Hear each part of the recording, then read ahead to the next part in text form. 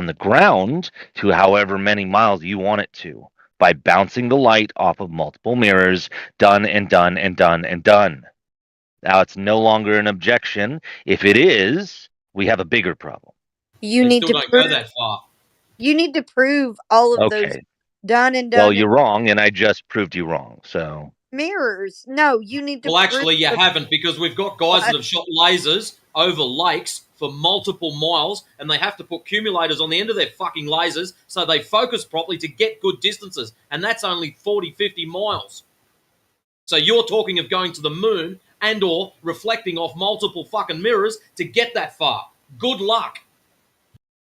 you don't have to put the mirrors at any distance. You can The put them problem right with next to lasers, each my other. friend, and this is where you're going to come unstuck, is there's this bastard called the inverse square law. Light spreads out That's true.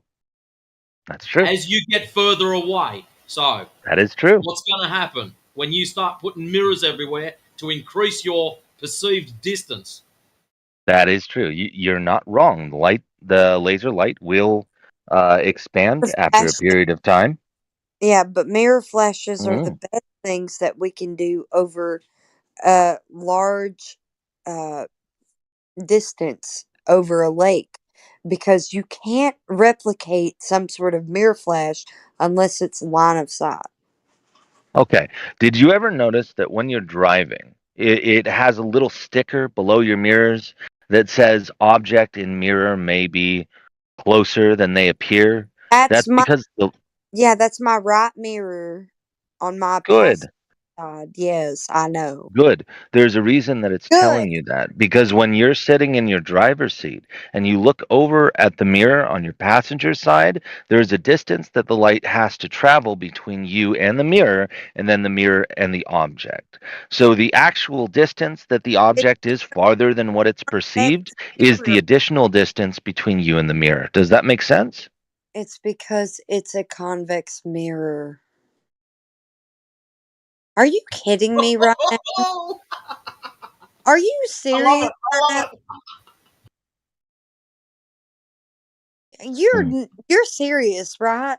He's only Oh new to my this. Don't god. pick on him, Flatsy. I'm not muted. I'm just I'm used to talking to um You're I'm the used one to these that is conversations by now. very intelligent if you're talking about a mirror that's convex that's supposed to show you something that is close but is further away. Would you take a photo of your You know what mirror? the right hand Right. mirror on the side of your car will show you something that's close but further away, Be careful, right? Flatsy. Careful, because where I live, it's on the other side. Oh, snap. Yeah, okay. Well, let's say on the driver's side, the opposite side of the driver's side.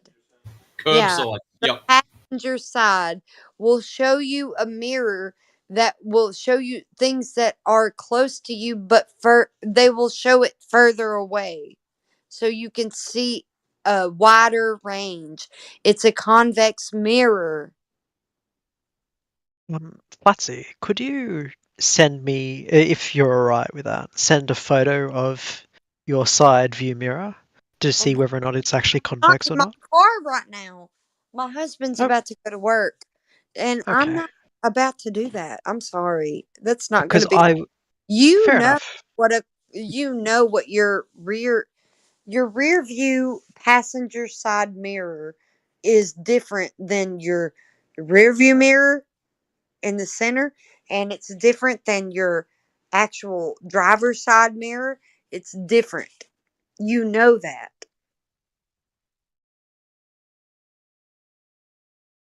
Some of us have got other stickers on there. Objects in mirror are losing. Yeah, yeah, objects may appear further than they are. Yeah, it's on the actual my husband's laughing. They are. Yeah, exactly. My husband's laughing at you and he's not even let's say he may be a flat earther, but he's not substantially a flat earther. He'd be a pretty healthy fence sitter boy now. A healthy fence sitter. Love you. Be safe.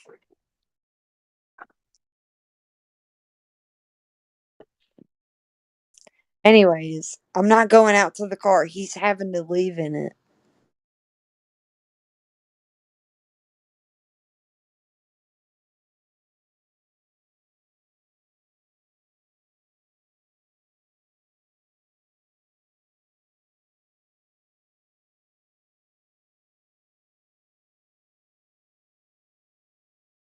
Anyways, guys, I shall leave you all in peace. I'm going to play computer games for a while. I'll probably catch you later on FED. Flatsy. Yeah, we'll all be here. I was going to ask if you wanted to talk to Q Plus, but video games probably sound Not better. really. I'll leave it for you guys. I'll catch us later. I'm getting out of it too, just in a minute. Yeah. Blutsy, you want to talk to Q Plus, or anyone else in here want to talk to Q?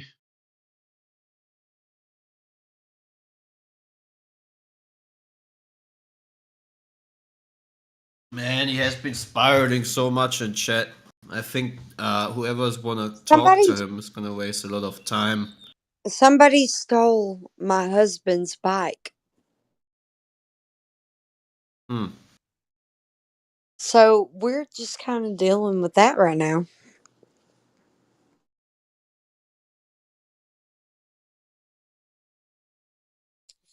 Why would they steal his bike? It wasn't even a very good and functional bike. It was just an old-timey bike. Like one of those beach bikes that you could have, like your lover has a matching like beach bike, but he didn't have that. It was just his. Maybe they needed it more than he did. Maybe My it was lovers who only had one bike and they needed the second one. my poor husband. My poor daddy. That poor daddy. Oh my gosh. Look. This has been a weird night. And all of these globers are really stupid. Well, we still got Nathan's show to go in a couple of hours, so the night's not over yet. They're not stupid. They've just got all the wrong facts in the wrong order. They don't know what they're doing.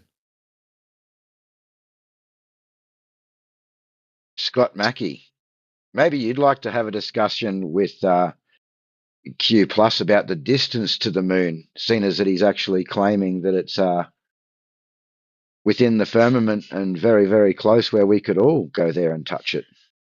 That's biblically speaking. You know, it says in the Bible in Genesis that the moon, the sun, and the stars are within the firmament, with the waters above and waters below. It's in between, though. So that means where the fowls fly, the birds fly. So apparently we were able to go there.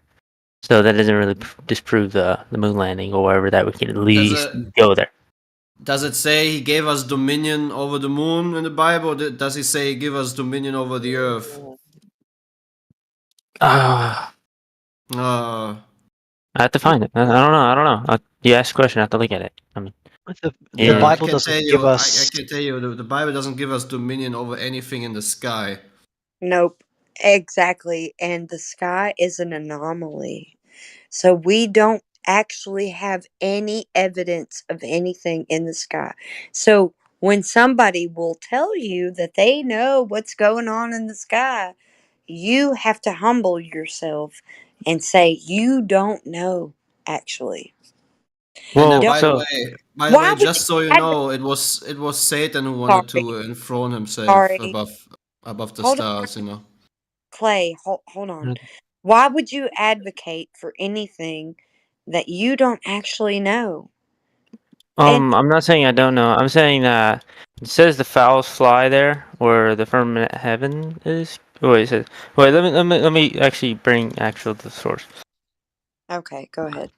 Hold on, I have to find it. We understand what it says because it actually gives a description of a flat Earth, yeah. And the ancient On pillars, Israelite conception on of nothing. the earth was that it was flat. So We already distinguished that the curvature calculator is completely wrong by the 522 feet or whatever for the mountains, and the It drop of 8 miles is obviously wrong. Whatever, I don't know how if there's yeah, any curvature, but it doesn't look like there's any compared to the water in the oceans and the flat cup of water. it There's no doesn't matter. curvature, right? But the thing is, I'm saying that there is this firmament with the waters above and below, and God put the stars, the moon, and the sun, The and earth on where the pillars. fowls fly is which we are dominion over also, the fowls. So they fly in the firmament of heaven, and we have dominion over them. And, in the firmament of heaven is also the moon and the stars and the sun. So it's like, maybe we don't have dominion over the moon, but I don't know, We but don't we're able to, go there if the fowls could fly in the firmament of heaven where the moon is, go there. No, we don't have the. What? no, we don't. We can't go into the heavens. Yeah. That's not possible. I believe we can. No. When we read what the Bible says, it clearly mentions that angels are in the heavens, yet the heavens And aren't the angels' dominion. and the So heavens. Look, here's a verse. It says Genesis 1:20, and God said, "Let the waters bring forth abundantly, moving the creature that hath life, and the fowl that may fly above the earth in the open firmament of heaven." Openness. The open Yeah, but firmament of heaven. There's there is three a things that they distinguish in the Bible.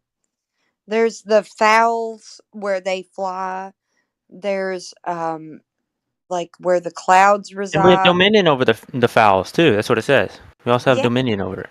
that's why I'm saying they distinguish in the Bible. They distinguish three heavens. So we're talking about where God presides. He's in the heavens, where the heavens will hang over nothing.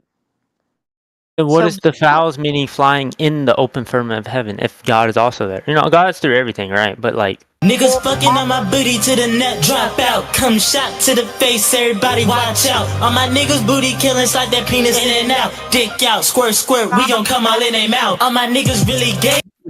you're gonna beat this nigga back, get muted for fucking moon landing shit. Okay, bro. Alright, what's up, Flatty? I'm sorry. Look, I'm saying that you're talking about like heavens are always described as something over us. So there's a distinction with the heavens that God and the angels preside within. And there is like the heavens of emptiness, and then there is the heavens of where the fowls fly. Can you explain that a little bit more? I mean, I can't. That's the way the Bible Well, yeah, it describes that the fowls fly in the open firmament of heaven, and the firmament is the waters above and below between that, right? yeah, but And the stuff that's inside that is the birds, you and us, know, and the moon, the sun, and the stars. All that is inside the firmament of heaven, right? you know where the birds Is it fly. not? Right. You Yeah, in the open firmament of heaven, where the birds fly. That's yeah, what it but you says. know where they fly. So why am I having to describe Wait, that part of it for you? wait, I don't understand. Like, you're saying that what? What are you saying again? There's three descriptions of three different heavens because everything above us is described as heavens. There's a part where the birds and the fowls fly. There's a part where you and I Yeah, can't. but it says this. Yeah, it says the birds are flying in the firmament of heaven. Also says the waters be under the heaven, be gathered together under one place, and let dry land appear. So Yeah, that's us. you We're know. under the heaven, right? Yeah, you know where that is. It's not some sort of mystery. And then it Clearly, says, "Let there be lights in the firmament of heaven." So it's in okay. So we're under the heaven, right? yeah, but inside of it means that it's inside of it. What am I supposed to am I That's going to in the go there firmament of and heaven. tell you what it is? Am I supposed In to the that? open firmament. Am I supposed to go to that and tell you what it is? It says above the earth in the open firmament of heaven. I know what you're saying, but am I supposed to go there and tell you what it is? I mean, you can, No. right? You can look at it and see it, and you can kind of go Oh to my. where the. Like, No, if I you're Yeah, able to go to where the birds fly, aren't you going can't. through the I heavens? can't go to where the sun is. I can't go to where the moon is. I can't go there. No one can. what did the creator do with the Tower of Babel? That was 3 times higher than Burj Khalifa.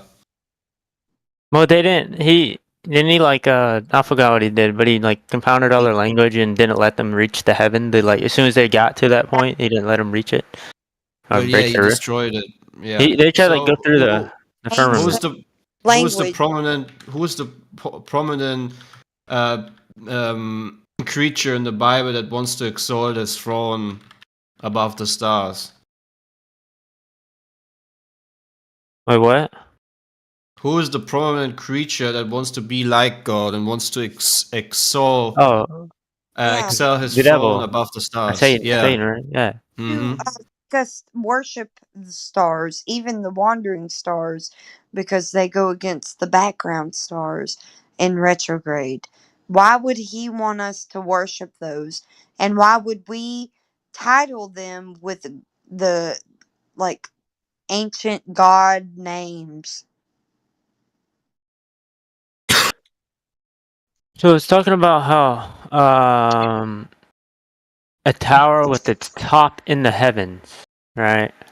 The top of it Yeah, would we're be in talking the about heavens. the wandering. Those guys were ballers. They accounted for curvature, and then it fell over sideways. It fell over because it was leaning. No, no, no, no. That's a good one, though. I appreciate that, Bear Pelagic. But no, no, they were able to do something like achieve such a feat that God was even like, if I allowed this, they were able to do it, you know? So he scattered them with their language being, um, Babel. They couldn't understand each other. Yeah, And there's actually. Oh, sorry. they were scattered because among other nations because they couldn't understand each other to finish it. The Tower of There's Babel was left in um it just wasn't completed at all. Yeah, it was destroyed. So there's actually multiple historians when it like experts on languages who all commonly refer that there must have been something about a little bit over 4,000 years ago where suddenly all these diverted languages go back to, and they really don't know where the origin of it is. They just mesmerized that there's just suddenly this jump of all kinds of different Yeah, languages. the flood. They don't know how to describe the flood. So they will tell you that there are millions of years of fossils accounted for whatever millions and billions of years you think the earth is created. But if God can create Adam as an adult, he can create the earth as what?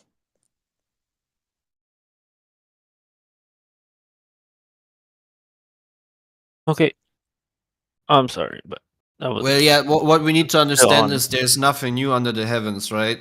So everything we see nowadays regarding technology, flying things, and so forth, the sophisticated technology we see nowadays has There's already nothing been new. at a different time.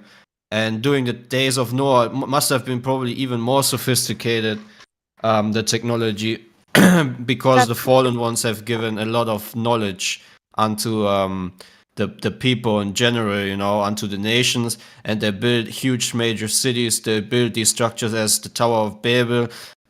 They probably were even more advanced as we are, but yeah, there's a reason why the Bible is true, and it's true, and it says that there is nothing new under the sun. What is now has already been somewhere in the past. Do you think there's any evidence about their technology? Oh yeah, of course, a lot, man. Even if there's Could not, you source any or? Yeah, sure, man. There's like so many documentaries from the narrative standpoint of heliocentrism, for example, that don't have answers to questions, and they try to refer to, oh, look at these civilizations built by it doesn't probably like matter. aliens or something, you know. I know. But you can definitely find a lot of You know what? structures and so forth that You know are definitely built by Yeah, past I know that civilizations I that know are that they more build advanced, stuff you know. which I know that they build stuff which we don't or can't really like replicate the same way today. I will tell but you right. you're talking about more like advanced stuff. It seems like. Yes, I can tell you Yeah. what we I've replicate. completed my argument now. But I know maybe this is exactly what I need derailed to say. from the topic. We can read many, like over 500 descriptions of Jesus being resurrected. So we don't even have to go into anything else except for the prophets that would prophesy his Who are you responding to right now? life, death, and resurrection. Now, I'm talking about the Bible. It's the only thing that actually will prophesy anything. It's already What? proved itself. If you believe, if you believe in the Bible that says that the firmament has the stars, the moon, and the sun in it, and the fowls fly in that, and all that, and also the fact that the Tower of Babel or Bible or whatever is trying to reach the heaven of the sky. It was basically like a big tower to show they're like they're awesome. No, we're And talking about big time prophecy that was fulfilled within those time frames that were way apart, that were documented. These people have prophesied the things that were to come. Even with Jesus Christ, they prophesied his coming. And alongside of that, they prophesied John the Baptist coming before him. And he came before him, and he said that he was a prophecy that was to become before him, and he baptized him, and the things that happened like these things happen in synchronicity. These things are not just by chance. They are prophesied in scripture, but you're not reading scripture, so you don't know that. So you're just saying that I'm crazy for saying that these things are prophesied prior to his coming, but it is. I think we all know, I hope we all know that, but I'm just saying that like in the Genesis, which is in the Old Testament, it's talking about how the moon, the sun, and the fowls are all in the firmament that we could all reach. You know, we could all get there. We could definitely get to the moon, as it explicitly states in the Bible. Even in the Tower of Babel, it just says it's trying to reach the top of the heavens. It's like it's just trying to show them that they could all build an amazing tower, and then God confounded their language, and they didn't know. They just scattered and did other things. You know, so we're able. It didn't show that we were able to do it. He destroyed the Tower of Babel. Well, yeah, but like they didn't finish. And he even said, "I will bring thee down." You know, there is nothing to go up to. No, the Bible specifically says there's only one who has entered heaven. Right, they wanted to and came down from heaven. There's only one, and it's his only begotten Son. That's what the Bible says. Yeah, but I'm saying that in the heavens, it's not above it. It's not like past the firmament, because that's the water. That's the barrier. Well, you need to understand there are multiple heavens. Okay, there's not just this one heaven where the Most High dwells. There are actually 7 heavens, layers of heavens. Well, there's one that we could reach. This is the moon, right? It's placed in the firmament heaven, that where the birds fly too. Right? Okay, you're saying, okay, wait. So the birds fly in one heaven, part of the heaven, which is like the sky, and the moon and the sun are in a different part of the heaven, which is past the sky, right? But it doesn't say that anything is above the heavens. So we're talking about 3. Right. I'm not reaching outside of the firmament here. That's reaching. And the angels are in the heavens. They're not above them. They're in. Right. No. That's what I'm saying. It's all in the heavens. and we're able to get to the moon because of it's being placed inside the heaven for light. No one can give you scripture that anything is above the heavens. Right, exactly. I'm not saying that I'm not trying to reach outside of the heavens or above it or anything, because it's all placed Q inside for us to reach. Q it Okay, but we can't says the moon. What's up, Clay? it says when you look in Deuteronomy 4:19, when you look to the heavens and see the sun and moon and stars, all the host of heaven, do not be enticed to bow down and worship what the Lord your God has appointed to all nations under heaven. Yet the Lord has taken you and brought you out of the iron furnace, out of Egypt, by the people of his inheritance. So it says that there's nothing about the heavens that should be made idolized for us, or even a place that we desire to go, because yeah, it that says makes here in sense. Genesis, let them have dominion over the fish of the sea, and over the fowl, over the air, and over the cattle, and over all the earth, and over every creeping thing that creepeth upon the earth. It doesn't say the moon, Mars, and stars. But if the fowl fly in the firmament of heaven, which is the moon, which is placed in, then if we have an dominion over the fowl, then is it a different heaven you're talking about, or what? Yeah. Yes, there are different heavens. So where do the only fowls fly then? The fowls fly in one part of the heaven that we have dominion over, but there's no fowls that fly in that part of the heaven where the moons are? Have you read Job at all? Yeah, I've read all of it. You've read Job. I read all the entire Bible with Apocrypha and other lost books. The Apocrypha is just Except for Enoch Holloway. Listen, the Vatican is the enemy of the scripture. So if you are trying to fit something in, I don't care. I'm talking about the actual scripture from the King James, or Yeah, I know. It's all similar. It's all different translations, maybe a couple words. But look, I know what you're talking about. So he's just trying to explain to me that the birds fly in one part of the heavens, and then above that is probably, I think, would be the moon and the sun and the stars, which somehow between that heaven and the where the birds fly, and we could, kind of see, we can't go there for some reason. What's blocking that heavens from this heavens, even though there's a firmament between only this heavens as a whole? Our Creator God cannot, it's just not fathomable. Well, it's not that it's not fathomable. It's just there's no scripture saying that there's another barrier between these heavens besides the firmament below and above, which is the waters. And you want to try to fathom it? Do you want to try it's not fathoming it. It's that there's no scripture saying that there's another barrier between these heavens that he's talking about. It's only a barrier after the heavens, or right up to the ending of it and to the beginning where the water is. Why would you make a claim or ask anyone else to? About?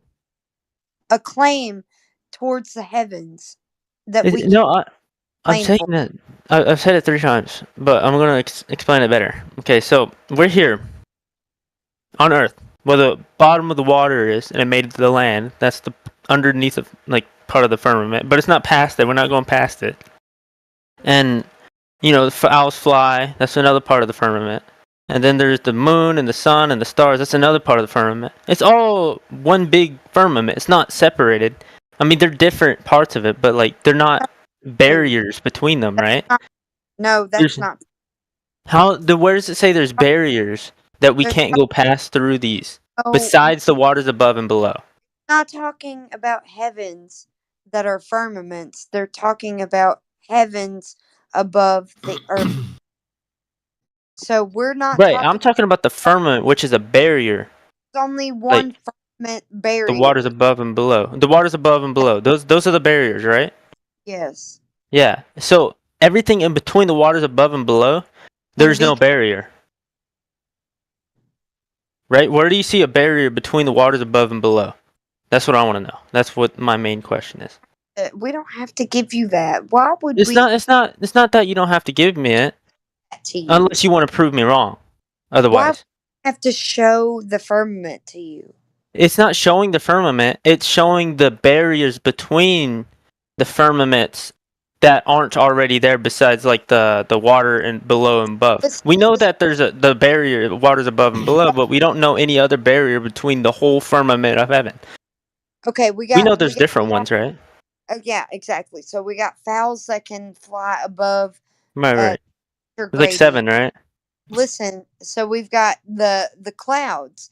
They sometimes will show you like a flat bottom. The clouds do. Mhm. Will show you a flat I've been in a bottom. plane. I've seen them. Been through 'em. Yeah. So you know that they have a flat bottom, and they have like a, a fluffy top, right? Right. Yeah. Okay. So the flat bottom is due to what? Temperature? Yeah, temperature. Yes, stuff like that. Yeah. Yeah, it is temperature. Okay. Okay. So we have to deal with a temperature giving us a gradient.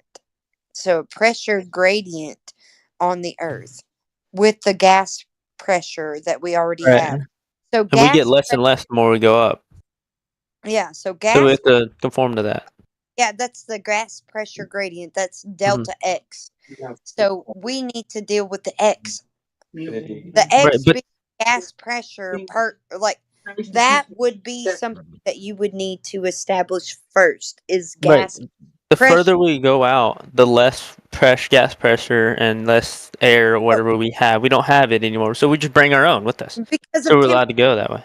but And because we keep us warm by somehow we need temperature. I don't know how we keep ourselves warm, but temperature is the reason for the electricity. gradient. The gradient. I mean, we could create warmness and the further we go out by friction or by electricity, even if we don't have friction. You're not listening at all. You're just waiting to talk.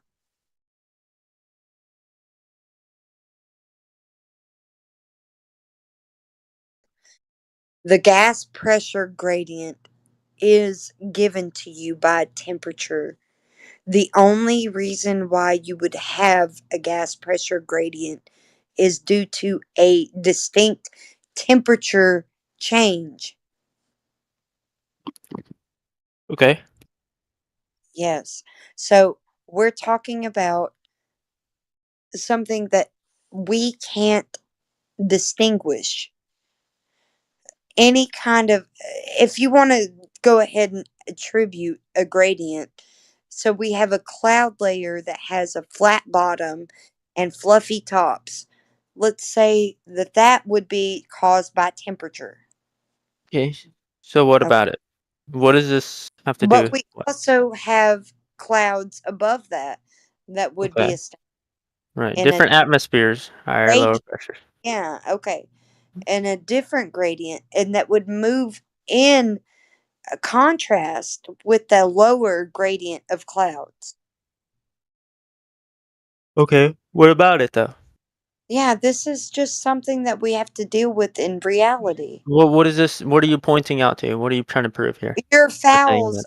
air would be above us, and then we have those heavens, and then we have a heaven above that.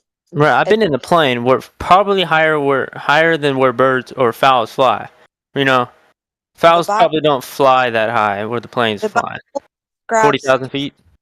3 heavens. That's Okay, AF1.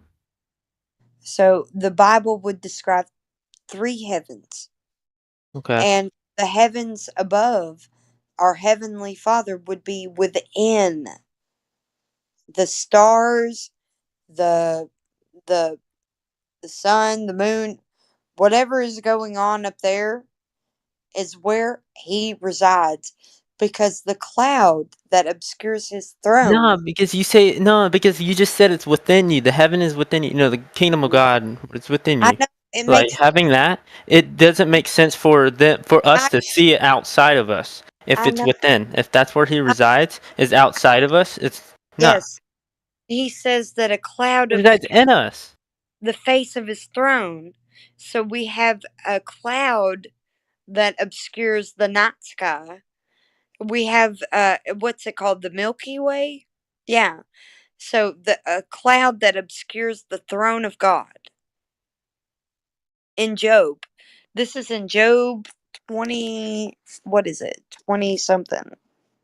Right, I know clouds obscure the higher vision of what we could see out there. Yeah, so it But it's still no barrier, though. It's just because we can't see that far, because we could go past it in a plane. I've been past the clouds in a plane. You know, you just keep on going further and further up. You just reach to where there's less temperature for the clouds, less air, and then less stuff like that. Oh, let me speak. So the further you keep on going, the less stuff you have from the Earth that was providing you, kind of. So you have to provide for that, which is electricity for heat, and then something to propel you even further until you reach a point where you can't go anymore, which we don't know that point yet, actually. We don't know a point that we can't go further yet, besides the waters above, which I don't believe we've hit yet. So, because if all the stars inside, and we said that the furthest star, which is the sun, is like 63 million miles away, and we haven't reached the sun. Actually, they said we reached the sun with some satellite or whatever. And that's just these are the closest ones that provide light, the moon and the sun. So the other stars are even further. So I know for a fact that we haven't reached the end yet. We're just all in the firmament. That's all in the firmament we're able to explore through. Like, there's no barriers between these. There's only a barrier outside the firmament. Like, that's the waters above. That's the barrier we cannot pass.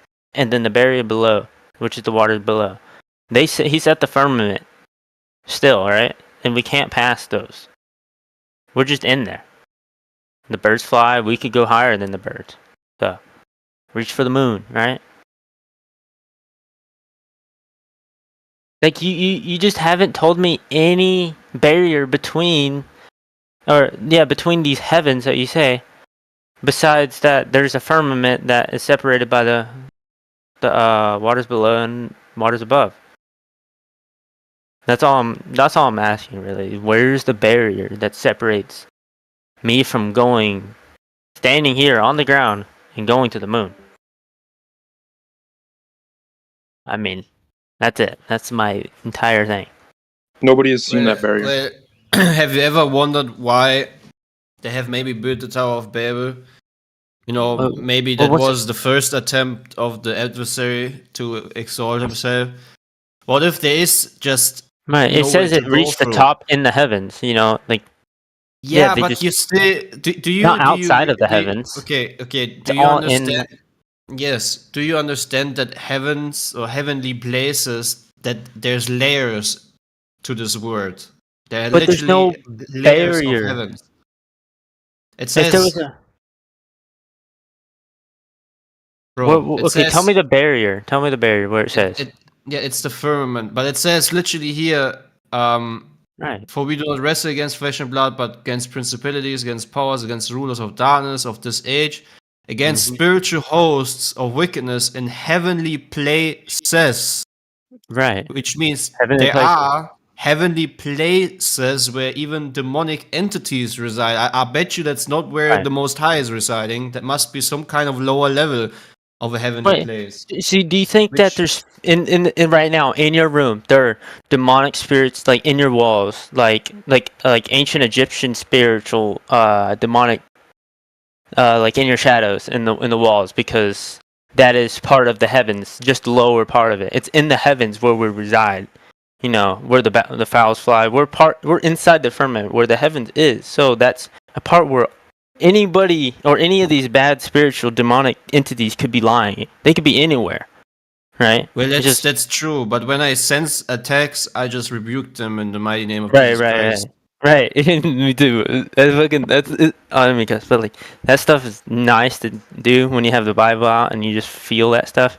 You just call his name out. The last time I was attacked by like a giant black whatever thing in my dreams. I was lying in my bed in the dream, and I see this dark black.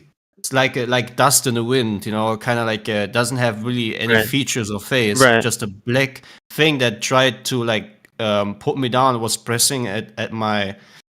It literally felt like it was trying to get my air out, and I was not even feeling fear. I was actually starting to laugh. And said, "In Jesus' name, I rebuke you." And that thing just, like a cat that you would, you know, it was just like in an instant, just, oh no, I'm out of here, you know. Right. And it was so funny because I woke up and it was the first time I actually rebuked such a huge demonic spirit while I was laughing in my dream. I was laughing about this foolish attack by the enemy. So there's a similar story I've read. You know, it's a very weird. Do you know Terrence McKenna though? No. Okay, so this is a mushroom head guy who would just eat a bunch of mushrooms and shit and trip. And he had like took a lot, like a shit ton, and he was in his room in darkness, and he saw this big shadowy 10-foot figure like looking at him, trying to like do something or whatever. And all he said is like he stood firm and said, "No, go away," or whatever, and just like told him like just go. You know, he didn't really say it in Jesus Christ's name and stuff, but he made him go away, just like that. He just went away, like because he believed it in himself, like without fear and stuff. So it was stuff like that. I don't know. But I feel like there's some spiritual world like that we're not able to see every day, but it's there still, and we are able to see it, like get past this veil through these heavens and look and see the like entities by, I guess, opening your eyes in a way, having your eyes opened by being in the dark. You know, when you're in the dark, where multiple meanings of the darkness, like your eyes are being opened more, and you're seeing these terrible things. And you're seeing more than what you normally see in the good life. So like you see that and you're like, "Fuck this, dude! I don't want to. I don't like it." You know why I know it's true that there's a spiritual war going on. You know why it's true? Because every time I speak about these demonic entities, guess what? The very time I go to bed and I'm sleeping, guess what happens? I'm getting attacked. Because they hate it so much. That's what they hate the most. If I start to talk on here on Discord, if I would do this every day, probably almost every night, there would be some kind of demonic entity trying the little scheme. And it is what it is, you know. There's always a constant fight going on. But I don't have any fear anymore. You know, I used to, especially when I was an unbeliever, I used to have fear when there was nightmares and whatnot. But now, literally, there is no fear. No matter how brutal and disgusting the attacks or the dream is, I mean, they have done many things. Think about this. Like, see how cats can open their pupils really like easily in the daytime too, or how like when you just go into the dark, your pupils could see more. Or like they let in more light. It just lets in more light the more your pupils open up. So it tries to let in whatever light is there in your room or whatever in a pitch black space. So you're able to see more things. So the things that you see aren't technically not real. They are there. So if you start seeing things, you're obviously like, okay, this is stuff that's I'm able to see more clearly because I'm looking through the darkness. You know, so it's not stuff that's just fake. It can't be fake. You're not obviously like schizophrenic. If you have like majority of people aren't schizophrenic. So like, if they see something, it's not because they are. Yeah, Christians. Well, like, you know what I'm saying? It's not just Christians, you know. There's people that don't believe in Christianity and they have demons. You know, they got demons everywhere. So it's like, yeah, right. If you're seeing demons, there's something wrong with your chemical balance in your brain. You know, obviously, I've never really seen demons, but I've seen like in the shadows, like figures. So it's like, you know, it's like painting pictures in the clouds, I guess. Maybe that, or if. But I don't think so. When it comes to very like similar things I've seen, and it's like there's multiple of them. It's like holy shit. Just to correct Scott, I'm not seeing them right now or anything like that. I'm not in your dreams, right? It is in my dreams. They attack me when I'm the most vulnerable. They do this with other people that are unaware. They have done this with me when I was an unbeliever. When I was addicted to cannabis, I had sleep paralysis and stuff like that. And this is not an uncommon thing. This is something that happens to atheists too. I've had that one. But they have no explanation to it, right? Well, addiction to cannabis has a strong link with schizophrenia, by the way. Well, there's been people that have I have been clean for 6 years now, so that goes out of the window, my friend. Well, what's it called? People have had sleep deprivation, not deprivation. The whatever you call it, the sleeping paralysis. They've seen demons, you know, like they can't move, and it's like they're awake and they see them coming at them. They can't move, and they're scared. You know, it's obviously you to call everyone that's ever had that schizophrenic, you know, or a form of it because they see something like that. Or there's just a lot of parts of the brain that science cannot explain yet. It has nothing to do with Christianity or God or demons. Or They are schizophrenia, right? demons. This goes back into the Middle Ages. It's still the same demons. Right. I'm just They wondering if that's what he thinks, that all just because you see something like that, it means you have schizophrenia. No, brain chemistry is very delicate. Well, I'm Yeah. just saying, if It anyone doesn't has necessarily move any, you all the way into schizophrenia, but it is a problem.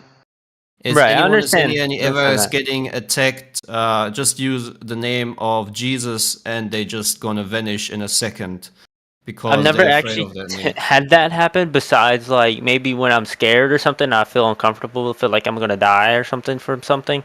I pray to him, and hopefully he protects me. That's what I'm hoping, and Okay, but I like feel at the they, end I'm good. So Well, I yeah, never but actually had something like that happen. start exposing the most, start exposing the devil. Start talking about the kingdom of darkness and how it's a real thing that we fight against the spiritual forces of wickedness under the heavens, and then you see how they're gonna make their little foolish attempts to scare you and try to make you suffer and be So weak, so usually you shut up next time. I've never actually, I guess maybe sometimes, but almost every time I wake up before I realize, dang, that didn't make sense in the dream. I could have been aware of that and been like, hey, I'm dreaming. But usually I'm not saying, I'm not scared of anything happening, because, or maybe Me I am, but neither, it's just man. I wake up after, I'm like, oh, it's just a dream. Me So neither. There's actually a lot of joy it brings to me to cast them out. like I haven't lucid Um, dream, and I just haven't really, honestly. I've tried. You could do it pretty easily if you just like sit down in a chair and sit still and close your eyes for like 5 hours and don't move, and you'll be dreaming like fucking, and you'll be realizing you're dreaming. You'll be Look, like, holy shit. okay, but I didn't want a dream or a lucid dream or anything. And I still had a dream about my husband was going out into like a storm, and I could tell that the tide was rising. We were in I a got something on this. no, I'm telling you a huge dream that I just had. It All right. was like last night, okay? So the tide was rising, and I could tell that the beach had completely disappeared below me. We were in a hotel that was like a beachfront hotel, but it was up on a ridge. And my husband went and laid down on one of the like sand like the ridge of the hotel was like on a like let's say it's a ridge. You know what I mean? And he was thinking that he was okay because he was so high up, but there was a wave that came, and it just rushed him towards where we were on um some sort of platform. We started backing up because the water came up to us, like on the beachfront hotel, like on the ridge. It was like a mountain. You get what I mean by ridge, above a beach. Like you have to walk down to the beach, right?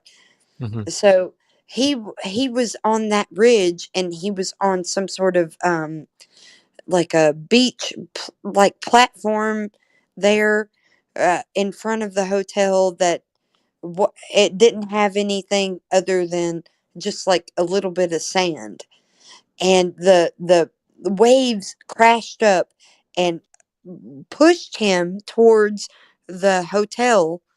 And I was begging everybody to grab him because I was trying to grab him and I couldn't. Mm-hmm. And the people to my right, because he was doing a U form, he came to me first and then he went to them, and he was about to be rushed out to sea. And I was like, grab him, to those people to my right. And they Mm-hmm. grabbed him and they got him up, luckily. And in my dream, he didn't just go rushing out to sea. And I don't know. We went inside the hotel, and there was like, the skylights, how they can be arched and stuff, like a double arch of the glass for the skylight. Mm-hmm. Yeah. So there was a freaking uh shark that ended up on top of the skylight. And I don't know what's wrong with me, but I was like, Booger, look, there's a shark. Just See, trying to see, show son a see. shark because he's never Actually, seen let's a shark. find it. But sorry. Anyways, uh, in my dream, I was like, we need to get out of here. We need to go save ourselves. Like, get out of here because we're at a point where this is gonna break the windows. We need to go away. And we escaped out the back and we survived. Dude, I have never in my life had some sort of dream that had that kind of um, crazy plot where I didn't Yeah. have sort of extreme loss. I almost did, but I didn't. And I don't know what that means. I'm So just. like I could tell you because I actually like wondered about like shit like this. Look, there's two depictions of it really. There's one that says like in end times many believers will see dreams, although it doesn't specify what exactly they see. One can infer it might be a vision of heaven, Christ or the future and stuff like that. And then there's another one that's like that talks about how like the dream of man is just stuff that you've seen in like the daytime or whatever, of just memories. It's just thought about that. It's nothing really that important. Don't You know, have these kind of there's dreams. importance in it, and then there's non-importance in it. There's stuff that Yeah. you've seen, and you're just trying to picture it in your dream, having fun or whatever. I And then don't there's even know. stuff that actually show you, like if it's with like concerning with God, and you're talking with God in your dream, it's good, you know. But if you're sitting here talking like, if you're just seeing sharks fly around, obviously you just seen it in a movie, and you're just seeing it in your dream. It's like not really important, you I know. never saw that in a movie or anything. Nothing. That was Obviously, completely. Sharknado, you know, No, you've heard of I've that, never seen that. right? I've never seen that. I've never seen that movie, but you know what it is, right? So it could be in the back of your brain that's flying shark coming at you. No, I was. But It like, was what are the so sad. odds that a flying you're just gonna stay away from the ocean now from flying sharks? So like, No, I don't think that's it. I don't think that's it. I think that if I'm gonna take anything from it, it was if I would have lost my husband in that dream. Do you understand like the kind of trauma that would have been? Like I can't even think about losing him in my real life. yeah, it's Yeah, scary. But then you realize that dream was like obviously didn't happen when you wake up. yeah, I know, but I came in here and I told my husband like it was something that really happened. And And also the thing is, you could also refer it to be something that could happen in the future that you would want to stop. So it's like you're yeah, prophesizing it in your dream, and yeah, you're saying, you I know want what? it to Since I've seen it happen, I want to prevent it from happening. So yeah. like the things that are being said that you think might happen, you could prevent. You know what So he said? You know what he said? He was like, the fact that we were at a beachfront hotel, that shows you that that would never happen. see, Because we're like poor. when We're men talk poor. in We're their dreams. they can afford a beachfront hotel anywhere, nowhere. That's not gonna happen. But I get it. I get what he's saying, but it was still so. It was such a vivid dream that I couldn't help but come in here to the living room and just share it. Like I was like, this is what I dreamed, and you just need to take it. Like I just dreamed it, man. Just Right, right. I just happened in my night. I don't know what to make of it. I just got to tell you that. take it seriously for a Take second. it seriously for. Yeah, but it was so crazy because it was so vivid. The dream was vivid, and I could tell you a lot more about it that was more vivid, but I don't need to. I don't need to do that, do I? No, it's just because like it's just dreams in general. They could be an importance, like, especially if you're talking with God, or they're just some outrageous, weird stuff that's happening. That is just like stuff that you've seen and trying to I mimic of what you've seen in real life of stuff. So it's not really anything that's important to you. this So is you have to nothing. decipher that. This is nothing that I've seen in real life. It's absolutely something Well, different. I know. I'm saying that it's nothing that you've seen in real life, but it's trying to interpret things you've seen in real life in a way like you're. Maybe.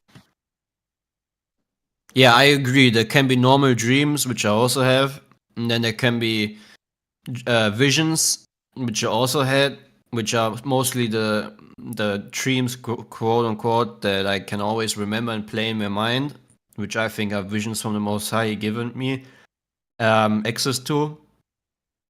And then there is demonic attacks, where the demons attack you because you're most vulnerable in the state Can of sleep and rest. you imagine losing your wife or your husband? I can't do that. Like, if my dream would have allowed me to lose him, he was saved by a whim because I was not silent. I was obnoxious.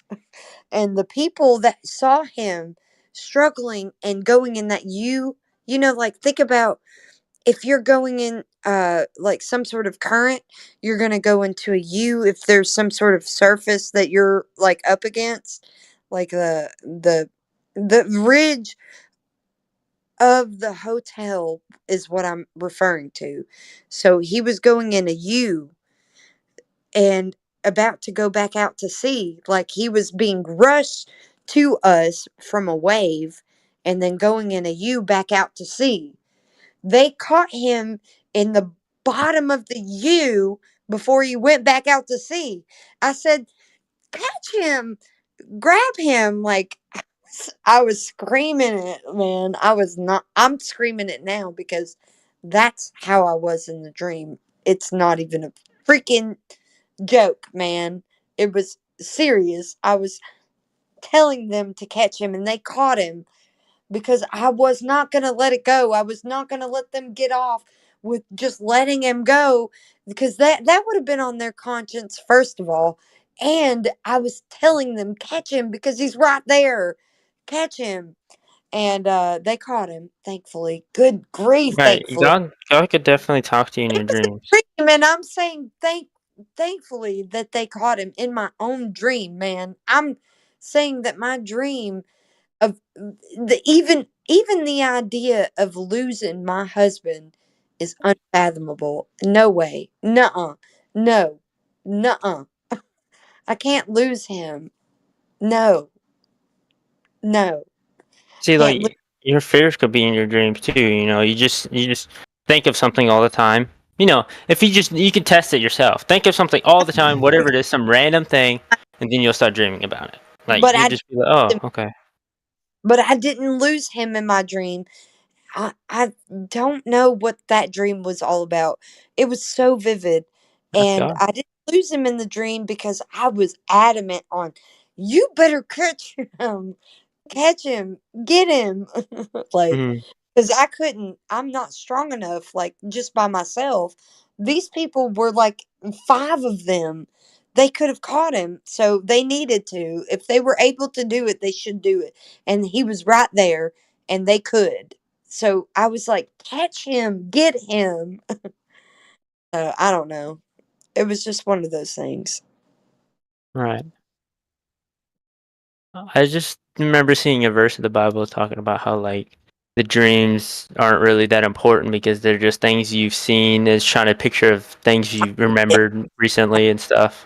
And then I've, there's also dreams that you talk with God and that are important.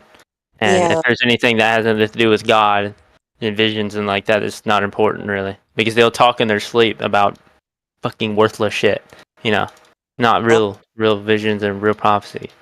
I would never tell you about this dream if it wasn't important because Yeah, I understand. I'm just saying that like I'm sure there's parts of it that were important and parts yeah, of it that were just like all wisest important. in the dreams just because you saw it. Yeah, it was all important because I would never. I want to share it. I, Right. but I'm driven to share it. I was even driven to share it the night that I had it. It's not, and I didn't, and I wanted to, and I was like, I'm gonna do it, but no, no, Right. no, I've had don't visions do that it. I've seen that scared me like into like what the fuck? How did I even see that in like broad day? It's like what the fuck is like I'm just it feels like I'm super high or something. I'm sober as fuck. And I'm just like how am I seeing this right now? It feels like I'm dreaming but I'm just wide awake like right now as you're talking to me you just start dreaming and you're like, holy fuck, is someone like trying to control me or some shit? Like, it's like it doesn't happen often, like at all, but in the once in a blue moon, like once in a lifetime type shit, I or don't a know. couple lifetimes, once in a couple lifetime, whatever. It's Who just knows? you see that and you're like, what was that real? Is it a feature? Is it a prophecy? Is it like a vision or something? Is it true? Like, should I be worried about this? Because I don't know any science that backs it up. And anytime I try to explain it, it's like, or try to understand how it happened, there's nothing to research it on because nobody knows how to deal with a brain like that. So, just like you have to trust yourself and try to learn it on your own. Try to figure it out on your own, and ask God like what it means.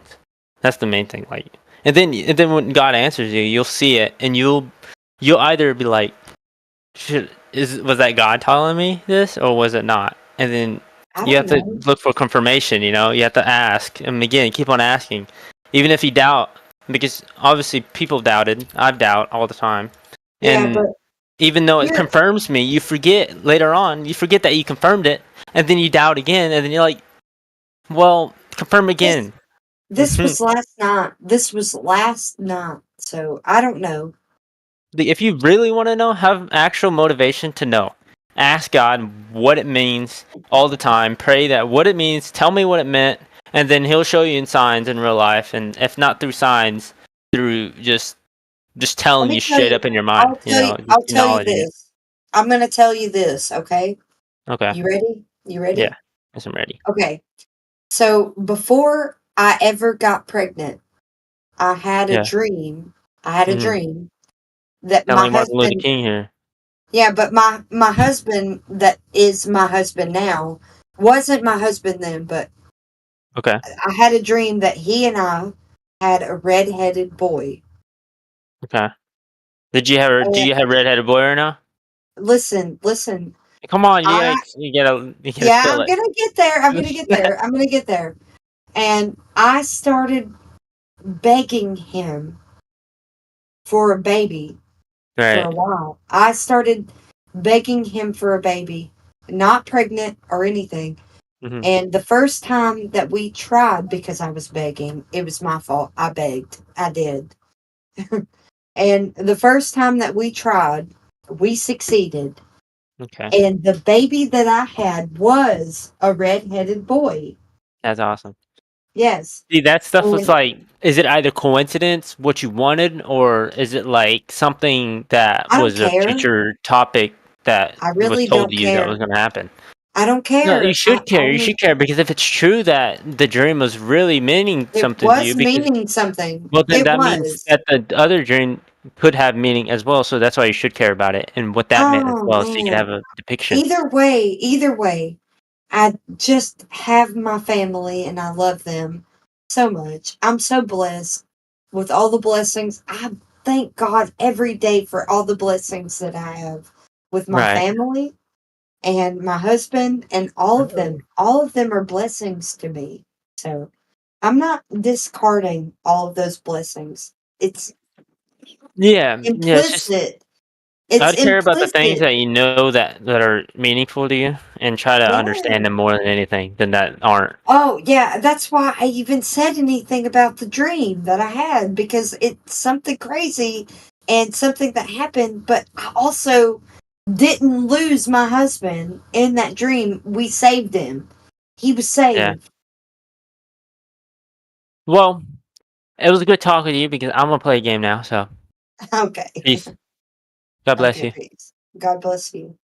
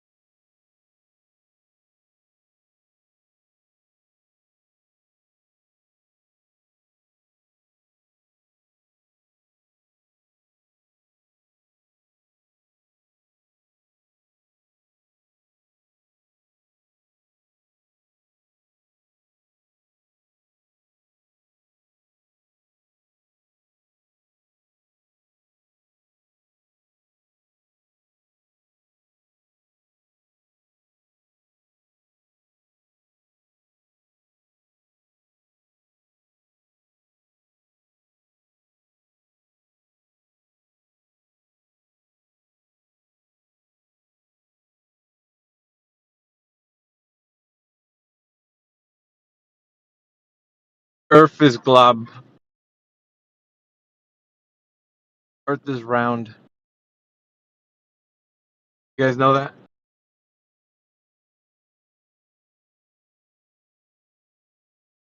Sounds like a flat table, like Knights of the Round Table, flat table that's round.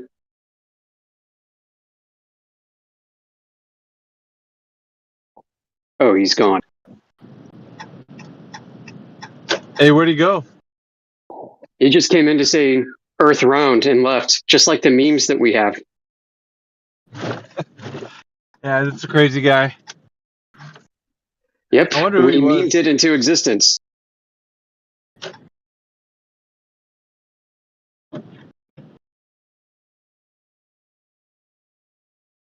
I'm sure he'll be back again.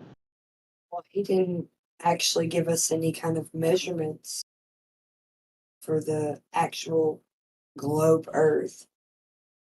We need measurements, direct measurements of drop over distance. So if anybody Direct has measurements? that, yes, direct measurements, drop over distance of the globe. Thank you. Can I have those? How much drop over distance?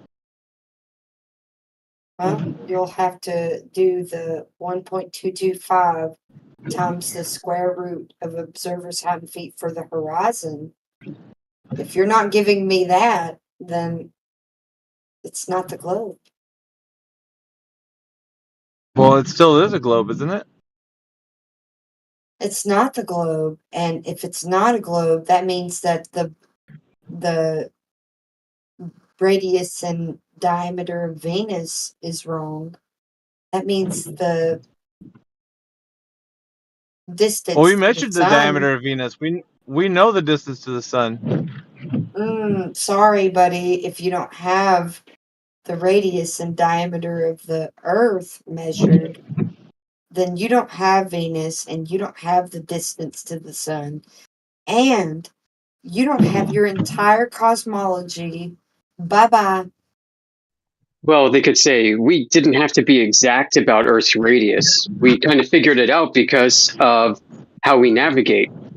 So we just took those numbers and applied them to Venus. And we assume Venus is like Earth, and yeah, I can't steelman this good enough without sounding retarded. So funny Do that you guys would say deny that. reality? So You funny deny you would reality? say that. Yeah. Yeah, so funny you would say So- that. Because it requires a flat plane to all those distances, the distances from the flat plane to those stars. And All right, you know what, Flaxy? We got freaking lucky, okay? We got lucky. We're so grateful for that. We got lucky, and everything works, okay? Don't question it. that's a pragmatic fallacy, body. That's not even yeah. It's a Well, So do you pragmatic guys deny discovery by reality? dumb luck. It was dumb luck. A discovery by dumb luck. We should be grateful. Are you denying reality? Are you denying a pragmatic fallacy? I'm just kidding. I think you're denying reality. That's what I think. Hey, I can't help it. It seems like a pragmatic fallacy. Just because you have a formal logical fallacy doesn't mean that you're wrong. It just means you could be right for the wrong reason. Yeah. Yeah. Because Well, it's I think valid, you're- it's invalid, but it could be invalid, but still true. Invalid in form, but still true. Yep. So my But third grade teacher told me that the Earth is a globe. Is that not true now? are you on your way home from work, Alpha Veritas? Yeah. Yeah, I knew it. How'd you guess? The in the background. But I'm surprised you didn't recognize my voice. Oh, I recognize it. It's indistinguishable from all the others. Really? Yeah.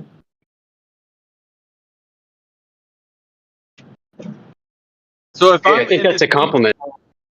if I'm indistinguishable, is Amish distinguished? Oh man, I'm sorry. You're distinguished among all the Okay. rest. Well, thank you. Hmm. Why are you up this early, Flat? I never see you here this. You're at the Breakfast Club. It's not a good idea. I should just Uh, mute. It's not a. It's not a good idea. We It's not a don't good talk about idea. I should mute. the first rule of Breakfast Club is we don't talk about Breakfast Club. Yeah, that's why you only heard about it now. Mickey broke the rule. I'm so tired. I need to go to bed. I really do. Bed. That's fine. Breakfast Club will take it from here. Yeah, I think that you could do a better job than I could. You've already been. You went to bed yesterday. You don't need to go to bed again. I've not gone to bed yet. Well, listen, I just Yesterday you woke up. did. I'm fresh. I'm ready to take on these Globers. Alpha just got off of work. I'm sure he's got some energy to burn yet. We can go ahead and take care of business. You should go rest. Yeah, exactly. This is what I'm talking about. Thank you. I love you. Ah, You too. I'm gonna kiss you. Mwah, mwah. All right, tagging out, tagging in, just like WWE. Let's go. In this corner, we have weighing in at 345 pounds of pure muscle, Amish. 345 pounds. Yeah, big enough. And these Globers don't quit, man. We had a couple of them come in last night. Scott Mackey was in here. No Hack Gamma or whatever the heck his name is was in here. There's a few guys in here. Yeah, I saw it. I was listening to something else. I was watching some YouTube video. Yeah, we had all the action. Well, Mackey's writing a book or whatnot. He's a crazy one. That one is. Yeah, I think this topic will make you crazy if you don't come at it the right way. And that is with a humble heart, with the admission that everything that you know could be wrong. You have to open up to being wrong about everything. And you have to be willing to look. You have to have the courage to look. So it's more than just being willing. You have to really have the courage to go at this. If you don't, you won't see what we're talking about, no matter how plainly we explain it. Well, I personally think that the Vedas and the Upanishads will help considerably for somebody who is a globe earther. What the hell did you just say? I said I think can't that hear you. I think that the Vedas and the Upanishads would help considerably for a heliocentric believer to convert to a geocentric flat model. Good Lord, where are you coming from? look- I think scientific empiricism helps. Now, what is this Moon Man talk about? Like, what is this all about? What I hear words, but why are do I you? have to look up? Do I have to look up these words in the thesaurus? Because I mean, you're coming out with some $10 words, man. Well, I mean, Well, that's where our doctrine or our perceptions, right? Like what we're talking about, like flat Earth, like we're talking about things that are talked about in the Upanishads.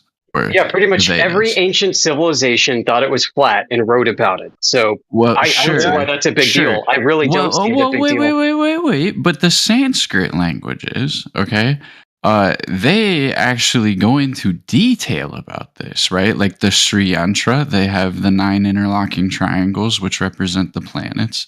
And then they have the 4 corners of the earth. They have like all of this stuff laid out in symbols, geometry.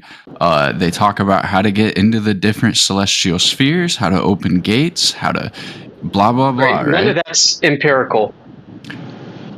To some Celestial extent, spheres. Wait. But to some extent, I agree with you. But to the other why would it help? extent, Why would it help if it's not empirical? Because empiricism is subjective, right? So Because and you're the going to produce Vedas something that and isn't objective. okay, because the Vedas and the Upanishads are not religious books. Okay, well, neither was Homer's Odyssey, right? Okay. So but I don't some think people- Homer's Odyssey is where we got a foundation for most of our mathematics and astrology and geometry. Oh, you mean the Greek? The Greeks didn't have all this kind of hammered out, didn't exchange potentially with the East? What? Okay, but are you arguing that this didn't come from that area? Well, there's a flat earther out there, Tomb of Illumination. His name is Lindsay. He built his flat Earth cosmology off of Homer's Iliad and Odyssey and all the ancient Greek stuff. So you can and where do also you lean think into they that got if you it? want. And where do you think they got it? Babylon, just like the Sri Lankans. Okay, just like, and what language did Babylon speak? I don't know, Paleo Hebrew. Yeah, okay. Nah, bro, it's Sanskrit. I mean, they didn't speak Sanskrit in Babylon. I disagree. All right, can you show me like Chaldean in Sanskrit? I don't even know what the fuck Chaldean is. So Okay, no. Chaldean is ancient Babylon. Before they were called Babylon, it was Chaldea. And they're the ones that came up with the Saros cycle about 3,000 years ago. What's a Saros cycle? The eclipse cycle, the catalog of eclipses. Oh, okay. Well, in the Upanishads, build the Tower of Babel. Therefore, they babbled all the different things once God bred them. Made them all speak different languages. I know the story, but I'm just saying. The Tower of Babel precedes all of the anything that was written in India came from Nimrod. Came from what? Came from Nimrod's kingdom. Came from the Tower of Babel. When it fell, there's a diaspora, and what settled in India came out of that, just like other areas of the world. Well, then why do the books say something different? What do you mean something different? You got a lot of similarities, right? Everybody has this flat Earth cosmology, tree of life. But I've never found as intricate of an explanation of our universe as in the Vedas and the Upanishads. Well, then you haven't looked hard because you didn't know anything about the Chaldeans. I just told you about the Chaldeans, who were pretty much contemporaries. A lot of them, all of them have floods. All of them have, similar. Yeah. So 3 days, people rising after 3 days and stuff. Yeah, India's culture doesn't, to me, offer anything that is shockingly different than these other ancient cosmologies. They all resemble each other about Earth being flat and a vault over the heavens and different layers of reality.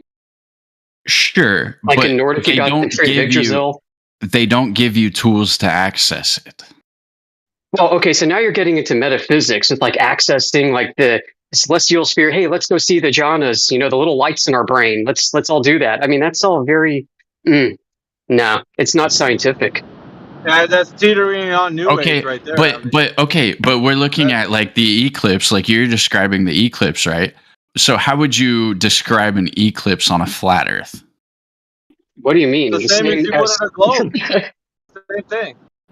It's the same. The phenomena. Listen, the phenomena is the same. But I watched the eclipse. There was no moon moving before it was in front of the sun. Hey, dude, I was talking. Hold on. I'm going to have to mute you because you don't know how to, you're not getting social cues. You're not understanding when somebody's still talking. I don't know if you're drinking or what, but you're missing those cues. All right. So basically, when you go outside and see an eclipse, we see an eclipse. It's the same thing.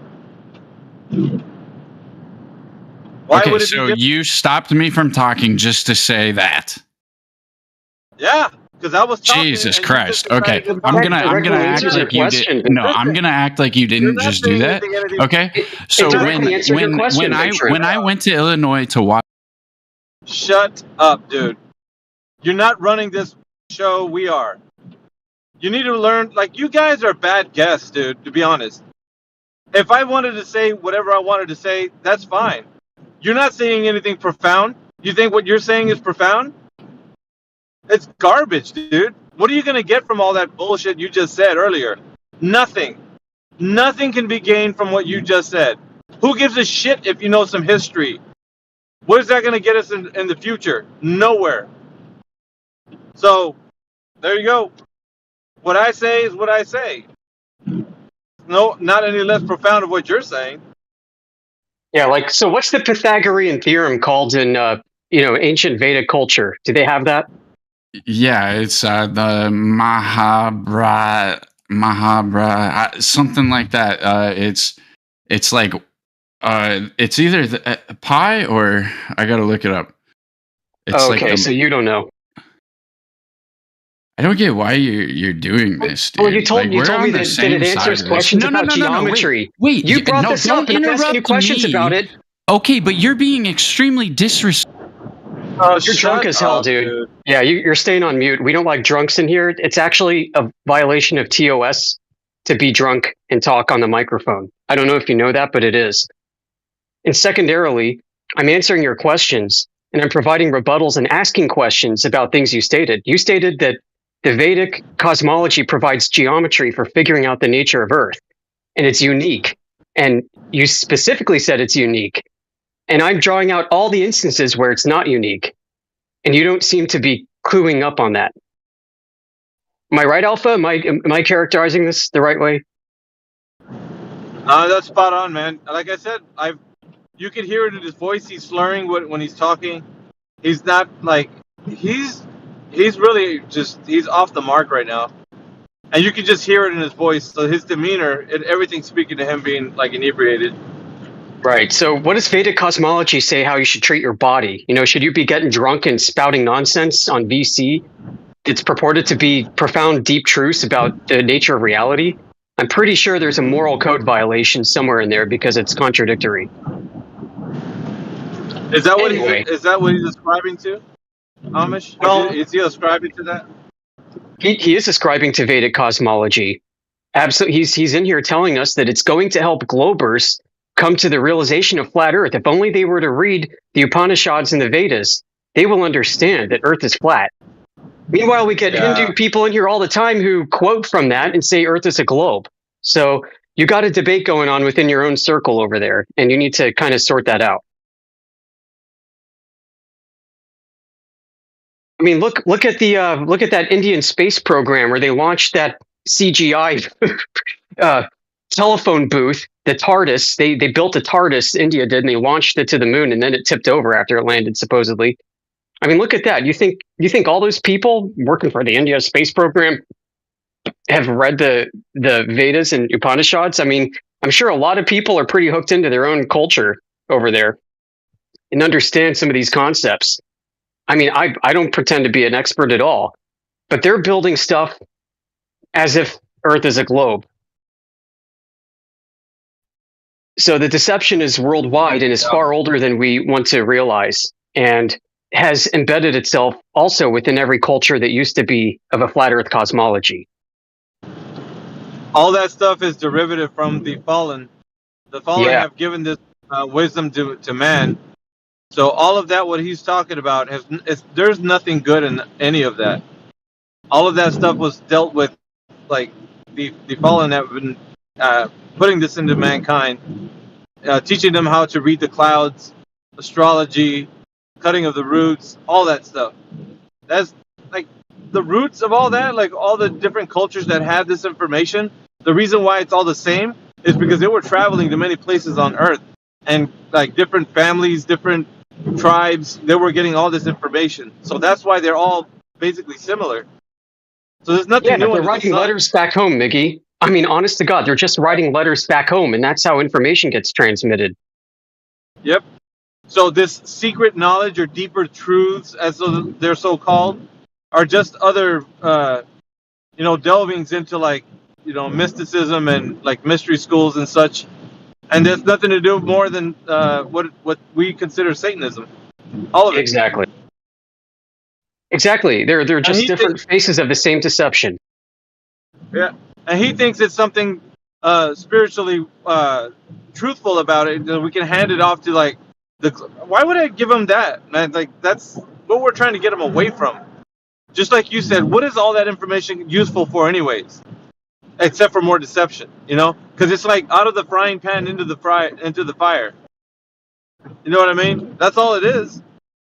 You're getting them out of one thought process into another one. It's like, instead of them thinking that the earth is a globe, now they're thinking of mysticism. Nothing good in any of what he was saying. And then that becomes a waste of time, which I think is the ultimate goal here, is wasting people's time. Because if you look in ancient cosmologies and ancient religions, you have this idea of time being the ultimate creator and destroyer. Because everything dies, right? Everything has a limitation in this world due to entropy. And if you look at it through that lens and you see people wasting time, they're wasting life. They're wasting opportunities that have been foregone in place of spending time doing nothing and spinning your wheels and running around in circles. They own your life when they occupy your time and force you to do things and think about things in a way that is bounded and not free for you to pursue. Yeah, and furthermore, it gets your eyes off the creator. So now you're looking at other things that deeper truths are teaching you, and you're not focused on the creator whom gives all things freely. So you're totally misguided. So there's nothing good in any of that, what he was saying. And he's saying it like he's very knowledgeable in what he's talking about. It's a bunch of like hocus pocus is what it is. A bunch of hokey pokey. He wants to pass it off as something like useful for humanity. It's garbage, bro. What was he saying? I wasn't here. That we should be telling globe earthers this information because it's deeper truths and they got to know about it. They don't got to know about that. Hey guys, I got to check out. I'll be back in a few. What are you talking about? What are you talking about? We should be telling globe earthers what? What? Yeah, hello everyone. Hello Maggie. And yeah, what are you talking about? This guy that was near Big Shrimp, he was talking about mysticism type information that we need to be telling globers. Like if we're telling them about the flat earth, we need to introduce them into like the history of the world and ancient cultures and well, if I could finish talking before your brain imploded, like I don't even understand how your brain's imploding or exploding. I didn't say anything but what I just said. Yeah, sorry, I just joined, so I didn't know what you are talking about. But like, I wasn't referring to you, Comrie. I was talking to the other guy who chimed in and said his brain just exploded or imploded or whatever the hell he said. Oh, okay, no problem, man. But yeah, I agree with you, and I disagree with that guy. For me, like, the best method of like telling the truth is going directly telling the truth, like without like going in circles and like soft way. No, just like hit it hard and let it stick. Yeah, there's basic truths that we all understand, and that's the physical and natural world. And we don't have to like wonder about where this came from because we're seeing it right now. So there's nothing hidden about that. But he wants to say that that's important, that we need to be talking about that kind of stuff, ancient cultures and all that stuff. That doesn't help somebody who's confused about the world already. It's going to help them to understand it. They're just going to be more confused. Yep. Yeah, for the new people, it's probably not going to help much. But for the seasoned person, I think it's important. Not important, but it's useful to look into the past. Well, it's historical, Waz, is what it is. That's all it is. Yeah, but it's not just that. It's like there's a lot of obviously there's a lot of information to get from ancient civilizations. Well, I mean, but yeah, for the average, person, yeah, it's probably not. But think about it, man. Like these, okay. So the history of all everything has like its, it branches out. It's all derivative of something else, right? So if you go to the base core of where it all came from, you're gonna find out that every story is almost similar to another one of like who told them the information. Oh yeah. There's always this like there's always this figure that's larger than life, and coming into a group of people like a tribe. And teaching that tribe how to become civilized, right? Teaching them about agriculture and, reading the stars and all that kind of stuff. So there's always this like figurehead that came into the tribe and made them knowledgeable about these things. So that stuff right there came from the ones like mythology was talking about. Prometheus, the one who stole fire from the gods and gave it to people. Like that was these fallen angels, these ones that came here, and it's all derivative of those guys. So they established a world in which they were going to be worshipped as gods on earth, and they used all this like secret knowledge to kind of be a vehicle to get people to know that there's deeper things to know about the world that they live in. So the knowledge of the knowledge of the tree of good and evil is what people lust after. They want to be like God. So in search for that, they trade what it is to know the Creator for this secret knowledge. And that's why people lust after it, like this gentleman that's in here, like Big Shrimp or whatever the hell his name is. And other people are it's alluring because you know some things about the world that's more metaphysical than it is like knowing about it in a physical way. So it's attractive, right? You want to know more about it, but it's a deceptive way because you start getting your eyes off the Creator and more into this mysticism. But you think it's knowledge and it's useful, and you don't see the difference.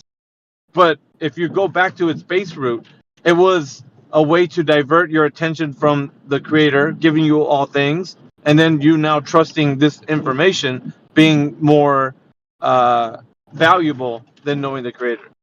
If you can get what I'm saying, was that's why to you, maybe you haven't heard of it this way, but that's what it is.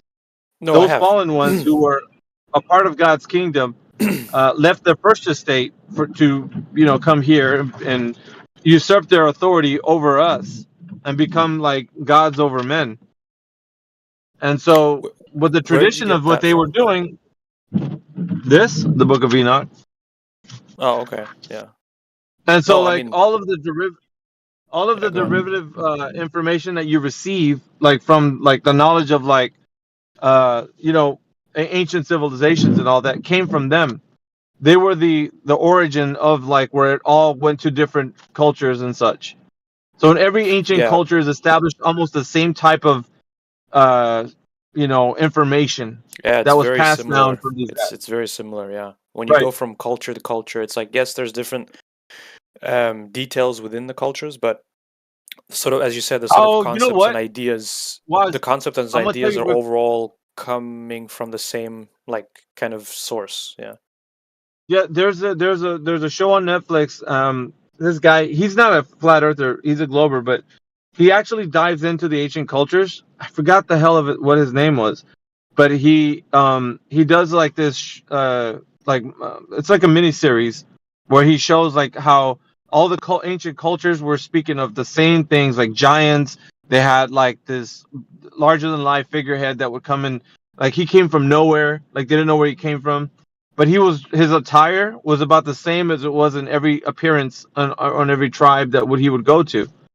So he was like Yeah. establishing like himself within the tribe, and the tribe wasn't just like banging rocks anymore. They were actually forming tools, and they were doing mathematics, and he was teaching them these things, right?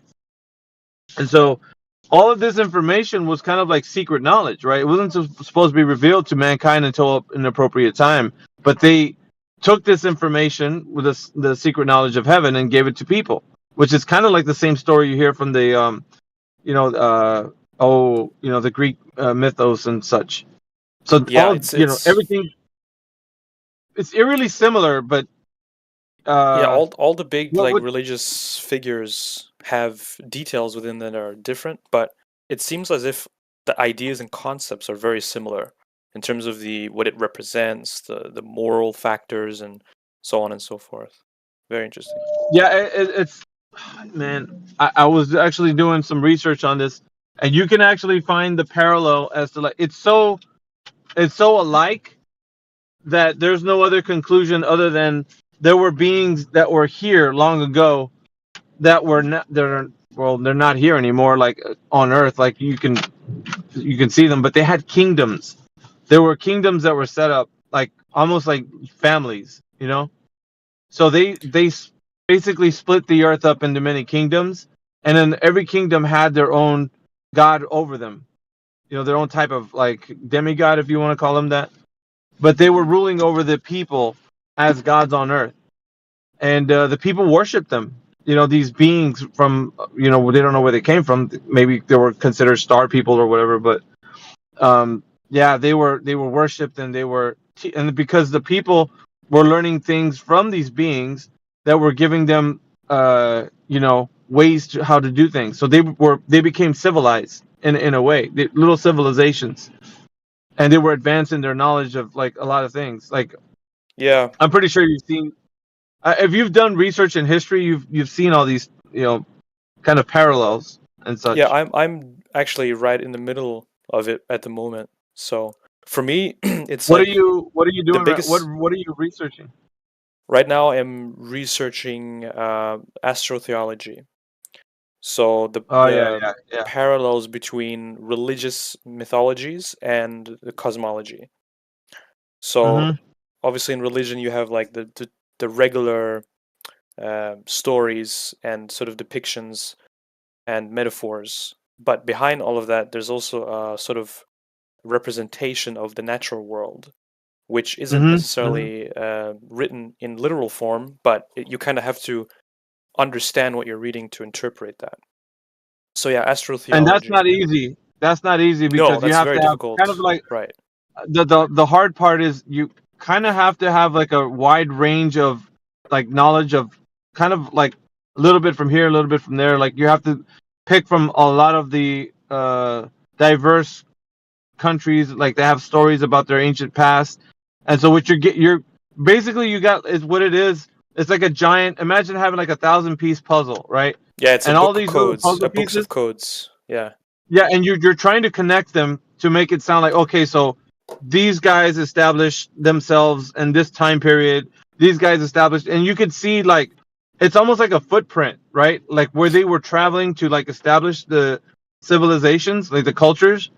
Yeah. And it's amazing because they achieved such great heights in mathematics and superior knowledge that we couldn't even achieve today. Like there's not anything that we can do. Like right now, I think what's taken its place is technology.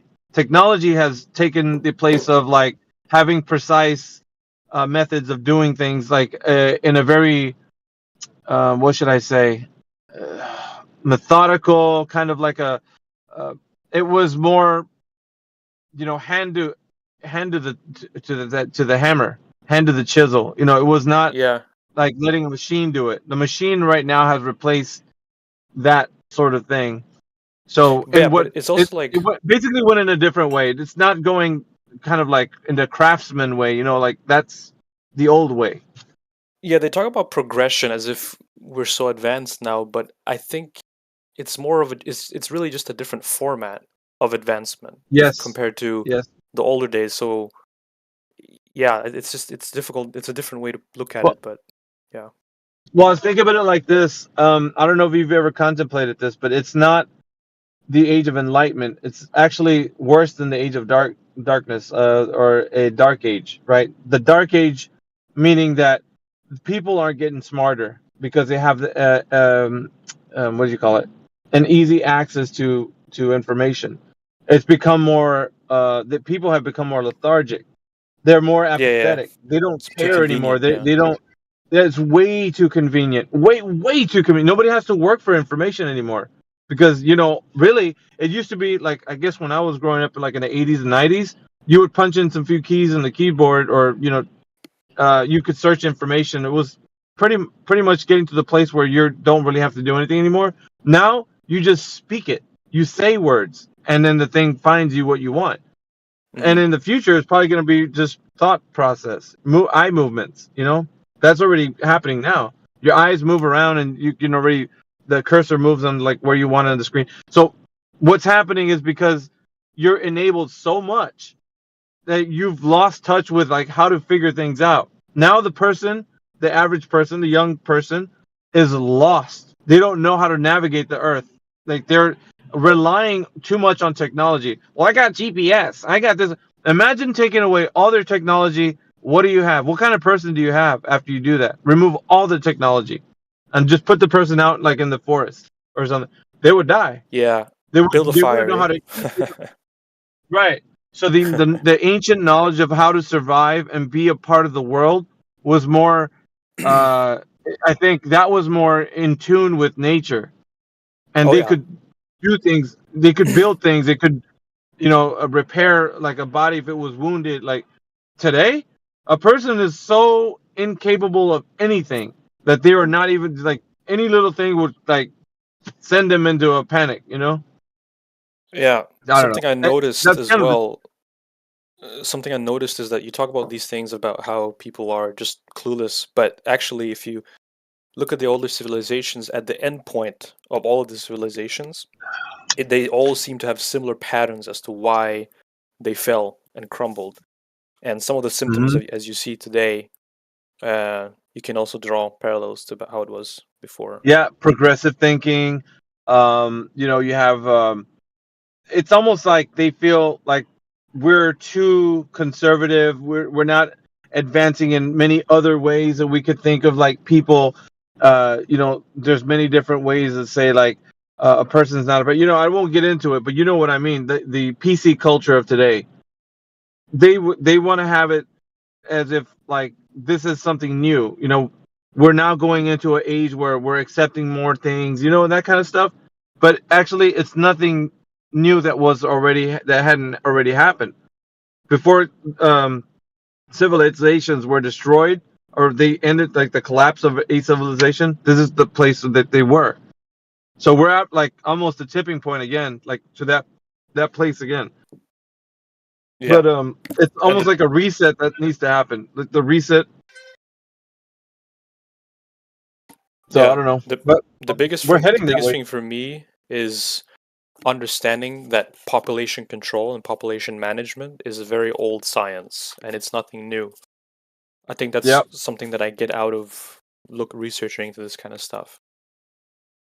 And How the I even need, we back need in to the we Greeks and need the to go on a different. Platos, Well, we need to go yeah. on a different call because I could probably tell you a whole bunch of stuff that your mind would just be like pouring out of your ears. Because I've my studies of what I've learned because of what you just said is another thing that would like you would be like, dude, they have nothing on what's his name, Bill Gates. Like they have nothing on that guy. Like the way it was in ancient times, like how to. I won't say. I'll say too much, man. I can't really. This call like in here is not meant for any of this. Like No, it it's gets all too good. deep, man. Yeah, yeah. Yeah, it gets. We probably can do it in Rabbit a hole. Rumble chat on 24/7. But Yeah, take me with you, Maggie. And I agree with you guys. Like yeah. those guys in charge have created a population which is dependent solely on their like system, on their economics. As you said, like if you put someone in the forest, they would be lost, right? In the old times, they would go back home normally because they do it every day. Nowadays, the only source of buying food is going to the supermarket. It's not growing your own food. It's not like being next to a farmer where you know you can buy food. And like, of course, there's still some people like that, but like in majority, if something like happen in the world, man, like the population will starve insanely fast. And I think it's systematically created this way. Yeah, it creates a dependency. You create the dependency and then you control the dependency. So Exactly. This is what's happening now. yeah.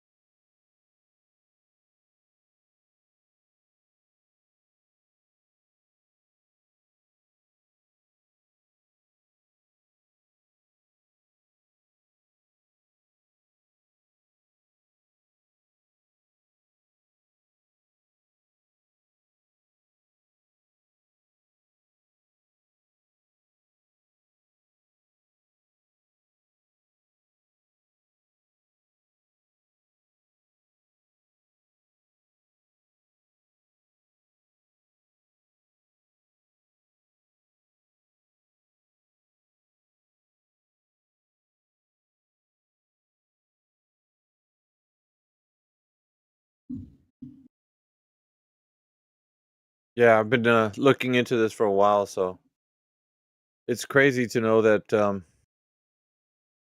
how far we've been in history and where we're at today.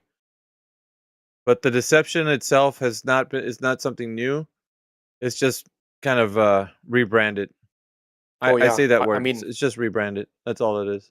I mean, you probably heard of allegory of the cave, right? Plato's cave. Yeah. Yeah. I mean, that's supposedly 2,000 years ago. So already back then they had a profound knowledge of how to manage people. Mm-hmm. So yeah, it's nothing new. Nothing new. Yeah, you would kind of be. Well, I mean, how long I've heard you in this call. Like, how long you been looking into flat Earth? Like, were you a I part of had the name 24/7? Harnvasket before, but Yeah. it was hard to pronounce, so I just changed it. What got you like? Because I think you were mainly on the fence, no? From the last time. No. You've I never looked been into on the this fence. 2000. No, 2000. Well, I said on the fence. No, not on the fence, but I said I don't know the whole like how the whole thing looks like type thing. Oh know? yeah, that's what you were saying. I know you Yeah, were saying something. I just don't know what it was. If it was yeah. you talking about the whole thing. Oh yeah, I but don't believe in the nobody's. globe if that's what you mean. But yeah, Yeah, I nobody. I don't looked think into the two.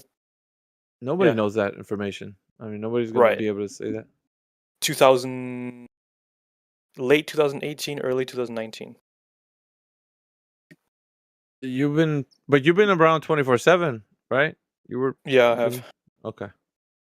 Because your voice is really familiar, and I've seen you around here, so I was like, well, shit, maybe Yeah, it's the yeah. same I guy. You are the remember. same guy, right?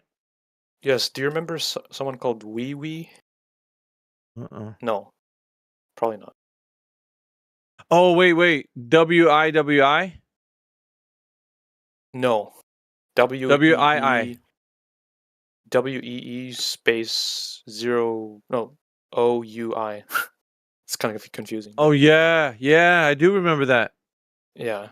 That was like years ago, dude. Oh yeah. I remember you first came in on the server, or you won the server. Your name was like Dr. Science something, Miguel. Do you remember Dr. me that Science. long ago? Yeah, Dr. Science, right? Dude, yeah, that's like one of my first handles. Dr. Yeah, Science. but I was kind of like a lurker, like, and I also have had many different usernames. So you probably have yeah, it's kind of hard to know. You're no, from what I gather, it's just me, but I've been listening to like people come in here and like what positions they have, but you like having everybody say whatever they say, you know. So you're more. Everybody's kind of have their own like style and whatnot, but I feel like you're more balanced. You would hear a baller out and you have a Yes, dulcet tone. You have a dulcet tone, which kind of like gets the listener kind of an easier like, you know, when they get me in here, like I irritate the audience. Yeah. You have your dulcet tone comes in here and everybody's like, okay, I can listen to this guy. Fucking hell. I meet them where they're at. Like that's, you know, I know everyone has their own like thing, but for me, I feel like yeah, shit, that's you. Do you, man? Like, yeah. I feel like I want to meet them where they're at, you know. How do you deal with them when they say something blatantly dishonest in a calm tone? Like no, what, for example? Listen. I'm gonna tell because I heard it last night. But they get under his skin. Listen, trust me, man, because I'm at work listening. But if you're in here, I'm gonna listen to your demeanor. I'm gonna hear how you work, what makes you tick. But there was a guy last night got under your skin. You were kind of like you didn't get it over the edge because I think you kind of regulate yourself. But I think it was like really bugging you because he was just a hard nosed like Glober, and he didn't. Who is that? You know, it Who's was that? not Mackie for sure. It was another guy. It was another Harding Glober. You were asking him a question and he was just being really obtuse, like just superbly obtuse to you. Oh, I think I remember. I don't know what the name was. And I heard it in your voice. I was like, if Waz is cracking, bros, you have to remember, like, yeah, you better look out because I don't know what kind of volcano is going to come out of that guy. Because you know, me and Amish and all of us, like like, you know, when the mood strikes us and the time is right, we say, hey, you're just a piece of shit. You know, like that's we do. I mean, that's just, you know what I mean? Because the pressure valve gets released. So at sometimes, and I'm not saying everybody has their own type of, but yours hasn't been let loose yet, man. So I'm like, this guy's like the steam is building up. It's got like 1 million pounds of pressure. You know, it's the wrong Glober is gonna come in. The like the really calm, docile tone Glober snide. He's got the right kind of like backhanded snide comments to you, and you're just gonna be like, you know what, dude. You're just gonna let him have it. Dude. The thing, the way I think about it is like all those people who, every person in here is just a human being behind the screen, right? For sure. And it's like, I don't think that people who the way they act here on the internet is necessarily the same way they act in real life. Absolutely. So like when they get off the computer, they're gonna go hug their whatever girlfriend, mother, father, or whatever, and they're just like a regular person. So I just try to treat people like I would talk to them in real life, kind of, But I get you. Like sometimes when people are being like sophist, it's like it can get a little bit annoying. And they're doing it on purpose. Yeah, he was doing that last night too, and it was irritating. You're like, all right, man. Let me just let me hang my my dulcet tone nice guy on the shelf for a little bit, and I'm gonna come in here with swinging. Yeah, I was feeling like, oh man, hopefully Waz hits him up, but I was like, nah, shit, dude, Waz is just gonna go put his coat back on. There are two kinds of people we tend to argue with, and there's one that's a kind of person that is honest within their ignorance, and another who's dishonest within their ignorance. Mm-hmm. Yeah, exactly. That's very true. And one is way more frustrating than the other, isn't it? But it is. Yeah, I've had experience so much so, Amish, that I could see past like 10 layers of their like dishonesty. And I feel like, I don't know, maybe it's a curse and a gift at the same time, because when I expose them the moment, like these educated types that come in here and they're touting their knowledge, I immediately know exactly what angle they're talking about, like everything. I could pierce right through their mind, and I know exactly what they're getting at. But when when I try to expose them, I'm so far ahead that everybody in here thinks that I'm just bashing on them. And it's like, no, man, I know that this guy's a jerk, man, and you guys don't know it. Like this educated type that he comes in here and he's like, I'll give you one example because it happened. And I could feel the energy from the crowd. It's like, he was, what was he talking about? Let's see. It was we're given like the laser test PDF. I don't know. You might have been in the conversation. I'm not sure. Yeah, I think so. I was yesterday. I don't know if it was yesterday. I think it was yesterday morning or day before. Well, this might have happened again, but the time that I'm speaking of was maybe a month ago or something. But I was driving and I was listening to this guy, and he was arguing with somebody about like the PDF about the laser test, and he was like, "Well, you know what? I would rather have I don't know, a paper written against like what it says here with the laser test first, so I could look at both sides." And it was bugging me, dude, because I was like, "What's wrong with what I'm hearing? Like, something's not right. Like, I don't think this is like coming from an honest like position. He's not really wanting that. What he's doing is." Then I asked him, I think maybe a question or two, and I was like, you're saying that because you just want to have something that comes against the information that you're seeing?" And I told him, but the truth is, you have the globe already explaining all of its information to you. So what the laser test is a debunk to that. So what you want basically is to be coddled by somebody to tell you, it's okay, my love, it's all right. The Earth is still a globe, and because I say so, and I'm the expert. So you want to hear somebody that's going to soothe your needs and comfort you, because you want to be back into the mindset that me no flat earther proved the globe wrong, but now you got a strong intellect type to bring you back to the fold. It's like, that's what he wanted. I know that's exactly what he was going for when he was like, I just need a peer-reviewed paper that says something against you guys, and then I'll be satisfied. And if I'm looking for that right now, I was like, dude, you're not searching for that. I was trying to get to that because I know the audience was like, maybe he is, dude. Like, maybe what if he's honest? Like, he just wants to hear from somebody that's gonna say the opposite to what the laser test was. And I was like, and kind of explain it to the audience, like, that's not, if he was saying anything honestly, he would have already looked at the information that's out there, that the Earth is established as a specific, parameters of it being measurable, and all this, the radius and that.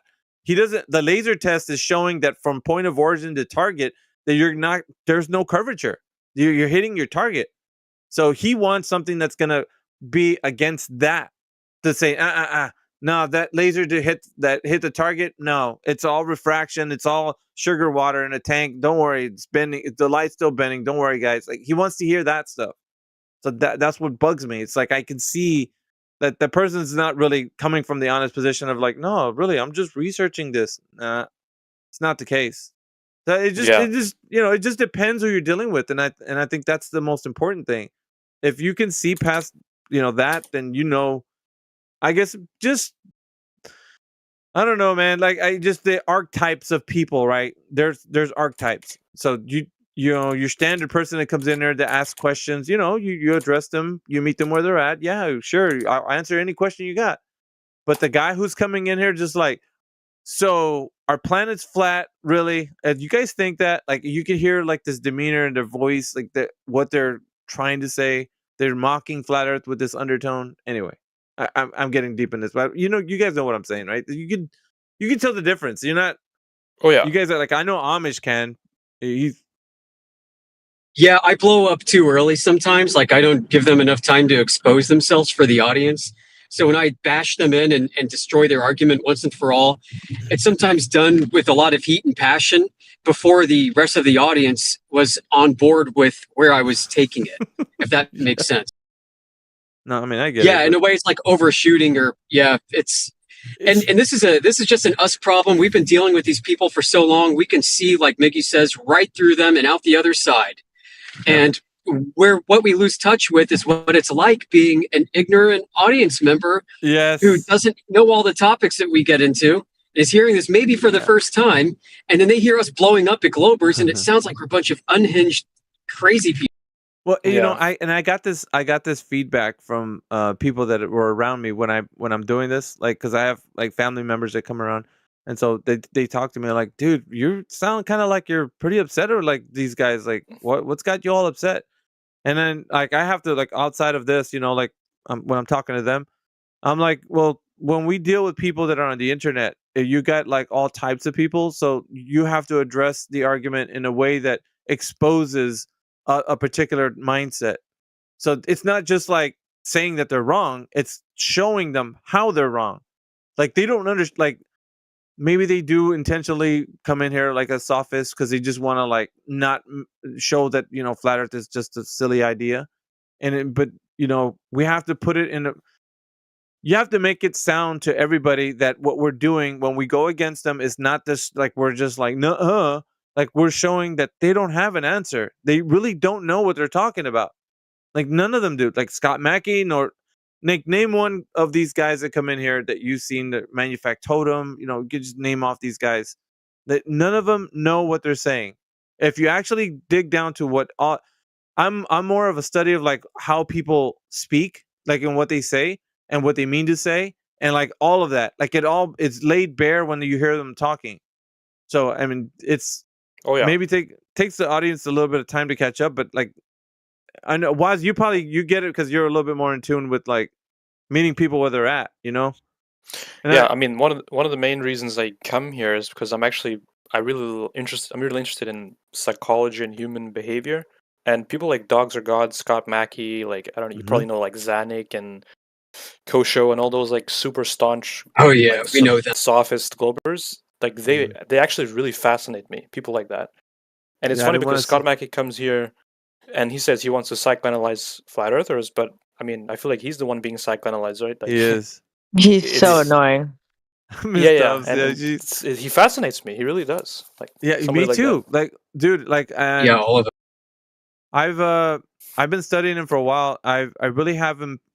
So far, I feel like I have him down. Like I haven't. There was one day that I was talking to him. I even said, dude, I know exactly what you do when you come in here.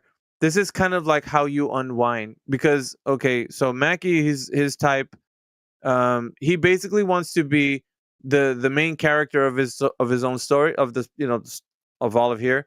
So he wants to be treated like he knows, like people are looking up to him, like he's got something to say, because in his life he doesn't have many people that look to him that way. He has he would say that he has a good life, right? Basically, in his own mindset, like when he comes in here and says, "Oh, I have a pretty good life. I'm doing things and I feel pretty good about myself." And I'm like, dude, deep down inside, it's like a cry for help when you come in here because you can hear Just it in like his Matthew voice. learns. Yeah, exactly. They want the attention because what they don't get in real life is people saying, like, dude, like you speak well when you're like, they need to hear that in here. So the comfort they get from being somebody who's a staunch glober, because they know that most of the world actually is going after the globe. So when they come in here talking about that, they know immediately they got a fan base. They have a fan base so long as they are continually, putting the character of like them being the dominant alpha of the globe group or whatever, and saying no, flat earthers are incorrect because they're so incorrect. And it's like, dude, you didn't give us a rebuttal. Mostly of what Scott Mackey does is say, "Nuh-uh, dude, he says." Stop lying. No, it's Stop not. No, it's not. lying. No, it's not. Stop lying. How do you know? So- How do you know that's true? Like he gets in his like this soft tone that he does when he's doing this. It's so much the way that people want to hear a conversation because they don't want to hear their world rocked, or anything like kind of shaken from their position, that they are attracted to it. You're like, dude, he's on point. Like, dude, Scott doesn't say anything, man. Like, if you're being honest, what is he really saying? Like, he's basically just saying no to anything we're saying, and he doesn't provide evidence, bro. It's fascinating. I'm the same like Waz. It's like, how can you? It's the power of suggestion. It's more like it's keywords that he uses, and people are like mystified by it. And it's all you got to do is be confident. That's it. Just be confident. You don't have to know. Regarding. You go on. Sorry, I didn't mean to cut you. I thought you were done. There's a bit of a delay. Go ahead. I'm sorry. All right. Well, I want to get both of your opinions on an idea, a proposition of sorts. And you've probably heard this before, Alpha. I'll preface it, but what do you think of the idea that anti-flat earthers are really secret flat earthers who don't want to admit it publicly because they're intrigued? And the reason why they return to this topic again and again and again is because they need the constant reassurance that they're not crazy, that the world is indeed flat and the rest of the world has gone crazy with the same delusion that we recognize. But they are just coping with this cognitive dissonance in a different way. What do you think of that, Waz? I definitely think there's some truth to that, although I would say I believe it's more subconscious than conscious. Like, I don't think Scott Mackey comes here agree. as if he's literally a flat earther. It's more of like some deep subconscious feeling that there's something about this topic that has some kind of merit, right? That's what's pulling him back in, right? Fucking Waz, dude. Like, dude, I am. That's kind of what it is, man. It's exactly what it is. Yeah. I've even said it to him before. I was like, dude, you're like a moth to a flame, bro. Like, every time you come in here, you know what you're getting. Like, everybody, like, especially me or Amish or anybody else, we're at the end of the argument with the flamethrower, dude. Like, you already know that. Like, coming into the argument, it's funny that you like coming in here. It's beyond me, dude. Like, it's like we mute him. He gets shoved to the back. I say, dude, we don't need to talk to you right now. We're gonna talk to the other guy. Okay, like it's weird, dude. Like, yeah. We also have limited moderation tools. We don't have very good moderation tools in the server, and given the nature of the topic, it's been very, very difficult to mod this room the way we like to run it. Even today, it's still not being run the exact way we'd prefer to have it. Well, I think it's telling. Well, I think it's telling how he says, "I'm here to find out why flat earthers think the Earth is flat." You haven't figured it out by now. Like how long is going to take you to crack this code, dude? No, he says that every day, Crit. Every day he's in here, he'll tell you. If you ask him, he'll say the same thing, dude. It's like almost as if we didn't have the conversation yesterday. And he's like, "Well, I'm here just trying to figure out." You know what? And I don't know, Waz, maybe I've heard him say this before, but he goes, Crit, you're saying that the Earth is flat, and I heard you give your reason, but tell me the real reason why you think the Earth is flat. Just tell me the real reason, dude. And it's like, dude, he just told you. Like, what do you want? Like, obviously, he wants you to make up something, perhaps. I don't know, maybe conjure an idea that you think, well, you know what? Well, Scott, okay. I'm going to just be frank with you, man. Did you like, and I hate his, like, Cracker Jack's psychiatry, dude. He does it. He thinks he's doing something, man. It's fascinating, isn't it? Like you guys don't think it's? Yeah, I'm like, Mickey, dude, it this is. is crazy. It fascinates the hell out of me, bro. I love to watch the mentality and how it plays in here, and the underhanded tactics that go on day after day after day. We get lured into baiting them and arguing with them. And we're all sitting back laughing, bro. Yeah. But it doesn't make any well, it does make sense. Well, from a psychological perspective, I guess it does make sense. These guys that don't have the information to support the case for the Earth being a globe, like that, it in and of itself is it's very telling for us because all we got to do is lay bare okay, go ahead and tell me what you know. Like I had this guy last night, right? It was just basically he was saying that light bends around the globe and it's gravitational lensing, and he was talking about these words, and I was like, dude, you don't even know what those words mean. I was just exposing them in the chat. I was making sure everybody listen. All right, so what do you know about gravitational lensing? And he was like, well, it's a natural phenomenon. You remember him last night, Amish? Well, morning, I guess you could say. But he, they don't know any of these things. The terms being used, what mass is, they have no idea. At least from the way that it should be defined, right? According to, and definitions, forget about that. You ain't going to get them to define a thing. And that's crazy. They never leave that area of Bloom's taxonomy. They're stuck down there at the base. Now, you know what I'd be curious to know? Dude, so Oz, you've seen this. What happens? So we will spend 3 hours with an anti-flat earther. We will utterly decimate his proposal. For 3 hours, multiple panel members will come in. You could have Indio, AI, Meme War go in and absolutely destroy a prominent anti-flat earther's presentation. And he will be back here, or even on another server, with the same proposal the very next day as if that conversation never happened, even though it was recorded, even though he was thoroughly embarrassed to live stream in front of the whole world.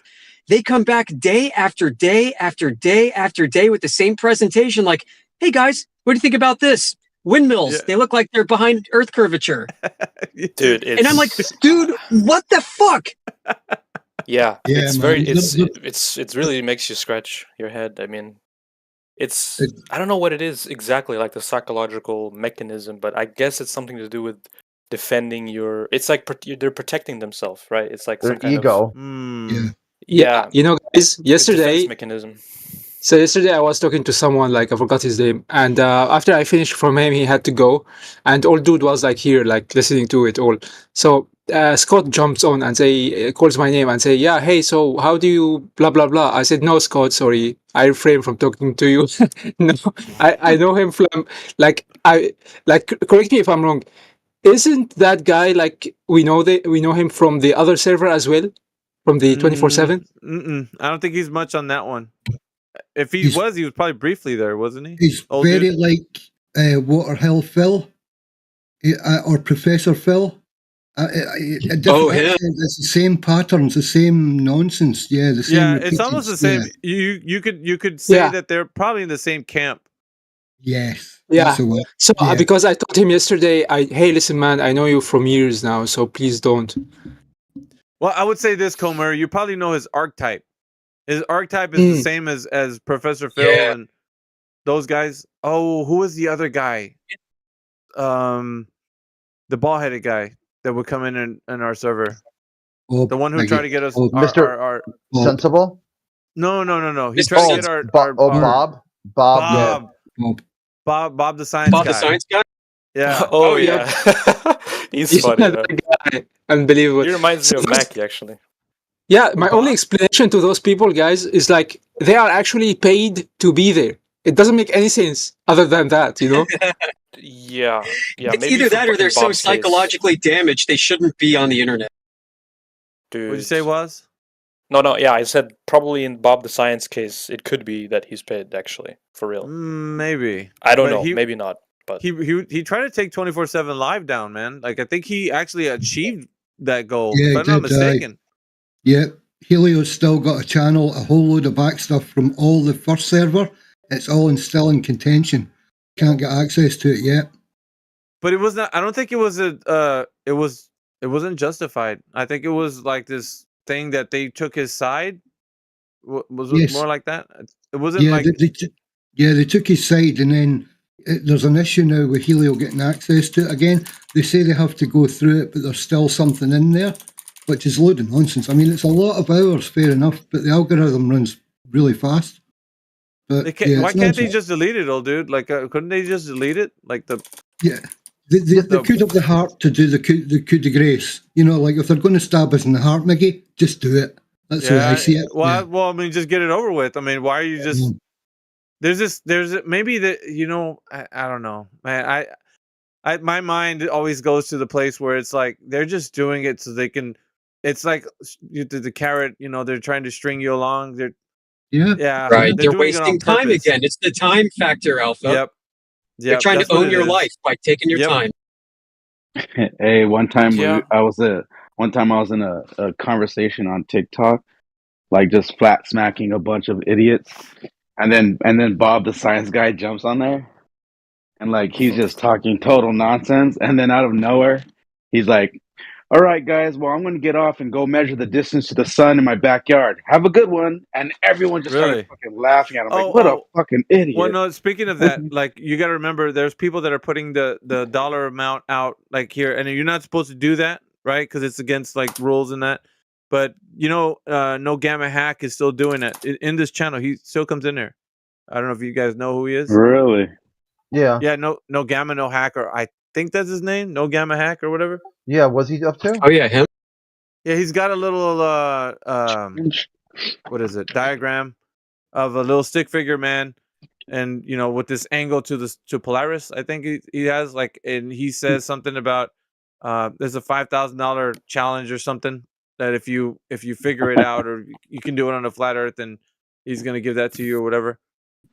Oh, that's funny because I wrecked that proposal like the second he came out with it, and what it is, he's showing the diagram where they assume light rays from Polaris are parallel. Yep. So you have 0 to 90 degrees from the North Pole to the equator, and then he has another image that goes with this that says this can't work on flat Earth because it means the apparent location of Polaris has to change.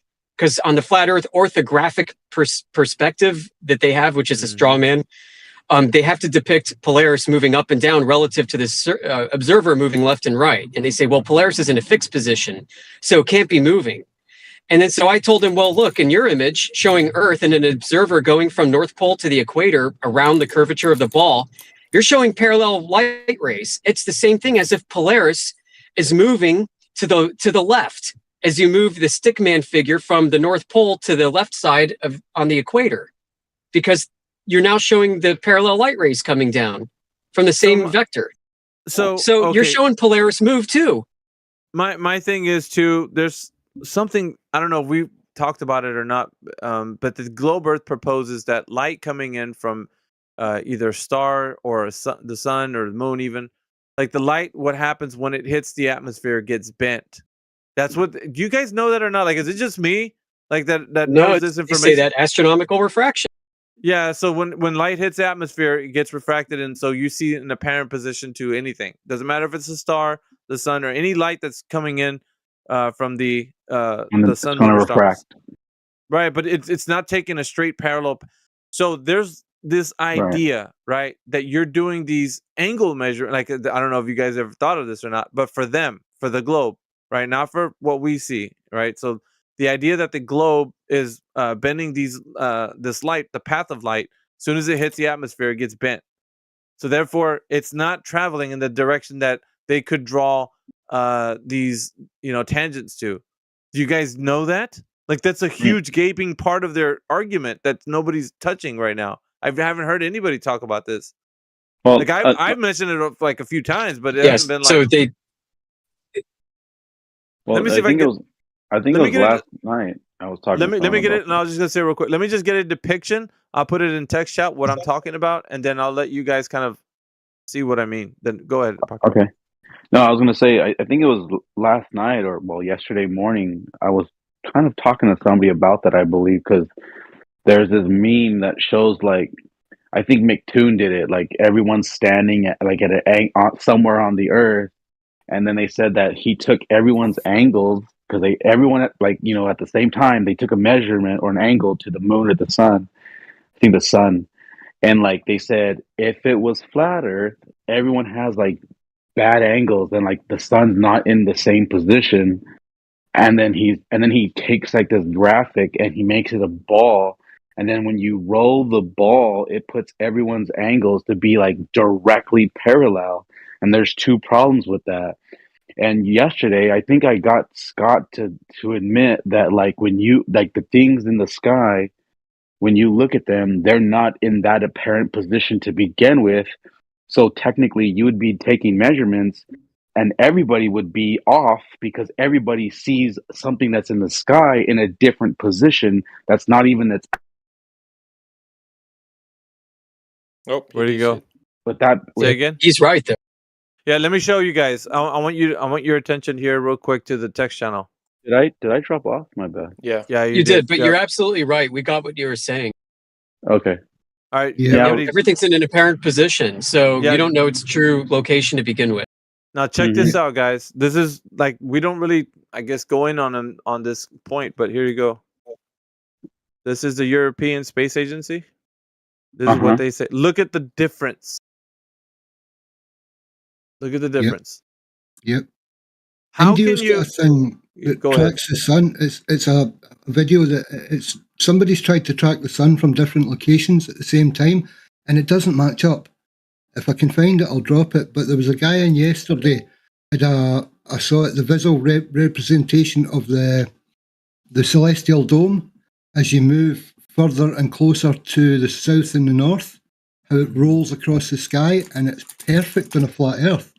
And ITer, the astrophysicist boy, he's been in. He's done a GIF of this, Miggy, the WSBS thing that you're talking about, right, with the argument over Polaris moving up and down when you move away.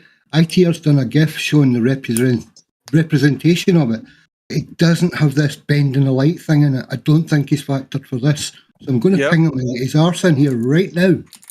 Yep. Look Yeah, at I'd what like I'm to posting see that. there. That's really cool, dude. Look Yeah, at what I'm it is posting in cool. there, guys.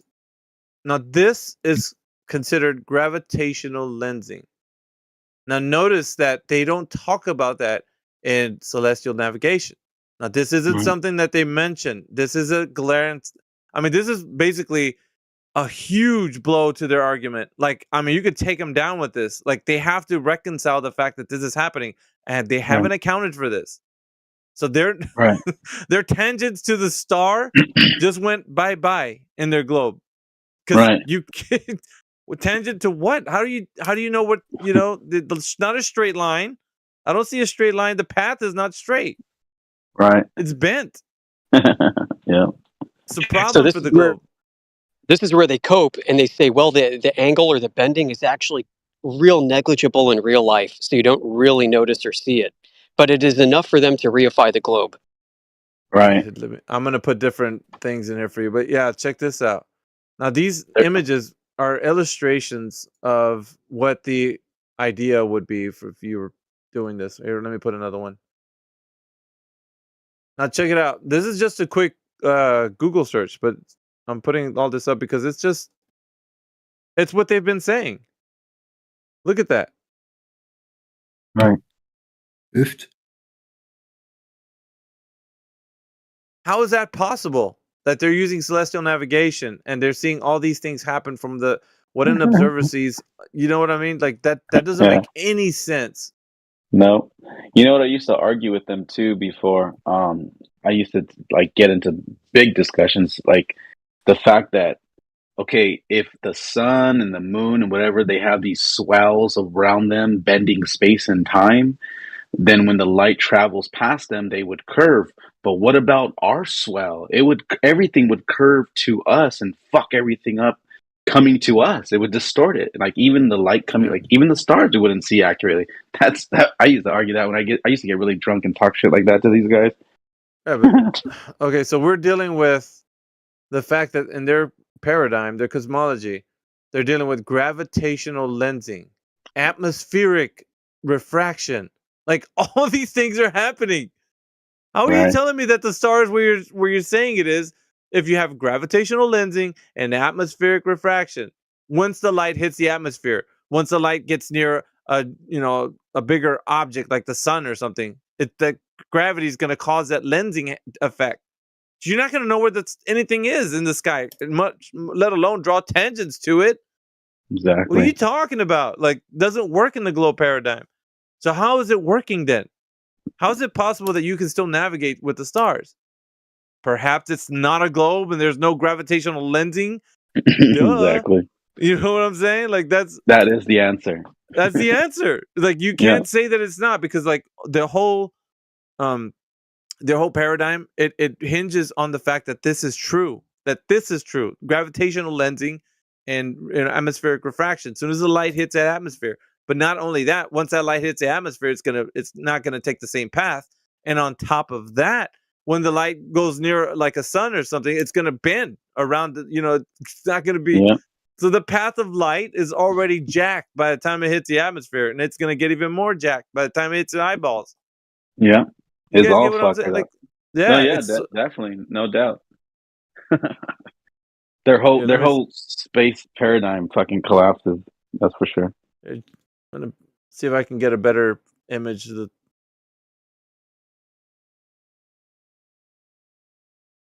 Yeah, I've been looking at these images, but I think.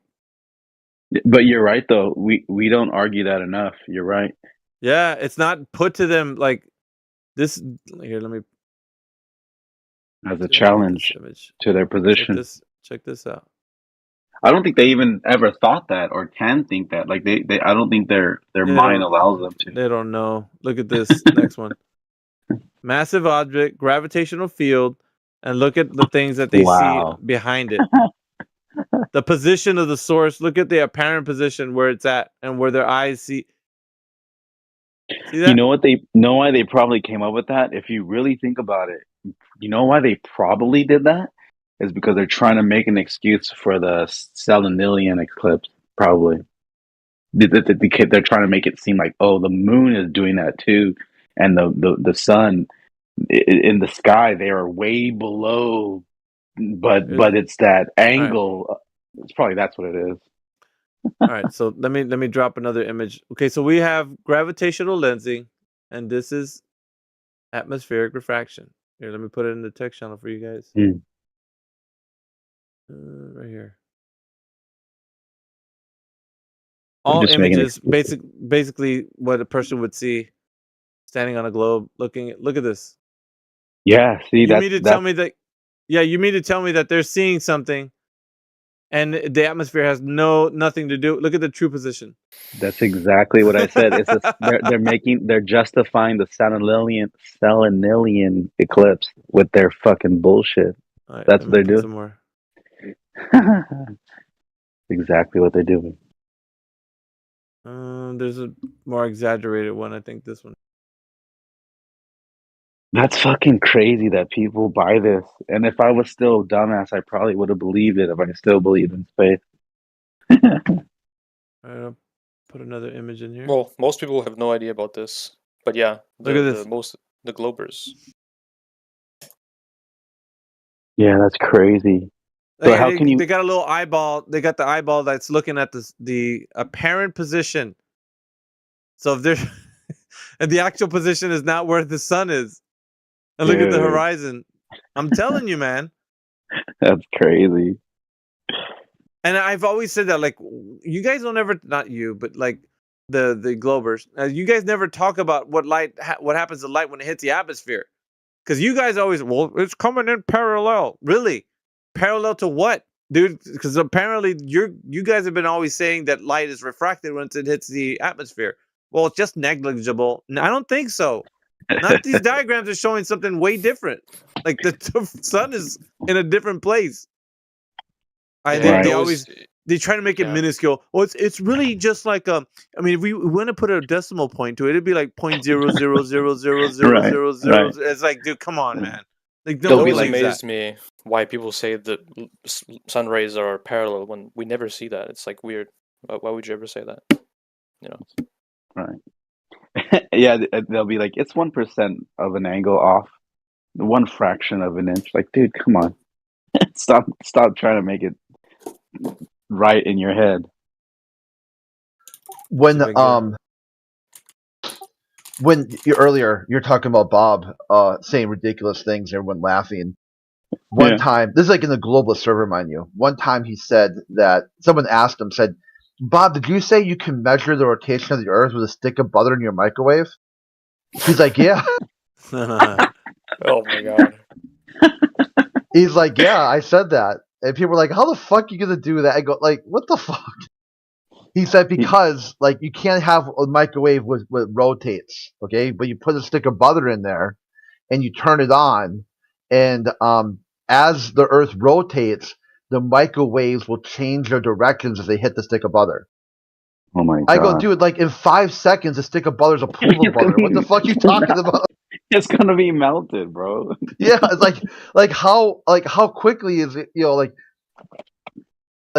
Jesus. Yeah, Look, dude. Once again, sorry, Apricon. No, go ahead. Oh, once again, showing that any liquid will form its own level. Right. Apparent position, ray from sun. Look at that. Yeah, that's total bullshit. Yeah, That's look at that. bullshit, right? Yeah, This that's is. crazy. Let me see if I can get something else out here.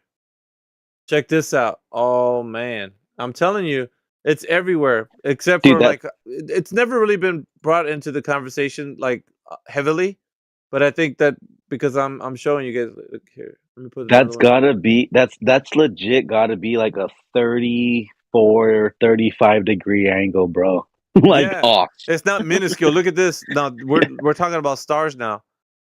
Right. K through 12 atmospheric refraction. K through 12. They're teaching kids, this.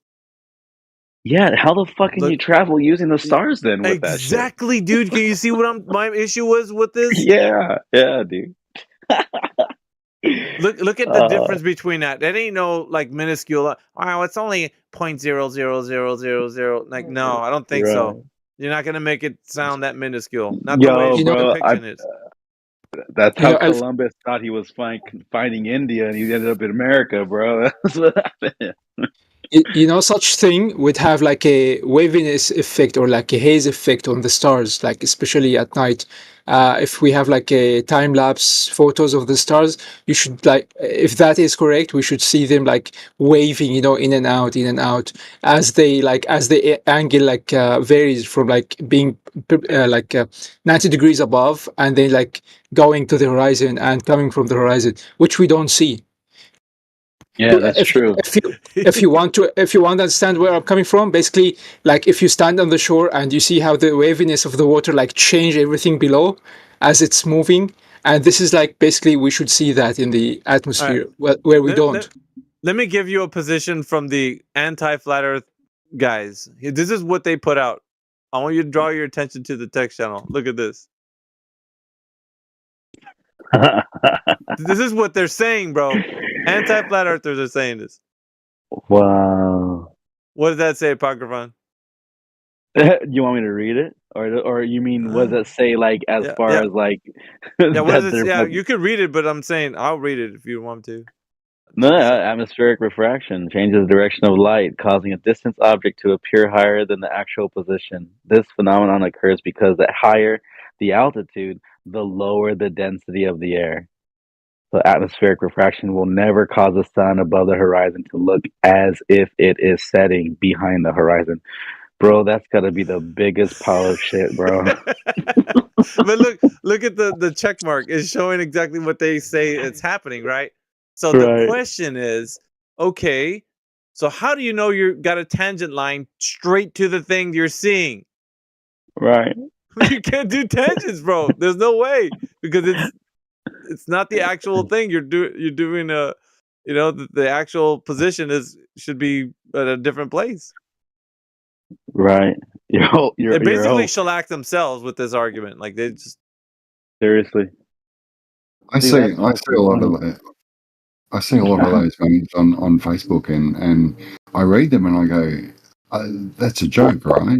Like I know they're trying to have a dig at flat earthers, but I'm like, surely people can decipher that quite easily, yeah.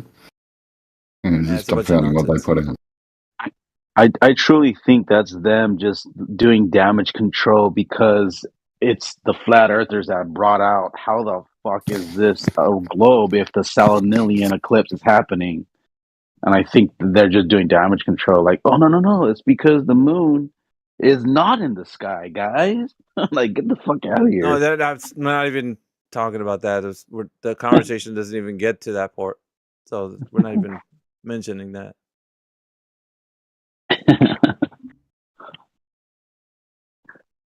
Bro, that's funny, dude. The actual position. Yeah, all these images from basically what they put out there for the public. Yeah, they're fucking hanging themselves. I love it. Yeah, but then they're drawing straight lines to things, So I like the one with the angles as well to Polaris, where the globe and the lines are like all bent. You know that one? Same thing with it's the same website. I will post it. Where Oh, the WS? Yeah. It must Whoever's, Go ahead. I will say this: whoever's behind that WS though, they're making a lot of money because they're getting a shitload of people to their fucking their website and shit on YouTube. Is it the same guy who's on Brandon's server? I don't know. Is it you mean Brenda? No, Brandon. Brandon's old Yeah. server? Yeah. The guy that used to go there made the flatter WS? Yeah, I think it was the guy called WS. Oh shit. Isn't that WS? I don't know, maybe. I don't know. That's the one I was talking about, was the one where they say that there's different angles, but then when you roll the ball, they're all straight. But but technically, it's just the fucking everything's off when you look through it. That's why I was telling Scott. Scott, would you agree that there's water up above? Because that's why we're seeing things not in their apparent positions because we're looking it through water. Because Scott's like, it's just like fish in the water, right? Right. So, yeah, I mean, dude, you understand. look at the 15th degree. How is that an angle, right? I mean, it's just weird. on a ball, right? Yeah, you can't get a 90. At least from one position to the other. I put mine following Waz's. Look at that one. So are they claiming refraction makes them parallel? Wow. Were they not parallel before they were refracted? No, they want to claim parallel, but it says, look at this one, nearly parallel. Look at the image that I put up. I guess one of these anti-flatter types put it up on their. Look at the way that one looks. And then put Waz's idea of what they're trying to explain there. Yeah, it just makes no sense. No, standing on the the second image, like the little shadow guy. He's standing on the globe Earth. Yeah. Look at the one on the imagine if he was standing on the one that I posted. Wouldn't the lines be bent? Are they bent before or after they hit Earth's atmosphere? Dude, all of their lines would be bent, bro. All of their lines would be bent. That's fucking hilarious. And they're both coming from anti-flatter positions. Both of these. They can't even agree with themselves. That's what it is. Look at one says it's straight, one says it's curved. It's like with the umbra and penumbra with the shadow. Suddenly, light rays are crepuscular when it comes to eclipses. Right. Yeah. They go straight until an eclipse. And then they just somehow just start doing that. Yeah. Or they're straight until they need to be refracted. But when they're refracted, they're still parallel somehow. Right. It's amazing, dude. What's crazy is that there are people that come here every day to defend this bullshit. That's the craziest thing, bro. Yeah. It's a server full of clowns belittling flat earthers on every point and Naha and everything. You know what they're like is the Southern evangelicals are very upset by gay people, and all they do is talk about gay sex and demonology and all this other weird shit. They're like that. You're like the Southern evangelicals talk about gay sex more than gay people have sex, and those anti-flat earthers talk more about flat Earth than we do. Like they are completely obsessed with flat And Earth. it comes back to what Amish said before with the subconscious. Like, yeah, they're Let me just post subconsciously part of. Let me post another image of what they also say. Here you go. Wow. Oh, that one fucking what's the name? Did it from Alexandria to Syene?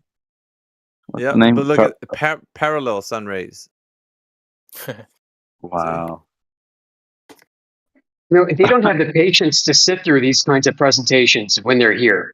Notice how they're not here, and this is the only time we can really get this deep into it. Right. Well, because they spiral. Well, it's usually you get to one sort of part of the argument and then you stick to that for a long time instead of just talk. They don't talk about the whole aspect, you know. Save that. They just get caught up in one thing. Yeah. They get tripped over one little thing, small thing. Like the parallel sun rays. Then you'll talk about the parallel sun rays for an hour. You know. Right. That's who it was, Eratosthenes. Can't remember his name. Because they're just time wasters. Yeah, dude, these guys that like the Scots and the Zach, or Xanax, I mean, and the Koshos, like those guys, it's amazing, bro. For years they've been doing it, dude. Years, and they still want to fight the good fight, I guess. Yeah.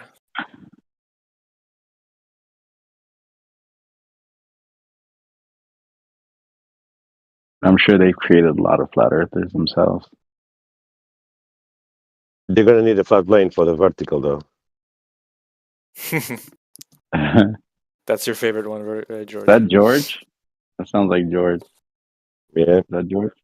Hey, what's up, George? I'm not looking at my phone to see who's talking, but I know your voice.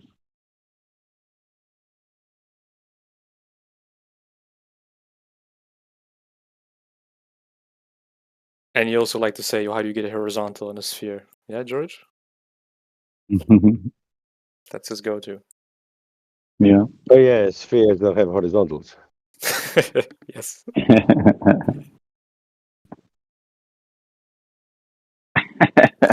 Viking. When they say parallel center, they mean parallel zenith. That's a good one. That's fucking I funny. like that horizon tangent there. Wow, look at the one See, the that guy has his hands on his hips. Like yeah, I was just gonna look say, at look at the one you just posted. Dude, that's crazy that people fucking believe this, bro. I mean, I don't know. Personally, like we should blame it, or it's to be blamed on the TV, with all those like cartoons, movies, people got like addicted to it. That's it. Like, Yeah. What's crazy is okay, so that is right. Clearly there's no refraction. No. There is refraction, but it's just that to say that we can do this and we can do that and we have all this stuff going on and we measure it this way and we shoot a ray to the sun and it bounces back and we know how far it is and the moon, like all that shit goes down the drain when you have this to compete with. I don't know. I don't think Glovers will understand that or care to understand it. What would they do without refraction? Like, make up some other bullshit? Yeah. I don't know how much more you can, though. I think they pretty much done got it all.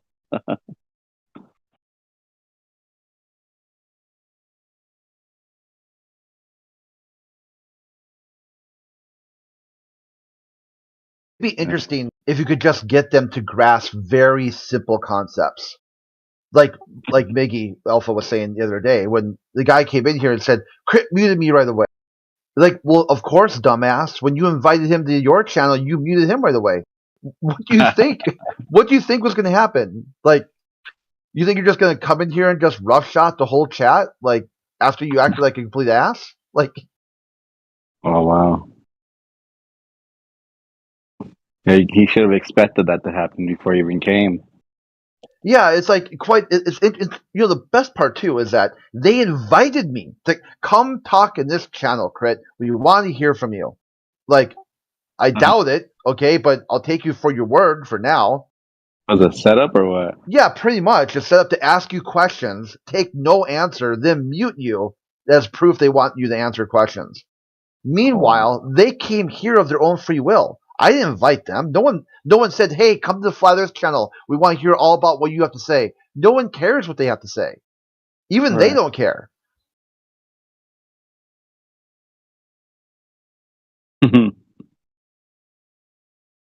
That's funny. Just very human. It's like you're talking to somebody who has a very hard problem with just basic human interactions.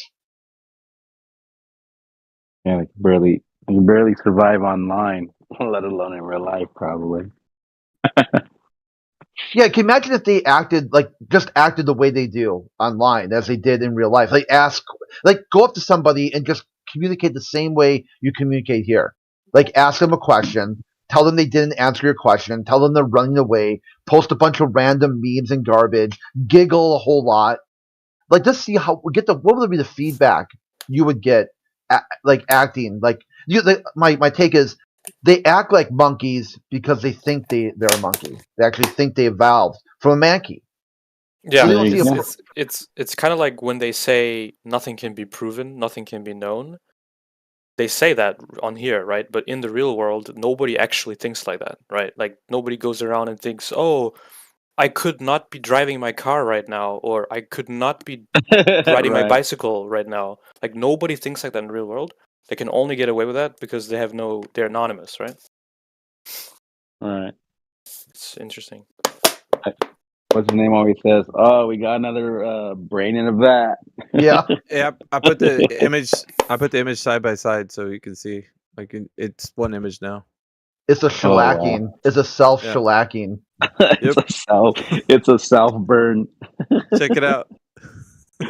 It's a contradiction. And the best part is, I would say, once you present this to a globalist, how do they handle the contradiction?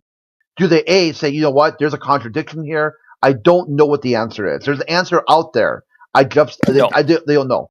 Or B, hold on. Or B, they accept the contradiction. They just tell you, yeah, their worldview has contradictions in it. Or do most of them will go the option C, where they just flip the fuck out. They just start throwing shit, against the wall, like complete spaz, complete meltdown. Right. This photo that Alpha posted, I guarantee you, their go-to would be to scrutinize the source, like where this information comes from. Let's ask him. At, what do you think about the image? Or break it down. What does I parallel just mean? joined, man, so I'm reading it as we speak. Look or at the text watching. Like every word will be confusing. What does horizontal mean? What's atmosphere? What's sun? Every single word will be undefined. Exactly. No. What does perceived mean? No. They'll ask, what does work mean? How refraction works? What's work? What do you mean by work? I mean, there is a good reason I don't dive into refraction that often. So, yeah, it's complicated. Yeah, but right? but it's complicated. What do you think about what the image I just posted, though? What's your take on it? Well, I don't know the left part yet. I haven't figured that one out because the right part is just relating to the prior image, right? They're actually two separate images. I just merged them. They're not the same image. I just merged those two images.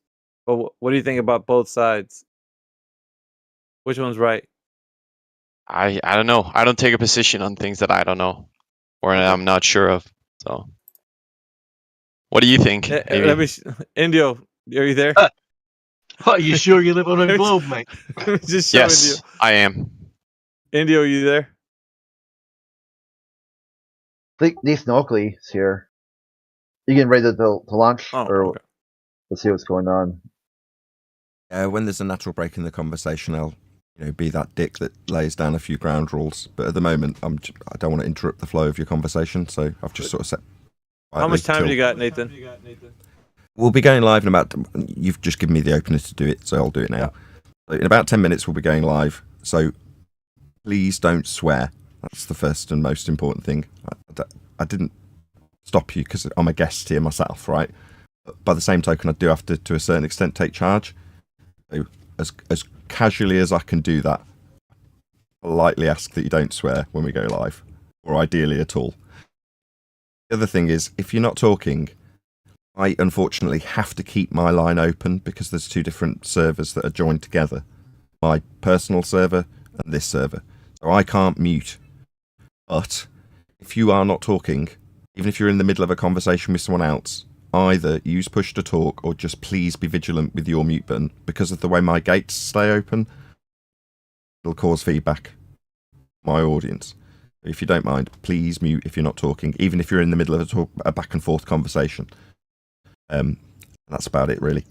Yeah, you'll hear me do an intro, so at some point, you'll just hear me, regardless of what you're saying, interjecting, because I'll have that line Discord that is closed, and I'll just introduce you and my panel to the audience. So you'll be like, what's he doing? He's talking straight through the middle. Yeah, I am, because I can't hear you. That line's closed. I'm just talking to the audience. You'll hear me ask you again in the live intro to not swear, and then we'll just get on with whatever. Hopefully the flow will just continue as it is, because I am so impressed. You guys are right at the cutting edge. I am slightly, well, as you can tell, slightly lost for words. I mean, I'm very, very impressed. Let's just put it that way. But Nathan, why is it such an issue? There are like plenty of streamers who can work out a way of voice switching with audio input and output. Like, I would imagine this is an easy fix. There isn't a problem. There's nothing that needs fixing. Nothing's broken. The swearing's a good perhaps, that, but for the just rest of the asking room, that we it's don't kind of swear during his stream. Yeah, that's it. He's just no, saying not don't that swear part. during his stream. And when he comes in with his intro, he just closes down the Discord room from our side so that he can't hear it, does his intro, and then opens it back up. Yeah, it's pretty simple. That's not what I'm saying. I registered exactly that part, right? I'm saying, okay, so I've been here before, so if you listen now, I'll cut it out for you, okay? It's kind of annoying that when sometimes he's addressing a donation or some shit like that, $5, right?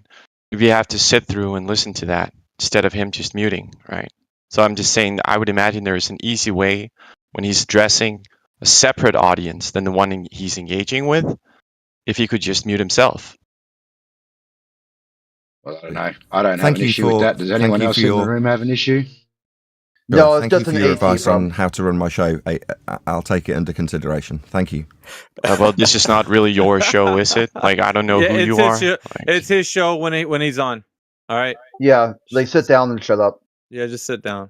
So the swearing's a big key. I really need to work on that. I let swears loose and I don't even notice it. It's a real problem. So it's really, be conscious, you guys. Like, think about it. You know, like if you care, if you don't really care, just abstain for right now. But it's definitely a challenge. Get it all out now. Yeah. Yeah, just get it out of your no. But yeah, just I don't. AT is just a big dummy. Act like you're talking. Well, no, AT lost me at when he said "I imagine," and as soon as he said "I imagine," my brain shut off because he doesn't know what he's talking about. He never no, does. he's run out of arguments about the globe, so he's got to tell people how to run their shows now. His whole shtick is that flat Earth. Globe? Yeah, it was. Wait, that was the Globe giving advice? Yeah, of course. What's up, Neil? AT's shtick right now is that flat Earth is a TOS violation. It's harmful misinformation. That's what his current shtick is. Yeah, that's Brenda's shtick. We can open with that. That's quite cool. I can open the live show with that. That's really good. It's funny, isn't it? Yeah, he's telling you how to run your flat Earth show while telling you flat Earth is harmful misinformation. Yeah, he's had to run it better. Meanwhile, it's a terms of service violation. It isn't. Maybe he should take a poll. Like, who was the other guy? There was a guy in here that tried to do a poll to get this channel shut down on this server. Yeah, that was Zeros. Miserably, but yeah, Zeros. Funny. Yeah, I got a screenshot of that somewhere. He left. He left the server in protest, but then came back like 8 hours later. You nerd, right? People didn't even notice you were gone. You're in pain. That's them expressing it.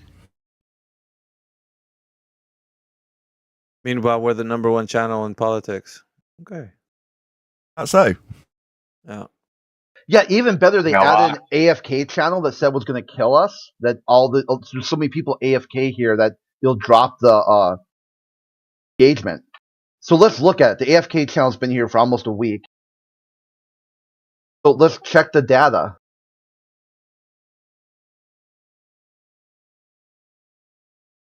And nope, Flather still #1, 16,000 hours. Let's go. Look at that. We doubled up. We doubled up Israel Palestine, so that's pretty good. Wow. I don't even see them on the list. Yeah. You look at, even if you just do the last day, look at, we're still top, almost 600 hours compared to. There's no guest channel. Look at how many guest channels are below the AFK channel. Just delete those ones. Yeah, what's even better is that they writhe when Nathan's coming, when they know he's coming in here. They're writhing, dude. Why does Nathan have to come in here? They just absolutely it's so good.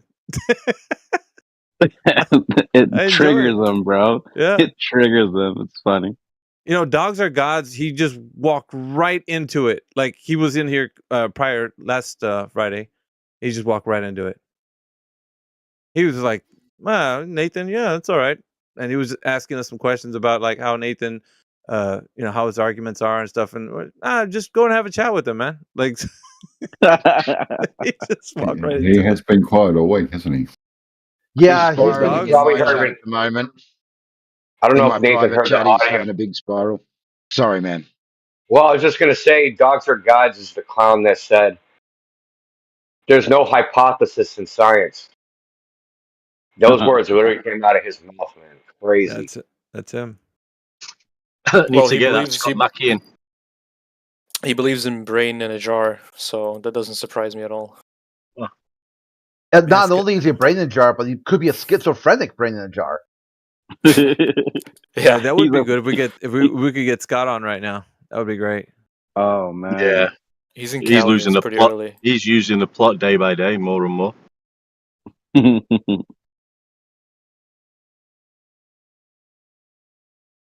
Yeah. I enjoy the show, guys. I might watch it from YouTube land, so I don't swear on live TV or live channel. Yeah, wash your mouth out with soap. Oh, the good old days.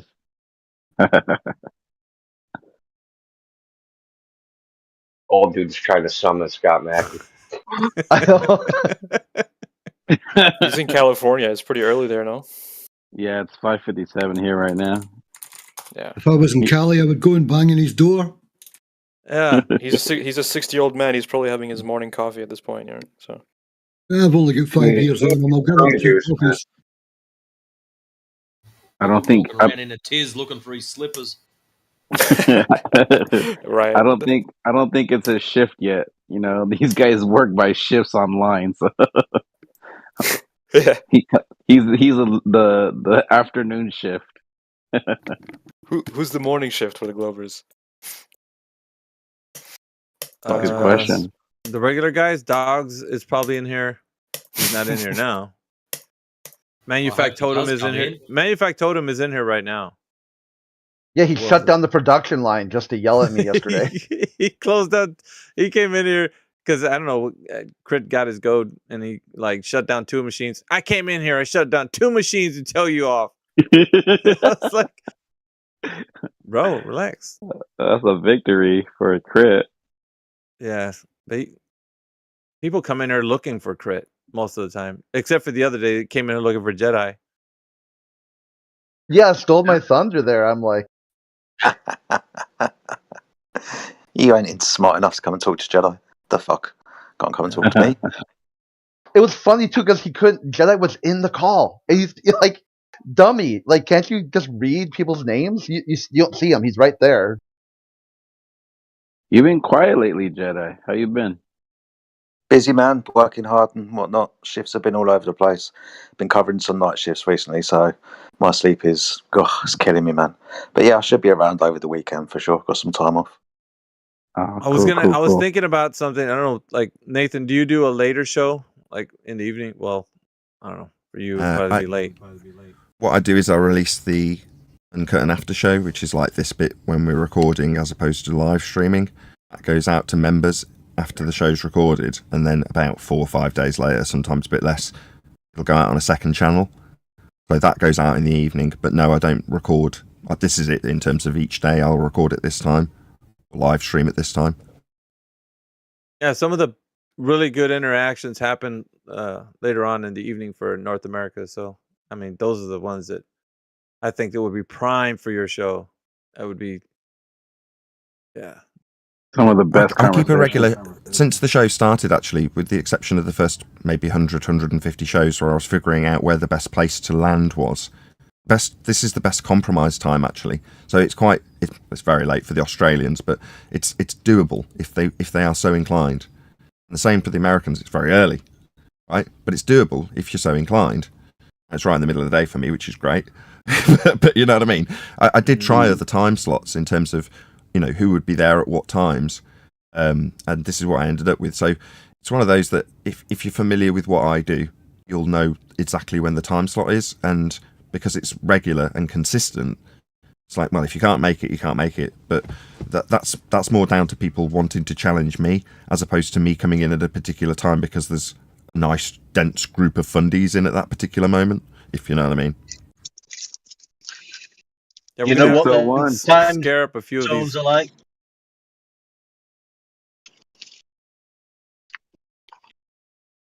I was gonna say we got to scare up a few of these Globers to come in here, like the really hard nosed ones.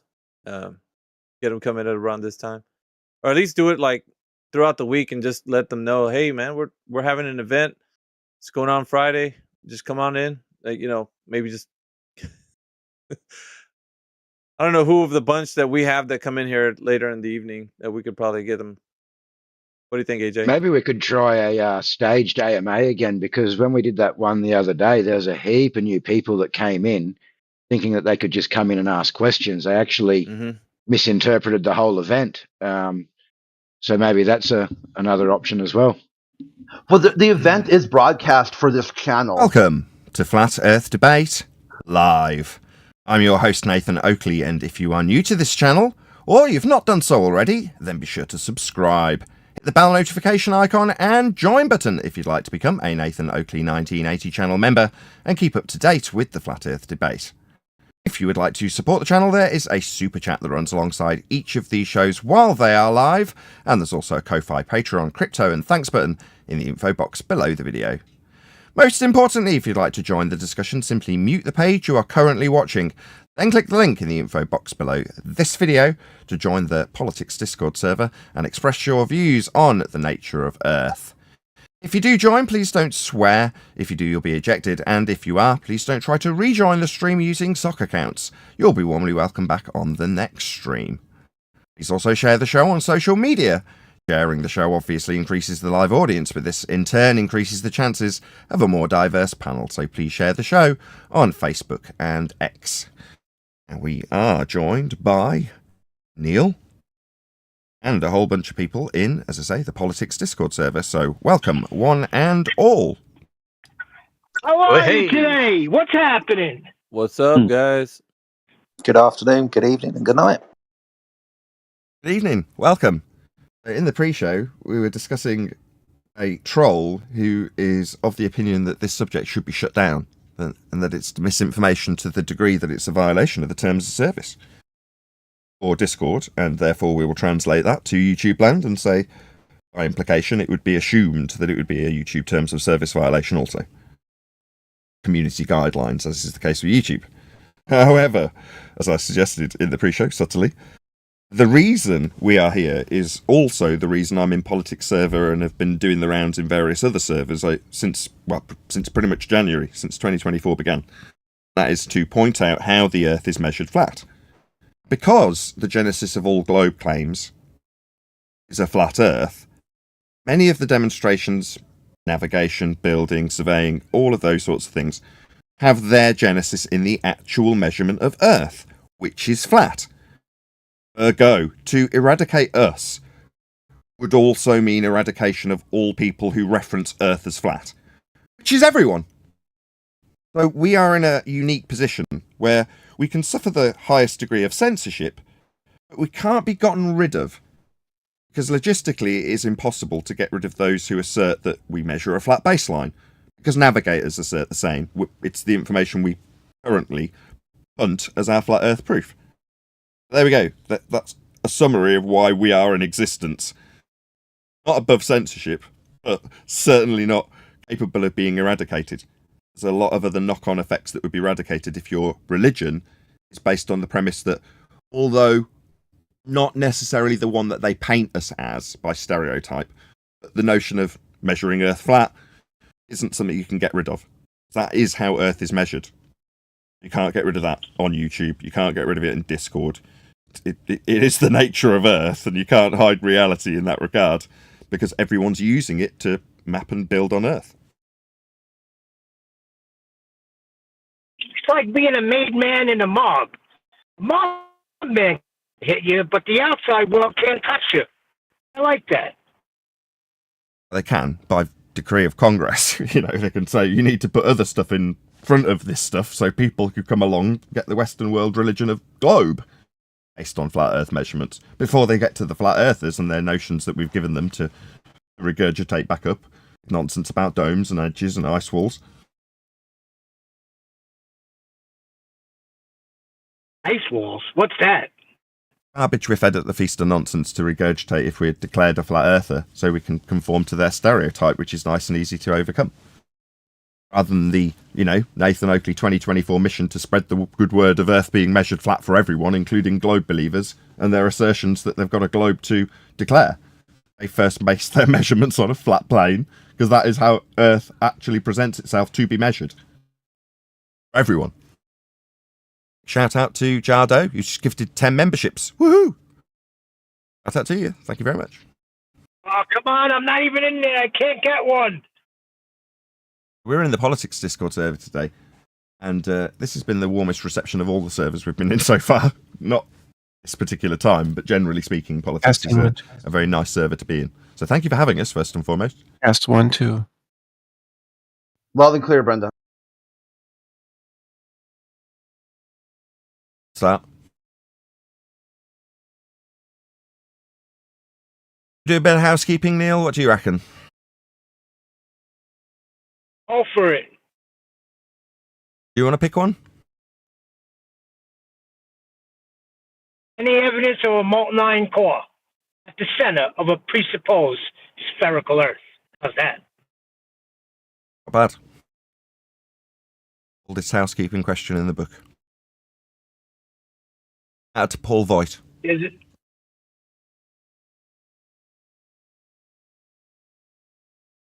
The origin of this question was Paul Voigt telling Anthony Riley that he'd be right back with some evidence that he'd definitely got. He never returned.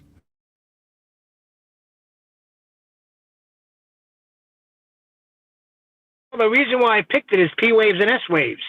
Earth sonograms. All right, because of the debate we had here last week.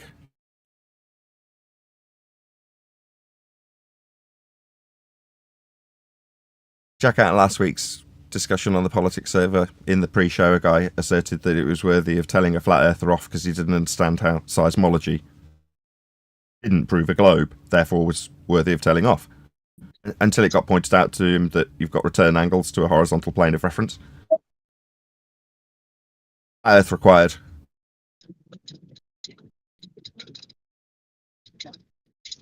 Any evidence that you can get an elevation angle measurement from a curved baseline? That's what you guys were all discussing when I joined this server today. Tangent of a curved baseline. Pretty easy.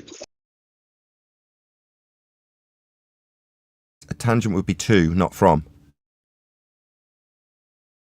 You had the tangent. There's your horizontal baseline. My question, you didn't listen. Any evidence that you can acquire an elevation angle measurement from a curved baseline? Not to a curve for a tangent as the baseline to get an angle from the flat Earth requirement that you obviously need because you're forming tangents. Why not just get the measurement from the globe? Why form a flat Earth? You need one because that's how Earth's measured. Meanwhile, without appealing to a tangent you don't have because we're not drawing tangents to globes, we're measuring baselines for angles. That's how it's actually done. appealing to this line that meets a spherical surface that's devoid of use when we're measuring the plane. You've drew out as a tangent with a dangling dingleberry earth beneath it that isn't actually being used or measured. It's useless. All you're doing is measuring what you call a tangent. Your tangent in earth curve maths is surface level. A tangent is not an angle. Exactly. It's to a No, but it sphere, gives you not a from a flat sphere. baseline.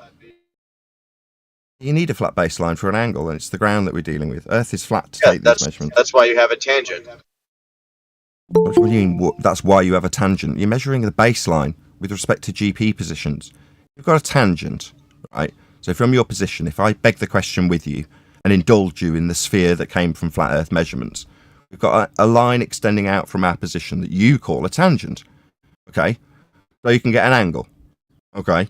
You've created a flat plane to get an angle. You're not actually measuring your sphere. Okay, I'll accept all of that garbage, even though I've overcome it with all of the statements I've just made. Well, then you've got GP positions that are out in space on the tangent line, not on the surface of your globe. That's why I say it's not being referenced or measured. It's just dangling beneath this flat line that represents Earth with ground positions on it. You, out in space at a tangent, that's not a ground position anymore. This is useless. No, we're not using tangents. We need ground positions to be on them. Not tangents. We don't have ground positions on them because they're not on the ground. They're out in space for you. This is nonsense. I hope you understand how I've undone your nonsense of tangents. Meanwhile, we measure Earth flat So you do believe space along exists? a flat baseline. Okay. I was going to summarise. I won, so I was going to summarise. You I didn't won. win. I proved You Earth didn't measured win. flat, so I'm going to summarise that fact. Given that I took the time to win and prove Earth was measured flat, you need to draw out a tangent. You need to draw out a tangent because you need to draw out a tangent on a globe because we'll be measuring a flat plane. So you create one, a flat plane that you call a tangent. And as I said already, it's surface level in maths. That's the surface level we actually deal with, not a dangling globe beneath. I'm kind of repeating myself. So you drawing out a tangent just proves that we are measuring a flat plane. It just doesn't work with ground positions on a globe. It does work with ground positions on a flat Earth, and that's how it's dealt with. We measure Earth flat for these angles, elevation angles. Nathan, it's funny because that dangling globe beneath, that's just there to hypnotize you. Yeah, that's not how ground position is calculated. If we are measuring the Earth as flat, why have we yet to come up with a flat Earth map? Not if. All maps are flat. You looked at a map recently. Yeah, they're not. They depict a spherical Earth. How many theys were there in that sentence? They. 3. I counted 4. Maybe I was miscounting. So they no, are not globe-shaped. Maps are flat. They're projected Show from me a an globe. accurate map that isn't a spherical Earth. Show me any accurate map that isn't. All that of doesn't them. Show a I sphere. just sorry, you seem to be repeating that which I've just overcome without acknowledging how I've overcome it. No map is globe-shaped. All maps are flat. They're projected from a globe. And I'm getting interrupted by somebody triggered, presumably Brenda. This is obviously very concerning. There's a reason they need to be flat, because they need to work with circles called areas of equal elevation. Now, those are two-dimensional circles. They're flat. They represent ground positions, that's on the ground, with respect to that flat map with flat circles being drawn on it. So the navigation system that we use works with a flat terrain, with a flat baseline. With circles being put on that flat baseline, that's why the maps are flat. Now, if you make the map globe-shaped, none of them are. There are no globe maps. They wouldn't work with circles of equal elevation. And it seems I'm being interrupted at the conclusion of my win. Second win here. Second interruption at the point of the win. Going on. What, with a win? Yes, because I'm winning. Yeah. If you try and put circles of equal elevation on a globe, there are no areas of equal elevation to put them on. So this fails. Navigation fails if it's globular. That's why, in contrast to your claim that all maps were globe-shaped, what kind of delusional la-la land are you in when all maps are flat? They must be to work with 2D areas of equal elevation. That's circles. No, they can't be globe-shaped. They wouldn't work with angles anymore. No, that's why flat Earth maps, all of them, without exception. You'll never show me a globe-shaped one. There aren't any. please send me one world map that shows a flat Earth right All now. of them. All of them. You were the one that Just said put that one when are we in the going to get chat. a flat Earth Just map? put one chat. Latitude. Put one map of the world in the chat that shows a flat Earth. Just one. Mercator That's projection. all I'm asking for. Sure, Right now. Mercator projection is a flat map. It's used for GPS. It's transverse Mercator. That is to say that it gives you latitude and Depicts longitude a lines. spherical Earth. Why is he interrupting me when I'm telling him about his answer? Just boot him. He doesn't want to, like you guys Because your discussed in the Mercator pre-show, map right? depicts a They're here to sphere. ask questions, and they don't actually want to hear answers. He wants to be questioning and then continuing to talk when I give him an answer. Give me a flat world map, transverse Mercator used in GPS, with a square grid taken from a circular system of angles to Polaris. That transverse Mercator has gone through a series of changes. That is to say that you can ascribe it as a globe projection. Brenda was very keen to interrupt with that. Yeah, a globe projection.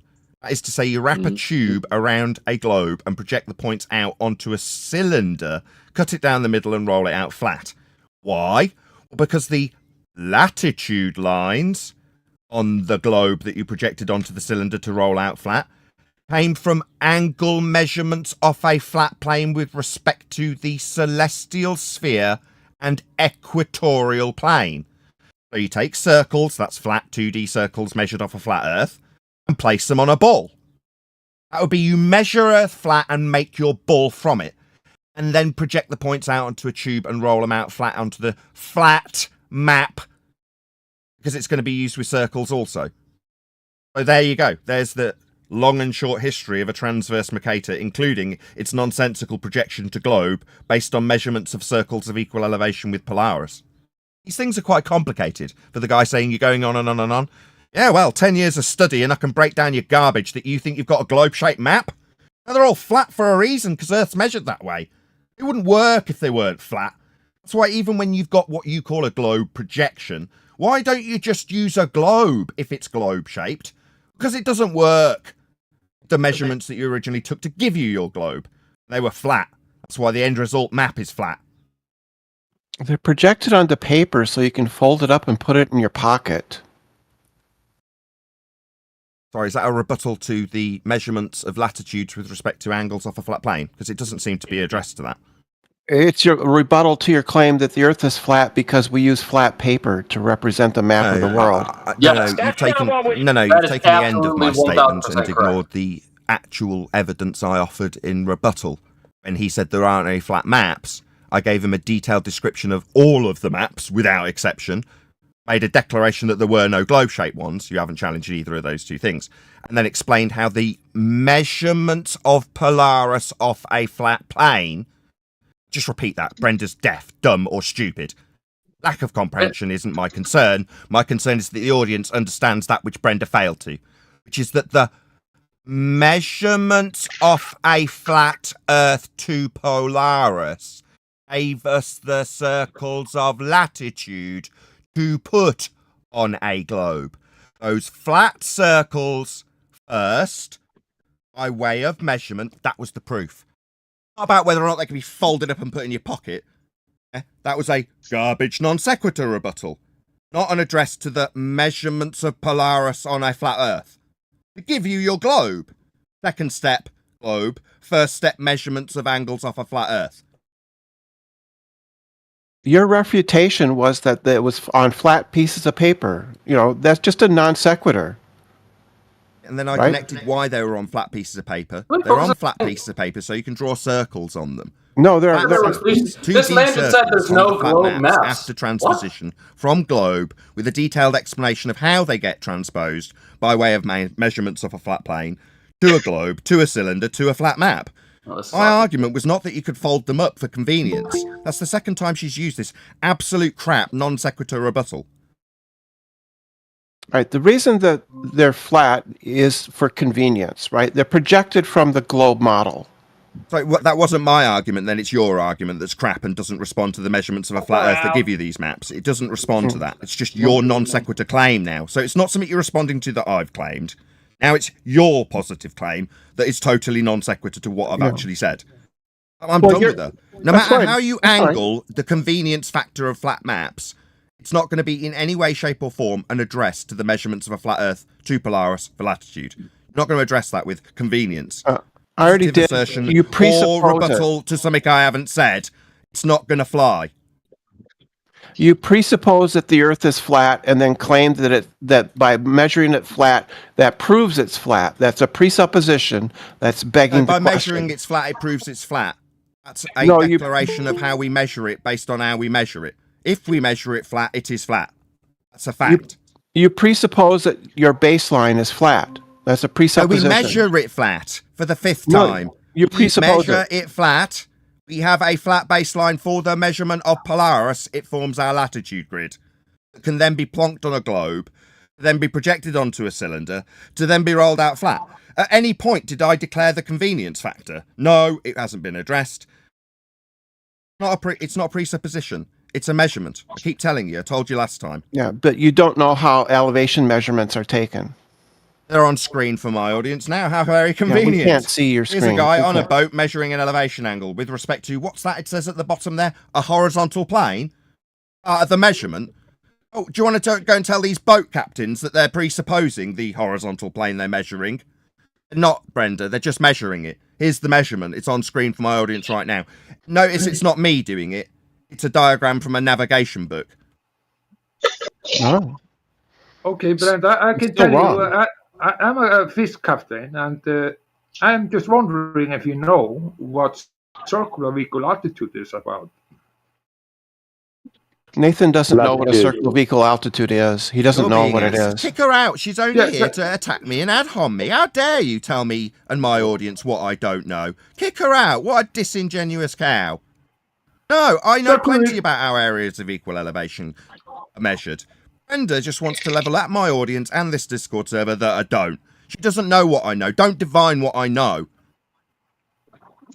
What an outrage. I can explain. I understand that, Nathan. It's frustrating. But I can say that from the point you are measuring, or you are taking the elevation angle to the star, and you have the horizon and the GP that's under the star, that is in front of you to the horizon. And you get circle of equal altitude on the distance from the GP. Then there you are standing. You can take a ring around the GP that will give you a circle of equal altitude that will absolutely be thousands of miles measured flat. Yeah, latitude circles are circles of equal altitude. Latitude circles are circles of equal altitude. That gives us a flat plane, regardless if there's a continent in front of you. The only way of getting your latitude, even at the equator, is by having a circle of equal altitude. I don't think I understand what that is. So maybe it's more easy to understand. That is a circle around the GP. And I think the words are a bit of a giveaway, aren't they? I think the wording's a little bit of a giveaway. Yeah, equal elevation, equal altitude. Yeah.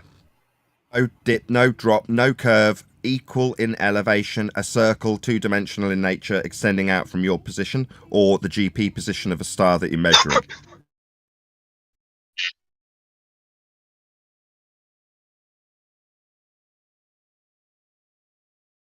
Yeah, this stuff isn't complicated. A flat Earth is required to navigate Earth and measure Earth.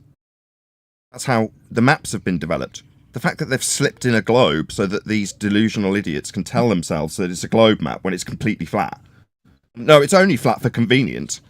Really, you think taking measurements to Polaris, developing a circular grid, plonking it on a three-dimensional spherical surface, plotting out the points onto a tube, cutting the tube down the middle and rolling out flat and calling it a day with the Mercator projection is done for convenience? No, it absolutely isn't. It distorts everything. Why? Well, because there's a Western worldview that we've got a globe somehow involved. Well, there it is in the middle of this process after measuring a flat Earth. Therefore, the map's globe-shaped. No, it isn't. No, it's still flat. Haven't you heard, Nathan? Treating something as the opposite of what it is makes it so much more convenient. You didn't know that? No, that's not I logical. didn't know that. People can delude themselves that telling themselves one thing is something that it isn't. This flat map's globe. No, it isn't. And if it was, it wouldn't work Problem is, Nathan, once they do realise, but it once actually works better. Hold on. Can I make one deck? Can I make a Yeah, claim? when I go on hiking trips, like I don't print out a map, bro. I carry around my globe in my back pocket to navigate where I'm going in the woods. Too. Yeah, me too. I make a claim. What's up? If you want. mean, Chocolate, you did you want to add something? Then this guy wants to make a claim. Just one sec. Go ahead, Chocolate. Then this guy's going to make a claim, apparently. No, go ahead. I was just going to make another joke. Feel free, my friend. Who is that? Trigonometry Earther. Right. My claim is that an object can't be at different positions at the same time. Well, different heights at the same time. No idea what that means or what relevance it has. All right. I'll send a image in the side chat or DM it to you, whichever you prefer. That's not a claim. I mean, you're suggesting two things can't be in the same place if they're at different places? Okay, I'll accept that straight away. Don't need the diagram. All right. So if I was to measure the angle, what object are you talking about? Oh, Polaris specifically. If I was to measure the angle to Polaris, in height. What? Guys, just can you everyone clear the airwaves? Everyone stop. Guy says he wants to make a claim. I've cleared the airwaves for him. Let's hear it. Go ahead, my friend. All right. So using right angle trigonometry, if you have an angle to or elevation angle to Polaris, and a distance between two observers, so somebody on the North Pole and then somebody 30 degrees latitude or 60 degrees latitude, if they measured the angle and then did some trig, the height of Polaris would be in different places at the same time. Yeah, that's because we don't do trigonometry on celestials. We do celestial navigation. So, of course, if you want to apply a non-relevant mathematical procedure to the celestials, you will end up with a problem. It won't match. But if you just apply celestial navigation and not trigonometric functions, you won't have a problem. But why does... I have a claim. All right. You have a claim, do you? Okay. Yeah, fair enough. I got a claim. So my claim is that apparent optical locations in your field of view are not necessarily physical locations in free space. That's my claim. I rest my case. All right, so who's traveling to Polaris? Why do we need to do this? Or more accurately, why do you need to do this? Because nobody here is claiming we do this or are getting heights of Polaris. Why do you want to do this? Are you traveling there? Well, just because you're assuming, like, you talk about a flat and stop. and angles of elevation. Stop. I don't like you starting your sentence with telling me what I'm assuming. I asked you why you were measuring the height of Polaris. It was your question, your claim. You asked if you could make a claim. You're claiming you've got a problem with your measurement of Polaris. Don't now start your sentence with what I'm assuming. I'm assuming anything. You've made a claim about the heights not matching up. I'm asking you why you would do that. And suggesting that your flawed method, okay, well, you've got problems, it sounds like, with your height measurement. I don't know why you'd be doing this. It's not part of celestial navigation. We're not doing it. It's not going to be a straw man you're going to burn because I'm not claiming it.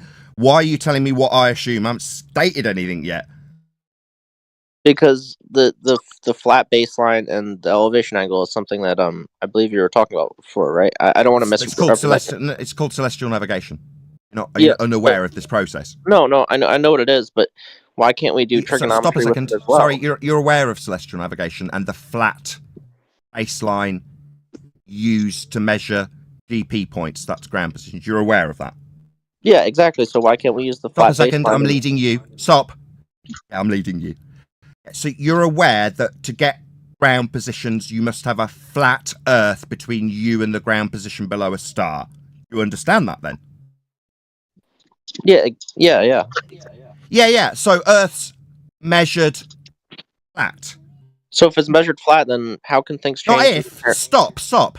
No. Acknowledge my closed statement. That was a statement of fact. You understand, because you've just told me you understand, that the ground position as a flat Earth between you and it. You said yes. Now you've started your next statement with if. Not if. You understand it's measured flat because it is.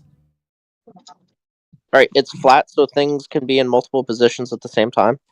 So it's flat. That would be the Earth is measured flat. Let's just hear you say it before we move on. All right, yep. So the Earth is measured flat in this. Stop. Then my job here is done. Oh, believer, Earth is measured flat. You understand that now. Good for you. Don't have anything extra to add. That's it. My job's done. Thank you. Yeah, what are we measuring? I do want to bask in my glorious victory. Yeah, I just and wanted I will. to get to the Hopefully point in the, unimpeded in from the the argument Fundy who's now where triggered that he's I just just told wanted a live audience of 100 people Earth is measured flat for him to move forward with this discussion. I won't be moving forward with this discussion. Earth is measured flat. That's it, I'm done. What are we? I need to have any What are we discussion, measuring? just bask in my own victory with the second interruption as I attempt. It's triggered a Fundy. To bask in my victory. Earth is measured flat. You know it. What are we? I know it. God. What are we measuring elevation angles south of the equator? To the Lord Jesus himself when he finds out by his own words that Earth is measured flat. You don't have to appeal to God. You can just say thank you to me. That's right, it's measured flat. You know it and I know it.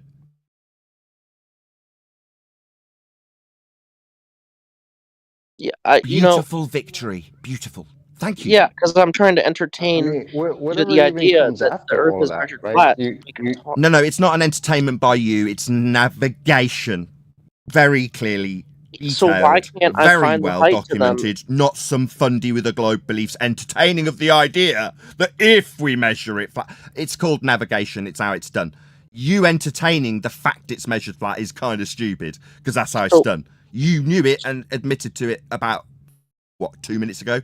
So why can't I find the distance to something if I have a flat baseline at an angle? What is stopping? That's what navigation is, you crazy clown. What do you think you're doing when you're navigating? Oh, do you mean navigating to Polaris with your flawed method? Is that what you think you're navigating to? How is it flawed? Not flawed. Navigation with respect to measurements of a flat plane has got people around quite successfully and developed all of our maps. Yeah, Earth being flat is what gives us those systems. Why is it that when you ask me a question, I'm getting chanted through? Is it just me, or is he just here to ask questions and not listen to the answers? No, it's not failing. On the contrary, navigation of the flat Earth's been going on for quite some time successfully. That's why all the maps are flat. All right, so why can't I do trigonometry to measure the height to Polaris? What's stopping me? Why can't you? I don't know, Bonehead. Why would you be doing that? I already asked you this. Just because I'm curious and want to know the height to Polaris. Oh, well, then take your curiosity somewhere else now you know Earth's measured flat. Yeah, to get because around you on know the that Earth. it doesn't work. Excuse me. I know this is triggering. Your curiosity about travelling to Venus, or Mars, or Polaris is irrelevant. The process we use when we measure those ground positions on the flat ground means we're measuring the ground flat.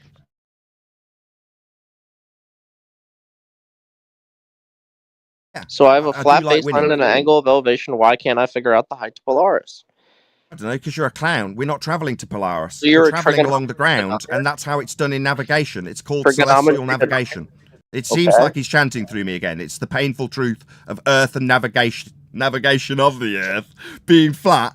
And he wants to chant through the second, third, fourth, and fifth rendition of the fact that we are measuring a GP, that's ground position, along a flat baseline, or navigating Earth with Polaris as the angle tool for ground positions.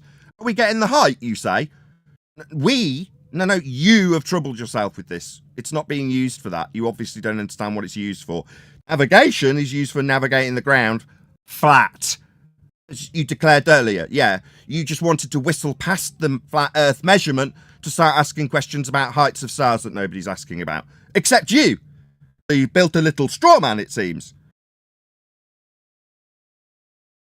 And in all fairness, AI did actually answer his question directly a little earlier, so he also fails to listen.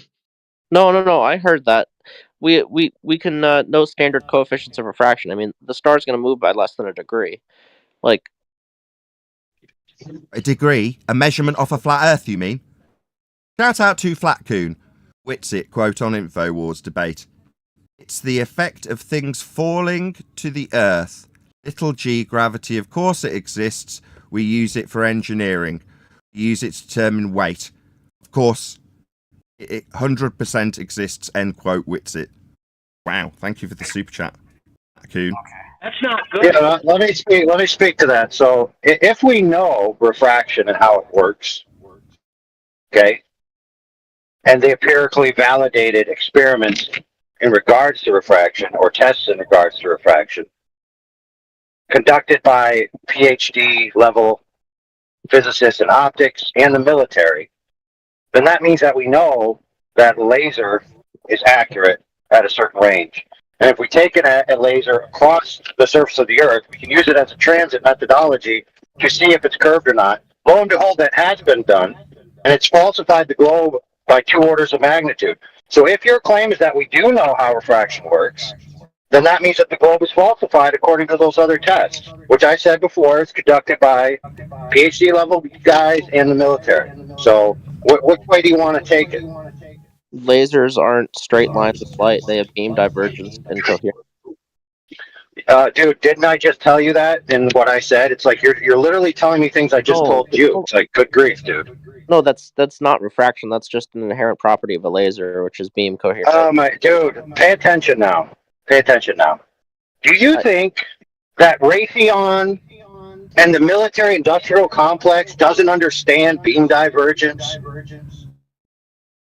Well, do you have a source for this experiment? What? Yeah. Okay. Why are we discussing this? Yeah, I don't know either. No, his point was we know what refraction does. Okay, if that's true, then the laser tests are accurate and they disprove the globe. So no matter what you say, you disprove the globe either way you go. So I don't know what's wrong with you.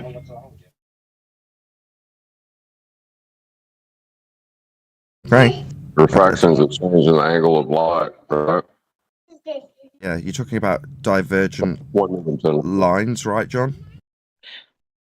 I'm just stunned that a 90-degree Right, angle. so what's the line? Hold on, you're getting responded to in that regard. Just 1 second. Okay. Well, my original question is, to measure is to know. If you know it's measured flat, why are you trying to calculate it as if it's not? Or if your calculation doesn't come to the answer that you want? Why would you assume your measurement is falsified at that point? It means your calculation's wrong. Not that your measurement's wrong. Well, no. In this experiment, I'm assuming Why would you do that? I'm assuming that the Earth has a flat baseline, right? The measurement. It's not No an need to experiment. assume. It's not, Assuming not an because you have experiment. to. All right. So if I have to assume, and I know Measurement. every angle at the North Pole directly above me is Polaris, and another observer at a known distance, that forms a baseline, and I have a 90-degree angle. Damnable. And then, hold on, and then I have an angle of elevation. What does that form, ladies and gentlemen? That forms a right triangle. That means I can do, trig on that. However, as height of I Polaris. explained to you earlier, man, we got to get through this. But you're not looking at the actual star, yeah? You're looking at an apparent star there. And it's going to change from the location that you're looking at it. So you're not actually measuring an elevation angle to the physical star. But It's very simple. that's fine. We want it to change. We want the angle to change. Because that's Plus, how you can rise as high as you like. You're measuring an elevation.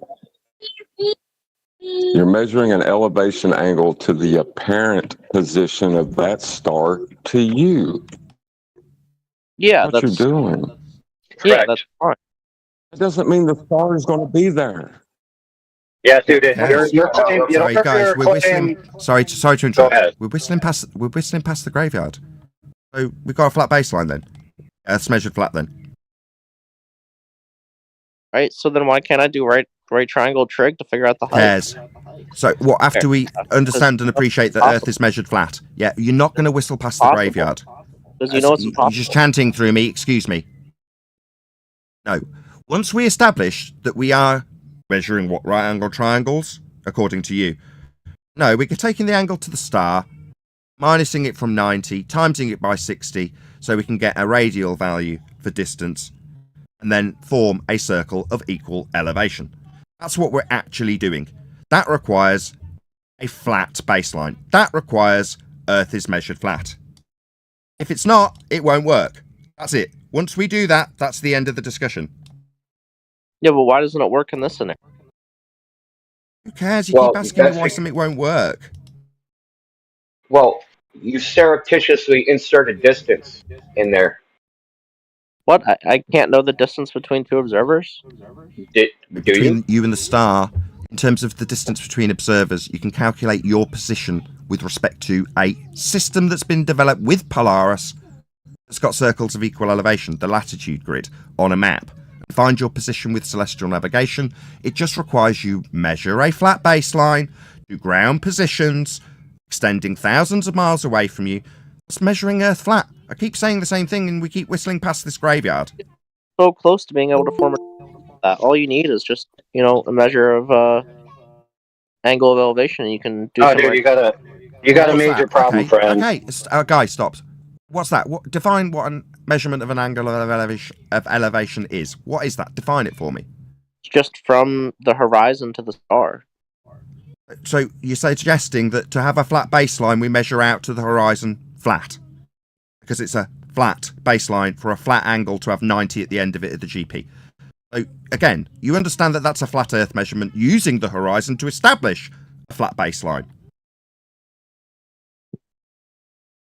Excuse me, I'll repeat myself. In your example, you've used the horizon to establish Earth as a flat plane for the angle and the baseline. So in this example, you've now included the horizon to establish Earth flat. No reply. Totally non-responsive. Yeah, because it's just ridiculous. Why can't you look at the trig itself? Like, it's impossible. What? I have looked at the trig. I understand the trig. What are you talking about? Adam's already addressed this. Trig is the wrong terminology. We're doing celestial navigation.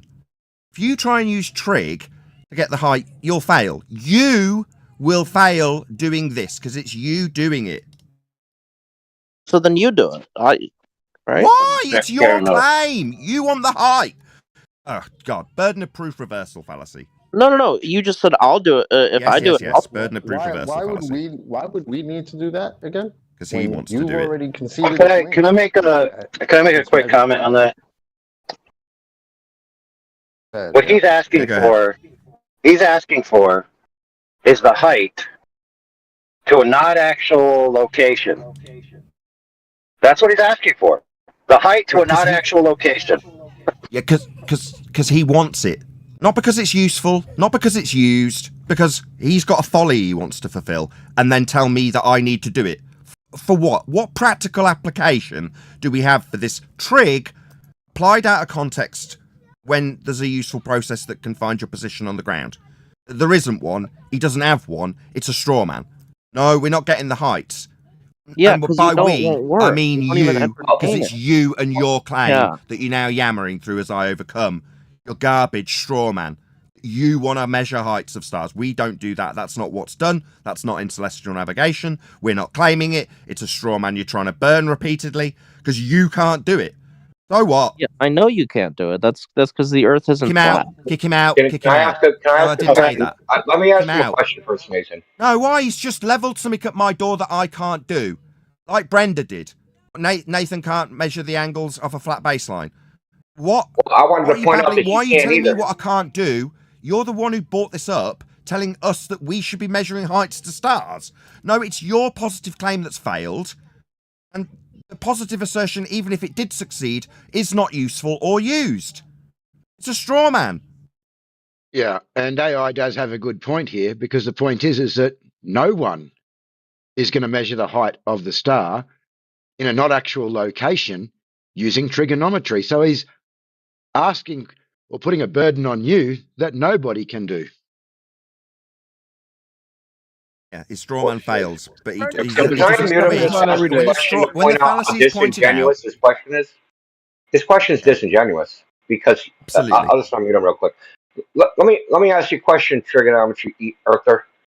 Mm-hmm.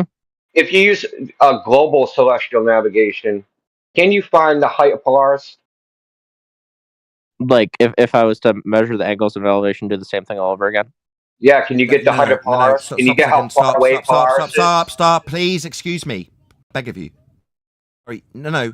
What if you whistle past the graveyard of not being able to get an elevation angle measurement from a curved surface? What after you've got one that you can't get? Because you just inferred that you would use an Spherical angle from a globe. trigonometry is a thing. I haven't sir. finished talking. It seems that when Yeah. the devastating fact that you can't get an elevation angle from a curve, he just implies that what if I start with the elevation angle measurement from a curve I can't get it from, what happens next? No, this is where I interject because it's again whistling past the graveyard. Can't Spherical get an elevation angle trigonometry is a measurement to GPs, and there is he chanting through me again as I reassert the victory that wasn't acknowledged previously. So out on tangents and that, there's not ground positions. So no, you won't get an elevation angle measurement from a curve. You just started by assuming you could. You won't. Just to point that out. So do you want to start with the measurement of the curved surface? This angle that you can't get from that curve? We want to see your measurements. Spherical trigonometry is a thing. Yeah, so do you want to tell me how to get the elevation angle measurement from a curve rather than telling me about some trigonometry? Because I'm only asking how you measure an angle from a curve. You can't. Already Angles and declared my win. trigonometry are very related. Wait, can you get an elevation angle from a curved Earth? Yeah. How do you get an angle from a curve? Just from the horizon to the position, right? Whatever you're observing. The horizon's not going to form an angle. It's supposed to be curving away from you on a sphere. That's a total fail. The horizon is just a point where it's not going to give you an angle. Second time's a charm. Don't whistle past your defeats. Pathetic. Well, knowledge. I have to entertain this red herring. Excuse me, Fundy. Nathan Oakley speaking. I have to shut up. Excuse me. When I win and you whistle past the graveyard, I'll stop you and force you to acknowledge my win. No, the curving away horizon. Which one? The refracted one. This isn't going to get you a straight line and an angle. Now, either you acknowledge that which I have defeated you with, or you'll be held to task again, stopped, interrupted. Reasonably so, as I expect an acknowledgement to my win. A curve won't give you a flat baseline with GPs on it. Third time's a charm. I'm just confused. I need something cleared up. Brother, what you just said, you can get an elevation angle from a curve. But before you conceded that it's measured flat. You need a flat baseline for that. So why now all of a sudden would you try to get an angle from a curve, which you can't? Why would you even say that now, after you've conceded numerous times that you can't? Because he's a lying sack of shit. I don't get it. No swearing, please. Nathan. Yes. Can I have a little fun? Go ahead. Is Mr. Trigonometry still there? Yes. Yeah, he's muted. Yeah, that's who I was asking the question to. Oh. No, Huey, what? After he's done answering that question, can you have him go ahead and do it? You want the height. 60-degree elevation angle to Polaris. We want you to work out right now the height of Polaris. All right, and if it changes, would that be not a little if it weird? changes. I want the height. All right, but if it changes from 30 degrees to 60 degrees, would that be interesting? Not if it changes. I want the height from a right angle triangle to Polaris. Yep. 60 degrees. Go through every step. All right. Showtime. Let's hope he can back his own name up, eh? Do the sun If next. it's only you, you're out there on the ocean. You can see Polaris, 60-degree elevation angle. That's all you got. Well, he's working that out, and we'll give him a couple of seconds to do that. I'll shout out Anthony Cinsonte. I don't know if I'm saying your name. Ciconte. And almost Italian, Neil. Maybe you can help me out. Either way, thank you very much for the super chat. Let's just bring it up on screen. Okay, it's obviously scrolled by earlier. Let's just get it down there. Right, bear with me, chaps. I'm giving this guy time to get his maths in order. Have we ever seen an McToon versus Nathan Oakley debate? If not, what would it take? I'd pay to see old Looney Tune implode. I'm here now. You know, I've got a regular show slot. That's a bit of a tongue twister. You can anybody can join. Give you the super chat. Yeah, but for the historical record there, for people that don't know, this thing has been going on, flat Earth, for hundreds of years, but prominently in the recent past for approximately a decade, in which, yes, McToon has engaged with Nathan Oakley before, and various other members in the flat Earth community, greater than 5 years ago, etc. Yeah, oh yeah. You don't remember? What the heck? No, I don't remember what happened yesterday. If I interacted with McToon, I'll take your word for it. But yeah, but the point I was trying to make is that a lot of these quote-unquote big-name Globers have already been demolished years ago, and it'd just be a rinse and repeat. No, So, they came okay, in stop, with Neil, Christ hold to on. give out reward. Okay, like a joke. enough colour commentary. Right, 60 degrees, Polaris, height. We got it?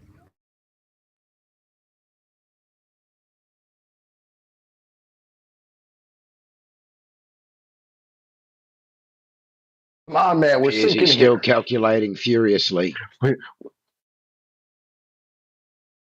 on, man. We're sinking here. We need that height, brother. I think you forgot to carry the one. Buttons to press. Well, with a name like Trigonometry Earther, I thought we'd have the answer about 3 minutes All ago. right, yeah, no, I got it. All right, so 60 degrees. So this is from I'll just clear the airwaves for you. Thank you for letting us know. Everyone else, mute up. Don't interrupt him. Go ahead.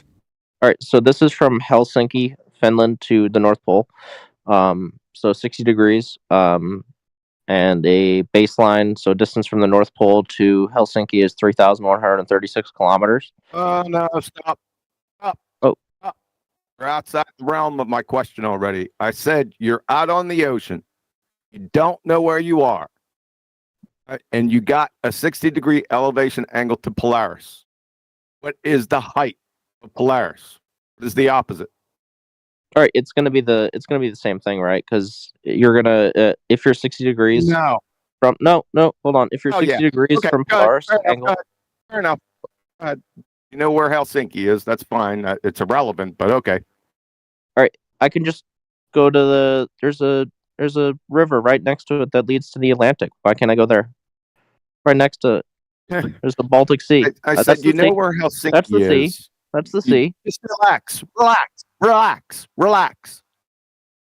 You're out in the middle of the ocean. You have an elevation angle to Polaris at 60 degrees. See what you guys come up with. Compare it.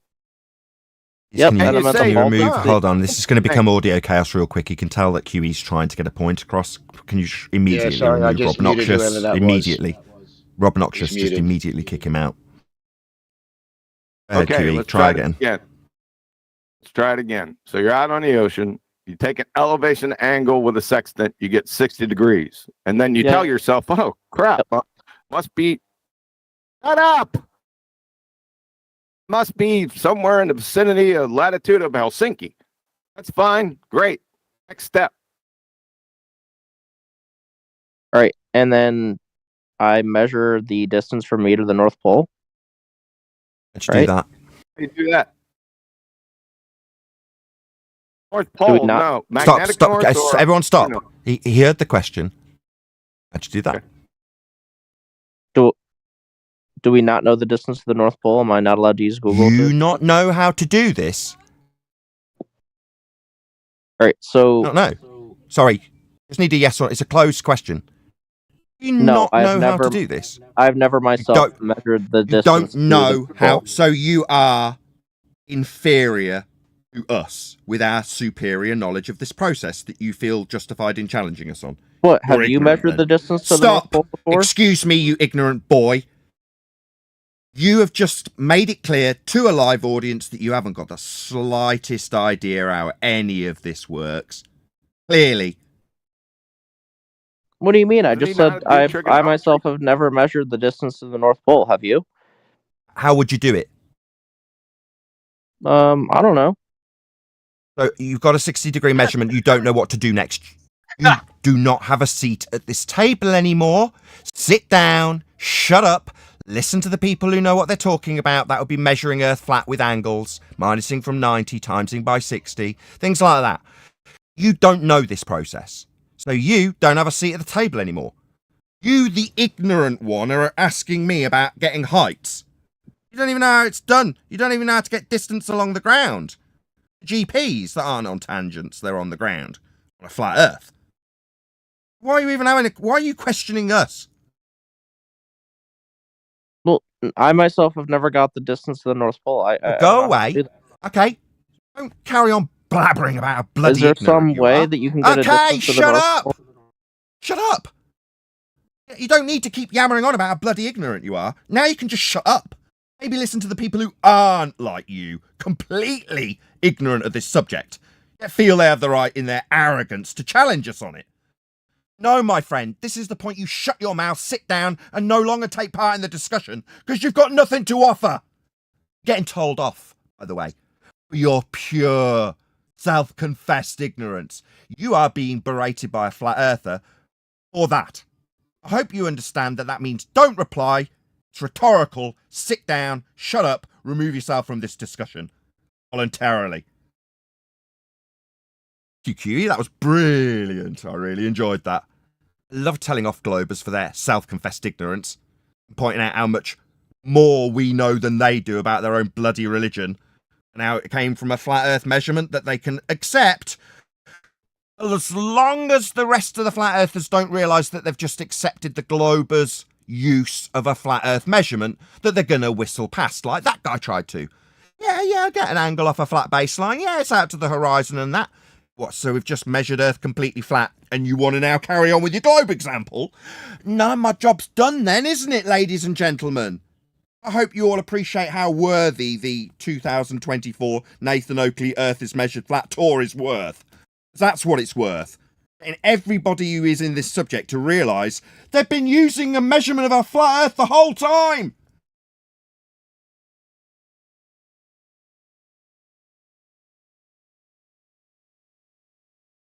$113 people watching. Thank you very much to all of you who smashed the share button. Please share the show if you've not done so already. And a very warm welcome to all of you who joined because people who are regulars share the show. Thank you for hitting that share button. Thank you for clicking on it if you've just joined us. We're in the Politics Discord server. Hopefully one of the mods will stick a link in the live stream chat, so if you did want to join this absolutely glorious server, you can. There's lots of other subjects that get discussed here. Apparently Flat Earth is at the top of the tree, as I found out in today's pre-show. I respond to the thank you. What, your glorious work that I totally took credit for? Yes. I suppose I'll give you permission. You may speak. I'd like to thank all my fans, my mom for having me, and I'll be in the area all week. Appreciate it. All we want to know is how did you know? Because it was a bluff. It must have been. How did you know? How did you know he wouldn't know? How to get the distance? I'm not going to tell everyone. Oh, can you tell me after? I want that tell. I want the tell. I want the what's the words that we use? The trigger? Like when you hear down or something, can you go, oh, you'll need a flat plane for that, and you rub your hands together? There's obviously a trigger, isn't there? You're just not going to tell me, or not going to tell the live audience. I'll tell you, but sort of after in the after show, I'll tell you. And I'm not telling these guys now. Where's the fun in that? I don't know what to say, guys. Please don't take that as we're trying to withhold information from you or some garbage like that. Yeah, nobody's going to feel slighted now, at the least. Oh, QE, you would have been so proud if you'd listened to the pre-show. Just joined, and there was a conversation ensuing in the Politics Discord server, and it's them all laughing about how angles don't work on a globe. Couldn't have been more proud, and I'm sure you'd have felt the same. Sure, they get it. They understand what a triangle is. You have this way of undermining and demeaning that which I praise. I don't know how you do it.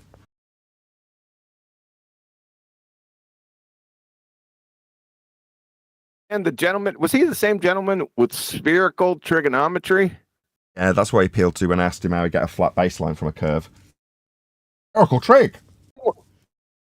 Anyone tell me what is trigonometry? Not not our panel. Politics. Study of trigs. Triangles. Study of triangles. Specifically, right angle triangles. Of course, you can do all kind of different triangles, but let's use right angle triangles. What's the definition of a triangle? The angles. With straight lines. 180 degrees. Or with straight lines. Adding up to 180. I don't know. Which bit do you want? Yeah, see, that last part right there was the most important part. It's called the angle sum property of the triangle, right? They all add up to 180 degrees. That's what a triangle is. If it adds up to more than 180 degrees, then guess what? Not a triangle? Yeah. Spherical triangles add up to more than 180 degrees. I can't answer that question. Do you know why? Why? What were the first three words? Spherical triangles. Anybody spot the problem with that? Those It's three beyond words? your knowledge, huh? It's just No, beyond not you. beyond my The knowledge. Triangle. It's a spirit. It's beyond comprehension because it's not. Exactly. Hold on, Neil got it. It's a contradiction in terms. It's an oxymoron. Spherical triangles. What? 3 straight lines with 3 vertices. Curved. Does not compute. Syntax error. What are you talking about? Do the spherical triangles add up to 180? There aren't any spherical triangles. Well, how did we get a 280-degree triangle, Nathan?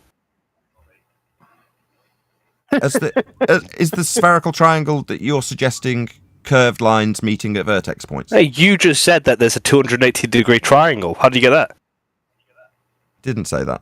Yes, you did. Do you want me to clip it for you? No, he didn't say that. Oh, no, we're all just going to pretend like he didn't say it? Okay, he said that, and now it's 280. Now we It's all right, Nathan. It's all right. Spherical. Is that correct? 280-degree triangles. Thank you, Nathan.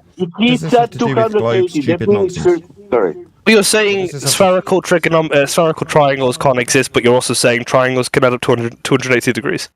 How are you figuring that? 180. So. 180, knucklehead. He said 280. Okay, sorry. If you want some victory for the globe because of a misspeak that you've heard, then you can have it. You can have that. That proves the globe. You can have that. That's all I wanted. Thank you very much. Did that soothe your pain?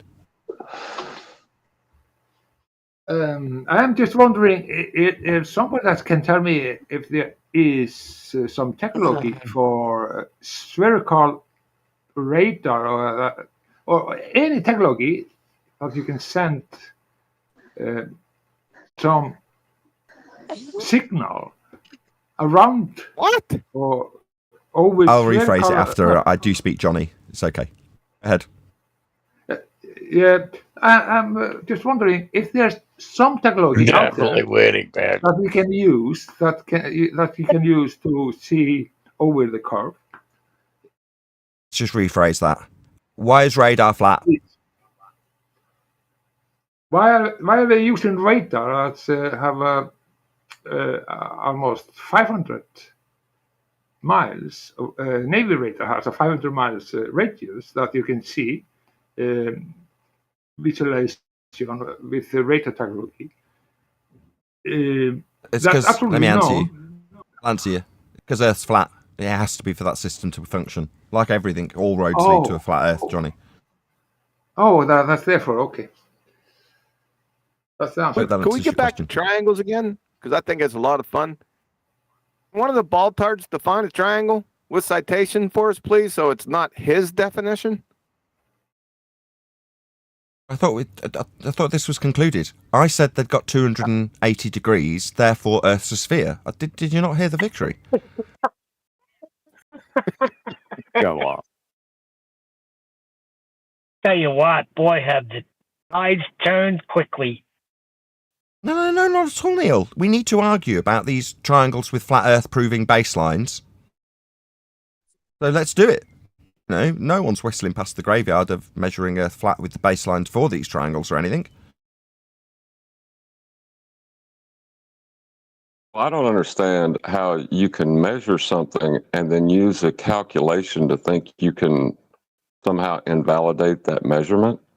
Yeah, the PZX triangle, in this case, comes from a flat projection out from the celestial sphere, or through the globe Earth to the celestial sphere, I should say, off the equatorial plane. So you can put these points on the effective protractor they call a globe Earth. That's your PZX triangle with your bent curved lines and angles on them that are oxymoronic. That's where they get it. The original projection out to those points is off the equatorial plane, flat. Of course it is. They're angles. It's a conversion. Spherical trig from a flat Earth measurement, like everything. Well, maps are flat, so you can fold them up and put them in your pocket. Don't you know that? So what?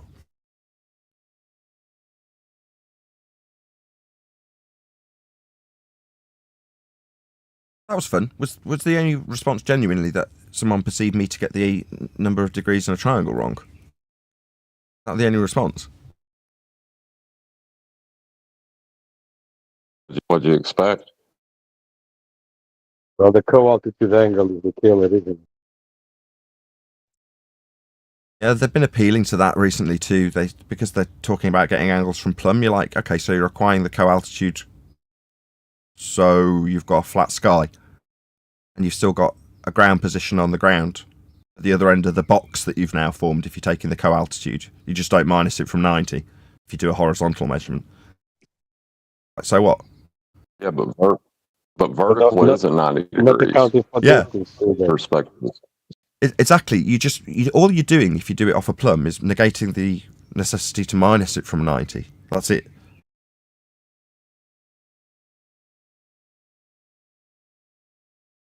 Where's the free spirit today? No, he ain't been around for a while. Who's the free spirit? Ian. We won't be out saying our welcome today, so we're not going to have like a massive 10-hour show in here like we did a couple of weeks ago. So the show's been going on for a little over an hour. We'll see if there's any other discussion that develops. If not, we'll round out the live show shortly. We'll hang around afterwards just for a little bit, just to digest what happened on the live show. What with us proving Earth's flat multiple times and that.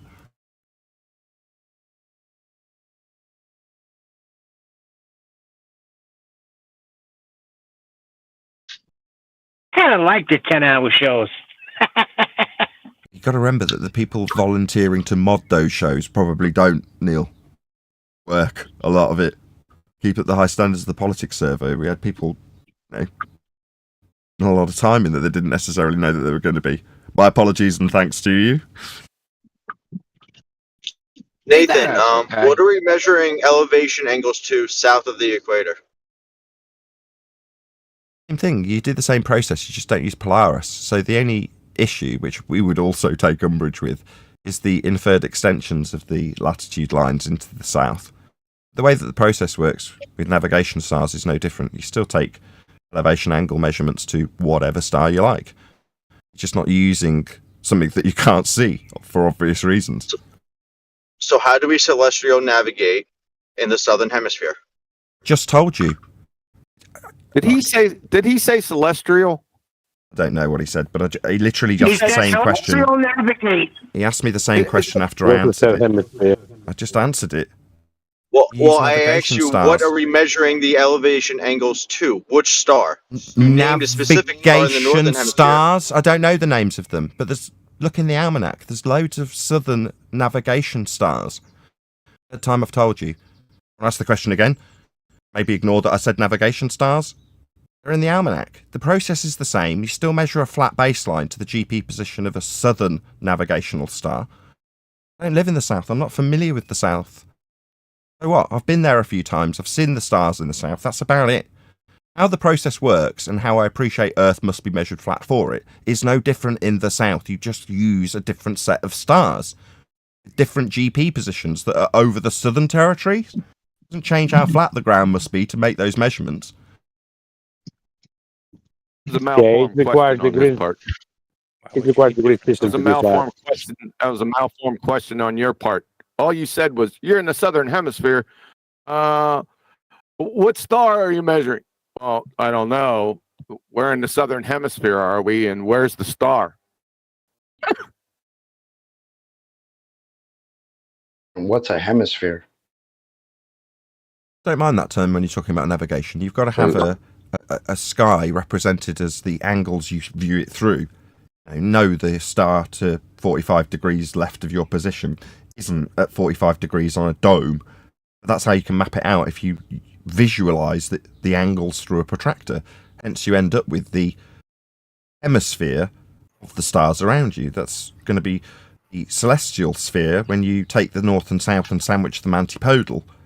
But I don't have any objection. If someone says hemisphere in this context, you still need a flat plane to measure to that hemisphere. Nathan, Right, but we have lines of latitude in the southern hemisphere, which we must be, according to you, measuring angles from a certain star to get those lines of latitude, those degrees of latitude. So which star? So I said that, did I? When did I say that? Sorry, did you want to just invent shit? I haven't. I'm now responding to him, and he's chanting immediately through me. Immediately. No, he repeated the same question again. Yeah. Are same you question. retarded? Yeah. Number one. And I can answer that. I did not say that. Number two, you said it. Need to burn it as a straw man claim that you're making. What, that we should measure latitudes with a star we can't friggin' see? Your claim, like the last guy. I say we can't get heights. No, I didn't say anything. You say you can't get heights. You are now saying you can't measure latitude lines with Polaris because you can't see it. And I agreed. Yeah, but you just keep babbling. Have you don't lines of latitude in the southern You're hemisphere? not listening now. You're talking. You think that the middle of my sentence, because it's troubling, yeah? Now you're getting a tone from me like I'm annoyed. I am. You've ignored me 3 times. I've answered you. And QE also answered directly, yeah? When he said you have a malformed question. Okay, can I describe a hemisphere, but maybe Nathan can rephrase it afterwards. Hemisphere is... No, you Thank you very much. No, you Yes, he can't. can. Go ahead, Johnny. Okay, hemisphere is like the half of the sphere. That is over the... Found. Thank you, Johnny. I'll just rephrase that for you. Okay, and I don't think you have to rephrase that. It's just a hemisphere that's above the flat Earth. And because of the angle and everything of your view of your, can I say personal dome, how you can see around you, that is hemisphere somehow to understand. So hemisphere is from the view, the standpoint view you are on, will make a hemisphere around you, and because of the angle, it will go down. It will make looks like a dome. That is the dome over the flat plane, because that is the representation of our view. That is hemisphere. That is the star sky. Come on, Johnny. You're going to plot your position on a grid system that, by its origin, is a horizontal plane of reference. The only way you're gonna plot your position is by using the grid system that it's driven from elevation angles to polarity, with circles of equal elevation, meaning zero elevation. Okay, my friend, I am talking about the visual way to see it. I am not talking about it. We can say the plane, the celestial plane. We can also talk about that. I'm talking about the visual way to see it. It's like a dome because of everything is going away from you. Looks going down, and therefore you're living in a dome. Everywhere you're looking, it will have a dome. Therefore, everything celestial has John, if you use it straight.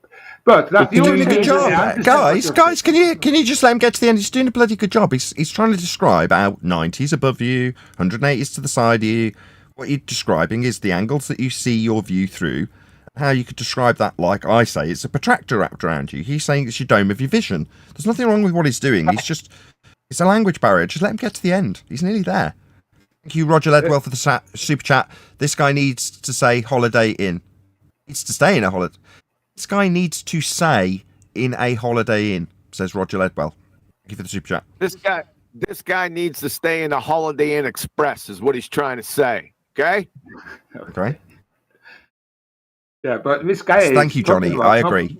Nobody knows. Okay, that I'm talking about. If you really take it in, like an orthodox view, yes, you can absolutely see and the 90 degrees and a reference and the system and the stuff.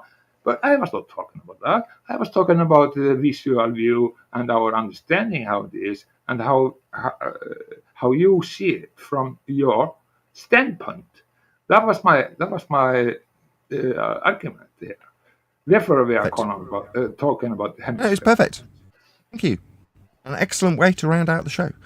With that, I'm going to say first and foremost a huge, massive, enormous thank you to the Politics Discord server for making today's live show possible. And of course, a massive thank you to all of you for smashing the super chat, liking, commenting, sharing, subscribing, joining as a Nathan Oakley 1980 channel member, and all that good stuff. Stay tuned if you're watching on an after show. I've been Nathan Oakley, and I will see you all in the next video.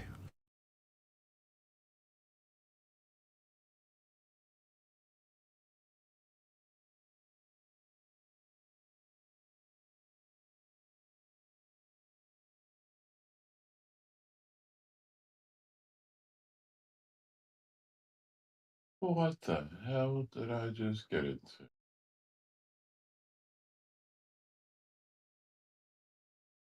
Did you enjoy the show? Missed most of it. I got to the end.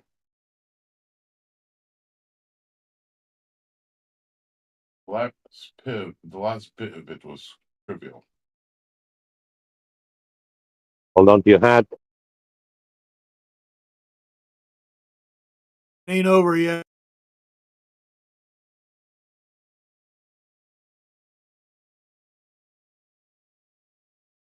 Talking about celestial navigation. It's fun to get it. Yeah, I just want to know and how they switch it around. Yeah, Nathan can't do it. Okay, so just for Politics server, we are, if you're okay with that, going to hang around for maybe half an hour, maybe a little bit longer, and then we'll bid you farewell, just so we're not overtaxing moderation teams and such like. So we've got 3 hours booked for you anyway, so you're well good. Might as well take all of them. And AJ's not going to get tired. Since he's a machine and loves being put to task for as much as the hours, we'll just stick around for half an hour or so. No, maybe an hour and a half or so. Because AJ's good, ask him. AJ, if we're good for an hour and a half, are you good? Yeah, as long as you're good, QE. You scare me, mate. AJ's That's all right, AJ. Don't worry about that.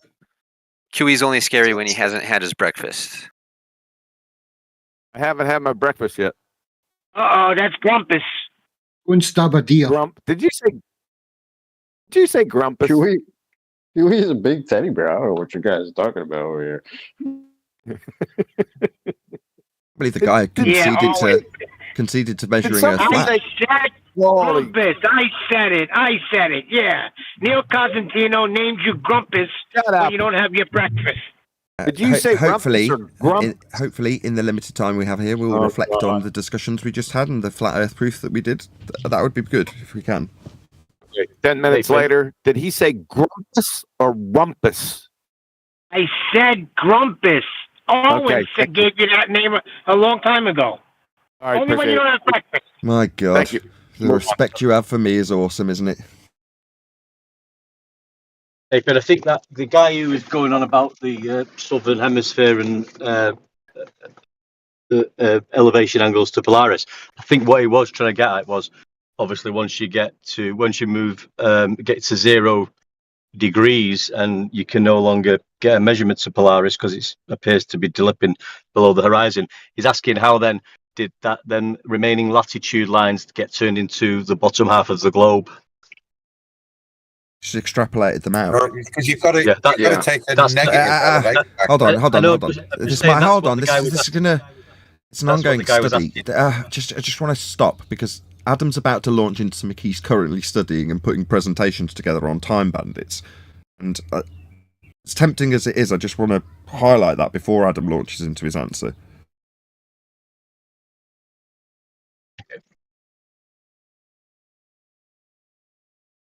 Time So- bandits, huh? He changed his question actually, because originally it was, what celestial body do we use to measure an elevation angle for navigation in the southern hemisphere? So that's a really simple question, man. It depends on where you are, like Huey said. It depends on the time of the year and how visible certain stars are. But we can use the sun, the moon, like we can in in the north. We can use the Crux or the Southern Cross. We can use the Alpha and Beta Centauri. Just depends where and when. He was asking out. Listen to hold up. Listen to AJ. He didn't need any Adderall because that's exactly what he came out of the gate with. Good job, AJ. Thank you very much. Did you guys forget his initial question? Did you guys forget his initial question? AJ was all over it, and he used celestial. And we use celestial navigation. Yeah, I noticed AJ dropped that into. I heard that. No, it was subtle by AJ. Very.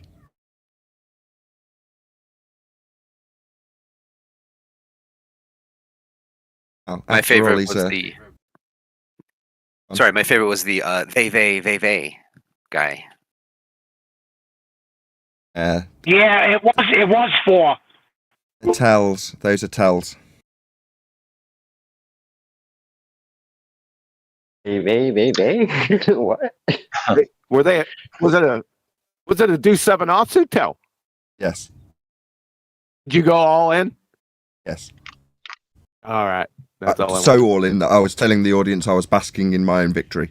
That's how all in I was.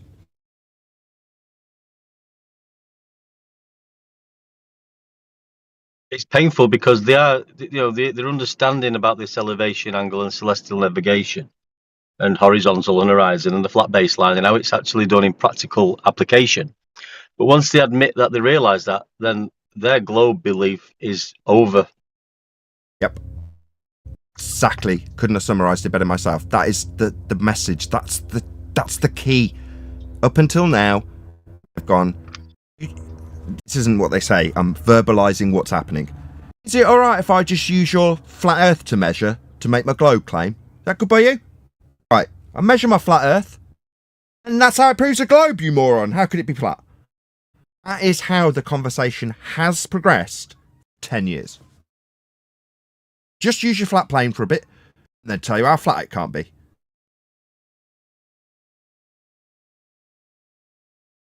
you want an actual story of that happening, go look at Al-Biruni's measurement of dip. That is the textbook definition of this that I'm punting in 2024. What does Al-Biruni do? It's the height off a flat earth or the mountain. So he's going, you're all alright if I just measure this flat first, right? I've got to start somewhere and I'm making angle measurements, so it's alright if I measure Earth flat, yeah? We're all good? Right, cool. Because once I have, I'm then going to use a parallel eye level and the difference from that parallel eye level to the ground I just measured flat. And claim that the ground's measured curving away from me with that differential between parallel eye level and surface level. So you've got a surface level flat Earth. Measurement of a mountain with an angle, flat Earth. And then he goes up the mountain to get a parallel eye line, flat Earth, to say it's curving. So he's got 3 flat Earth measurements to say that the horizon's curving away from him. Based on the mathematics of a dip correction between eye level and surface level. He's used 3 flat Earth proofs to make his globe claim. And what do we do? Or did, past tense.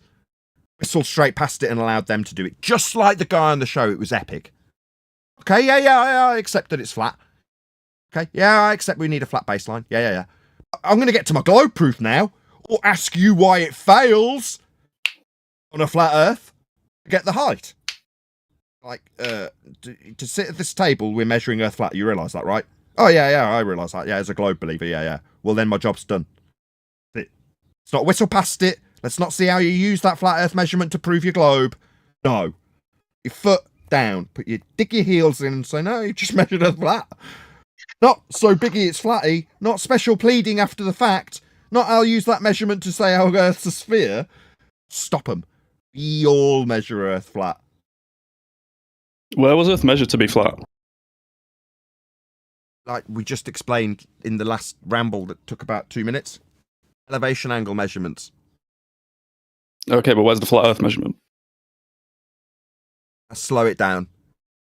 Slow it down. Elevation angle measurement. Right. Nathan, may I try? Well, where's the flat Earth measurement? May I try retard? Is this guy been dropped from a tree or something? No, I'm asking for a flat Earth measurement, and you don't seem to be willing to provide it. Repeat what I say this back. is one of our, I only said one thing back. What did I say back? Repeat the words I said. You said something about elevation.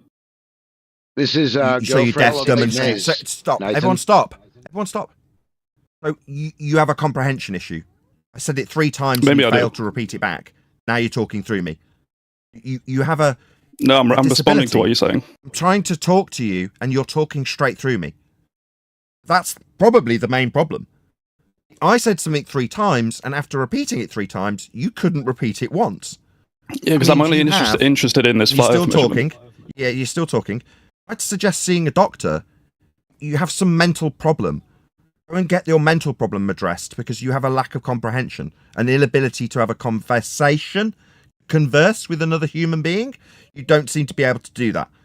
To the point where you can't repeat something that's been said to you 3 times back to the person who said it.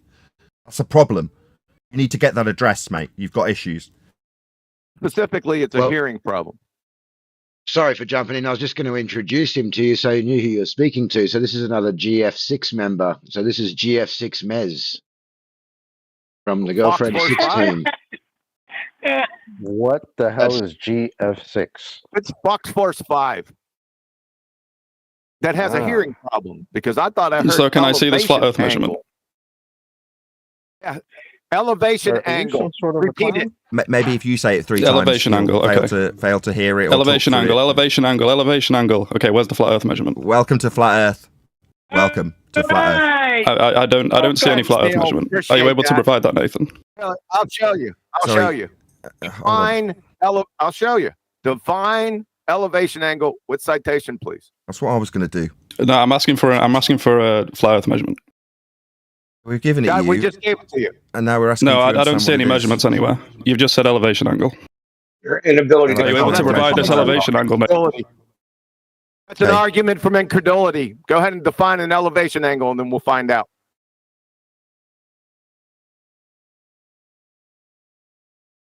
If you can't do it, I could do it for you. 4-6 member. Yeah, you probably should do it for him. I don't think he's capable. Well, you can do that, but I'm not interested in defining an elevation angle. I'm interested in a flat Earth measurement. Are we able to provide that, Nathan? So when we give you an answer, don't whistle past me. Excuse me. So when we say, okay, we'll give you an answer, you tell us that the answer we give you you're not interested in, and then re-ask the question that you've ignored the answer of. Right?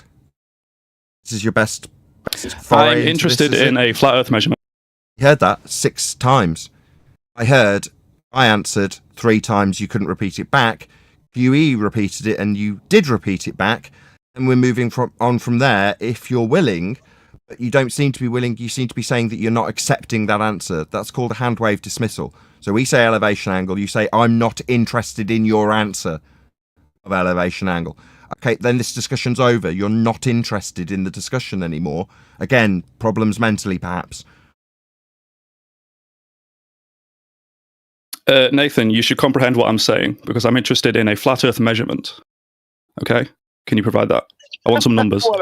Sorry, do you want to just remove this guy from the conversation? Because I say, yeah, we've got one. It's an elevation angle measurement. Do you know what that is? He says, I'm not interested in your answer. There's no continuing a discussion with this person anymore. Our response isn't being responded to. I say, yeah, we've got a measurement. Elevation angle's a measurement. It's called an elevation angle measurement. Navigate with it. Maybe he's asking for you to just say 90 degrees to the point you're standing at on the surface. There you go. I could just say latitude, but the problem is, John, that if I just give him an answer, like if I just said latitude, for example, right, one word answer that's an actual measurement that involves an elevation angle measurement, and it's a specific detailed one that everyone's aware of, he'll say, I'm not interested in latitude, or something to that effect. Meanwhile, QE's trying to get him to define what the actual measurement is. That is to say, have it defined so we appreciate what that is, so we understand why it's a flat Earth measurement. Again, his answer is, I'm not interested in your answer. He's not here to actually debate or discuss what we are giving him answers to. He just literally wants to be a stuck record and ask the question repeatedly. It's absurd and stupid. It's a crazy way to be. No. This bozo wants to hear, I take a tape measure, I started in America, and I roll down to California, from New York to California, and here's one measurement, and then I go from here to there with another tape measure. That's not what we're talking about, you stupid idiot. Okay, guys, I will give some, Nathan, you forget to tell them the information is confirmed in the almanac. In the almanac, we have mapped all of the stars above us, and you can know exactly where each star is in a given time. So in the time you are measuring, and you are on the surface, because you have to be on the surface if you are a sailor, right? You're on the ocean, and you take the elevation angle. And I will use the sun, because everybody understands that very easily. I hope so. If you take 50-degree elevation angle of the sun, and you have to take the sun down, if you are using sextant, down to the horizon. That's how it is done. So we are talking about angle between the sun and 180. That's the surface that you're standing on. That's the baseline we are talking about. I'll define it as that's quite a nice segue, Johnny. Just one sec. Hold on one sec, because you're talking about solar elevation angle, so I'll define that.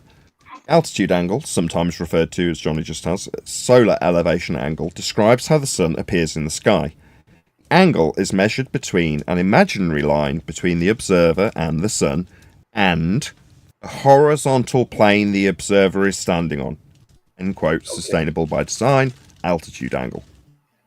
Yeah, but you can. It's not good to say altitude, because they say, "Oh, do you know how the altitude to the sun?" No, it's an elevation angle. Elevation. Okay, that's. You're on a tricky wicket. Yeah, no. It's synonymous. Yeah, it's an elevation angle. It's not height of star measurement. Exactly. It's elevation angle. It's the angle between the baseline and the position the star presents itself to you when you look through the tool and measure its angle. That's what an elevation angle is. It's elevation because it's its height above the horizon, forming an angle with the baseline between you, the horizon, and the ground position of the star you measure. All flat, proving we measure Earth flat. That's the measurement. That's what an elevation angle measurement is.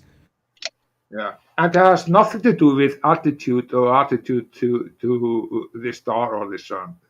That you don't have to know anything about that. Use the word height. And sometimes when 10th Man was on, he used to dig out a citation for this, and QE's got one too, which is to say that when you're talking about an elevation angle or an altitude angle, you're not describing the height of the star. An elevation angle is the measurement of the angle between the horizon and the position in the sky that the star presents itself, as opposed to the height of the star. That's not what you're getting. That is the problem. Many people don't understand. Just give me that. Not so much here. That is the problem. That it's a lot of misunderstanding. People think, many people think that has something to do with the height to the object that you are getting the elevation angle. I hope that people will understand that now. It has nothing to do with height. It's just about the angle. Okay? Oh, they understand. They understand. In this context, the height of the star is measured in degrees, up to 90 degrees, never more than 90 degrees. I can't hear that person. Your mic was very muffled, brother. You're a little muffled, Georgie. Anyway, what we want is the radial value around the base between you and it. You want a circle, which you're on the outside edge of. That's what you're trying to achieve. And that circle is an area of equal elevation. That's what we were measuring if we're trying to find our fix. If we're trying to find where we are. That's what it's for. Oh, and Flat also Earth required, flat Earth measured. Sorry, Nathan. The DP will give you 90 degrees right angle triangle, and you can never, over so long distance measurement, have right angle triangle. If you're on a spherical Earth, that's absolutely impossible. It has to be flat. So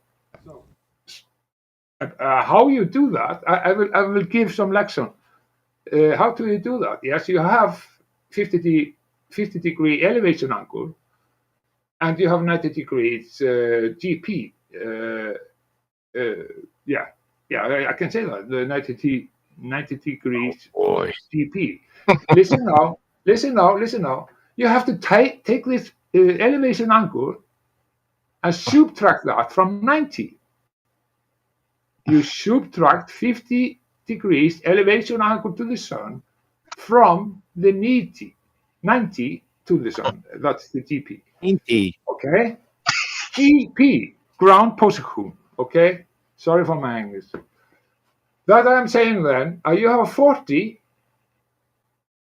50 from 90 degrees, then you have 40.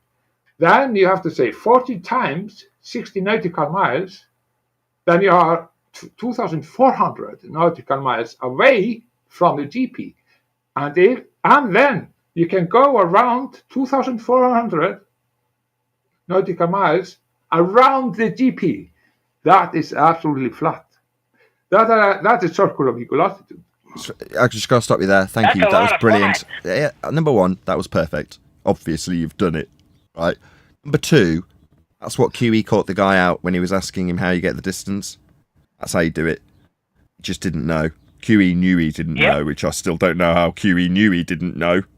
But we'll find out later, maybe. Nevertheless, that's exactly how it's done. And when you minus it from 90 to get the co-altitude and then times it by the 60, which is the nautical mile distance, and that's how you're getting your circle of equal elevation. That's how the distance is formed. That's what QE asked, right? If you're at a certain latitude and you measure in Polaris, what's the distance between you and the GP? Well, that's how you do it. Right? Minus from 90 times by 60. I have a question about that. This man said, Nathan, you want to have a little fun? Yeah, he knew what was going on. It makes me smile, but that's QE for you, isn't it? Epic. I had a question about that. The distance that you do with the nautical miles you just said, is that, let's see, I guess you would half that, and that would be the radius of the circle of equal altitude. Okay. Yeah. So the circle, that radial value is between you and the GP.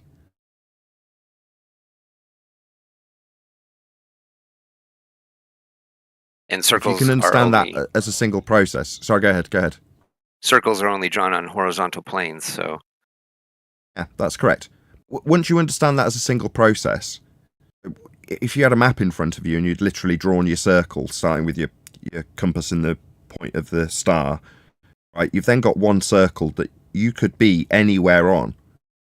And what you basically need to do, hope that the next circle will be overlapping land on one of the 2 points, because then you've only got to use one more star. But you do it with a different star.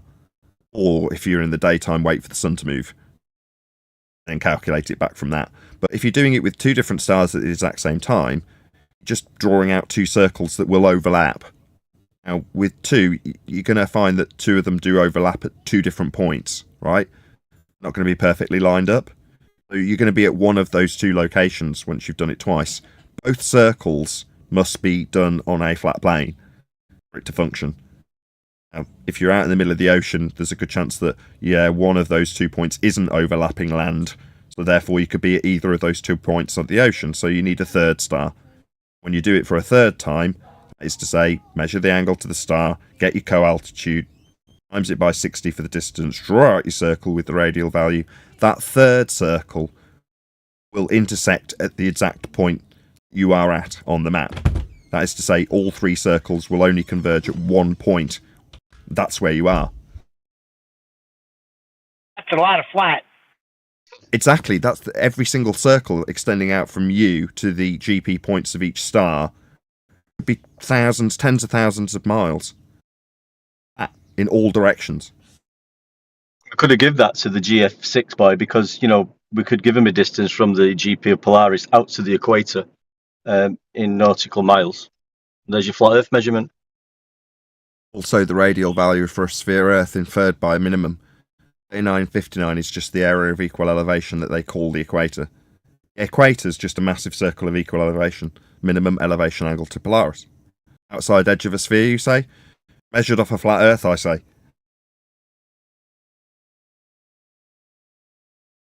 This is the proof that we were always waiting for, and I don't understand why people are not latching onto this and just destroying globers.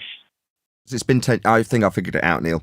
It's because globers have used these flat Earth measurements. John knew this a year ago. Not Quantum Eraser. I'm sure John did. Quantum Eraser did too, but refracted curvature. He figured this out about a year ago. Every single claim they ever make starts with a flat Earth measurement. That means that when they're putting or postulating their globe claim, if they've got an advanced understanding of it, at some point they will utilise that flat plane in their measurements. When it happens, because you get diagrams like this, let's bring one up. I'm sorry the Discord server can't see it, it's for my audience only. Right, you've got diagrams like this that are confusing. Now we can break it down and say the angle's moving to the centre of the sphere Earth, therefore not measurable on the surface.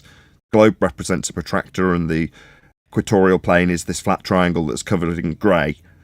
So we can break this down as a flat Earth measurement, as it is. If you see this as a normie, you're not going to be able to break it down, and if you're a flat earther debating with a glober who describes parallel light coming to the surface transposable to the centre of the globe for the ease of the angle measurement on the equatorial plane, you're not going to follow that they're using a flat earth. Because they've done it for so long, when it gets introduced to a flat earther who's in debate, they don't know that they've just had the rug pulled from beneath them and a flat earth measurement used to claim a globe with. That's why people are finding it hard to believe, because they see the same measurement that we're saying, look, this is just a flat earth being measured. They go, well, the globe uses that. Yeah, it does. Yeah, that's the point. The thing is, like, the flat earth, isn't it? Sorry. You go ahead. Oh, no, sorry. Like, the thing is, like, why, like, one little trick with the flat earth, it is that you actually pay 15, I think, 15% more, once more, like of we lost travel, half because of that. like start again. We lost. You broke up halfway through, and then you went silent. Do you want to start again? Oh, sorry. Can you hear me? Yes. Good. The thing is, you pay not 50, but 15% more on the travel fees, like especially on airplane, like traveling, like on flying, basically. You pay 15% because like the distance, it's not that. It's just shorter distance, everything on the flat earth model, right? And that's the trick in it. Like you see, if the earth would be flat, you would pay less basically to fly. So it's I don't know why they stay in this like globe. Like, I mean, I get it because it was hard for me too. I remember when I used to like when I got into when I used to be a globe earther, like it was so hard to get out of this. And yeah, it is something really interesting. Like the distances, like you don't have the same distances on flat or like globe earth, and it's like you pay less basically on a flat plane than if you would fly on globe. It's a bizarre angle that I've never considered. Fair enough. I think when they actually do navigate, they're using things like the transverse Mercator, which are ultimately flat anyway. Just the curve distortion that they show It's because they've curved the longitude lines with respect to a sphere. But so if you plot out a straight line on the transverse Mercator, the actual line that you would follow on the map would be a curve to represent the shortest distance. Yeah, that's a thing. Like what they did. So it's no. So sorry. It's Chocolate. Go ahead, Chocolate. I would just say I don't think there would be that much of a difference in the distances as you say, because like working for an airline, you know that obviously the shortest distance between 2 points is a straight line. Yeah. And airlines are very good with trying to conserve as much fuel as they possibly can. Yeah. Without going into the whole fuel conspiracy, that's what they're doing. They just leave the whole globe thing to your imagination. They're already treating it as a flat plane. Yeah. You understand what I mean? Like even NASA says it's even NASA says it's flat. Like literally, not NASA. I mean, they do lie about it being a globe. Non-rotating Earth. NASA says yes. No, like even they in their like if you read in their manuals like how to fly like a rocket or like a spaceship, basically they say like assume a flat non-rotating Earth, stationary Earth. In their like manuals for like in their simulations, basically, right? I mean, they say it out loud. It's just those globies who don't get it, like the like globe believers who defend this shit, like this like this like it's like conspiracy theory. Call it conspiracy theory, like but it's the truth, basically. Like, I mean, we don't know what the shape of the complete Earth is. It could be a globe, but the surface is flat, and the other part of the globe is just the sky above us, the firmament, right? But the surface. It cannot be a globe. It cannot be a globe in our realm. It's impossible. Hold on. It cannot be a globe. Be back later. I'm getting the call. Guys, before this completely blows up, because I know it's going to. May I please ask Nathan, if you're able, are you also able to post what you're posting on your end into our Discord chat? It was just a request from some guys in the chat that want to see what you're posting. Okay. Also, AJ, is that a LARP? Sorry? Is that a LARP right there? Put it in. I just saw this admin. I've put it in Master B. Can somebody who's a mod or something or can post in politics post the image I just posted in Master B to the politics server, please? Seeing as that we had a large influx of LARPers this week, I'm asking you because I haven't really been around. It's a LARPer. Yeah, what's a LARPer? Somebody who pretends to be a flat earther. Well, I haven't seen this guy around at all before. Oh, live action role player. That's a good sign. A stranger. Okay, I really want to just address what that guy just said. I'm really sorry. Right, the guy was like, maybe it's a much bigger ball, right? And the bit is so biggy, it's flatty on the area that we measure flat. I think he would be just trying to describe was a celestial sphere, saying that it's a globe, but we've got the bottom of the Earth with the equatorial split, and then the stars overhead. No, have I got that wrong? I don't think so. I know the quicker you ask him pointed questions, the quicker we could find out if he was just LARPing, because he talks a little too slow and too long, and those tend to be the people that like to waste time. Oh, I see why you said it now. Okay, gotcha. Yeah, but is he even here? I think he's gone. Yeah, I can't even see him. LARP, you got. Yeah, he left. All right. Okay, this is a new one on me. You'll have to fill me in more on this later, Eli. All right. But I understand. He's saying the same thing that you guys are saying often. You cannot prove. No, he wasn't. You cannot know. You cannot say in. anything about it. Blah blah blah blah blah. Okay. You say, yeah, you don't know what is out of the realm. You don't know what it is. Yeah. It can be this and that. Okay. But there cannot be a globe. What did get you to agree to that we'd save money on flights if the Earth was flat? Wow. Why'd you agree to that? I didn't understand what he was saying. I didn't agree to that. But you guys are talking about He you said don't it know. was an Hey, interesting listen. angle. I'm trying to say something here. You say you don't know what is behind the Antarctica. What is the Antarctica Circle? What is this? Oh, do we have ice rink? Yes, we have this. Oh, you don't know if it is a ice shore around our circle. Johnny is another one to me. I don't know. Okay, Johnny. We are talking about the sun circle. The sun is going around in here and there, and therefore we have ice shore around us. If the sun is not going, Oh, come on, Johnny. then you will not have ice shore around. It's just that. It's very simple, and we don't have to. Even so, I just still want to address and conclude that point, right? Have a sphere-Earth inference. You need a radial value that's back engineerable onto the latitude lines.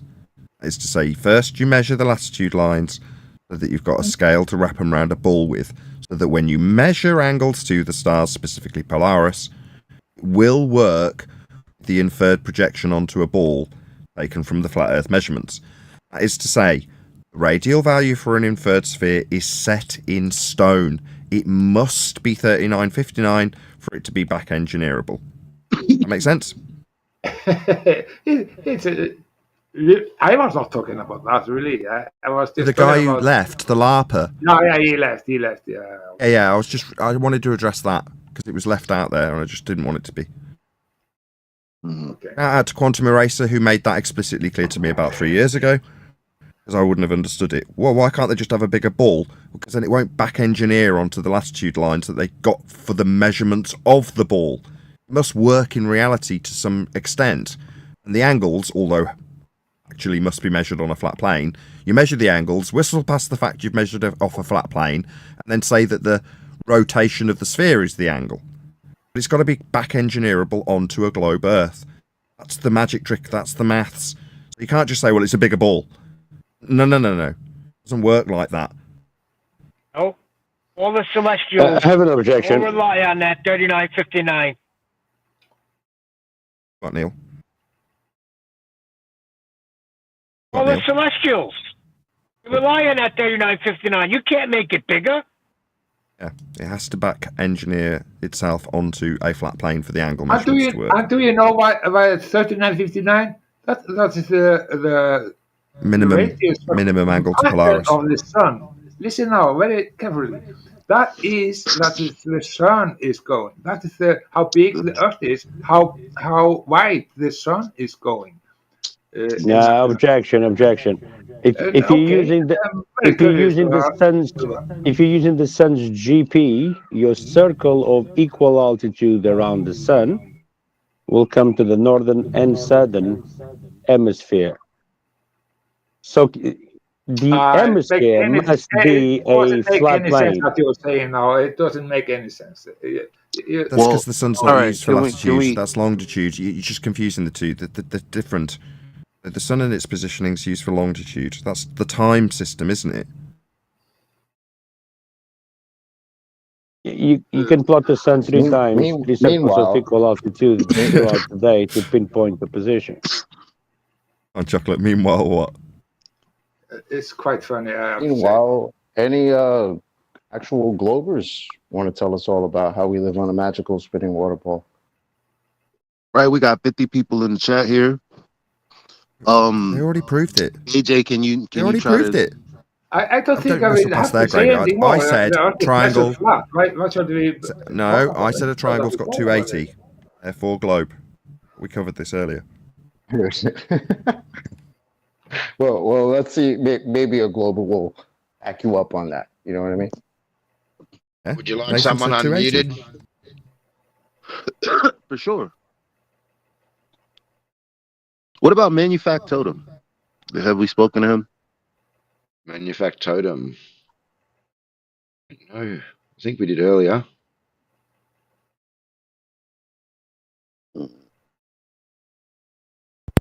He's not in. All you people listening, no one has, any experience they want to share this week. Maybe you told someone that the earth was flat. Like, so many people in here, you don't have to just be a fly on the wall. Roto-Ox looks like he wants to say something. Yeah, just real quick about geometry, because it's such a beautiful math, because it has laws to it, and it's most necessarily certain ways, like how many degrees are in a triangle, like words like a line segment, array, a vertex, a triangle. These things mean something. So the question is this: with the laws of geometry, we know what those are. We should. When you have two 90s, you got that box in the vertex, that means 90. When you have two in navigation and they share 1,000 miles of baseline, what does that most necessarily mean? Geometrically speaking, what does that most necessarily mean? And can it mean anything else? I don't understand what you're really trying to say, but I can say if you use 3.14, that is a pi, and of that, you Johnny. make a circle. Yes, you make a circle, and you can make a lot of triangles inside the circle. No disrespect. I want to move quicker here because we are on the show's time. John, we get some help with Johnny. Also, Rich Evans seems to want to join the conversation. Can you unmute your mic? What happened with Roto? Yeah, what happened to Roto? Well, we need help with Johnny, so. Who cares? Johnny's needed help for a long time. I'm just asking about 290 sharing 1,000 miles of baseline. 290s, 1,000 miles apart, sharing its baseline. What does that most necessarily mean in navigation?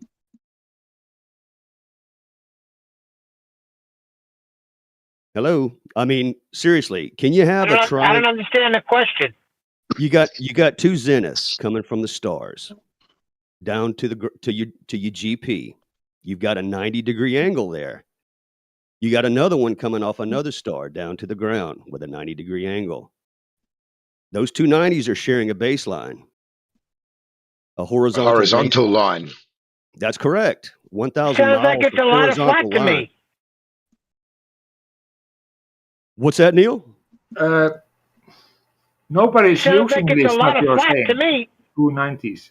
Nobody's using that in navigation, and you don't have to do it. Why are you talking about something like that? Sorry, I think you guys are misunderstanding. I think you're just misunderstanding a little bit. All he's Got a saying 90 is below, you've got two 90 verticals. at you, 90 at the star. He's saying the two are 1,000 miles apart. Neil's answered. You need flat Earth, right? Yes, that's what he said. A lot of flat. A lot of flat. That's it, Neil. Not just a baseline, a shared. That's what you came in to tell us. He's phrasing it as a question to you don't understand what baseline Neil, is. Baseline is that from your own view. It's not baseline between different stars. That's can not. A baseline do misunderstanding? That's a wrong term. It's not. He's right really term. trying. He's trying to phrase it as a question for the Globers to answer. Yeah, but it's not working. Can we get help with Johnny, please? I'm gonna ask again. You got to chill out a little bit, Johnny. We got to keep moving along. Okay, maybe too much. I'm talking about pi now. I'm talking about how you can make a circle and how you use that. Take a rest, Johnny. That is 3.14. I mean, no disrespect, but he did say that's the first thing he said, and he's still saying it. All right, let's move on then. Who else we got in here? We got a few new people I haven't seen. We got Cooper. If you want to join in the conversation, feel free to unmute. I'm just listening right now. Thanks. Would you mind maybe adding to the show right now? Because there are people. Yes, I mind. Oh, okay. All right. Who else we got in here? Yes. Manufactotum is in here. Sorry, I didn't see him before. I was Forgot about the GF6 at the beginning. Yeah, manufactotum. Yeah. You got anything you wanna add? I'm right. Unmute Duncan first as well. They're gonna wait till later when people who don't really know about the topic, they're gonna ask them questions about this later. Yeah, but Eli, when we came in, hold on, we came in today. They were doing a pretty. Holy shit! They were doing a pretty good job when we came in today. So I think they're well equipped over here.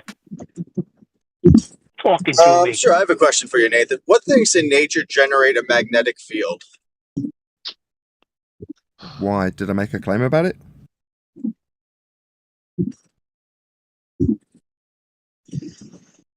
Did I make a claim about it? Nathan? Yeah. What Did I things make in a claim nature about it? generate a magnetic field? I heard the question. Did I make a claim about it?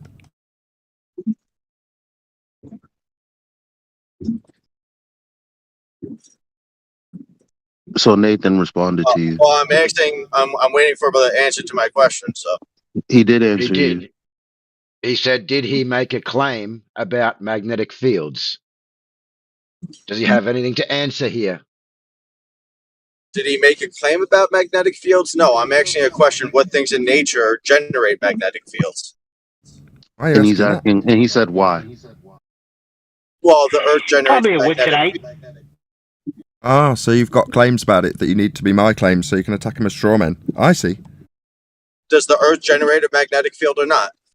Did I make a claim about it? Second time's a charm. No, I'm not saying you did make a claim about it. Why are you asking me? I'm trying to add to the show. That's what. Like, why is that so hard? Make a claim. What things in nature Make a claim generate a then. magnetic field? Okay, I heard you. I'm now responding to that. You said you just want to add to the show. That's really kind. You just need to make a claim then, and we'll see how it stacks up. Is it a claim that's going to prove a globe? What's your claim about? Just tell us what your claim is, and we'll listen to you. You need to stack it up like I've made a claim, or I need to answer something that you want to ask about. Don't do that. Just make your claim. It's really easy. The Earth has a magnetic field. Okay. Oh. Now what? Deny my claim? Do you deny my claim? Okay. What's the strength? Do you deny my claim?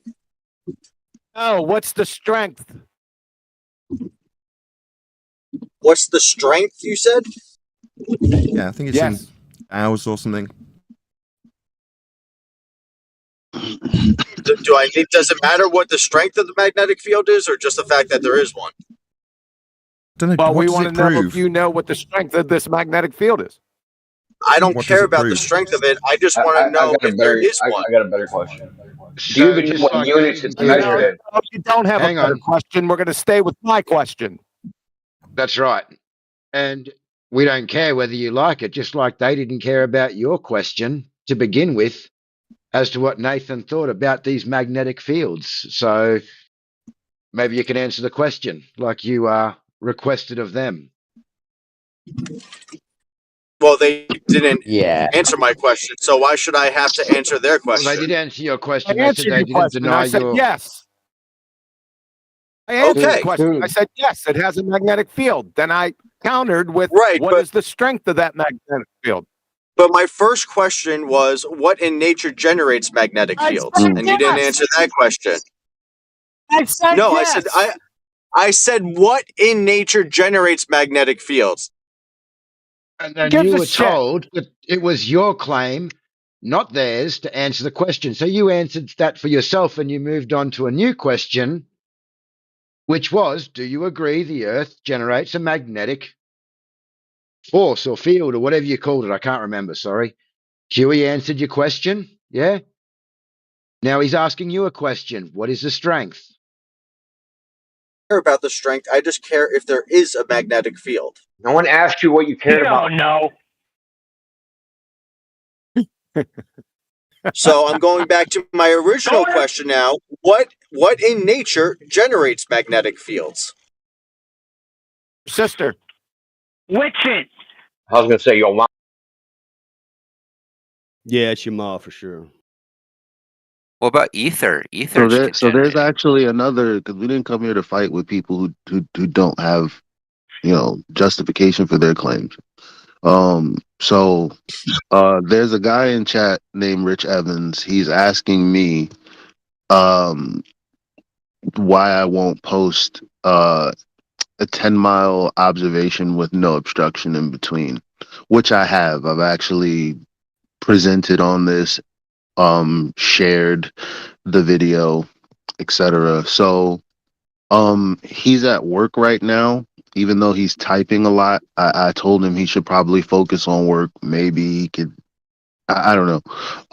But since he can't be on VC, maybe somebody else who's a Glober wants to, take up the conversation. Maybe you don't think that. Why would they? Why would you bring up a chat conversation that he's nowhere around and you want to take over the conversation with somebody that might have an argument close to that? We'll worry about that later. Internal problems. Okay. Because we want to talk about the Black Swan. He's in the VC. He can open his mic. He's typing in the chat, asking me about the 10-mile observation. I'm asking him to come off mute. Perhaps someone now wants to talk about the Black Swan versus getting into an argument about the Etherites. I don't know. I didn't realize he was in the VC. Sorry, I missed that part. Did we find out why the guy was asking about magnetism or not? Fine. All right. Ether it is. No, I said okay. No, I just nipped off to get about crisps. That was all. I wasn't trying to undermine anything. I was just. Sure, I'll answer it. So one of the things in nature that generates magnetic fields is when you have molten iron that rotates. That'll generate a magnetic field. Did you know that? How out of here! Can you test that with magnets, please? Can you demonstrate that, please? Yes, please. Do you deny that? There's no evidence for it. Oh, can you demonstrate it? Hold on. What's the temperature of this presupposed, non-proven, alleged molten iron core? What's the temperature? Are you denying that if you spin molten iron, it'll generate a magnetic field? Are you denying that? What's the Sorry, temperature? are you asking? Not are you denying? What's the temperature? Answer the question. I don't know. I don't know the temperature of molten iron. Does it matter? Can you do? Yes, it does. There seems to be a lot you don't know. Why does it matter what the temperature is and not the effect? Okay, let me answer him. Why does it? Yeah, it matters. He was going to get to it once you gave him the temperature. We ask the question daily. Any evidence of a self-perpetuating molten iron core at the centre of a presupposed spherical Earth? The reason is because temperature would preclude magnetism. It's beyond the Curie point. Do you know what the Curie point is? Right, but I'm adding motion to the molten iron. Sorry, I didn't ask. I asked a closed question. I asked a closed question. Do you know what the Curie point is? Yeah, when you have a magnetic, and then you heat it up to a point where it loses it. I don't know the exact number, but you're asking me about something. So shut your mouth, you stupid boy. You need to waffle through me leading you. But you don't know. We know you don't know. You're asking me about whether or not molten iron at the temperatures they claim for a globe Earth, which you don't know, beyond a Curie point, which you don't know. There's a lot you don't know. No. Your molten iron core won't generate a magnetic field. What are you, stupid and ignorant? Yeah, we've already demonstrated that. You can sit down and shut up now. No, your globe Earth supposition of molten iron cores that aren't proven won't generate a magnetic field. It's beyond the Curie point. I hope that answers your dumb question that you didn't know the answer to yourself. Demonstrating stupidity. An intelligent person tends to ask questions they know the answer to. You didn't. That's because you're bloody ignorant. Now sit down and shut up. May I point out Looks like we've got a few new people.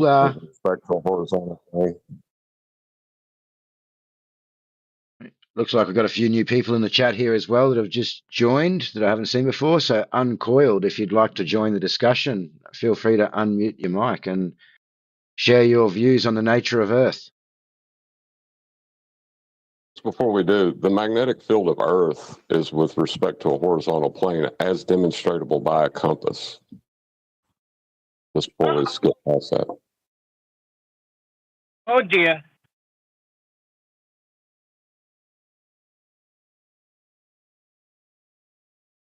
No, uncoiled is out. Not surprised. Last guy got a telling off.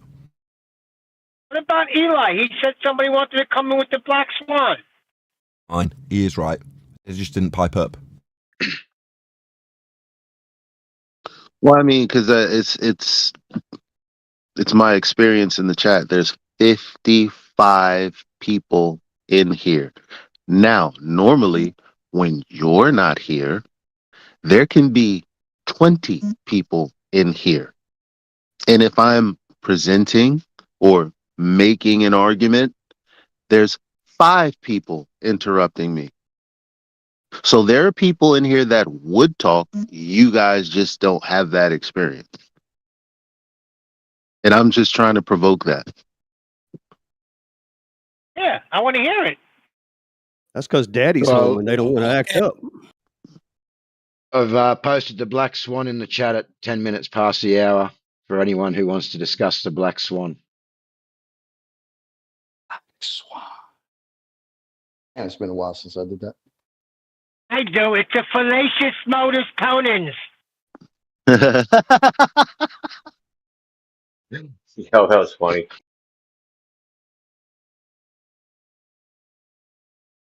So fallacious that apparently it made the guys who claimed that boats and buildings were disappearing behind a physical sphere edge all of a sudden said, huh, nobody claims the horizon's Earth curve, guys. What do you mean?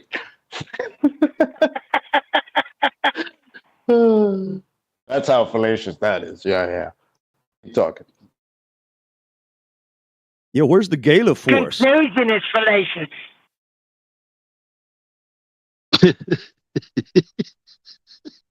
That's a good accent there. The raspiness and everything. Let's see. What's up, Mez? I don't know if you got any fight left in you. I can unmute him if you like, if you want to have the discussion. It's not worth it. I think he's just going to repeat what he was earlier. Yeah, don't worry about him. Sorry, QE. Sorry, I just went and got breakfast. We get a resolution to the Curie point. What was it? Quickly. Didn't know. Ignorant. He got reprimanded by Nathan and told, "Shut up and sit down." Okay, thanks. His magnetic field was a non sequitur anyway. And like a good dog, he obeyed orders. Don't rumpus that. That's the main point. More important than me and you, Neil. Go ahead. Magnetic field of Earth is with respect to a horizontal plane of reference as demonstrable by needing to level a compass. Yeah, you said that before, and I said, "Oh dear." Yeah, that's the most important part of this discussion. What John's essentially saying is we're whistling past the graveyard by having the argument in the first place. You'll need a flat Earth for this. Yeah, but it's like almost nostalgic, right? Somebody made a claim about the molten iron core. I mean, when the hell was the last time we got that? That's like go back. What year is it? What about Yeah, we can't say you're getting your flat Earth for that. You got to let us have a little fun, right, Chocolate?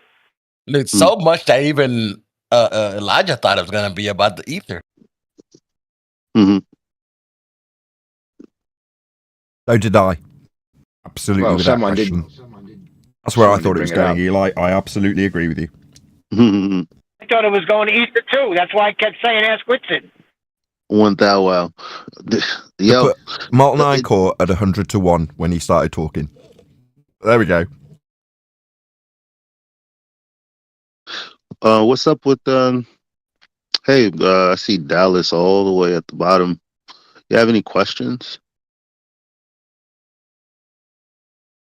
Alice Days. No, just Dallas.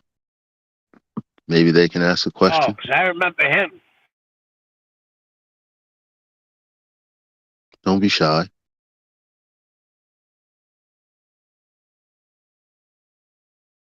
A lot of new faces, but no one wants to speak. I'd like to bring to light something really quick. Refracted curvature is pretty good at this, and since he's Nathan's favorite panel member, I figure I'd talk about a few years ago. There was a guy in here talking about the sun going down, and Nathan tearing him apart because he's, essentially, without knowing it, saying that the horizon is a geometric obstruction, or at least an obstruction. And now I'm finding that these conversations are over so fast because every time they use the term elevation or angle or down or any of these trigger words, they're already referencing a flat plane. And so they will tell you the Earth is flat very early in the conversation. You just have to be paying attention enough to catch it. Yep. That's correct. Yep. Do we have the flat Earth measurement yet? I'm still waiting. Can I try, Nathan? Can I try? Can I try, please? Hey, buddy, did you ever figure Please try. out what Please try providing a flat Earth measurement. Yes. So during You celestial guys listening? navigation, I'm asking for a measurement of the flat Earth. What is going on? Not an elevation angle. Okay, everyone stop a second. Excuse me, guy. To the guy that's... Hey, guy. Hold on, Chocolate. Guy that's saying, I want a measurement. You ever seen that airplane scene where the main character, forgotten his name, with the white hair, he's going into the cockpit and saying, I just want to let you know we're all behind you. And he does that right after the point that they've landed. So they're on the ground and he comes into the cockpit and says, I just want to let you all know we're right behind you. That's what you're doing. An analogy, that's perfect. 39.59, pal. Right, you wanted to speak to him? Here is Mez again. yes, Med. So during celestial navigation, when you measure an elevation angle, the top line of the angle goes from the observer to the star. The bottom line of that angle goes from the observer to the ground position of that star along Earth's surface, because both points are on the surface. So you have a straight line for thousands of miles on the surface, proving it's flat, measuring it's flat. No, it doesn't. Yes. Music to my ears. That's begging the question. I love this server. You're assuming a flat Earth then. Measuring one. So please, can you provide this flat Earth measurement? Yeah, Polaris Bro, and did you latitude. even understand what he just said? No. No, it doesn't. I just want to. Yes, Sorry, you've got a distance between 2 points on the ground. How do you know it's flat? So that's it's got 90 at the end of the baseline. I'll answer him. So at the end of the baseline, 90 degrees. Yeah, that's your angle from the Earth to the star. So where's the flat Earth measurement? My bad. Is your only tactic talk straight through the middle of the answer that proves Earth's being measured flat? Your only Nathan, tactic. can you repeat my question? The one that came through the top of my answer to your first question about how it's a flat Earth measurement and why we know the ground is flat when we've got 2 points along the ground. I'm summarising the Nathan, I think question you need I to was go in to the the middle of doctors answering, because and you- now he's talking through the... It is his only tactic. Check him out. His only tactic is to yammer through the top of the answer. Sad. I'll give the answer regardless if the server operators have put him on mute for being a prick. Right? It's got to be 90 at the end of the baseline. So below the star that you're measuring the angle to, got a point below it called its GP. That point meets the line that you're measuring as the baseline at 90 degrees.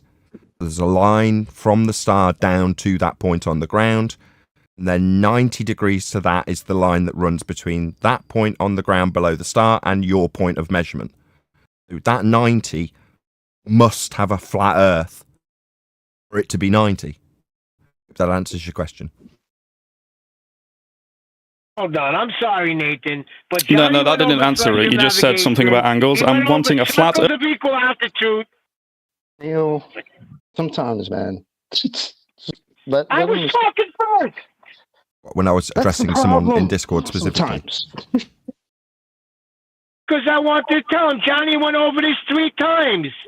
Measurements were circles of You're equal giving us, altitude. you've just been told off by Chocolate subtly. Now you're giving us the repeat of the colour commentary.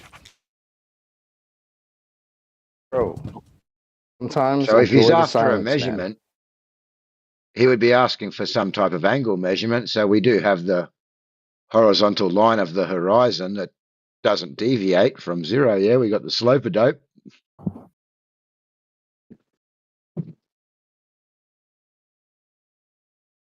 It's okay for anybody else to come in and say something, but when I come in and say something, it's a problem.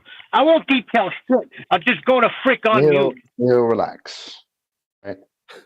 The only problem because he started talking and you happened to be talking when it was him that was we were working up to a response, but because you've took the small silence to talk, that's when he's going to choose to respond because he's then talking through you. Wonderful, that's just what he wanted.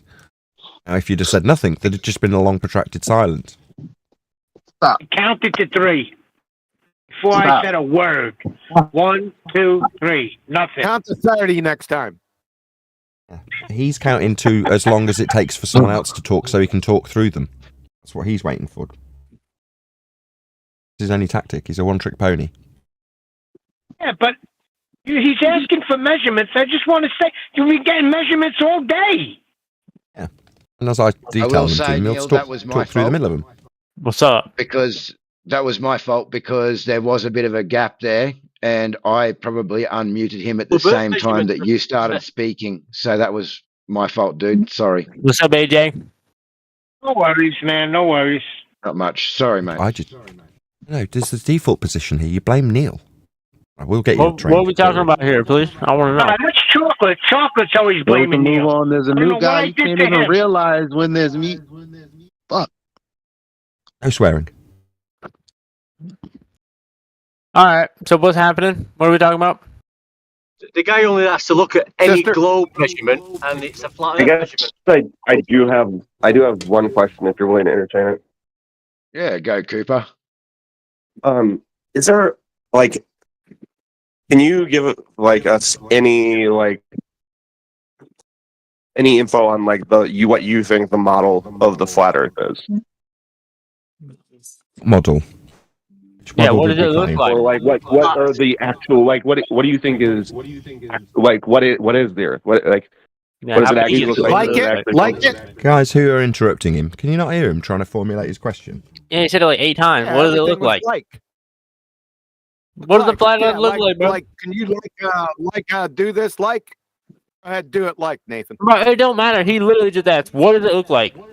What is the diagram? Like how we have normal globe Earth diagrams? What is the flat Earth diagram? What does the fuck look like? Don't know why this is triggering people. It seems like a perfectly reasonable question if you could just ask it unimpeded once. Q plus, can you just be quiet for a minute? I'll unmute you very shortly. Can you please just clarify your question, Cooper?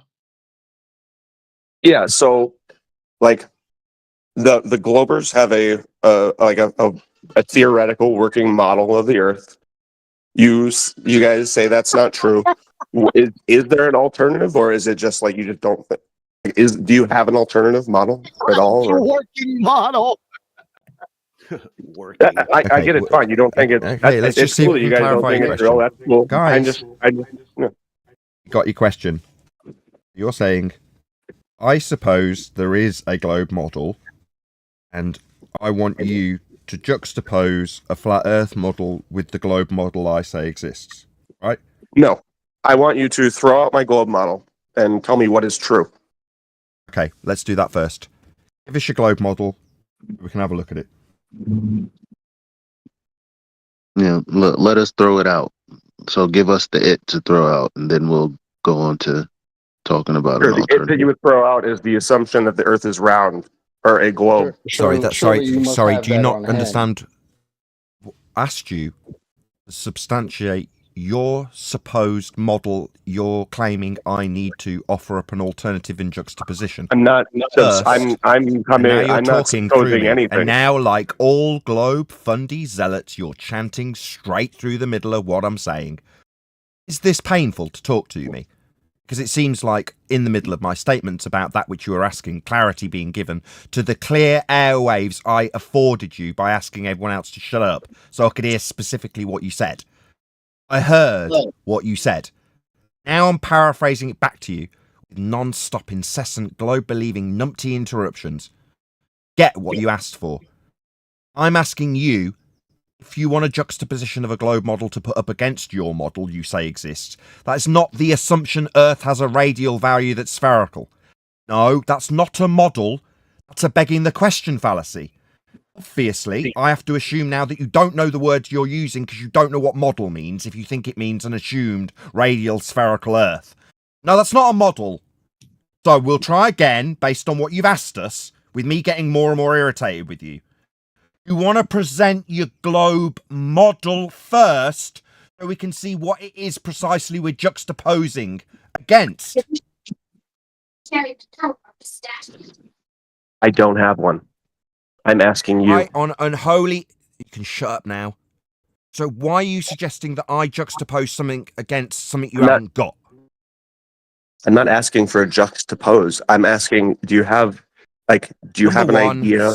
Number one, Mr. I can't speak English. I'm not asking for a juxtaposition. If you could speak English correctly, it would help. You weren't asking for a juxtaposition when you asked for my model versus your model. Do you know what juxtaposition? There's his chanting through the middle of me responding to his lack of comprehension of English. Clearly, you don't know what a juxtaposition is, because that's what you are asking for when you say, give me your model to compare it to mine. That's what a juxtaposition is.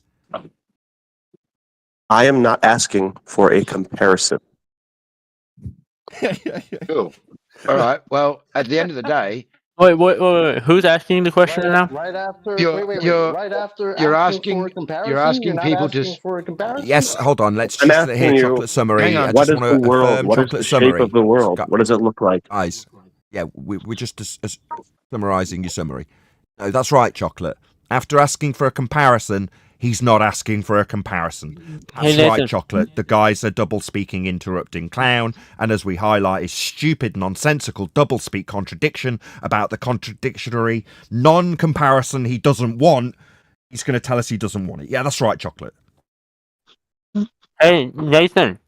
So, is there a size for the flat Earth? Like, is there like a limit to how big this fish is? Excuse me. Is this? I'm sorry. Is this the same guy that just asked the question about the model? No, this is a new guy. No, but it's crazy because I actually wanted to interact with him first, and then Cooper came in, even though he was talking first. Cooper's point is kind of done, and he's interrupting this guy. Perhaps we can move forward with the same point. Well, how can you stop him from talking with his mouth closed? I mean, with his mouth full of food. I don't really care. Yeah. He's done. He's done eating. It's the same point, so he's presenting it in a different way. Go Q plus. Okay. I just want to know how big flat Earth is. Do you know measurement? Like, not really measurement, but are there? Because I heard of an ice wall, obviously, right? That surrounds it. Is there an ice wall? Well, actually, I had that discussion of an ice wall with you today, I believe. No. And I made it very clear that it was the globe that actually shows and claims ice walls at Antarctica. This didn't come from flat Earth. And what we would claim is that there's an ocean that requires a shoreline. Now, some of this shoreline may be higher than other parts of the shoreline, but you're now trying to strawman a position that we have never claimed from your own side, mind you. I was just wondering if there was an ice wall, basically, because if we don't know what's past the ice wall or whatever, then we can't really tell how long or how big the flat Earth is. So we can't really. So you're just basically asking us to speculate. Well, I was just wondering. Hang on what the overall size could be, and somehow you can't answer it, obviously. And somehow this would prove a spherical Earth. How? I'm just asking, if there's an ice wall. Look, I'll take this on the chin. Look, guys, let's just not fight this. One sec. Let's not fight it. Right, he's asked a closed question. Let's give him a closed answer and see if he'll allow me to ask him a follow-up question. If I answer you, will I be allowed to ask you a follow-up question about your question? Yeah, you can, but let me ask this. I just was asking. I haven't answered you yet. So before I've even answered, you need a new question to subvert from the answer I haven't even given it yet. Oh, we'll just clear the ground rules again, because it seems I've started talking and so have you. I'm going to give you an answer to your question. Do you know the size of the flat Earth? I'm going to give you an answer and then hope that when I give you a closed answer to a closed question, you will allow me to ask you a follow-up question. Will that be the rules of engagement, yes or no? Yeah, sure. Normal conversation. Okay. I don't know the size. No. Okay. So yeah, I'll answer you then. No, I don't know how big flat Earth is. Do you know where your measurement of a globe came from? No, only from science and Google, I guess. If I don't even remember. Besides physics, Science. And just say no then, rather than appealing to science when that's a category error. You don't know what science is if you're going to appeal to it when it comes to measurements, because measurements are maths, not physics. So obviously you don't understand what science is. You don't need to interrupt me humiliating you. You don't need to interrupt me humiliating you. I'm demonstrating to an audience of my viewers that globe believers are stupid. They don't understand the difference between measuring things, that's maths, and science, that's physics. You said, I don't know the measurement, but I've got physics and stuff. No, you haven't. You just don't understand. Can you stop interrupting me humiliating you, please? You are your archetypical globe-believing numpty who doesn't understand your own words. And I'm going to point that out to a live audience. You understand that? I'll tell them how utterly stupid it is to tell me when asked for a measurement of something, you don't know where it came from or what it is. I don't know anything about the globe Earth. That's like the third time that this I don't know why you're asking me about globe Earth. Who's got a globe belief and is being embarrassed by a flat Earth and needs to interrupt me. You've all got the same MO, mate. When I embarrass your stupid ignorance of what category you're in and ask for a measurement and not recognising that measurements are maths and telling me you got physics, I'm going to tear a strip off you for being ignorant. Me, a flat earther, I'm going to tear a strip off you, your archetypical Dumbo globe believer, for being idiotic in your declarations and category errors. Measurements aren't physics. Do you understand, lad? Well, you're already accusing me I believe in the globe Earth, and you don't even know anything I'm taling about. I just literally asked if there's a... Non-responsive. You're going to let me speak? Non-responsive. He doesn't seem to comprehend what I've asked him. It's non-responsive yes answer. Or no. Confirms he doesn't understand a closed question. Do you understand measurements? And now he's going to interrupt the question rather than tolerate it being asked. Scared of the question, perhaps? I'll try again, hopefully without a zealot, idiot, moron, ignorant of maths and physics interrupting. Do you now understand, given that me, the flat earther, has had to educate you on your category error, that measuring a globe Earth size, like you asked me about flat Earth, isn't physics, like you said in your category error? Closed question. I have no idea, bro. That's because you're dumb. You're a fairly typical, standard, run-of-the-mill idiot globe believer who doesn't know the words he's using and will chant through someone pointing out how ignorant he is. Because rather than listening to a demonstration of his own ignorance, you'd rather chant and yammer through the top of the person who's obviously smarter than you are. I understand that measuring things isn't physics. You, when asked for a measurement of a sphere Earth that you haven't offered, tried to subvert it by saying that you'd got physics for it. Category error from an idiot. Typical globe-believing behaviour, appealing to the magic of proof when saying science. Well, I don't know what it is, but I definitely know it's proven, because science and that. Physics, you said. No, Dumbo. Measurements are maths. Understand I've just called you stupid based on what you said, and the category error. Stupid. Me, flat earther. You, glober. Me, educating you. You, ignorant. You, telling us we got physics for measurements. Idiot. Clear?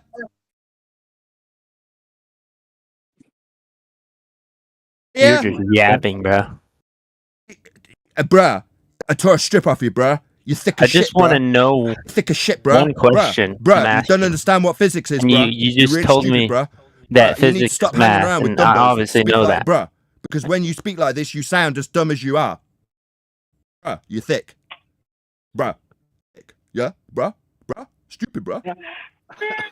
Science, bruh. Why do you insult me instead of actually educating me? Yeah, because you're not responding that I've asked you a closed question 4 times. What was Do you the understand question? that maths is not physics? You declared you had physics for a maths question. Is physics. That's what you said before. Now you're turning around. Really? You think maths is physics, do you, I thought you just said... that's what you just said, right? Or what? Is math not physics or physics is not math? I don't understand. Mathematics is measurements. When I asked you for a measurement of a globe Earth, it wasn't asking for a study of the physical and natural world. It's asking for a measurement. That's maths. You said you got physics making you stupid. No, I'm look, tearing I a strip don't know off you, anything about and all you're math doing as I or tear a strip physics off or the you globe is Earth. I'm trying to not even brace asking against about the globe Earth. awful truth by yammering through the top of the strip. I am tearing off a moron. That's you. Moronic to declare that science is physics, that maths is physics. It isn't. I don't know who mentioned globe Earth, but you brought it up out of nowhere. I Don't care know about who the mentioned measurement of it. the globe Earth Honestly. you mentioned. So then, I didn't mention it. Fundamentally You brought it retarded. up. You don't know Well, I who will- mentioned well, what I mentioned. That's so Yeah. stupid. It's untrue. No, I don't know who brought it up, but it wasn't me. Bruh, So sit down. Okay, bruh. so Bruh, hang sit on. down. Q plus, down. are you clear now that we're dealing with maths and not science as per your claim? Do you understand that now? yeah. Okay, that's cool. what I Why did always it take understood 16 that. attempts? Why did it take 16 attempts, bruh? Is it your Because comprehension first level you that you didn't said understand it math till someone else rephrased was- it? Why are you talking through me now? Because I was asked You a question. belligerence. Do you know what belligerence means? And you're interrupting my answer. But Middle of my sentence pointing out my win. Yeah. You don't know the Middle- difference between maths and physics, and you're still talking like you should have the mic. No, Dumbo. You have nothing to offer us. You are so stupid that when asked for a measurement, you told us you had physics. Ergo, you don't deserve a seat at this table. You think you've got the right to keep asking us questions. Yeah? The arrogance is off the scale. You are stupid. Don't know the difference between maths and physics. We're having to educate your dumbass. Well, you call us bruh. Say, I don't know who bought up the globe Earth you bought up, bruh. You know, you are fundamentally stupid. Why are you even here? He was honest, and he did admit that he was incorrect and that he's been corrected by the flat earthers. So maybe we give him a chance to ask his second question and school him on that as well, due to his honesty. Fine. Because the Can I- respect he'll have afterwards is awesome, I'm sure. A question, right? Then you could respond to me, right? So, using math, how big is the flat Earth? You already asked that question, you stupid clown. Oh my God! Did you not hear my answer? What was my answer? I very specifically entered into rules of engagement and then told you what my answer was explicitly to move on to a question about the radial value you don't know how has been measured. So I gave you an answer and now you're repeating the question. Comprehension a bit low? Hearing problems, perhaps? Well, you never answered me about the flat Earth. You only said about globe Earth. I never really knew. Yeah, I did. I very If you'd like to answer me, I would like to. I did. I did. You just didn't listen. Nathan stated earlier he did not know the measurements of the flat Earth. Okay. Likewise, you don't know where the globe measurements came from. Yeah, You thought they were physics. Yeah. You didn't, where we got to was you don't know what the globe measurements are. I do, and how they were measured. That's where I was going with this. But that obviously, wasn't we just the had topic, an extended the point. interruption session with the guy yammering through the top of the middle of me. You're going to accuse me of interrupting you now? Let's get the whole hat trick of tactics in this little shebango. Hey, mate, we got to the point where you didn't know how the globe Earth was measured. We do. And how? It's measured with respect to a flat plane. It utilizes Polaris, or Al-Biruni's method of dip, with respect to a surface level that's flat and eye level that's parallel with it. So Earth being measured flat is how you got your radial for a sphere Earth. We know. How big is the globe Earth? Well, I'd like to ask Q plus a question, Q, because you've come in and you've said that, you know, you're not claiming a globe. You don't really know much about the globe.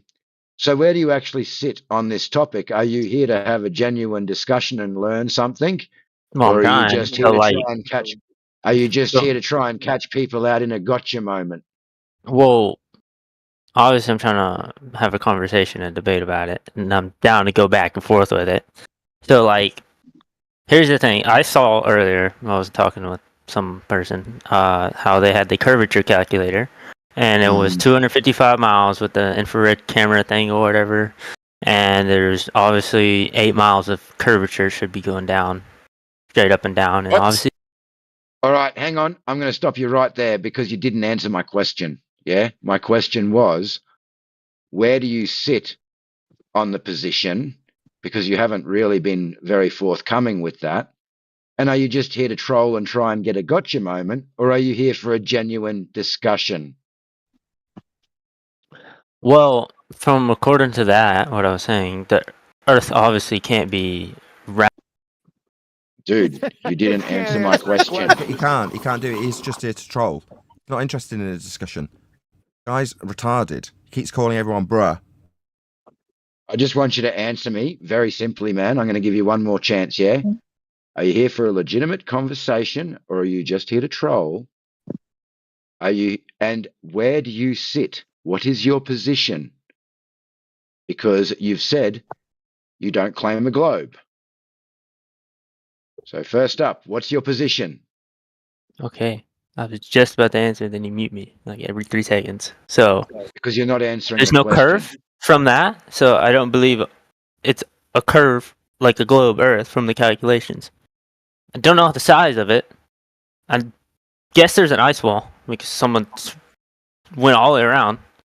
I believe in what the Bible says, how there's a firmament, and we're in the firmament, and the stars, the moon, and the Bible says the stars, the moon, sun, and let me finish. Hang on, just give him a chance, guys. That all in there, there's waters above and waters below that separate it, and they can't go past those two, right? So that it could be a dome of water above us, and everything's inside that, but we haven't passed that. I don't know what it really depicts, but I just know there's no curve. Yeah, sure, we got mountains. Yeah, that clears things up. So no curvature. So does someone want to address his statement? We start talking about what would expose the a fundamental necessity of a globe to live on, and to not have that point be very clear at any point. They just go, well, I'm a flat earther. No need to discuss it. I don't really need to understand anything. Forget all of the contradictions that just happened. I'm actually a flat earther, guys. Get the fuck out of here. Excuse my language. Get out of here, bro. Okay, so, well, he's made a few claims. That's all right. I can hold him to task on his claims. Prove there's an ice wall. Oh, so I don't know. Like I've heard like that there was an ice wall that surrounded everything though, and that we can't go further. Okay, no worries. So is that your standard? Is that your standard then? Actually, I don't know because he said there's not really a actual like a length. I'm asking you. Can you stop referring to someone else? I mean, I don't know actually how big it is, so I just know that there's no curve. Didn't ask curve. how big it was. Can you stop yammering? I asked you if you could prove an ice wall. Can you do that or not? I wouldn't say so, no. I don't firmly believe Why the bloody hell are you claiming it then? Because that's all I know of it, you know? I don't know. You don't, it's not what you know. You don't know. Don't say, I don't know, then say, it's all I know. This guy. Why are you claiming it? You don't know. Why would you claim it? Well, to my knowledge of what I saw, not IRL, not something I could prove, I can't say that it's something I firmly believe in then. Why are you saying it? Wow. Can I ask, brother, are you new to this topic? No. No, I've been in like a flat earth server for like 5 years. Then y'all moved here. He is a trending. Then y'all moved over here for some reason. I don't know why. But he is better over there. You have murder information. Okay, Eli, we got that. You think he's a LARPer? We got it. This guy's what a LARPer is fully yet, but I'm sure I've got a vague idea. A trending personality, weak, soft, hairless. Listen, you peruse. Yeah, that's you, buddy. You are an echo of Bacon, of Jesse. You're all the same. You're all the same. Boy, you're soft. You are a soft, embarrassing man, Q. I'm just trying to understand and learn. No, you're just insulting me. That's right. I sure am. You should look in the mirror. I know So, that. That's right. okay, so we He's not don't getting have. anywhere. We'd like So to we don't. discuss something right about. now. Yeah, I'm hold about on, to. Q. I'm, Hold on, I'm, Roto. I'm, Roto and Q, can you stop? We're going to be departing from your company soon. I just want to figure out why that descended so quickly from Roto. Can you tell me why you've been so vehement in your attack on him? I get that Eli thinks he's a LARPer, but you're pretty adamant from what I can gather from that little interaction. Being familiar with the personalities like Q here, I mean, tell me how it's parallel with Bacon. Do these guys say, yeah, I think I'm a flat earther? And all they do is bring in ambiguity. They don't stand anywhere. When asking, where do you stand? He says, I don't stand here. I just told you that. Is that saying where you stand? You don't. This is what you're told you where I stood. Where do you stand? I said that there's no curve, right? That's saying. And I guess I don't know anything about the board, how big it is. So flat or globe, Q, flat or globe. Well, it can't be a globe if there's no curve. Obviously, logical. So flat. Right. Say it. It has to be. There's no curve, so there's obviously flat. Say it, boy. There's 0% curvature. He said it. But what I and wanted then that to the do, water is always flat. Okay, you said what you said. That's cool. Okay. So what I wanted to get into was, well, earlier you said, do we know like how long the Earth is? No, but we do have very long measurements. For example, like Nathan spoke about earlier, briefly, latitude to Polaris is a very long measurement in miles. How long? See, 3959. 3959. What is that? Miles? Yeah. Statute miles. Well, what's Polaris? Can you tell me? The star? Like that's how far it is today? Okay. Yeah. So if LARPer or otherwise, if you want to take something away from this discussion in terms of a knowing, because you seem ambiguous in terms of your declaration of position, and you're getting attacked for it, which I don't know if that's justified or not. I don't care. But if you want to know Earth is measured flat, and know how it's measured with Polaris, line for their radial value on a sphere Earth, if you're not claiming to be a globe Earther, is the distance at the minimums to Polaris on a flat plane. That's where they get their 3959 radial value from. So it can back engineer into the latitude system that's measured flat. And they plonk it on a globe. Earth's measured flat for the most important bit. I would suggest you start talking. I'm telling you, you don't know. You don't understand, just shut up then. Telling you the Earth is measured flat. You said, I just know there's no curvature. Okay, that's right. But if you understood how Polaris was measured to give all the maps their systems of latitude, you'd understand how Earth is measured flat. And you'd know it was flat. Why do you keep interrupting? Don't know. Listen. I don't know why he keeps interrupting at the end of the conclusion. I don't know. I'm saying, yeah, I understand now. That's it. Earth's measured flat. The questions about ice walls, you've got them from a rhetoric that's been put into place so that flat earthers arrive at this subject and start regurgitating garbage arguments that are easy to overcome, like ice walls. So what do you know about those, really, entirely? Like, Don't. I know about as much as you do. Okay. For I wouldn't dare claim that we've got one, because I don't know. Right. To what you know. If you know how Polaris is measured to give latitude to the grid systems on the maps, you know Earth's measured flat. That's it. That's all you need. I think Manny, in fact, told him has a question. Yeah. Are we going to be outstaying our welcome shortly, though? Oh, look, you guys are welcome to stay as long as you want, but I'd say in about 15 minutes, I'd say that the room will just go back to normal, and we'll unmute everybody who's in here that's muted, and it'll just be a normal discussion, but you're quite welcome to stay for the discussion.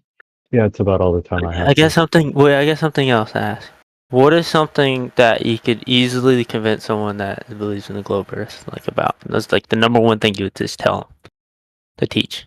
Polaris measurement. told Just, you. I know. I'll just reiterate it then. No, okay, I'll that's just good. reiterate it for him. I'll answer you. The measurement that gave the globe its radial value and the long latitude system that wraps around the globe. Okay. If you're a globe believer, then you will Right. appreciate that there's a latitude system on the globe. The origins of that system are measurements of a plane. That's how Polaris is measured to give you that system they use on a globe. So if it wasn't for measuring Polaris with a flat plane beneath your feet, you wouldn't have a globe. Genesis of the globe is a flat Earth measurement of Polaris. All right. Well, manufacturer seems like he wants the question. Thanks for answering mine. Pleasure. Yeah. So I'm just curious, how are you defining to measure? Take a tool called a sextant, you point it at a star, you establish a horizontal baseline. Depending on the tool, you might use the horizon, you might use a bubble. You establish a horizontal plane of reference, meaning you can reference it. So, okay, so I mean, that sounds like kind of an example, but do you have like a definition? All right. Dig out Can a you definition give of- him Brian's whole rigmarole? Like, what is an inch? What is a? I like that. No, we can just give them the definition. Measurement involves some interaction between the object and the observer or observing instrument. There is always an exchange of energy. I like mine better. Measurement, the process of associating numbers with physical quantities and phenomena. Quantities. Can you say that again? Process of associated quantities? Numbers with physical quantities and phenomena. Mm-hmm. Give him one example. Sure. Okay, measuring a table. That's an example. Okay, so elevation angles. That's Elevation another angle. example. Sure. Yeah, but So- let's stick to the topic. The topic is measuring Earth flat. Elevation angle is what we utilize to measure Earth flat. Okay, well, real quick, because the table I think is a good sort of down to earth example. If I measure a table, I can measure various things about the table, right? I can measure its size, I can measure its weight, I can measure its temperature, I can measure a whole bunch of different things. And one measurement, measuring one quality of it isn't measuring the other qualities. So if I measure but the only thing that's relevant to this, like an elevation angle, would be just that the table is level.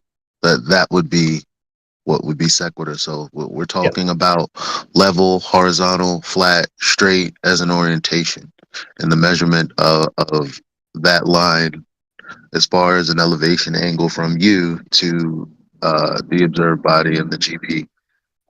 Okay, so how would I measure the flatness of a table? The levelness of the table. How would you measure that? Flatness. The levelness. Why would you have to? It's flat. The levelness. You would use a bubble of Hold on. water level.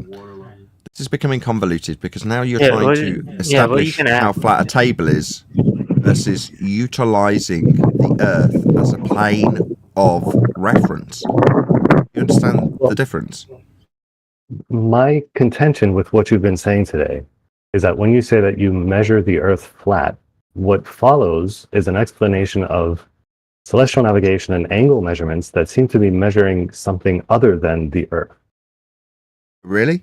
Yes. Do you want to define what an Isn't it elevation angle measuring- is for us so we can... So, hold on, Eli. Do you want to define what an elevation angle measurement is so we can establish that we're using this word outside of the definition, and the definition according to you now doesn't involve Earth, I assume? Of an elevation angle, it's the angle of incidence of some celestial body against a horizontal reference frame. Have a source for that? It's not going to be verbatim. Is there a problem with that definition, or would you like a more specific Well, one? when you say horizontal frame of reference, that would be something horizontal that we can reference, right? Like letters. So we're dealing with the ground and ground positions, and if we're using the horizon, we're using that to get our frame of reference. Meaning we reference it. Yes, we reference with the ground, for ground positions. You understand that? No, it's not the ground though. It's a horizontal frame of reference. It's not that stop a second. Stop. Sorry. Not the ground. Navigation, you say? Not necessarily the ground. Sorry. Okay. Well, when we're dealing with navigating, saving lives at sea, we'll keep it so it's something critically important that we know what we're dealing with. That process, when we measure angles with a horizontal plane of reference, did you say? Yeah, that would be the ground. What exactly is the ground in what you're saying? The thing we're navigating. That we're navigating? Yes. Yeah. So in navigation, when we're dealing with the horizontal plane of reference that we must have, we are, contrary to what you just stated, dealing with the ground. We're navigating, but we're not measuring. Yeah, we are. We're measuring an elevation angle. Yes, but not the flatness of the ground. And excuse me, I was still in the middle of my sentence. That's obviously devastating to your garbage assertion that we're not dealing with the ground when we are. We are definitely dealing with the ground. We're navigating the ground. And we are definitely making a measurement. We're measuring an elevation angle measurement. And the measurement specifically has a plane of reference that most definitely is the ground. You denied that. Said it isn't necessarily the ground, and then I had to take you back out of La La Land and back onto navigation because that's what we're discussing. Navigation is definitely the ground.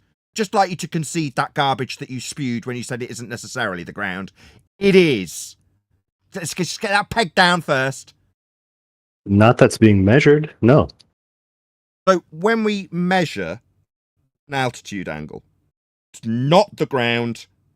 It's not going to be dealing with ground positions. It's not the horizontal plane of reference that we reference. It's not the ground. Yes, it is. So it might be the ground that we're referencing, but we're not measuring it. The ground. Not might be. It's That's gone not from been no, it established. isn't. No, it isn't necessarily to it might be. No, we're navigating. It is, without question, the ground. That's a pre-assumption. It's not been demonstrated. So sorry. So if I'm navigating the frigging ground, you're telling me that it's a begging the question fallacy that I'm navigating the ground? No, I'm just navigating the ground. I'm measuring a plane of reference. Is it that suddenly it's not the globe ground? It could be an imaginary plane of reference, like a tangent or something. No. We are navigating the ground with navigation. Not maybe. Not in certain circumstances. I agree with that. It could be. Is. Why do you find this so difficult? Is it because it's not the globe ground? I agree that we're navigating the ground, but navigation is not measurement. That's the issue. Yeah, elevation, angle, measurements are measurements with respect to the plane of reference we will be measuring. We're measuring an angle. That's a measurement with respect to the ground. You seem to have a problem with that. No, I don't have a problem with what you just said. What I have a problem with is when you equate measuring an angle from the ground as measuring the ground itself. That's correct. Measuring an angle from the ground is measuring the ground. That's correct. No, it's not. No, it's not. What is it measuring? Sorry, if we're measuring an angle, the ground, is it measuring donuts? No, my bad. It's measuring the frigging ground. You said it wasn't. Nathan, can you give him the can you give Measuring him the the ground. definition from Sys Design of elevation angle, please? Can. The altitude angle, sometimes referred to as solar elevation angle, describes how the sun appears in the sky. The angle is measured between an imaginary line between the observer and the sun and the horizontal plane the observer is standing on. Oh, that would be the plane of reference, wouldn't it? Yeah, that's a sustainable by design definition of altitude angle. It very specifically measures two things. Line between you and the star, imaginary because there isn't anything physically there, and the physical plane you're standing on. That's the ground, by the way. It's in the definition of this angle measurement. It also very specifically says measured. You seem to have a problem with it being the ground and it being a measurement. It's both. It's part of the definition of this measurement that it's definitely a measurement. It's not a measurement because you say it's not the ground. It's just not the globe ground. It's the flat ground to form a straight line for an angle because we're navigating the ground and we're measuring the ground. It's the ground that we're measuring for this angle. Hope that's absolutely 100% clear. The ground. All right, guys, the flatness of the very ground. quickly, before we finish up this point, I think that Nathan's actually finished this point, yeah. But we're going to finish up there. Nathan and that are quite welcome to stay in. I'm just going to unmute some of these guys, and everybody's quite welcome to speak. And Before other you flat do, earthers, because feel I will welcome to toddle jump off. in. But just before you do, thank you very much for having us, Politics Discord server. This is where we'll disappear because I can't bear to leave my audience in audio chaos. But we will return. I'm super impressed with you all. You've all been awesome. Thank you very much for having us. And just so you're aware, thank you very much. We're happy to have you here, but we don't put up with audio chaos in here either. So, yep, have a good one, guys. Thank you. Thank you. We'll Bye, chit Nathan. chat in the G Plus panel. Thank you for having us again. Bye bye. We'll talk later.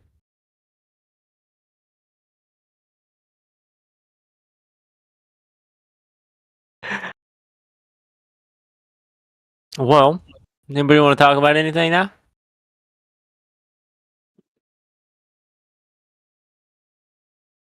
Anybody get any other topics about flat Earth? Tell me about the ice wall on the globe. I don't want to talk about stuff that I don't know of. Like, I don't like if apparently That would be called listening. The globe Earth is false, so I don't want to talk about it that's fake. Since there's no curvature, I don't want to talk about anything that's just gonna. There's no reason to talk about something that's not true. Wait, right? K plus, weren't you arguing the Earth is round like this morning? No. Right. I was arguing that the biblical saying there's a Yeah, firmament. he doesn't know which end is up. No, I was saying there's a firmament, and we're in that firmament with the Val's fly, and the moon and the sun and the stars are in that firmament. Water's above and water's below, and that separate that. That's all I said. I don't really say anything about firmament. No, sorry. The argument was that you believe that they had still gone to the moon due to the fact that the moon was close and within our firmament. And then what you were trying to do was flip it around and ask us for evidence that they didn't go to the moon when you hadn't actually presented any that they had. Well, I So presented we an were waiting. entire moon landing video, and I wanted y'all to try to debunk it, basically, because that's my evidence. And Okay, every so time you y'all wanted- try to debunk it, I will try to provide my proof against it. Yeah, there's a few people trying to debunk it in the chat, too. Sorry. Okay, so I'm pretty sure we don't need to see the video again, guys, but anyone would like to take his video evidence of the moon landing. He's claiming to be a flat earther. He just believes that the moon's close and they still went. Well, I've heard What's the also, moon? what is that thing that you see that's not like the sun? What do you call that then? That light in there, the sky. A star? You call that Star? a star? And then what about the sun? That's a star too, right? No, I don't. That's What's the sun? No, it doesn't look like the rest of the stars. Right. The sun, we call that the sun. Okay. But So the sun's not a star, but it's just the sun. And then the moon is a They call the stars the stars, and they call the sun the sun. And then there's a moon. Star. What is the moon? Right, what is the moon? You say it's a star, right? Is that what you say? Yeah. I didn't say that. Why are you putting words in my mouth? I thought you said that. I'm sorry. I thought you said it was a star. My bad. Well, what is the moon? I don't know. I don't know. So why would we think that it's anything that we could land on and explore? Yeah, I'm just thinking in terms of what you're saying. Like, God, I can figure out what you mean. So you don't know what the moon is. You don't think it's something that we can land on? Yes or no? No, from my understanding, I believe that there's a moon and that it's in the You firmament. believe and that we can there's a land on moon? it. Yeah, there's a moon. There's something that we call the moon. What is it? We can touch it. Okay, so it's physical. It's that thing in the sky that comes out at night. Okay. That's the light. How would you verify that it's physical? Because I can see the light coming from it. That doesn't mean anything. Me. Reflections can, not be physical. It could be a reflection. You ever think of that? Well, We it know could be a for a reflection fact from the that sun, like they there say, because but I that's don't know. the window. Why would it reflect sunlight? Is it a I don't physical know. They object say that that, but reflects I sunlight? don't believe that. The Bible said, I believe from the Bible, obviously. So it says that that the sun and the moon are two great lights, so they have their own light, Uh-huh. So I Okay. feel the light And? from the moon, and I feel the light from the sun. I thought you just said you So- didn't know what the moon was. Then you No, I was thinking in terms of what he was trying to understand. No, I so I was don't trying to think you're understand thinking at all. Can you land? How big is the light, moon? Hugh? Can you land on the light? How big is the moon from what Can you I land could on the Google? light? That's all Hugh? I can know of. I've Yeah, never you can actually. Google, all right. Well, that's not really evidence, sir. That's just a claim. Do you have anything other than claims? Do you have any evidence? Well, I guess if I could look through, like, mathematically look through a telescope and take the measurements from where I'm at and stuff How would like you get a that, measurement? I'm not sure how that would work, honestly. I don't know how to measure it. So you don't have any idea of how to measure the moon, what size it would be, if it's a physical object. You're just going by what the Bible says, and you think people flew to it, got out a frickin' golf cart, and buggied around on it and played golf. You think that happened? I believe what the Bible says. Yes. The And I Bible didn't believe say in the anything moon about landing. that. The Bible didn't say anything about a moon buggy. Yeah, But it did say it was placed in the firmament, which we could go to. When did the We can go Bible to the say that firmament Alan now. Shepard converted a soil it's an open soil sample into a firmament of 4-iron? Well, the fowls fly in the open firmament of heaven too, and we fly with the birds and the airplanes. So, Hey, Jay, thank you for your time, buddy. well, that's what I believe. Like from the Bible, that's my source. Is that there's two great lights placed by God, and in the firmament is with all the stars and the moon and the sun, and we're That's able to cool. go there. Nobody believes a goddamn word you're saying. I just want you to know We that. understand Nobody believes exactly anything what you're you're saying. Okay, cool. Sorry, but we understand what you're saying about the Bible. Now tell us how you know it's physical that they were able to land on it in the firmament. Yes, that is the question.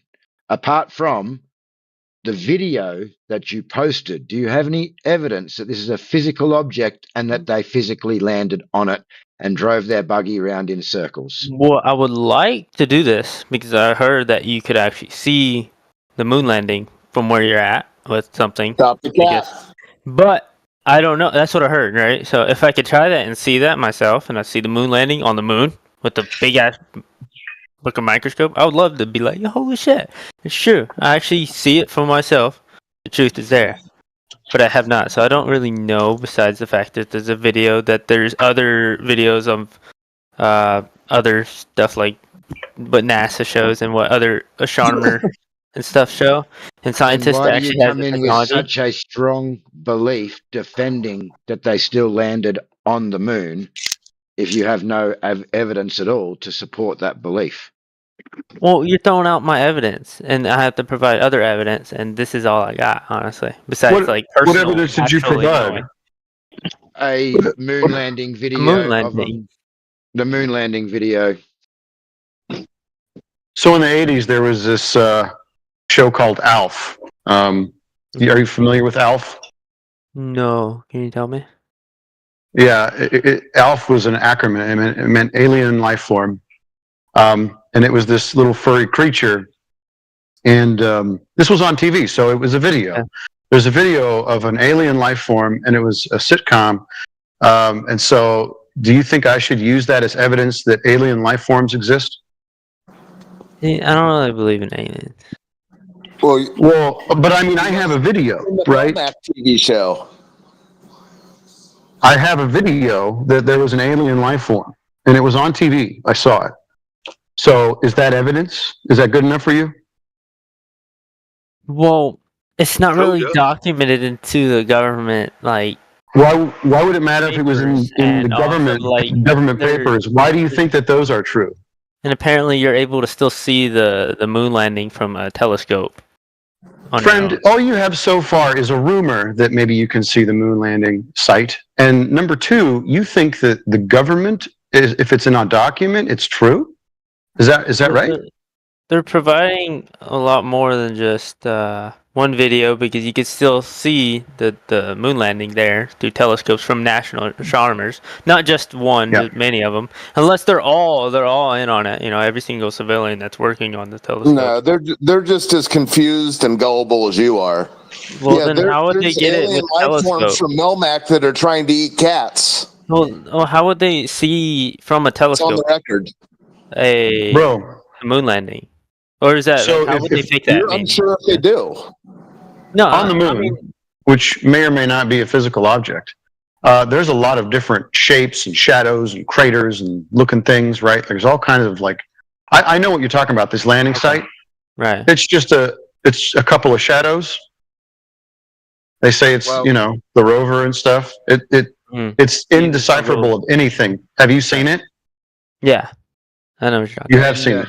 Okay. Wait, I have a question. In good faith, I'll just answer your question directly, yeah? If you want to go and have a look at the moon landing videos, there's many issues with it, such as shadows coming in from different angles that would show the appearance of studio lighting.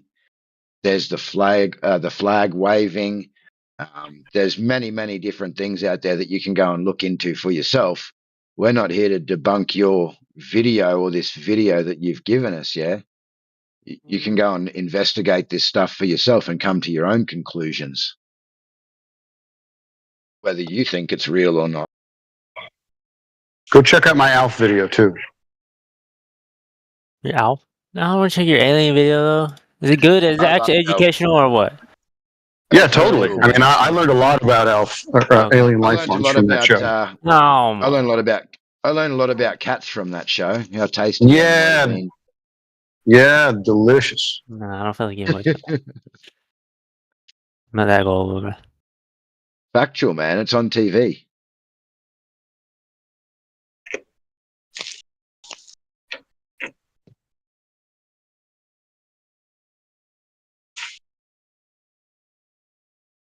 I'm pretty sure the government has a record of ALF being on TV as well.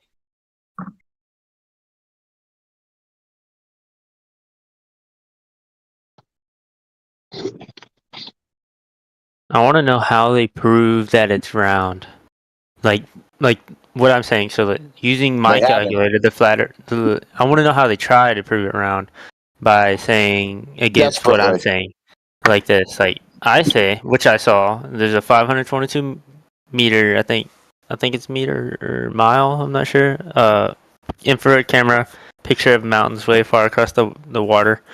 And then obviously using the curvature of the Earth, it says 8 miles down, and there's no curve, right? So how do they? Welcome to Flat Earth. Is there anyone else? Because this Q Plus guy is bottom of the barrel. Yeah, dude, are you happy with this water ball enthusiast? I'm just seeing how they argue against it. Yeah, but he said 8 miles down. It's not 8 miles down. It's just over. Is it not just over a mile? It's 2 miles behind the curve. The kind of good long distance thing. Not 8 miles, bro. It's not 8 miles. Hang on, I'll post it. Okay, bet.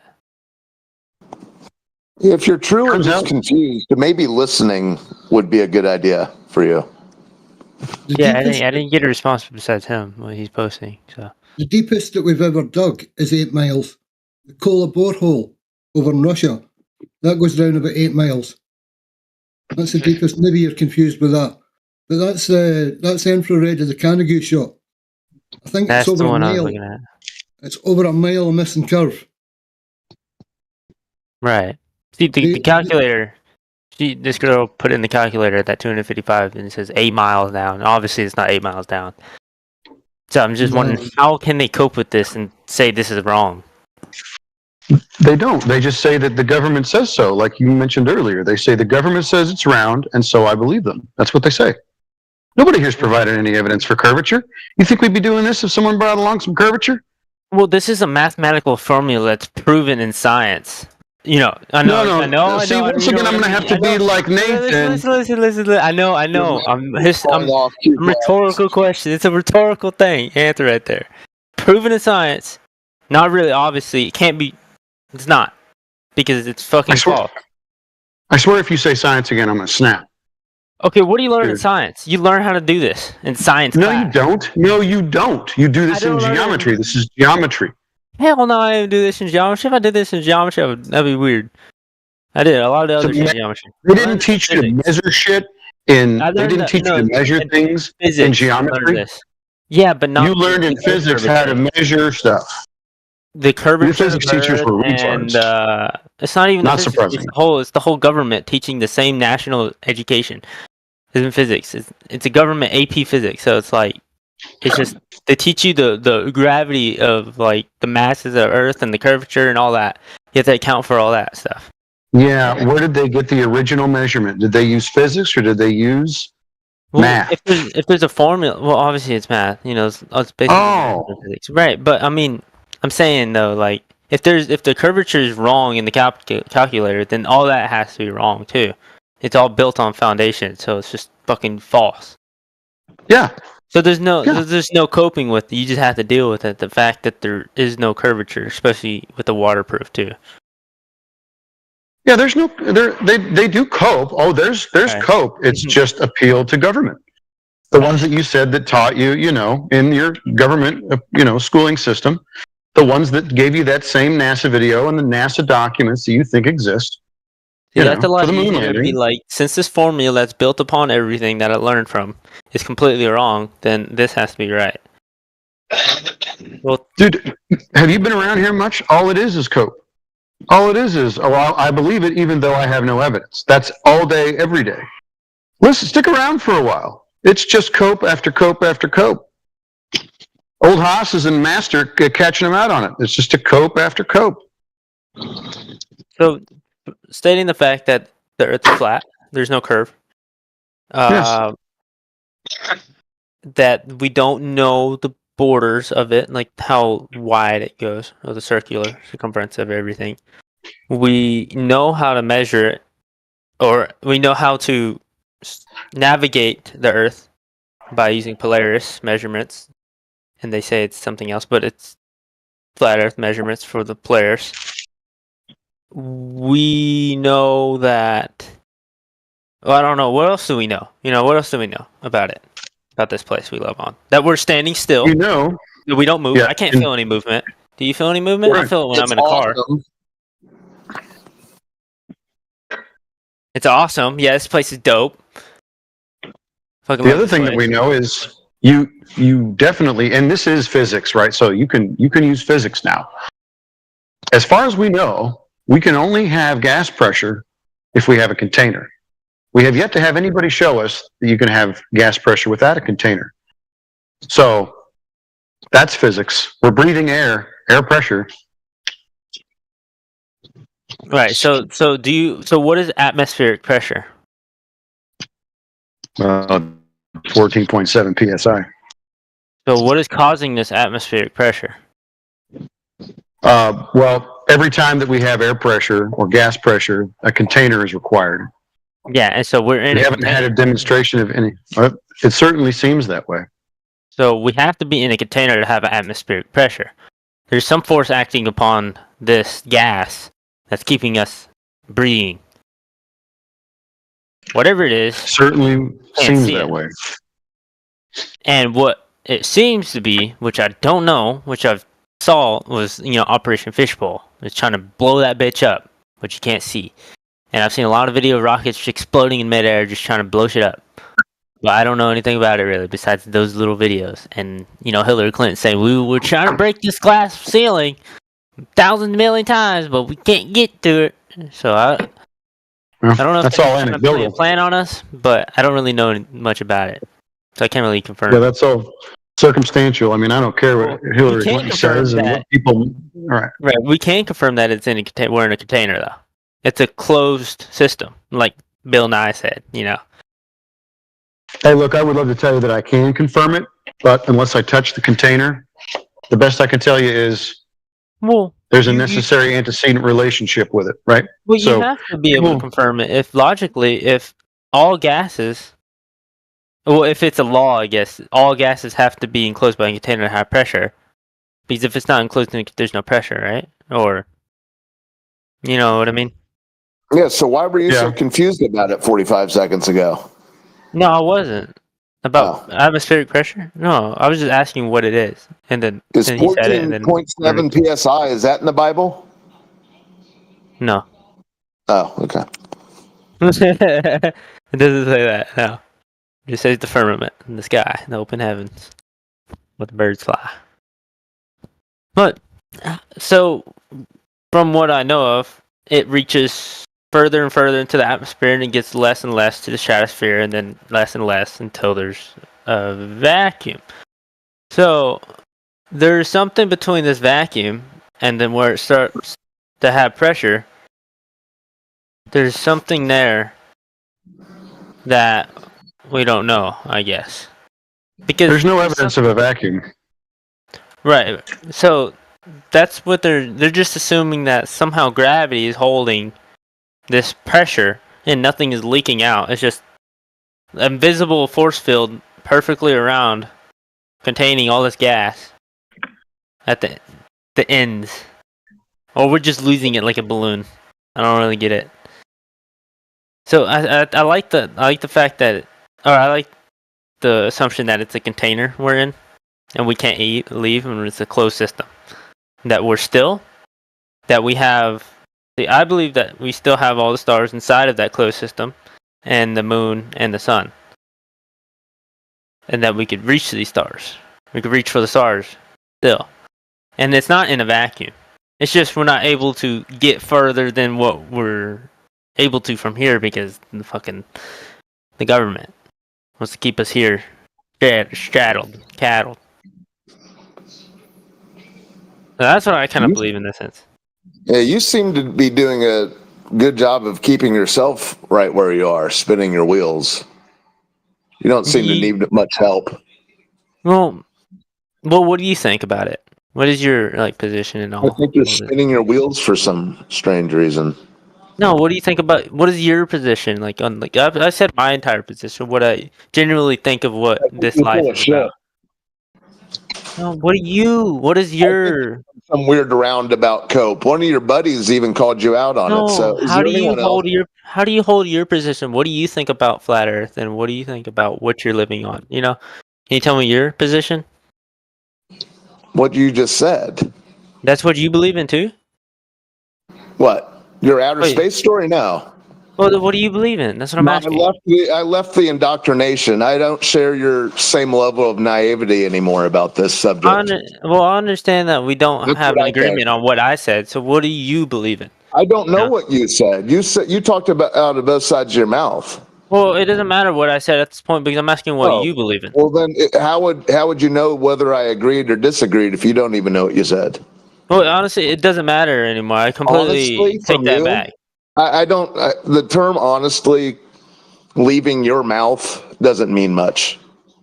Okay, well, if you don't believe that I don't care about what I just said earlier, then I'm just asking you that what you think of and your position of what everything is about. Mysteries abound. I no longer share the level of naivety that would require me star. It's a myth. Wait, can you say it again? You like that? It's a modern myth. Okay. I've graduated from it. You don't believe in the stars? What do you mean? Did I say that? I didn't hear you lagged out. I'm sorry. I know. You don't listen, do you? I couldn't hear you. I literally couldn't hear you. It didn't. You cut out. I heard something about the star that you gravitated away from it or something like that.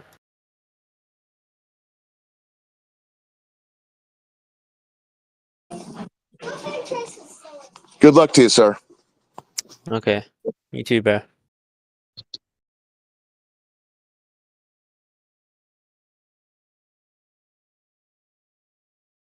Why are you so concerned about what other people believe? What is your experience?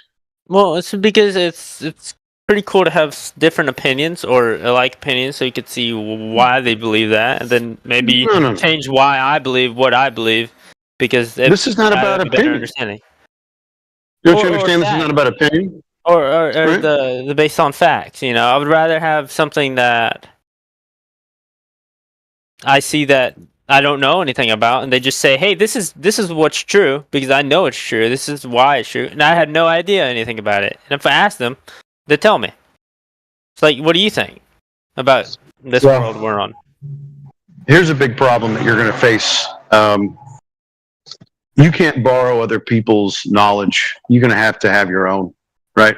Now, we could tell you a lot of things, but what do you actually experience? Like you said it earlier, you know you're not moving. Right.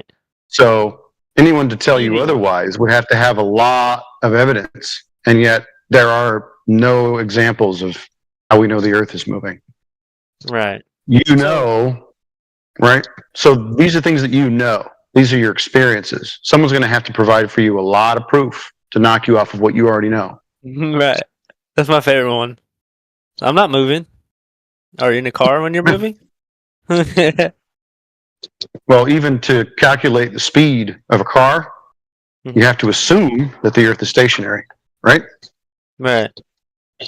Yeah. Because if we're going to calculate, we might as well be going 50,000 miles an hour over the speed limit every time we're driving. Or right. Everyone's going to get a ticket. Yeah. But like, I don't understand like how they could say we're spinning and we're chilling in like a gyroscope type of thing. You know, like we're not getting dizzy. We're just somehow able to be in this standstill, spinning. Like, wouldn't it have to be spinning both ways at the same time for that to happen in a way? Like, come on. No, because it's called referential. Right. Have you ever been on a plane? Right. If you jump while you're on a plane, you're not going to crash at the back of the plane, right? You stay on the same place. It's the exact same thing with the Earth spinning.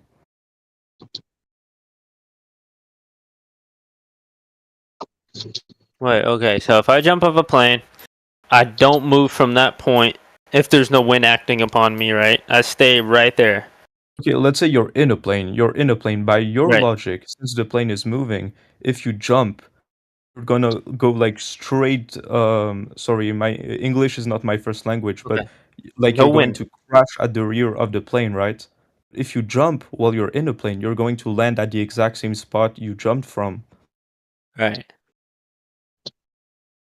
That's like jumping off the plane and stopping from. Right. So this is not analogous to the Earth then, since we're in an enclosed system and we're not accelerating, your example? What do you mean we're in a closed system? It's the same thing. No, the plane is closed, is it not? Well, you call it closed just because there's a roof above us? Is it enclosed or not? There's even cabin pressure that they regulate. Yeah, I mean, technically it's closed, yeah. Yeah, I mean, yeah, technically. Is it accelerating like the Earth is supposed to be accelerating? But cabin pressure isn't what prevents us from crashing at the rear.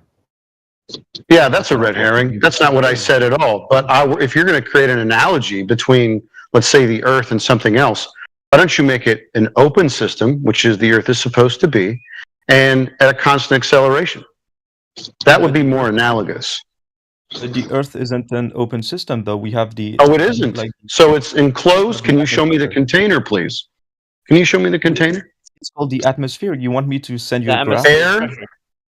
Air contains air. Can you show me an example of air containing air? Can you repeat that? Can you show me an example of air containing air? The atmosphere isn't air. It's like a bunch of different, how do you say in English? Gases? Yeah, air. Yeah, gases, yeah. Yeah, so can you show me gas containing gas? You want me to send you an example We know of that there is no... Without a container, gas can't have pressure, right? What? Is that false or right?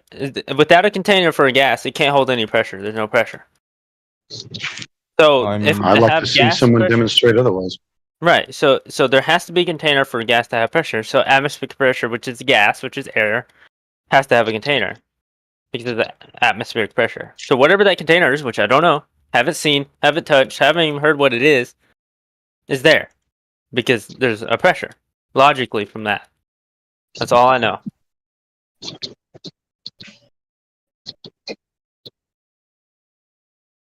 Yeah, if someone can demonstrate to me gas containing gas without begging the question of, of course, the Earth in that scenario, I would love to see it. I'm sorry. I'm playing a game. We're doing something dumb.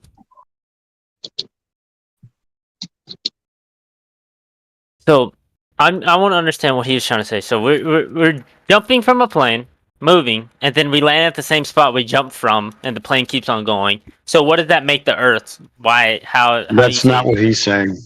No, That's not what he's saying. No, he said that, and then he said about something about the Earth moving because it's like that. Bro, that's not what he's saying. He's saying if you jump up and down inside an airplane, the same thing can be said. They use a train a lot of the time as that's well. what he said. No, I completely misunderstood. Thank you for that. Okay, so that's why he didn't hit the rear, because if he jumps in the plane, he doesn't go all the way and hit the rear. Okay, Yeah. he lands in the same spot. Except his analogy is incorrect. It's not analogous with the Earth. He actually moves back just a quite little bit, just like in a moving elevator. If you're going down, you're obviously going to go up a little bit because, it's the same thing. If the plane's moving that way, the force is going, you're going to be going back.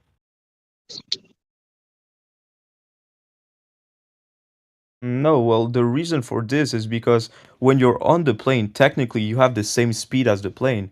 So when you jump, like the speed follows, Well, I'm not good enough in English to explain it in the correct words.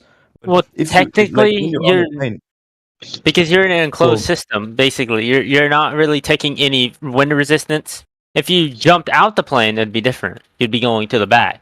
But since you're in an enclosed system and you're not taking any wind resistance, you're not going to move back. Because you moving with the plane won't do anything. Unless you because forces, the law of forces, whatever, Newton's fucking first law, second law, whatever it is, force to act upon each other. They just equal opposite reaction. So obviously it's just not going to do anything. If you jump, it's going to push down. It's not really going to throw you in the back because you didn't push forward. So it's I don't know what you're trying to interpret about how it's It's like if you're driving in a car, or if you're in the back of a car and you throw a ball up in the air, bro, the ball's gonna land on your hand. Right. It's not gonna go So into your face. everything's moving together now. So the Coriolis effect has been effective. Q plus the reason and why the that atmosphere happens- is contained by gravity. If the Earth was much smaller, then the atmosphere would cease to exist, kind of like Mars. It's not hard to comprehend. Right. So these are all baseless assertions. Well, gravity, I don't really know much about gravity. I don't think anybody does, honestly, besides that. Well, that's why there's there's not something an that something atmospheric falls pressure through. like us on Mars, because Earth contains the atmospheric pressure due to gravity. If our planet was much smaller. Well, that doesn't really prove gravity, that there's not one over there, because let's just take that out. Let's prove gravity here first before we go say that there's none over on other places, because there's no air. You think gravity is fake?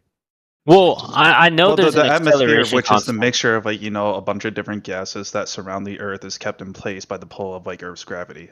I'm saying I don't. I'm not saying this it's is fake. preschool shit, bro. I don't know what it is in terms of what it really is. I know how to measure it in a way. 9.8 meters per second per second. That's what things fall at, and I don't know what force that is. But people call it gravity. People call it electromagnetic force, but it's whatever it is that falls at 9.8 meters per second per second. Force, that's a measured acceleration, is an average done in a vacuum chamber. There's no experiment to prove there's a force of gravity. The apple falling from the tree. What about it? What makes things fall? Right? What is the force that makes things fall? Gravity. Literally gravity. No, don't just claim it, prove it. You don't just claim it, you have to prove it. Wait. Well, what is gravity? You say no. You say this. Okay, what is the force that makes things fall? You say gravity. Well, what is that? What is that force? What makes it fall? Gravity. Yeah, that's what I. Yeah, don't just say the word. Gravity as gravity. What it is. You're asking what it is, and I gave you the answer. That's just not prove it, telling dude. me what it is. You're just telling me the name of it. What do you mean prove it? If you drop an apple, it falls to the ground, right? You don't just say gravity. Do you think you just say gravity and that's evidence? Is that how dense you are?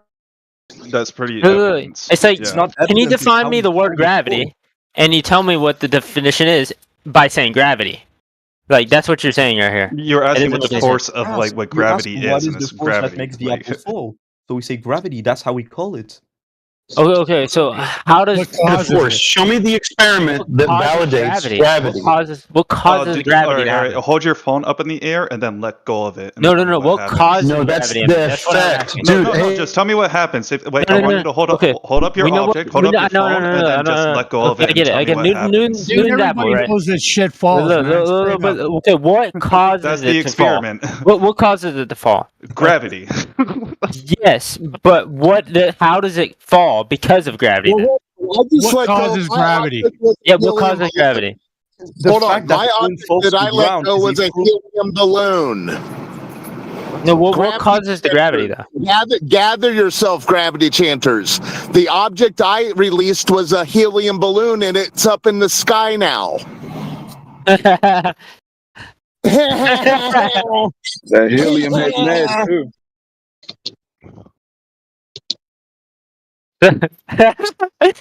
That's funny. Yeah, Yeah, you guys get all whipped up in your theocratic chants, and you guys detach yourselves from reality. All I asked was, how does gravity, how do you make gravity work? What causes the gravitational pull? That's what I'm trying to say. I know what gravity. I know gravity. You just have to click your heels together 3 times. No. Let him answer. Let him answer. What causes the Earth's gravitational pull or the gravity to happen? What do you mean? What causes it? It's a law. Yeah, like it's a Are law. you fucking dense, dude? He's asking you what's the cause of gravity, not what fucking gravity is. What do you mean? What's the cause of gravity? What's the cause of Earth? Like that's a fucking absurd question. You're just fucking dense, aren't you?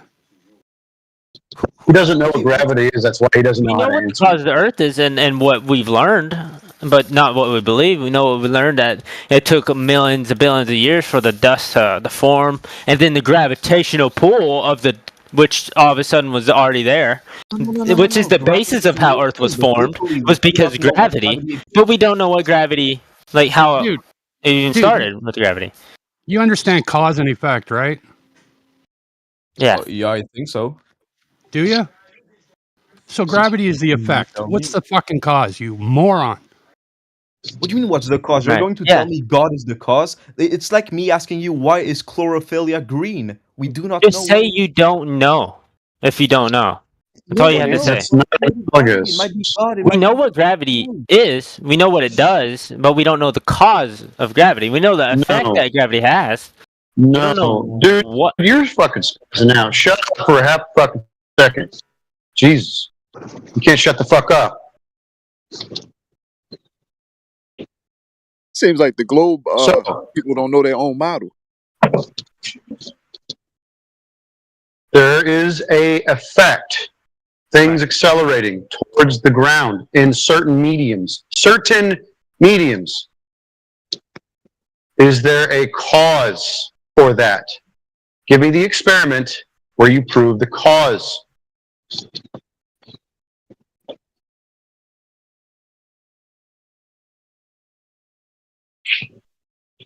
Been a long time coming to try to answer this question. You know that, right? I don't think nobody can answer it. What is? Yeah, nobody really knows really? what it is. Like, it's described as a force without any work being applied anywhere. A force that arises just from mere existence of a thing. Yeah, it breaks the law that you say that there's a law of, which is law of gravity, but it breaks the other law of the equal opposite reaction. So it's a contradiction in itself. And so we can discard it as nonsense. In a Discord call to prove how the law of gravity works. It's a fucking law. What do you want from it? Well, it can't. It's breaking the other laws. A uniform law of gravity. It's a law. It can't be a law if it breaks all the other laws of nature. How does it break all the other laws? Because if there's a gravitational law, then how's it go with Newton's law of equal opposite reaction? It's claimed to violate entropy. What? What's the so like take gas molecules, for example. The behavior of gas is in its nature to disperse. But gravity says, well, no, gas is going to contract and not disperse. But nobody ever witnesses the contraction of gas within a gravity field. And gas has mass. So it contradicts your gravitational. Right, so it should, but it doesn't.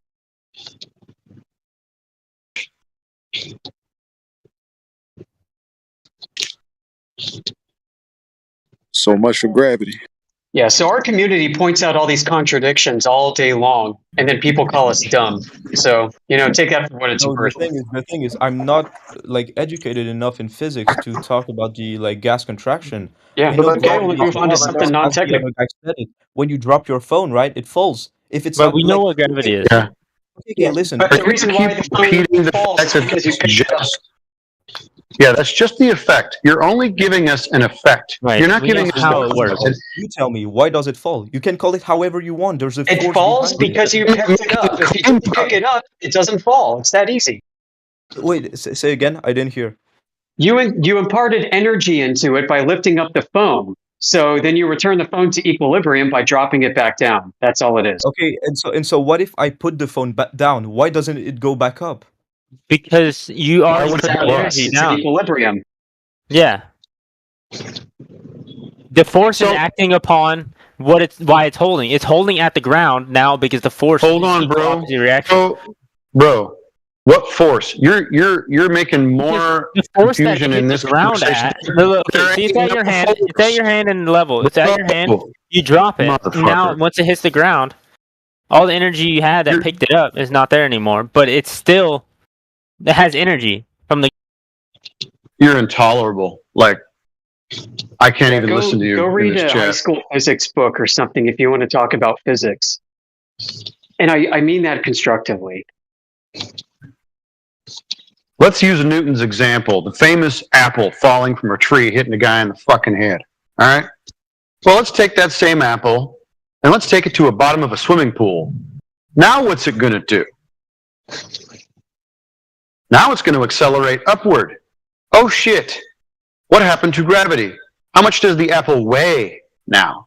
Does it have a weight? How are you going to get that? That's because of the law of So nobody can prove the cause of gravity, but what we can prove is the cause of the change of direction up or down by altering the relative density of the medium with respect to the object. We can prove that. We can call relative density out all day long and we can prove it. Can't do that with this mythical bending and warping of space-time, though. Can't prove that. Okay, so we can dismiss what we can't prove right now, right? In reality, there is no exclusive downward vector for all matter. Things go up, things go down. Things go side to side, basically all based on pressure mediation and the medium that the object might be in. That's it. Correct. Objects of different densities tend to arrange themselves along a vertical gradient, and objects of the same density or pressure are more horizontal. Yep. But there has to be an equal force acting off of it too. If something is dropping, there has to be something that's pushing it up. What? Well, if the Newton's law exists, the one that equal opposite reaction, then if something's falling, if something has to equal it out from it stopping from falling. Yeah, it's buoyant within the medium or falling within the medium. The medium provides support, and if there isn't enough support, then it'll continue to descend, or it'll rise up if there is too much. It's all about pressure intermediation. Right.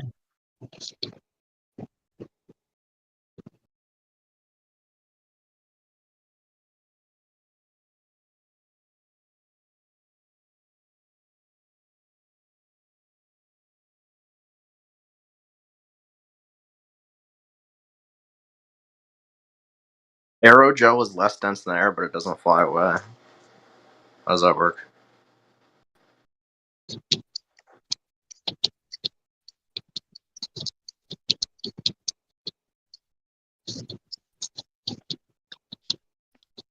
What's the claim? I said aerogel is less dense than air, but it doesn't fly away. It's less dense than air. It's a gel. Okay. What's the density coefficient? So like 1 kilogram per 1 kilogram per meter squared or something, or cubed. Or Yeah, but 0.003 kilograms per meter cubed. Sorry. it's a different phase That's a of matter. weight. It's a That's a different weight. phase of matter. What? But why shouldn't it fly away? It's less dense. You just gave me a weight in air. So it has a weight now? So it's more dense than air? It's not a gas. You know what density is? It's kilograms per cubic meter. No, that's weight. This guy doesn't know what density is. Okay. This guy doesn't know that a kilogram is a measure of weight. All right. How do you define density, Mister? How do you define density?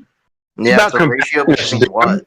It's a ratio between what? It's compactness. It's not a weight. Okay, so really, so I have a volume of water. I can't determine how much it weighs from its density. No, you use water a lot of times to figure out what density is, oddly enough. So you really don't know what you're talking about. You don't know what density is. Right. You have no idea. So they don't use water to decide how dense things are. You ever figured out how they figure out how much alcohol is in, like, let's say, whiskey? How do they do that? I've done it before. They use refraction indexes of the alcohol in the water. I have one right here. Refraction indexes? No, I'm being serious. I have an alcohol refractometer. Oh, man. You think I'm joking?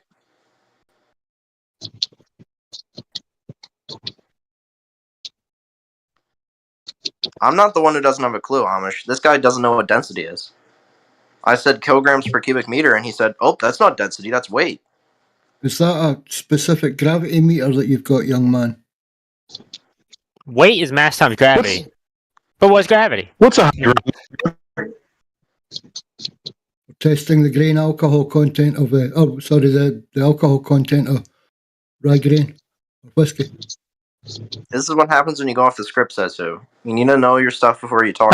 What's a hydrometer? What's a hydrometer? Well, there's What's a a thing. So hydrometer? mass times gravity, right?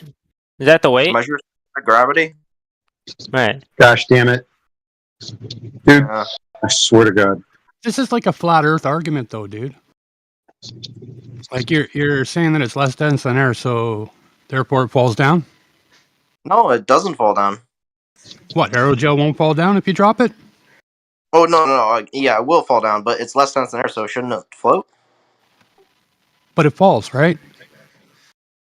Yeah, that's the conundrum. Why does it fall if it's less dense than air? Not a gas. Because it's full of air. Because it's full of air. Bonded matter, isn't it? Also, you do you know the difference between density of materials and optical density? Yeah. Are you stuck up on my alcohol refractometer? No, I'm not stuck on it. I'm just asking if you know what you're talking about. Yeah, I literally have one. I can get mine that I use right here. If you want me to use it for you. Why don't you use a hydrometer instead? So you know that the measuring optical density isn't the same as measuring the mass of something, right? It's a whole different thing. It has to do how the material behaves in the presence of an electromagnetic field. But I can tell how much alcohol is in water by measuring its refractive index compared to water. It's not the same thing what we're talking about, though. No, but you optical said density is not the same. I know, and you okay, so you brought up a red herring. No, you told me to explain. You don't know what you're talking about. What do you mean? You told me to explain it to you. I did. Yeah, they use specific gravity. Hydrometer, like says who's telling you. Hydrometer is measuring actual density, not optical density. And he's keeping it on point. You're not. You're going off on a tangent because you don't know the difference between density and optical density. No, I said that I measured. No, I measured the amount of alcohol in something before using an alcohol refractometer. Are you saying that I can't do that? No, you can, but it's not the same as what we're talking about, is what we're telling you. Okay, I was never told. Okay, well, we can move on. Do it. Yeah, okay. I don't. This is like a confusion. I didn't mean to. I don't know what I was supposed to say there, what the gotcha was, but I'm sorry.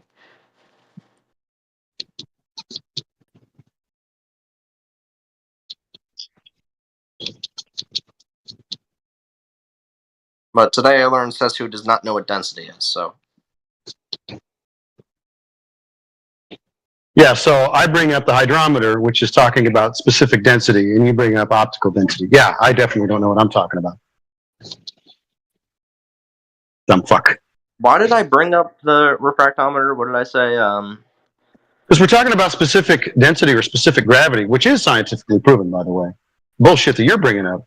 By the way, what brand do you subscribe to? Are you an ether guy, a quantum gravity guy, a bendy warpy space-time, or spooky action at a distance? Which gravity do you like? I don't answer your questions, clown. Oh, you don't even know what any of those are, You don't know what density is, dude. I said kilograms per cubic meter, and you said, huh? Yeah, kilograms per cubic meter. So how would you get that weight? Is that a measure of weight or density? That's a measure of density. So kilograms are a measure and a unit of measure of density. Kilograms are. Nope, kilograms per cubic meter, retard. Okay, so that's how much weight per cubic meter. Yeah, that's called density, which you didn't know. I said that. Weight is density. Weight is density? Kilograms per cubic meter. Up on this? Are we weighing things here, or are we calculating density? Yeah, he doesn't know what density is. This is laughable. He can't even measure density. How do you measure density then? Well, it does not by weight. I can't measure it in kilograms per cubic meter. How much does it weigh in water? What is the density of the foam in water, please? No, are you that retarded? You don't know kilograms per cubic meter? You don't have to keep asking the question. You can just answer my question. No, what exactly is the density of that? What is the density of the foam in water?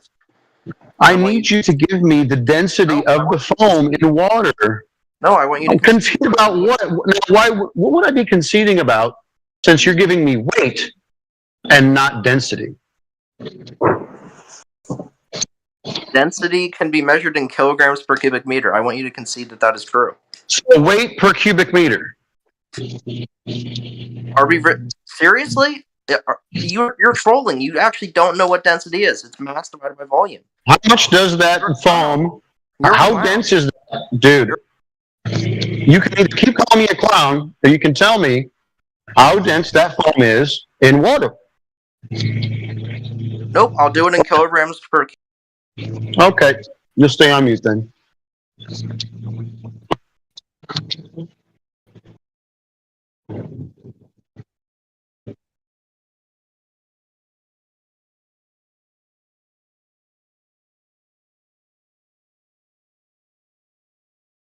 Yeah, so helium is less dense than air as well, bro, and it goes up. And so we have a case here where there's a gas versus a solid, right?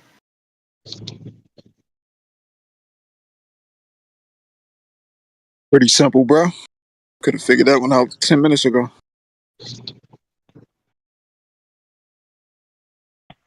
You guys see the Joe Rogan thing with the moon landing guy, yeah?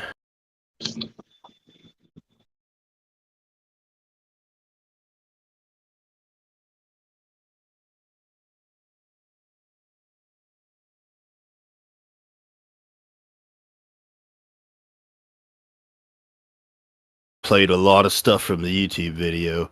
A funny thing happened on the way to the moon.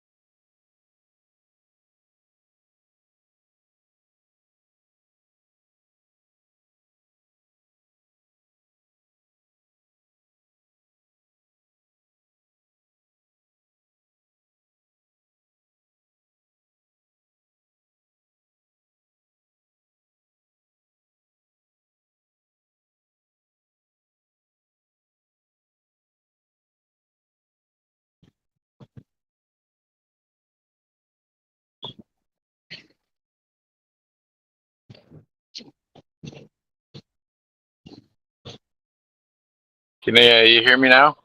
Mic check.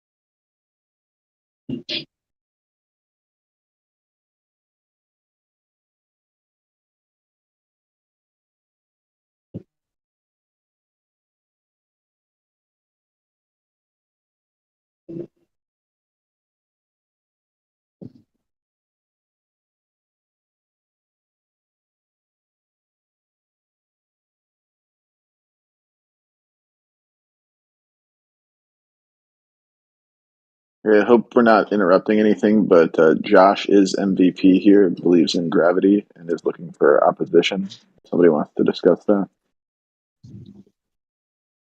Yeah, just give us a cause for the gravity.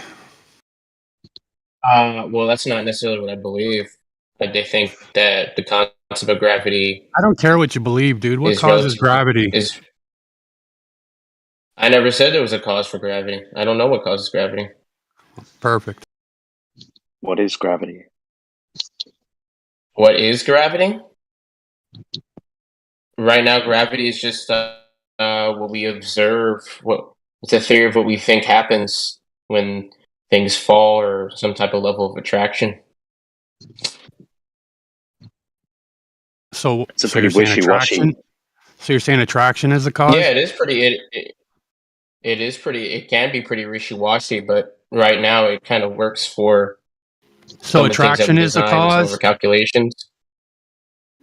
You said it No, attracts? attraction is a description. Attraction is a description.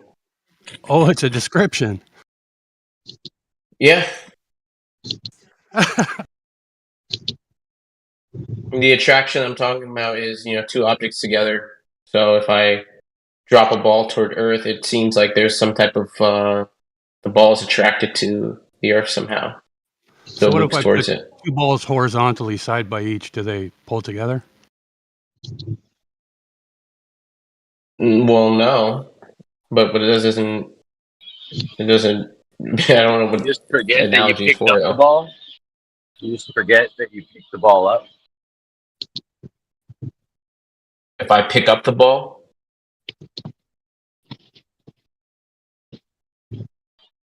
Before you picked the ball up, it wasn't doing anything, was it? Mm-hmm. Sure. Well, again, where is gravity? Where is gravity? I don't know where gravity is, but things seem to fall, and big objects, small objects seem to be attracted to very big objects. What things Can you prove that small objects are attracted to big objects? Can you show me where that happens? Yeah, I can probably do some observations of that. Satellites. That's not even correct in the globe's paradigm. That's not even correct in the current rhetoric. It hasn't been correct for 109 years. Yeah, let them go, man. Yeah. You were going to show me. You were going to show me a big ball attracting a small ball. No, I was going to show you an example of big object, small object. Oh, okay. Go ahead. Yeah, so they put satellites a certain distance away, and eventually, what happens as the satellite keeps rotating, it gets closer and closer to Earth, and then it eventually enters into the atmosphere, and then crashes. So that would be an example of a really small object coming closer to a big object.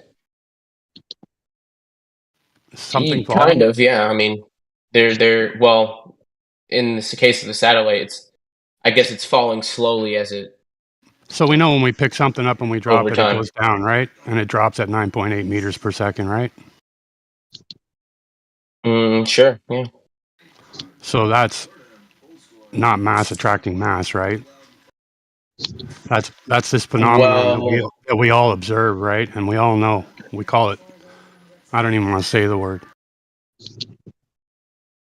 Well, we don't necessarily.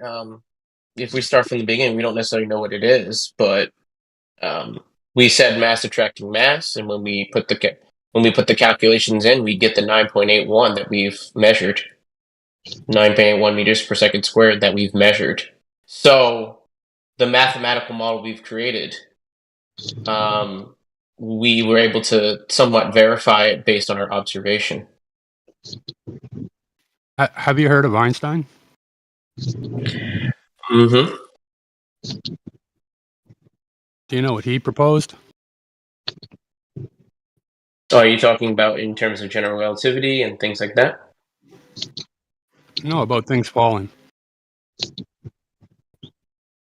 Yeah, in general relativity, we're a gravity well, right? Is that kind of what you're getting at? I think he was talking about bending space and time. Well, yeah, when I mean gravity well, it's a bending of space-time. Mm-hmm. Is that mass attracting mass? No, but I was referring to Newtonian mechanics. I wasn't talking about special relativity. That was superseded. Or general relativity. That was superseded by Einstein. It was superseded. Yeah, so that means Newtonian. what preceded it is not correct or relevant. Okay, so Newtonian. Are you saying that we don't use Newtonian mechanics anymore? It was superseded by Einsteinian bending of space-time. Yes. Are you saying that we don't use Newtonian mechanics anymore? That's not what I'm saying. That's just what happened. Okay, but Newtonian mechanics are still correct, right?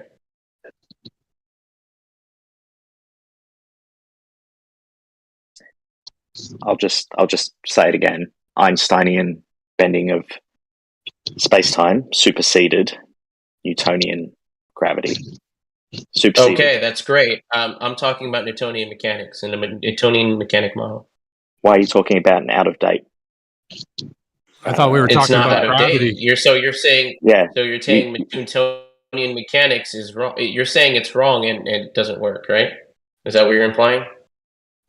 I'm not implying anything. I'm saying that Einstein superseded it, and Einstein, when that's he great. came up with his theory of relativity, that's great. superseded Newtonian. Okay, well, okay. I don't really if you don't care, that's Einstein. fine. We can That's talk what about happened. Einstein if you want to. I don't know much about mass attracting mass per se. I can relate it back to Newtonian mechanics, but in a Newtonian mechanical model, it's big mass, small mass. And I just gave an example of the experiment with the satellites to example that. I can try to maybe give an example of special relativity, although I'm a little bit I'm not really well versed in that special was relativity. mass attracting mass, though, dude. Yay, a satellite comes down. That's great. Do you have a model to better predict it? I never made the claim, brother. I don't believe it, man. I don't even believe it's real, dude. If I put the calculations in, I will get so with same math, numbers that we measured. right? The math. Well, makes no, it right. I see an observation, right? We measured certain things, so such as the object falling, an apple falling at 9.81 meters per second squared. Yeah, we got that. And then somebody proposed a model, and when they plugged in the numbers into the model, they get the same observation that we got. So does that necessarily mean the model is correct? What are you talking about? What numbers did they plug in, brother? You want me to pull up the formula for gravity? For gravity? Yeah. Yeah, we get that part, man. But we don't get the mass attracting mass part. But when I plug in mass attracting mass, I can get the 9.81 meters per second squared. Yeah, you get the velocity. I get that. Acceleration, yeah. Yeah, acceleration. Mm-hmm. So the model that acceleration proves mass attracts mass. Oh, okay. No, but not necessarily, but the acceleration that I get is the number that I get is in line with what reality is. So it gives evidence to maybe my model could potentially be right in some way. because it matches it matches the observation that was done. So the math works, and that's the way it is. In the Like we can make another model, math. there's We can mass make more math, right? subtracting. What in the Okay, model? you want me to finish or no? Go ahead. In the model, it's mass subtracting mass, and I get the right numbers from my observation. Great. The math works. Now show me in reality. The math shows and proves some of my observation. Right. Like weight? Yeah, well, weight is a concept of gravity. Right, like the constant works in mathematical formulas and stuff, but we don't know the cause of gravity. We know it's there. That's about it, right? Okay, yeah, we don't know the cause of gravity. But we know it works in math. And? So we use it. Well, no, so we have observations, and some of the math supports our observations that we see. Yes. So that gives credence to maybe the formula can work at least in some certain situations, depending on what we're talking about. See, Nikola Tesla doesn't like Einstein's theory at all. He thinks it's just a bunch of mathematical garbage. I don't know where his theory is, but he said at like age 82 he was making a theory. Instead of making a speech, he was like writing it. And I'm looking for that. If I ever find that, I'm going to show you. What's the challenge against, what's the challenge? The challenge is against special relativity, or we're still talking about Newtonian mechanics? Well, relativity, or Einstein's theory of relativity, yeah, he thinks it's just a bunch of mathematical garbage that just dances around the I don't know. He has an entire quote by it. I could actually look it up. Okay, so what aspect of general relativity are we talking about? Are we talking about the bending of space-time and whatnot? One second. I just know it fondly. I have to look at it. I have to find the actual topic on it. He really disagreed. Yeah, with I would like to know. Yeah, what's being challenged? I mean, maybe Nikola Tesla had a point. No, I mean, I don't know specifically. I don't know specifically what you're referring to. Yeah, one second. So we can all prove that things accelerate at 9.8 meters per second, but we can't prove mass attracts mass, dude. Oh, okay, we can't prove. So what do you mean by we can't prove it? What do you mean by like that? I said, I've never observed mass attracting mass, man. Okay, so do you have a formula other than magnets or something, right? Do you have a formula that I could? So if I wanted to figure out, do some calculations or quickly get some observations that we could measure. Do you have some type of formula? We got a formula for acceleration, dude. I get it. Yeah. So, do you have a formula that can get me the acceleration that I see that is not mass attracting mass? No, I don't, man. Okay, so all I'm going to say is that right now. Well, yeah, we can use mine until you come up with a better one, and I'm open to if you have any ideas. Yeah, because right now I don't know what causes gravity, dude. I really don't know what causes it, man. I don't know what causes things to come down and some other things to go up, man. Okay, that's fine. I don't really know too much about it either, of what the actual cause is. We can guess if you want. We think it's mass attracts. We think it's mass attracts mass, and so far it's a guess. I get it. Our observations. I know. Yeah, it hasn't been mass attracts mass for 109 years. Here's partial of the quote. It says Einstein's relativity. Well, okay, go ahead. Sorry with your quote. I apologize. I don't know the actual article for what he was writing it in, but I know this is the quote. It says, Einstein's relativity work is a magnificent mathematical garb which fascinates, dazzles, and makes people blind to the underlying errors. The theory is like a beggar clothed in purple whom ignorant people take for a king. Its exponents are brilliant men, but they are metaphysicists rather than scientists. I would like to find the rest of the quote, which I'm looking for because I don't believe that's actually a real quote. No, it is. It is. It's in a actual letter here. It was an interview. Feel free to cite it, but I'm pretty sure that was debunked years ago. Well, even so, I mean, he might have a claim to what he's saying. I mean, I think we'd still need more information to what he's saying. I will find it somewhere eventually.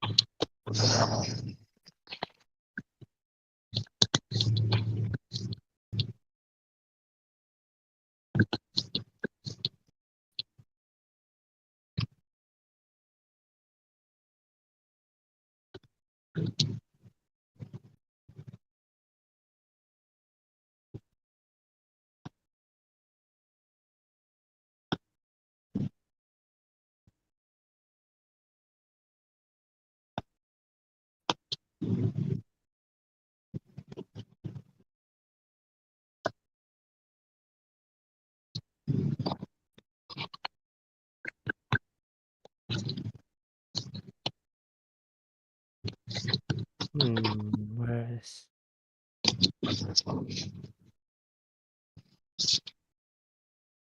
Time to ask AI where this shit came from.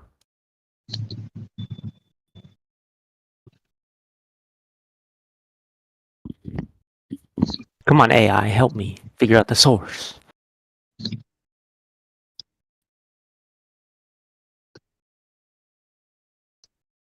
"1935 interview from the New York Times." Where is that?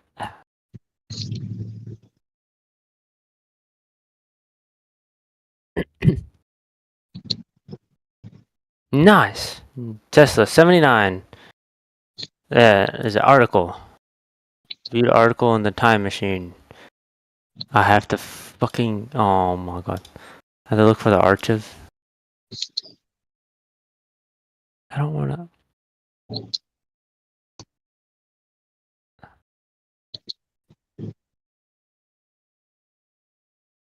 Dang, I can't even see Is it. it so sorry. No, you go ahead. My bad. I was gonna ask a question. Is it logically impossible that maybe objects of mass have an inherent attraction toward each other? Is that logically impossible? Nothing's. Sure, maybe in some universe, dude. What about this Or one? what about in our universe? Yeah, I what don't about in know. our universe? Is relative density possible? Relative density? What do you mean? And buoyancy? As a cause. As a cause of what, gravity or Of things falling cause of down at 9.8 meters per second in whatever medium it's in, it changes, right? well, I think Things it in the once air fall was. at that speed. If you drop something in water, it falls at a different speed. You know, like if you drop something in sugar water or salt water, like different things, density and buoyancy, right, bro? I found the article, guys. Here's the source of what that quote is. It's from a New York Times article in 1935 when he was 79 years old. Promises to transmit force.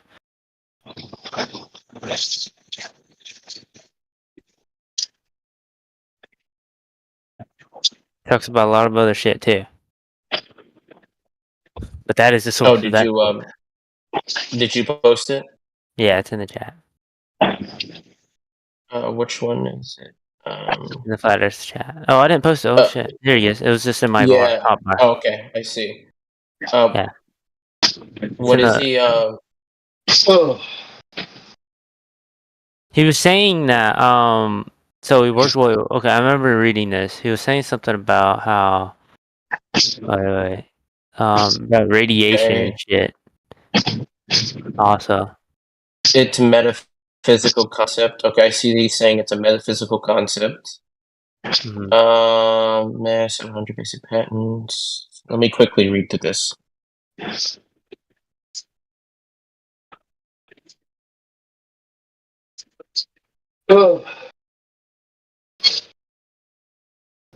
You can actually look at the New York Times archive, but you have to pay a subscription.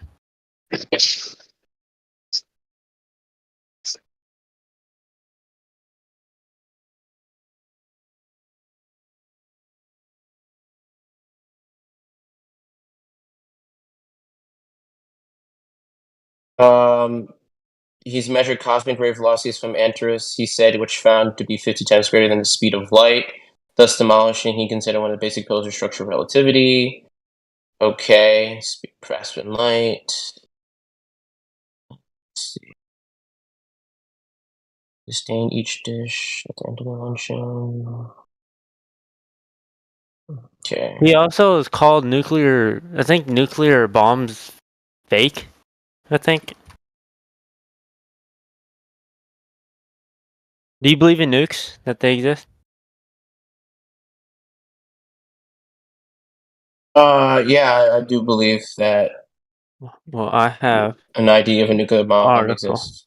And he said that big bombs with poison could happen, which happened in Nagasaki, Hiroshima.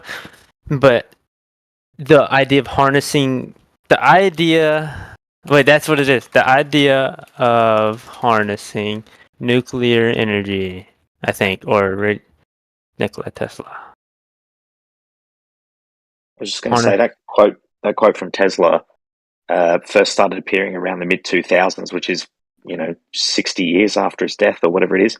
Like, have you got any citations from before then, which is basically when this all first came about? Because I heard more than 10 years ago that was debunked. What? Like, what was? This is just the quote from Tesla. That's just another post from something that. No, it's actually from recently. I mean, if you want to go and subscribe to the article for New York Times right here and read the little fine print, it's the same article. So I'm reading. Yeah, I'm reading this article now. Let me hold on. But there don't seem to be any references of that quote. Yeah, so pre-2005. Well, and he died 60 years before that. He said he's that. going This is what he against- said in his own words. Well, he's going against general relativity or special relativity. I'm not sure which one, but I don't know how that necessarily relates to gravity. Do you have the connection to it? He also said at 82 he had a theory of his own about gravity that would make everything Okay. right. But I would love to find out. I don't think that's ever gotten released though before he died. That's the thing. Maybe it didn't, or maybe he it didn't. he could have had a theory. I don't. Yeah, he necessarily said doubt it. he said that at a. No, I would like to see it. If you can find it, or if I can find it, I'd love to fucking read it. Well, But I don't necessarily know if I have time to find it, but No, it I've been would be looking for interesting it to see actually, what and he I've seen Reddit proposed. posts. I've been seen Reddit posts, and they've been saying that like there's nowhere, it's not like found anywhere or whatever. So I think he died before he got to release it. But he said at a dinner host Yeah. instead of a speech, he said he wrote a letter saying that he had made this theory of gravity that shows why planets are in the way they are and everything, and all this other shit. Mm-hmm. And I'm looking for it. Yeah, I mean, I don't It'd be necessarily awesome. doubt. Yeah, it would be cool to see what he would say Yeah. and how he would prove out the theory. But he wasn't necessarily even attacking. So he said he was attacking relativity, but because of the speed of light would be, he said 50 times greater than the speed of light, which would change the math in a lot of special relativity. But I'm not 100% sure if that gets rid of the concept of gravity. It might change the numbers, and maybe if it changes the numbers, then when you put them into the equation for the mass attracting mass, we could either change the G number, or we maybe it doesn't work. But I'd have to get more. I have to understand more details. We need to know what the fuck his theory was. I want to know. He said he was at 82. Yeah, he just dies on me I without agree. telling me, motherfucker. Because maybe what he found was correct, and it breaks down special relativity or general relativity, but it doesn't destroy Newtonian gravity or whatnot. Right. It's just or maybe it describes like the bending Einstein. of space time differently. Right. So He I thinks don't know. he believes in the exactly ether. He what doesn't believe in like the curvature of space time. an ether. Yeah. Okay, the what does he mean gravitational by effects ether? be explained through electromagnetic interactions instead of curvature of space time or the attraction of masses. Electromagnetic pools of poles, dipoles, Okay. and poles of like maybe like the planets are So aligned like through the currents, through electric currents in a way. like light street lamps. Okay. Something like that. Like the whole universe is like electric in a way. Does that implication mean that the universe is eternal? I'm not sure his idea of eternal, but I know he believes in God, and God is eternal. So God is in through everything. So I would assume yes, everything is. It has to be eternal if God is through everything eternally. So, but I would like to find, which I'm looking for, his fucking theory of gravity, if there is one. But nothing in detail. Did he explain the gravity? According to the wiki, he said he developed one, never published it. He never published it. It's so sad.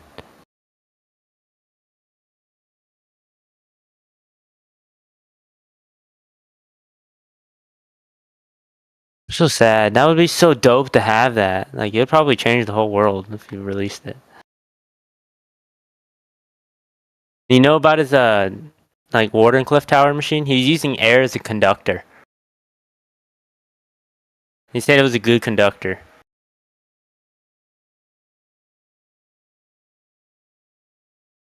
Provide wireless electricity everywhere. But I also posted the thing about the atomic energy, like illusionary. It's illusionary, he was saying. Well, are you still here? That guy that was talking about he believes in atomic bombs. Hello? Oh man. Sorry, somebody was talking you're to back? me. You said something about The air atomic water energy? machines of some sort that Tesla was making. No, it was like he was using the air as a.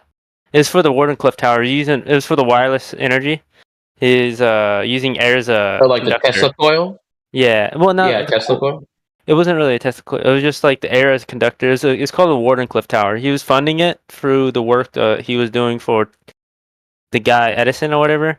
He was getting paid to fix his shit, and he didn't pay him, so he kind of got defunded for the Wardenclyffe Tower, and then that's why he had a mental breakdown after he got defunded and shit. But anyways, it was supposed to provide free energy, like wireless electricity, to just lighting up a light pole anywhere or whatever. It sounds like the Tesla coil, to be honest. You light up the Tesla coil, and then you get like free wireless electricity through the air. Yeah, maybe we're talking about the same thing or not. Using the air as a conductor. Yeah. Look at the Wardenclyffe Tower. It's a big ass tower, though. It's just bigger probably than what's it called? Versus the Tesla coil.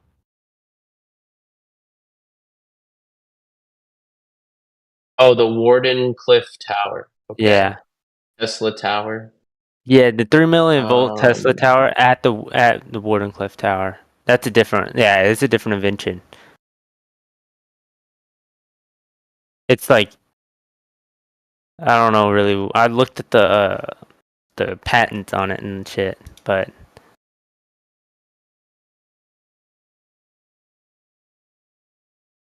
it's using like the atmosphere as electricity. Like I don't know how to explain it. Because I didn't really read the patent all the way. I think it's the Tesla coil. Okay, it's just a big one? It's another name for a Tesla coil. So yeah, a giant tower that emits electricity. Yeah. Did you see the original one that's still there, like today? No, I don't. I didn't see it. I mean, the Tesla coil, yeah, it's a pretty cool thing. It would be interesting to see if it affects your brain functions, but it sounds like it didn't. Yeah, because he was holding a light bulb, right? And then he was being affected, or he was like the electric was on him. It just wasn't high voltage or something like that. It was like low voltage or something. Yeah, it would. I wonder if that would affect. There's a certain voltage that starts affecting the brain, or if the voltage is low enough it doesnn't get to the brain and it's okay, or affecting the heart and stuff like that. There's also But no, I think I want to go back to the topic, if you guys don't mind, of maybe perhaps, I'm not saying this is as a claim for sure, but perhaps gravity itself is just an inherent property of mass. So the cause of gravity is just a property of mass, that mass is going to be attracted to each other. and that's just an inherent property. If something has mass, it's the case. And I don't think anyone said that was logically inconsistent to say that it's an inherent property of mass. Well, I like the fact that Tesla says is electromagnetic principles instead of gravitational principle or mass effects, and not through like curvature space-time. Yeah, well, why is electromagnetic principles? Why is that more worthy than this concept of space-time? I think electricity is pretty out there on its surface. It's like you see white stuff coming out of the outlet, and then it turns things on, and then we take an amp meter, and it says that there's amps there, but I really can't see it. And then it can, it could travel through air maybe, but we only travels through like wires. It seems pretty weird on the surface to me. So why is electromagnetism even? Why is that tested and more trustworthy than something? Well, he believed like you will feel the electricity, mate. You will feel it because I've felt it a few times. He said he envisioned gravity as a force resulting from vibrations or waves propagating through the medium of the ether. Well, that's actually not. There's other people who have that same theories, and I might not be wrong. Of gravitational waves. Like we're both talking about both theories too, so we're both talking about different theories of what gravity is. So we can't really be like what it is. Well, no. All I'm implying is that maybe it's just Yeah, which one do you want to go with? Which one do you think is better? Which one do you want to go with? Basically, we have to decide. Yeah. Oh no! Well, I wanted to talk about like why do you think electromagnetism is more trustworthy than gravity? Yeah, that's what I'm trying to go into more too, and then I understand that actually. I don't know much about it. I know a little bit about it. I actually do have a red folder that I would like to pull out that I learned a long time ago about the electromagnetic force or electromagnetic universe.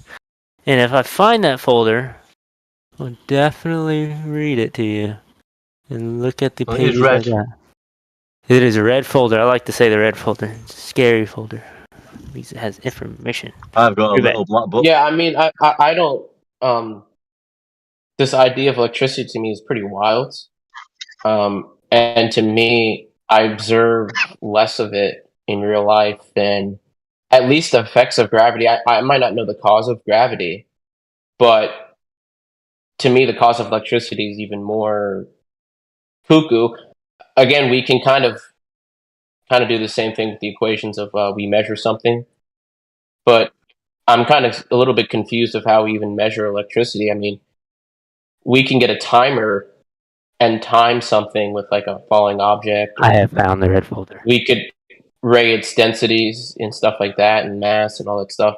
But electricity, like, what is an amp?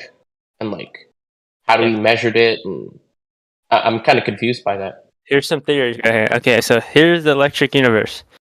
Okay, so let's look. I'm gonna look through this shit. These are my notes right here. So I want to see this diagram. Okay, it says gravity. Okay, here it says definition of gravity. I got. It says gravity is a form of dipole electric force manifests just as if planets were charged particles. So planets are like charged particles. Okay. What else is there? Put together what we know about electromagnetism. The closer the two charges are, the stronger the force between them. The extension of Coulomb's law. Ohm's law. Okay. Yeah, Ohm's law. Oh, Coulomb. Yeah. So I think for this to be fair, for this debate, we're assuming that electricity and magnetism is real, and then we're using this to explain what we think is gravity, right? Is that what he's saying? Yeah. Like we're explaining gravity as a dipole electric force. Okay. So what is this material medium? Pass a force through matter as if it's not there. Anything that travels. Okay, so what it was saying is saying that E equals mc squared. No explanation. Direct electric universal connectivity. It's saying that anything that travels the speed of light is electromagnetic disturbance, not electric force. That's what it was saying.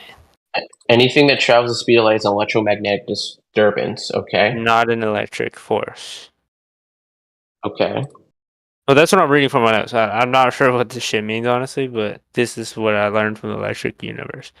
It says mass. This is philosophies can't explain mass. Mass is the response of matter to the electric force in the form of distortion rather than acceleration. Matter is a repeated pattern, atomic model, repeated at different scales. Orbits at right angles. Elliptical orbits at right angles. Meanwhile, we live on a flat Earth, mate. Magnetic force. Right angles to the electric force. Matter, like electrons, protons, have a real structure. So yeah, it says the speed of light is electric magnetic disturbance in a medium. So Okay. what's that? Has this got anything to do with the shape of the Earth? No, not necessarily. I feel like it would work with it, just like electricity is in the flat Earth. So when are we going to talk about the clown show going on and the side talk with Battle Mod not knowing what density is and picking and choosing? Why don't you tell us what density is, brother? Density? Oh, it's kilograms per cubic meter is the value I would like to go with. Mass divided by volume, ratio. What's mass? Resistance to acceleration. Oh.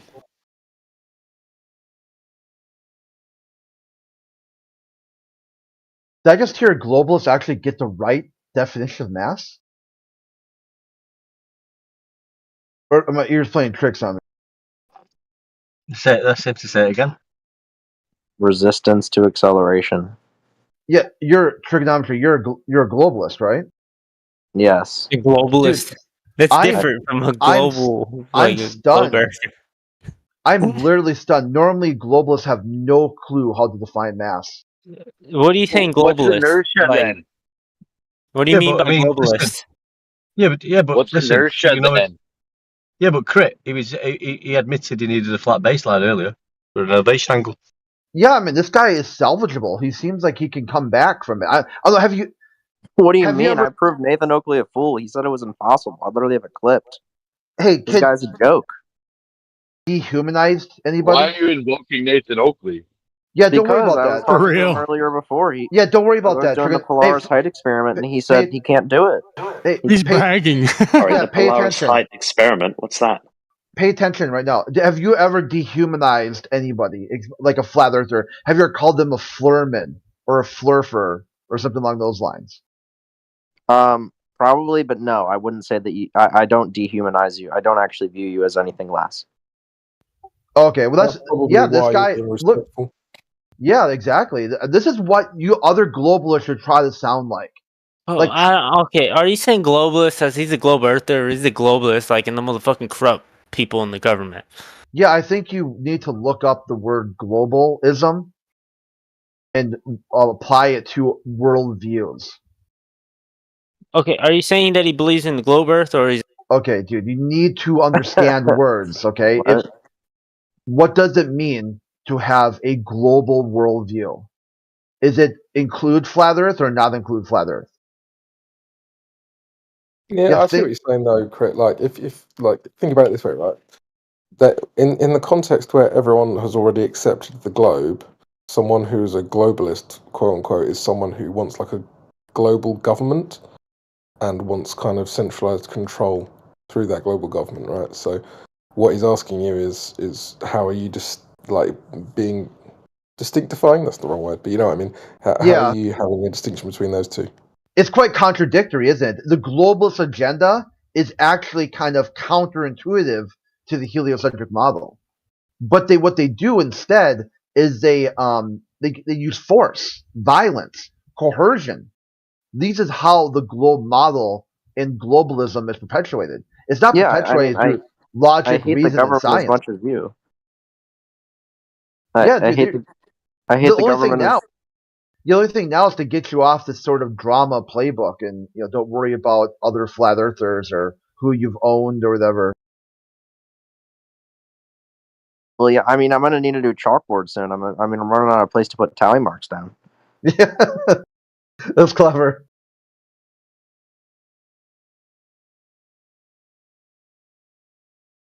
So other than that, the event went pretty well, or what? I wasn't here very long. Yeah, just here for your part. So you liked it though, right? I mean, yeah, of course. And then we got Sunday, Speculation Sunday. That's something else you could check in.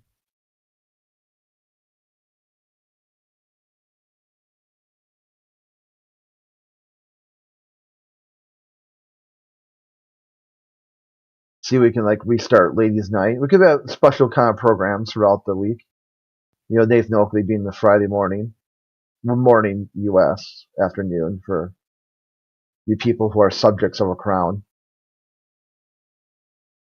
I'm a subject of the crown, and it's the early hours of the morning for me.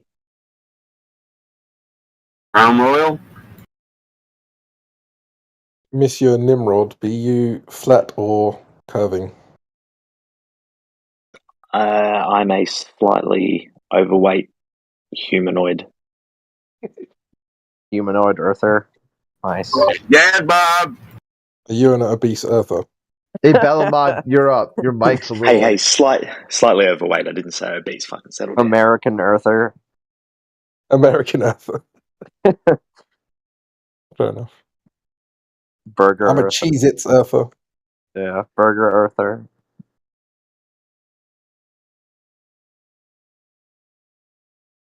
My mass, my choice. That's a good one. Yeah.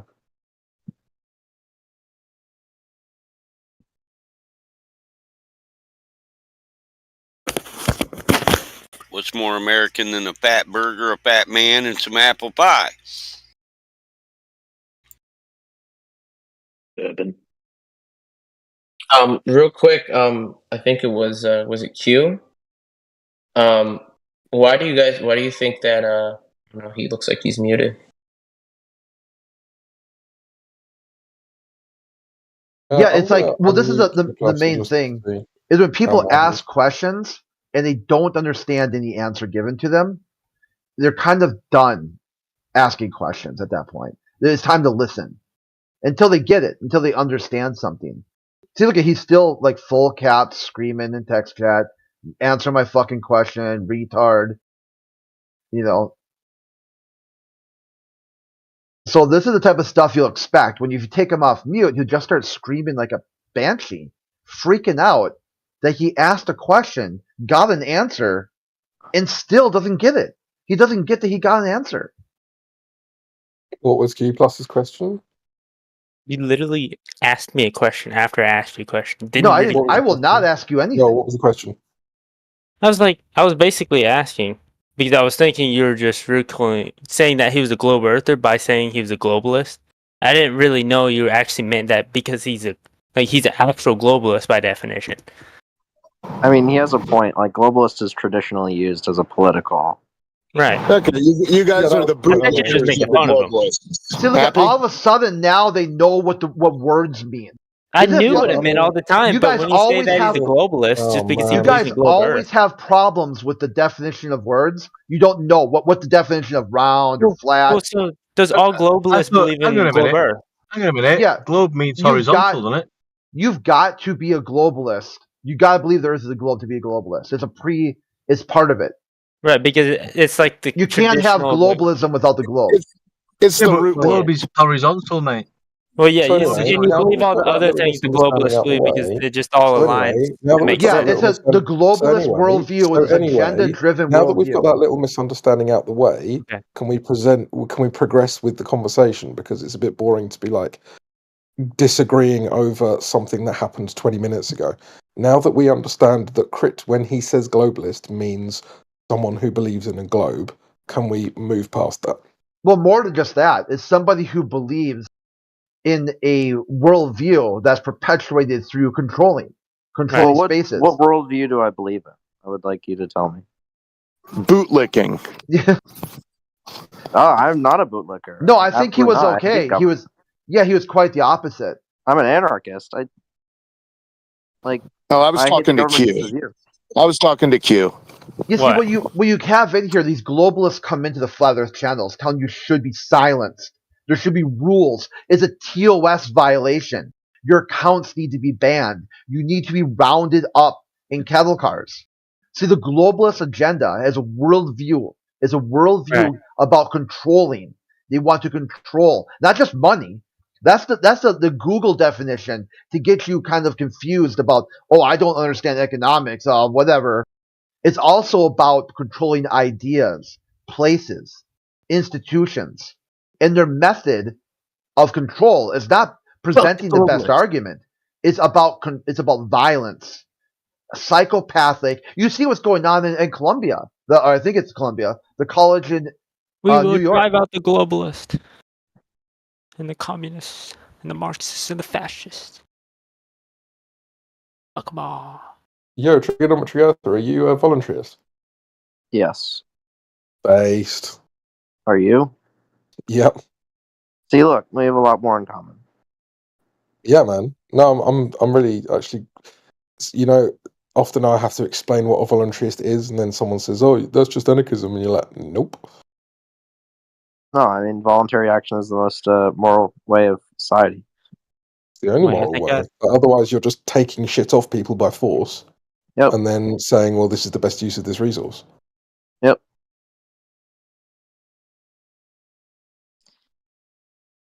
Have you noticed how most globers, though, they're like hyper liberals?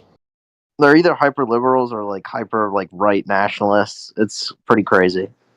Yeah. Mixture of a lot of people. See, like, you can't even have a normal conversation. See, on both sides, I tend to have not even to have a normal conversation. Like, it ends in ridicule. Even if I believe in flat Earth or globe Earth, like if I try to make arguments for either side, it ends up in I'm being attacked instead of actually being educated on the truth. Like, that's what I would like to actually have a productive conversation about, is about what the truth is, and be like, hey, look, this is what it is. It depends on the person, honestly. You have to bear in mind that started with the globers, though. So, like, we as flat earthers, we came into the No, it just depends on the person. It just really depends on because a genuine person. No. Listen, a genuine person that believes in the globe Earth. Me, so to tell me to listen to you, you've got to be listening to me first, right? So when we're talking about like a few flat earthers came in and they were like, "Bro, I think the Earth might be flat." We got mercilessly ridiculed when we were a much smaller movement. And so that energy came from the globers first, and so then we just returned fire. Well, either way, I still think both sides don't work, but I genuinely think the people that came over from globe Earth to flat Earth that believed in the truth and the facts, they are those people that I'm talking about, how they're genuine, and they actually, they hear fact, they hear the truth, it's logic, and they're like, hey, this makes sense. Why am I believing this? You know, those are the genuine people that be like, hey, and then now they teach the other people, and then they get attacked for what they used to believe in, or what they now believe in, and what they used to believe in from the other side. So it's just, and then if they find the same person that they were, then they'll be like, hey, I'll tell you this, and they believe it, and then now they're also a flat earther because they're just genuine people. But obviously, it just depends on the person. I hope you're not a referee. There'd be a lot of whistles in the game. I mean, what did you actually say just then? You don't understand what I said. I said it perfectly clear. So if someone, there's too many lateral plays in that. Not really. It was completely understanding to me. Like I don't want to see how you don't understand that. If someone like me who doesn't attack you, and I just and I'm talking to a globalist, was they that now are them. Because I'm giving a hypothetical. Let's say I am just trying to convince a globe earther that the flat Earth is true, and he listens to the facts and he says, "Oh, these are real facts, and this is logical and understanding. We don't have anything to argue about because it's true." So he comes and believes my side. He doesn't believe the lies that he used to believe in, and he doesn't argue about it. I think we all got it. We were just critiquing it, and you could save us the second replay. Well, then, yeah, this is what exactly my whole point of view of what I just said.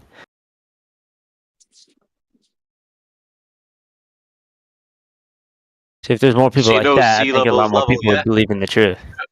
So you agree sea level's level? Excuse me, mate. Yeah, it's always level. Sea level's level. Yeah, and the horizon is used to establish horizontal. Horizon uses the stabs horizontal. I've never heard of that one, so I don't know. Can you explain to me? Yeah, well, when we're doing celestial navigation, the horizon is used to establish a horizontal baseline. Okay. And then we can take measurements from that. So sea level is level, horizontal is horizontal. We use the horizon to establish horizontal. It's a relationship between them two words. And by these means of navigation and them words and definitions, we can prove and demonstrate that the Earth is not a globe, it's in fact level, horizontal and flat. So now you need to agree with that. Well, it kind of makes sense in a way of the flat water with the horizontal being also flat. So, I mean, what am I that's the supposed to only way disagree with? that's the only way the world presents itself to you. But the only reason they say it's not flat is because they look through a fisheye lens, through a different lens than their eyes. Yeah, so it's not. That's just not true, then, is it? That's just another image by means of distortion. Yeah. So in the real world, the Earth is presented as level, flat, and horizontal. Right. That's how we all. That's how we all perceive it. That's our experience. Yeah, I like to go off those basic facts to talk to someone that believes in Just globers. Like, remember are that we flat moving? is not an orientation. I mean, it is so simple. It's so simple. It's Be like, hey, are we moving? Are we? Yeah, right. Are we moving right now or no? That's all you gotta ask. How about you stop gish galloping? Let it sink in, because moments ago you said neither one of them works. Yet here you are acknowledging the nature of water. So let that sink in. Who are you talking to? Because I never said anything of what you just said. So okay, bro. Yeah, you never heard those words. I've listened to your entire. Did you ever hear me say that the water is not level because it curves, or what? I've never said that in the past. My point. 5 So hours let I've been here. it sink in. I don't know what you're talking about. I know, because I never said those I'm words. sorry. You asked. All I was doing was bringing up a moment ago that you said neither flat nor globe works for you. What? I've never said that. Okay. What are you talking about? I don't know what you're hearing from, but it wasn't from me. I guarantee you that. Because Okay. I've been saying that there's no curve for the past like 5 hours. 10 minutes. No. I don't think anybody else has heard that from me. Because they've been listening. So I promise you. But it wasn't from me. I didn't say neither works. Because we're talking about electricity and magnetism for the past like 20 minutes or 30 minutes and gravity and shit. Yeah, it was after It could have that. been the other guy you were chatting to, Josh or whatever his name was. Yeah, it was Josh, probably. But it wasn't me. No, it wasn't. Why would I completely switch up my argument about whether it's not true or not and then be like, You've okay. been hopping back and forth all day. You were. No, I haven't. You were LARPing about the Bible earlier. Was that not you? Was that a different guy too? No, that's my belief that we're in the firmament and we're inside the firmament of heaven and there's the waters above and below. That doesn't mean the Earth's not flat and that the stars aren't still there and the moon and sun aren't still there. Thank you for sharing your beliefs, sir. Right.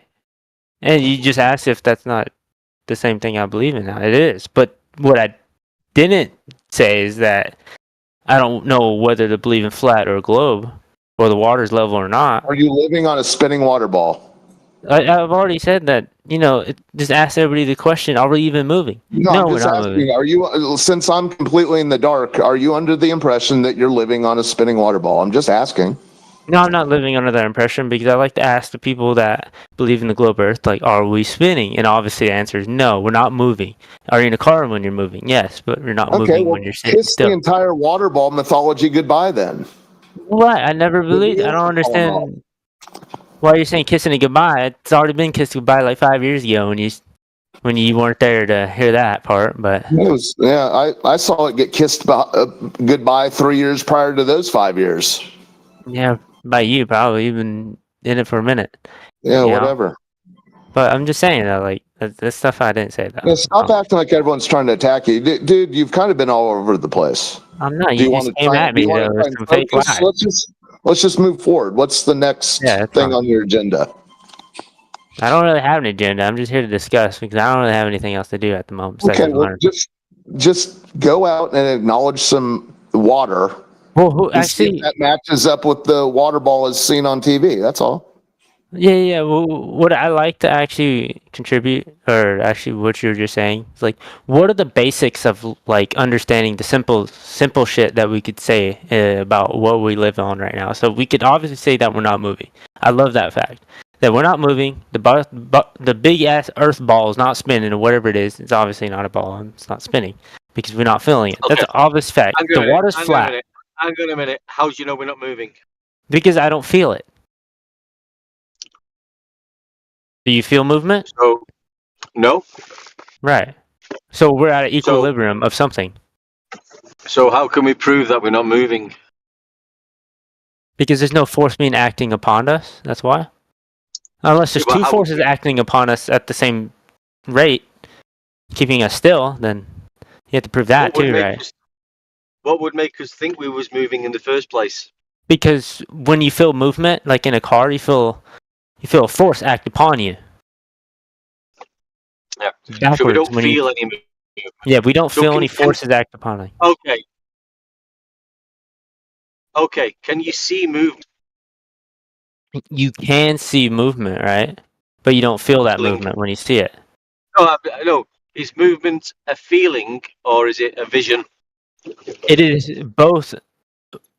I guess if you could see movement, but feeling movement is different than seeing movement. So is it the same thing, or can you have two different types of movements? Well, they have different meanings, yes. There's two different types of movement. Seeing movement and feeling movement is different types of movement. But technically they are kind of the same movement in general of what moving means in a way, you know. It's not technically the same, but it's not really different. So could I see myself move? Can you see yourself move? Yes, you can see yourself move. If I move from one place to another, you could watch yourself move the whole time and feel it at the same time. Okay. So can I feel myself move?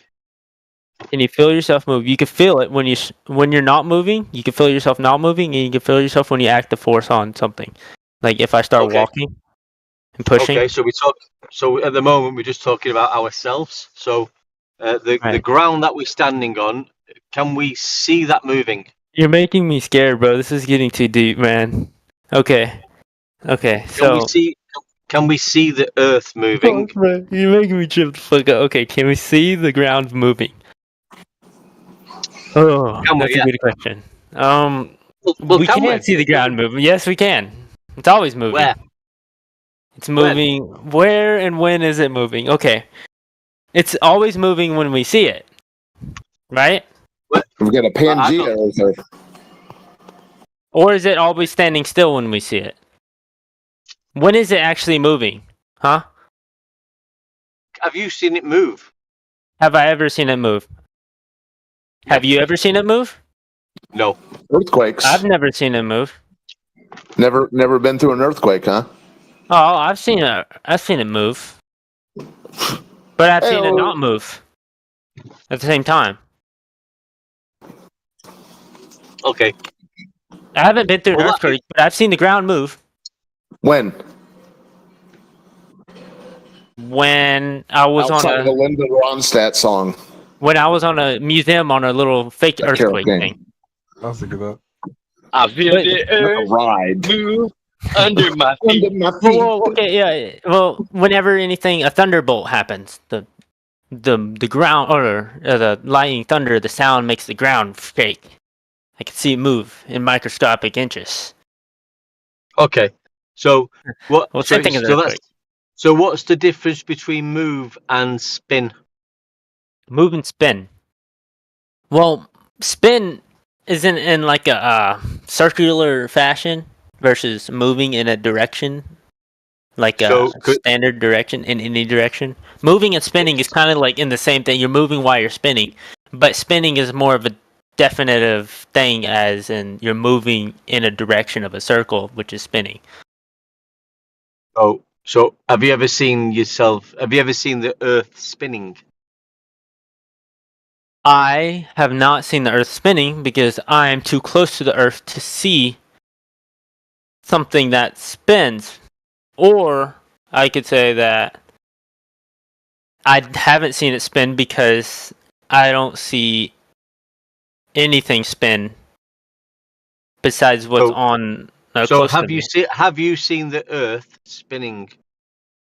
I can't see the whole Earth, so it's harder to pick something this So the large. answer's no. Then the answer's no. Yes, no, I did not. I haven't seen the Earth spin. Okay. Right. Well, I've not either. Right. And nobody.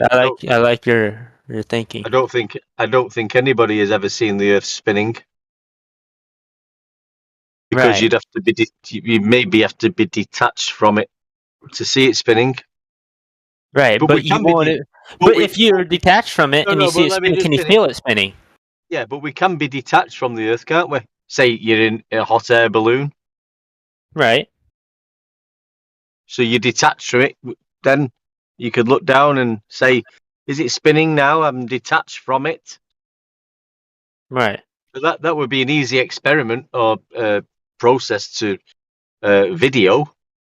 Go up, detach yourself from that reference frame, look down and see if it's spinning. What you would have to do in an experiment, you would have to figure out how to keep the air resistance from moving you in the sky. Well, we're talking about the Earth. Yeah, no. And then stationary yourself in this position for a year. Or less than a year. Half a year. Or if the Earth let's say that. And then technically you should be across halfway the Earth if it were globe spinning. It doesn't spin once per day? Why the hell you once gotta per wait? day. Yeah, I'm tripping. Yeah, don't call me out on that. 12 hours, I mean. You should be in China. 12 months, man. What the fuck? You smoking weed again, man? Yeah, that was my mistake. I was thinking wrong. Completely wrong. So 12 hours you're stationary in there. 12 hours you're stationary. You should be across the world by now. You don't even need to account. You can account for the wind, right? Yeah, but we're not.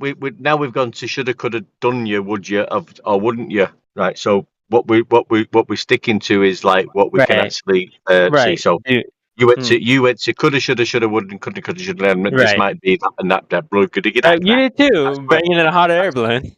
That's where you went, and you started talking really fast. Because I don't know what I was talking about really, because I haven't done it. Yeah. So right, but the things we were talking about, we could visualize, or not visualize. We could actually experience. Maybe some people might say, well, if you're on the Earth itself, you wouldn't feel a spin. So let's detach ourselves from the Earth and look down from a hot air balloon, and we should be able to see it spin. Right. But we don't. See that. This is what they would say. You're not far enough. But how far do you have to be? Well, you only have to detach yourself from it slightly, and you'll see it move underneath you. If something's, if you're on that reference frame, the Earth, and it's spinning, but because you're on that reference frame, you can't feel it. Detach yourself from it. Take yourself up in a hot air balloon and hover. You look down. Can you see the ground moving beneath you? And if you can't see it spinning, then it's not spinning. Right. So what they might try to say, I forgot what their argument is, or I don't even know their argument. When you say they, are you talking about the globalists? Yeah. Right? Well, yeah. If all globalists believe in the globe Earth, then yes. If that's the trend, but I don't know if that's necessarily fact, because they could be their own type of globalist, but having their own agendas. But the thing is that a globe earther would say that you might have to be farther. You might have to be outer space, right? Be where NASA's. They could see it spin. So like that takes on the fact that if there is outer. So let's have a think about that then. So you're saying that somebody says that you're on a reference frame of the Earth, yeah?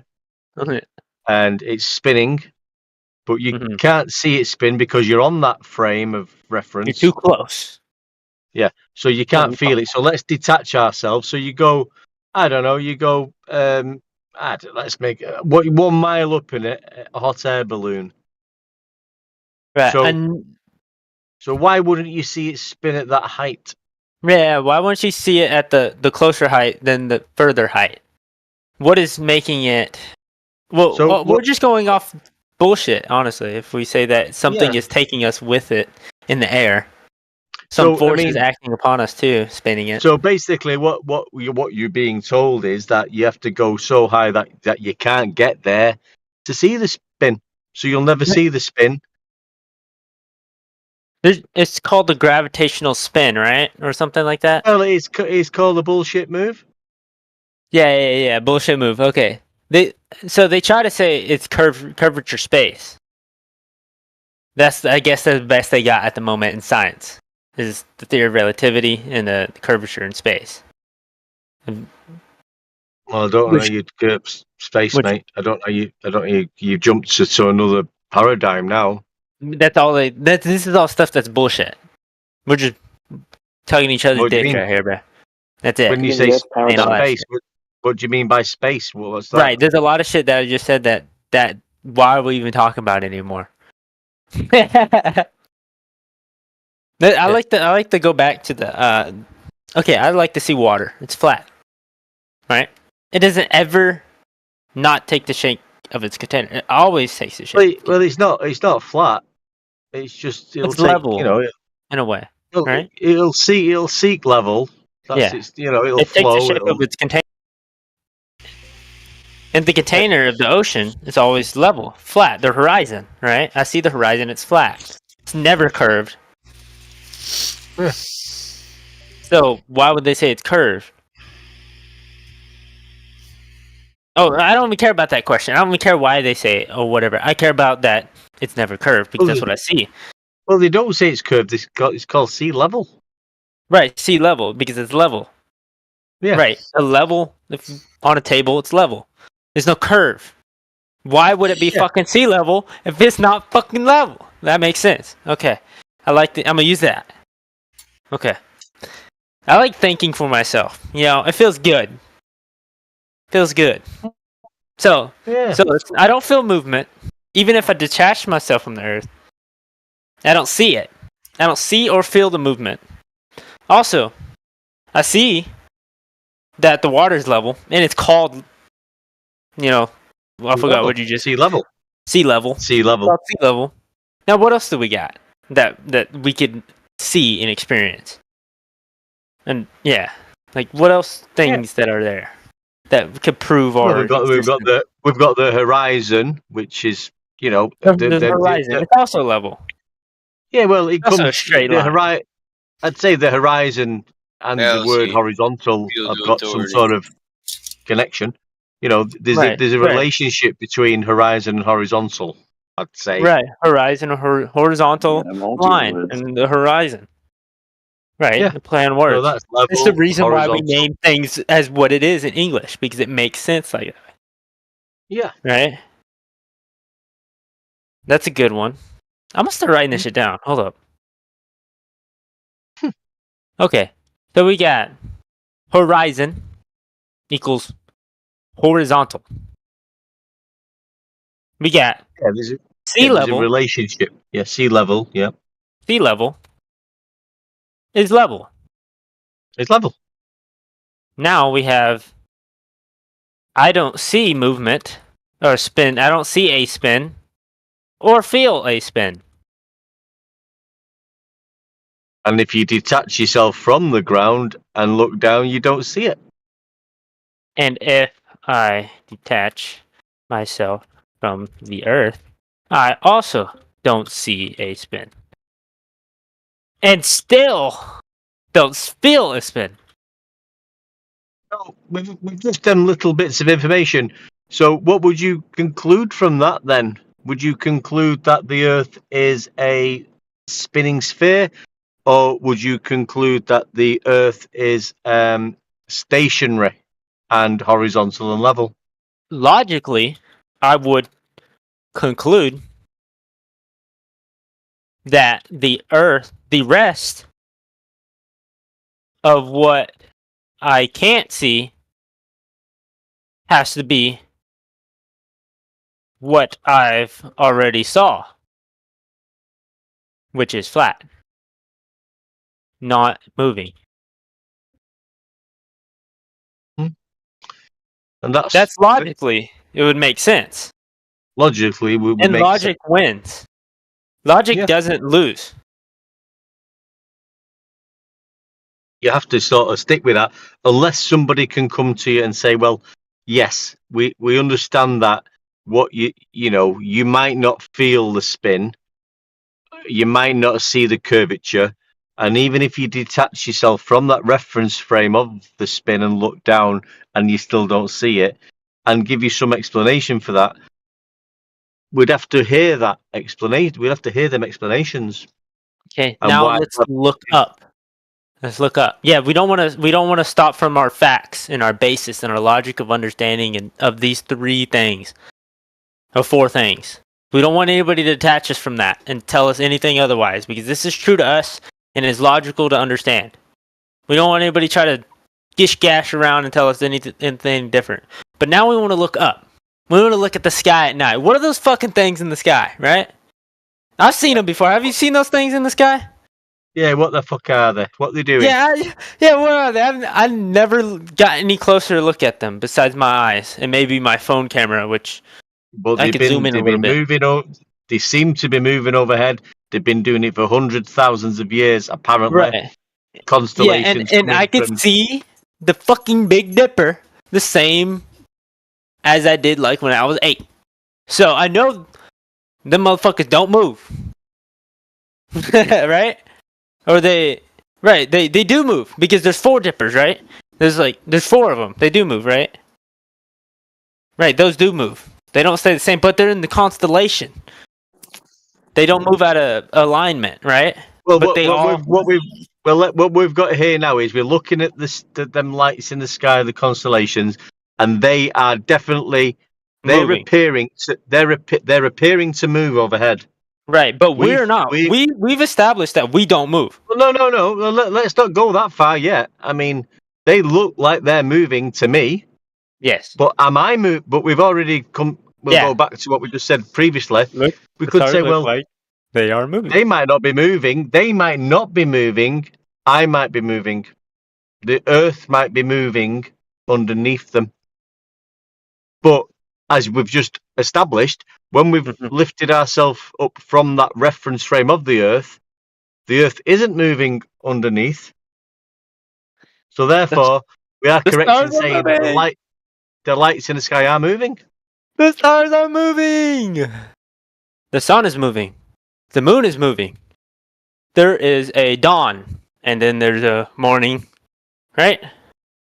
Is there any weird words with that?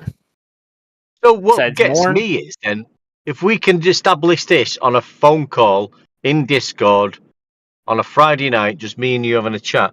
So why is it in the why is the race of humanity under the impression that is all incorrect and it's all the other way around? I want to tell you right now from experience. I keep on thinking, oh my God. Okay, you're giving me revelations here. Because I'm sitting here thinking I'm reading Q drops. And Q also has to provide disinformation. Because otherwise then it's gonna have the media attack it too much. And then have it called crazy too much. So because Q wants us to think for ourselves. So when Q says something outrageous like someone asks, is the Earth flat? Just to shut the flat earthers up? They say no, right? But if you think for yourself and you read and you think this right here, it makes completely sense that that's not true. The Earth obviously is flat. Because if you just think logically, because Q also said logical thinking always wins, and this is logical thinking. This isn't anything but that. So if you logically think like we did, we have to say that post is disinformation. And then the only reason they posted that is to avoid the conspiracy label. Because when we talk about this and go out into public, we're conspiracies. Conspiracy theorists. We get attacked and we get hated on and maybe silenced completely. So they can't be going that far. They can't go that deep. They have to put on this coat of armor of disinformation to make people think that it's not true in a way, so they could keep on this thing to get other people to think for themselves and group everybody up and fucking wake everybody up in the truth. So that's what I'm seeing now. Yeah, but I mean that doesn't matter about all that. The only point that matters is what is the truth. What can we verify to be the truth? Now, I mean, if you're, I mean, I'm only going to give this example because this is the situation I'm in at the moment. I'm parked up in my work van at the moment in a supermarket car park. The shopping trolleys knocking about. So I know my work van is stationary because I've got the handbrake on. I'm not in gear. I'm in neutral. I know I'm not moving. Now, if somebody just comes past me over there, because lots of shopping trolleys, and pushes a shopping trolley, past my van, they just push it and let it go. I'll see that shopping trolley move on its wheels and roll past me. Now, is that shopping trolley moving, or am I? Obviously, I'm seeing it move, but I'm not seeing myself move, and I'm not feeling it move. But obviously, I don't feel that move either. But I see one thing that makes it move. It's just I'm seeing it. Yeah, but I know it's the shopping trolley that's been pushed and moving past me because I'm sat with my handbrake on. Right. So you can't. I can't say, well, I could be moving and the shopping trolley's still, because that's pathetic. You know, right? It wouldn't be true. You know, you got to admit that you've got some sort of God-given senses, and you can establish these things. And then I think we can really establish that when we look at the sky, we do actually see the lights in the sky moving over the head of us. And we've moved out the reference frame in the air balloon. We can't see the Earth moving below us. I need to get some water. I'll be right back. All right, mate.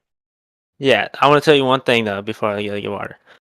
You have gotten me so deep in thought into, like, a realization that it has feared me in my mind how scary the truth is. No, don't be scared. I mean, I know.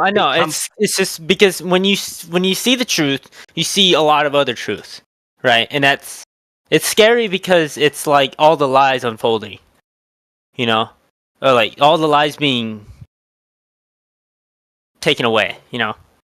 That's why. I mean, because all that what you know was a lie type shit. So it's scary. That's what's scaring. Because don't get too scared. Don't get too scared. Just stick. I'm not really. I know. Obviously, I'm going to stick with it. It's just I feel the scaredness, but I know I'm not scared of it because I'm continuing into the truth. Obviously, it's the realization of the big lie and the realization that you've now found the truth. Right. I need to go back. It's a scary thing.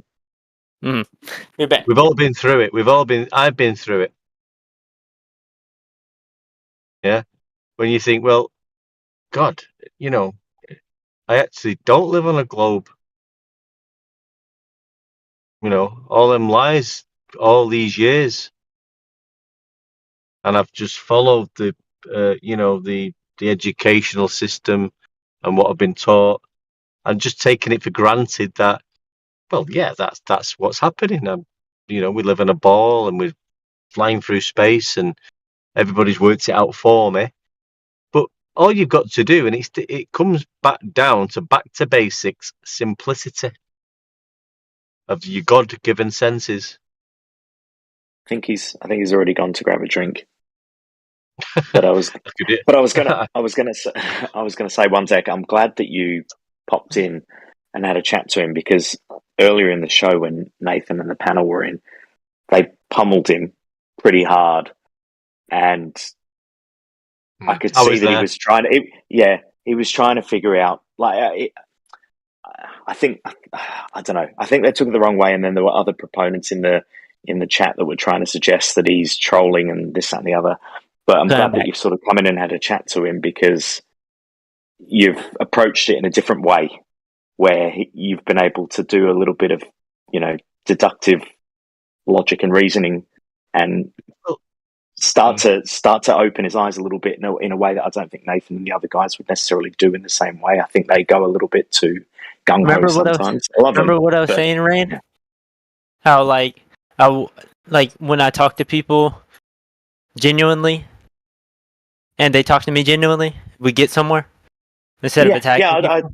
I don't disagree, and I don't think it's just about attacking. I think they're just, those guys are so well versed in the way that they attack these arguments, and they're so used to dealing with people that try to come in and just subvert everything that they're saying, that they I don't know if you know me, bro, but when you deal with Q shit, you're attacked every day, constantly, ridiculed every fucking day, and I am motherfucking nice to every motherfucker there is, and all I want to do is help them understand.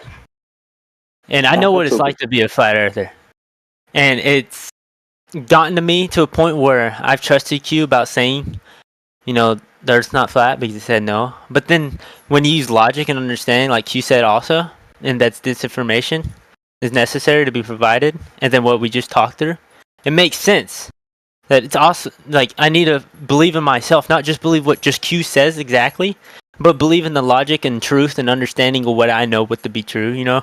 And then read that drop and know that's disinformation. And know that, like, I don't need to go back to believing some bullshit just because someone says it. I need to believe in logic and truth, not just because someone says, hey, this is what's happening. You overcame your fears rather quickly. Well done. Well, I just like how we discussed it. Like, now I have a good, like, understanding, like, because I've always had this, you know, I don't feel a spin, right? But I never knew about the horizon, horizontal, sea level, you know, concluding that the rest of everything is flat because what I saw is already not flat and spinning. So, and also the stars are moving. You know, I kind of had the generally thing, but now it just makes sense. And it's like hardened in my brain not to believe in anything else but the logic that I just understood. And I want to go further into it. I want to know more. So we started looking up, right, at the stars that were moving because every year they're just, but they've been the same. You know, apparently they've been the same for thousands of years, moving in the same pattern. But you know, the Big Dipper been the reality, turning. So, celestial navigation's the nail in the coffin, mate. Like that's the thing that will. It doesn't matter what anybody says after that. It's literally measured and navigated flat. But what doesn't move, Raymond? Well, Raymond, what doesn't move is what? What doesn't move up when you look up? What doesn't move? I know you know. I know you know because I remember talking about it. Like, you look up that we use for navigation. Aw, come on! Someone in here knows. Sorry, well, come on! Right. In the sky, Polaris doesn't move. The Polaris star, right? Yeah, we use that for the navigation, and it doesn't move when you look up. That was where it all began. Yeah. So wait. Let me write this down. The star that doesn't move is the Polaris star. Does move. It does move? Yeah, a little bit. A little bit.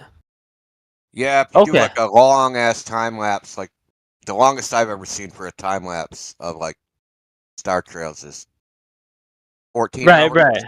Okay, it'll make a tiny little semicircle. Yeah, I remember seeing that. So it barely moves, but we use that for navigation because of that. It barely moving. We know it doesn't really change that much. Yeah, it's the most. Yeah, navigation is done good enough for practical purposes. It isn't meant to be like crazy. It's not like you take one sighting and just sail in the direction and then you end up there. It doesn't work like that, right? You have to take multiple sightings, keep correcting your course, and then there's like, because there's currents, right? There's a direction your boat is pointed versus the direction it's actually going. Right. But if it was perfect, if it was a perfect current, like nothing moving you, no friction or no, you're just moving straight to the Polaris star. Would you live in dream world? That's where you'd be. We'll go back to Polaris, though. You need some peyote or something. Yeah, the Polaris star barely moves. Yeah, so it might. We don't know what it is, but compared to the other stars and constellations, it's not moving across the sky like from east to west and then returning. It might be doing. We don't know what it is, but that's why. We use it for direction. Yeah, but it's more or less correct in the as a central point. Although that star might be moving in its own little area, that central point for that light in the sky might be a GP on the ground of, say, of a circumference or radius value of 50 miles. It might be wobbling about a bit, but I don't know what it is. So that's why maybe the radius value or the circumference value of the Earth, when you say, well, when I take the elevation angle to that, you might take the elevation angle to Polaris at 90 degrees and move slowly back and back and back and back till you get to 0 degrees where it appears to be dropping below the horizon. You might get a different nautical mile measurement at different times, depending on how that star's moving around a little bit. Mm-hmm. So we have we don't know what they are, do we? I mean, let's be honest, guys. We don't actually know what. We don't know what them stars are. What are they? They say, don't they, one thing, that because it's an oblate spheroid, that it has no fixed radius, which also could easily coincide with the slight variation of the position of Polaris, because that's where the original radial value came from, the minimum elevation angle to Polaris. I get something to add. What were the people that followed those stars? What were those stars called? The three people. Okay, hold on. Now, celestial navigation's been around for a long time, and depending on where you lived, depends on the method that was used. So, Polynesians and people that lived in the South Pacific, they didn't have Polaris, right? They didn't think the Earth was a sphere. How did they navigate? They still navigated with stars. They still navigated with stars. But they didn't use a globe concept, right? So they didn't use anything like that. No. It was the same process, just with different celestial objects. But they also didn't think. So the way that they would do it, right? They would imagine that the stars. So if they'd have a path to it, well, let me start from the beginning. So what they would do, they'd have where they wanted to go, right? And they'd imagine an island in between where they wanted to go that was halfway at the halfway point. And they imagine in their head, which stars do I have to sail under to get there? And they would sail what they call the road in the sky. So they would sail underneath the stars that they thought they had to travel under to get to this middle point island. And then they would do the process again for a second time, right? And that would correct any error they had, because they're doing it in like increments. You know what I mean? They did it like in 2 different increments, and they could hit like because one of the things they did is they would collect turtle eggs to eat, right? And the turtles would live on these rock islands in the middle of nowhere, volcanic rock islands, and the islands would be something like a kilometer wide in the middle of the Pacific with nothing around them, and they could hit those from 600 kilometers away. They actually found some of these people like thousands of miles away. They found them like in the Philippines and stuff. The Portuguese are like, how the hell did you get here? And it took them like 200 years to get it out of them on how they navigated. There's actually a paper written about it. It's called The Origins of the Carolingian Sidereal Compass. Well, what about the 3 wise men? What about them? What stars do they use? I don't fucking know, dude. I'm not Babylonian. Okay. And I just wanted to know. I was just wondering what stars they use, because I wanted to know like what their positions were every day. You know how like the Polaris star was for navigation, because it doesn't really move. It's easy to use. They didn't always use. I mean, they used stars, but they didn't. Right? So they used like a combination. When they used to sail, they used a combination of methods. Right? They used a compass. Then the Norse would use a crystal, right? How do compasses work? And a crystal would give you where the sun is, even like a cloudy night, because the crystal would polarize the light, right? How's a compass work? It generally points north. Where's north? The opposite of south. What do you mean, where's north? Where's south? What are you talking about? I'm asking you a question. See, this is a problem, because it depends. There's Depends more on than what? one south. There's more than one south. There's more than one east. There's more than one west. There's more than one north. So where is it pointing to? Which what? South. Are you talking about compass? Yeah.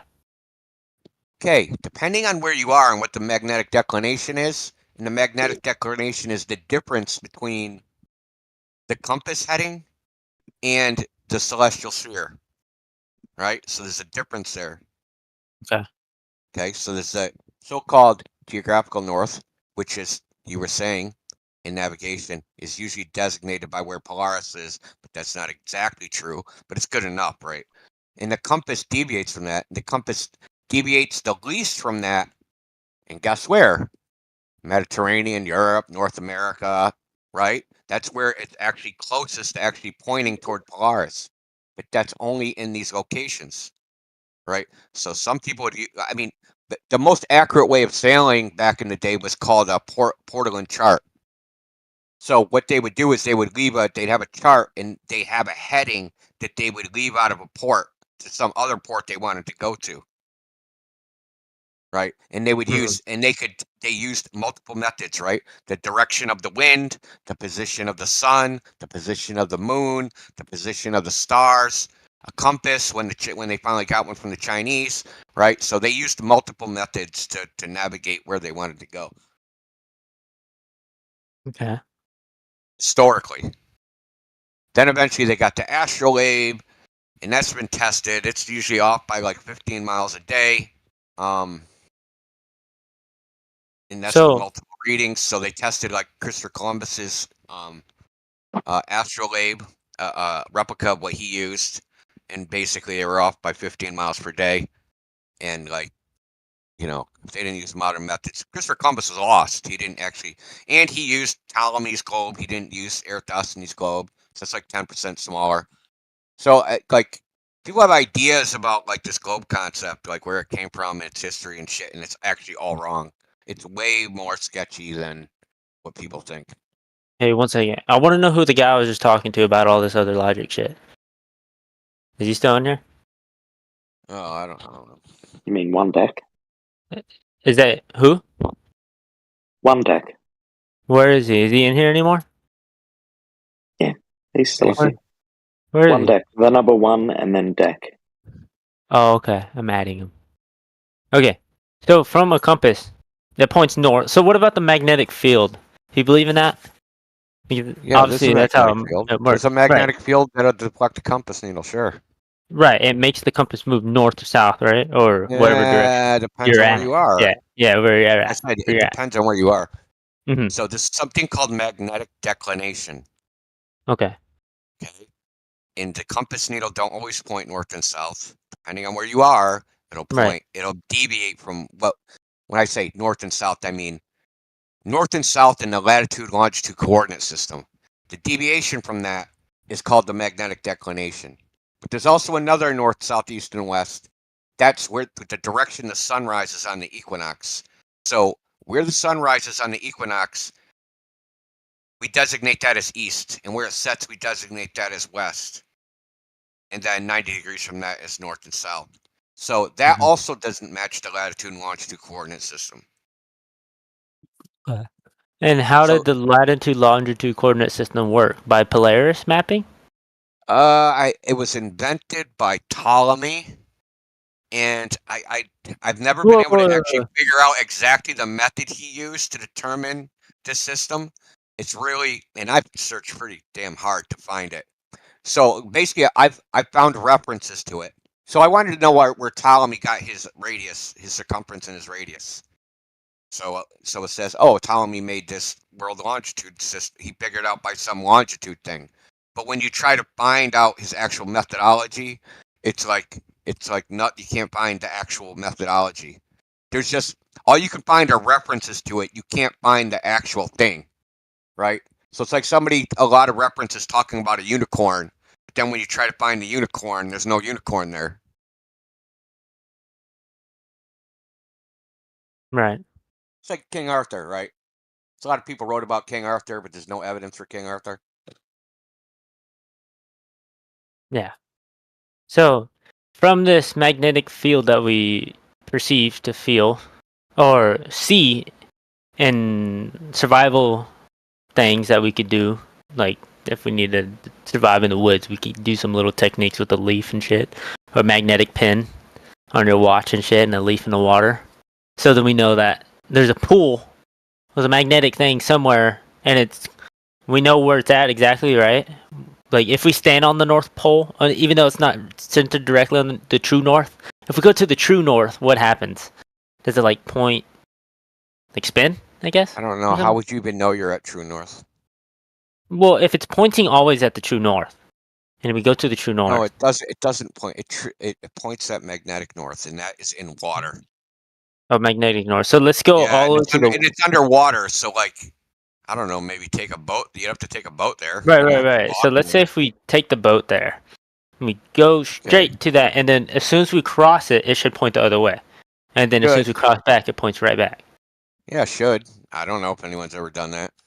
Right, but so that's actually what it should do is when you get there, it should point straight down, right? Yeah. I think I don't know where. It depends what it is. Yeah. Well, I mean, if you're at the North Pole, right, your magnetic compass should point straight down, right? The needle should want to go down. Why will it go down as opposed to up? Yeah, which way is it? Up or down? Where's the north? It's attracted to the North Pole. It's not repelled by it. Yeah, but where is the north, the true north at exactly? Up above the water or below at the ground? I don't know. Yeah. Listen, I tried to research that shit too, right? Who found the North Pole, right? How do you know Polaris is over the North Pole, right? So this is the question. Okay. Yeah, Has anybody been to the North Pole at night? Because that's the only way you'd see, right? Be able to tell. You'd have to go at night. You can't go during the day. Right. Oh, so you got 6 hours. You got 6 months of daylight or darkness. So who went in the middle of the night to, for a 6-month night to the North Pole? Well, there are people. There are people that tried it. Right. For National Geographic. It's called like going to the North Pole at night or something like that. So they get to the North Pole. Guess what? They fucking got there on the equinox and it was daylight out, so no, they couldn't even do it. They literally got there on the day of the equinox, the first day of daylight. They couldn't get there one day earlier. This is National Geographic. This isn't some scrub, right? Now you tell me that shit ain't fishy. Because the only other time, like, people go to the so-called North Pole in like icebreakers, but they go during the day. How do you know you're at the North Pole unless you're like under Polaris? Right?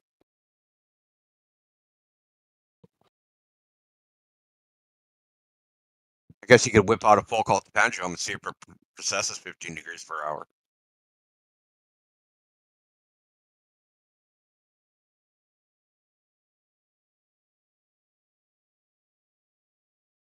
See how sketchy this shit is?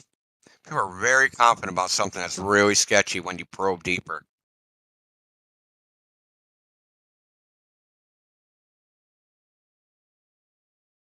It's not just the confidence, though, for me, Indio. Like, I've been talking about this for a while, obviously, as you know, but it's the willingness to be so insulting and so aggressive and so, like, ridiculing, I guess is the right word, to people who are questioning something that they don't really understand themselves.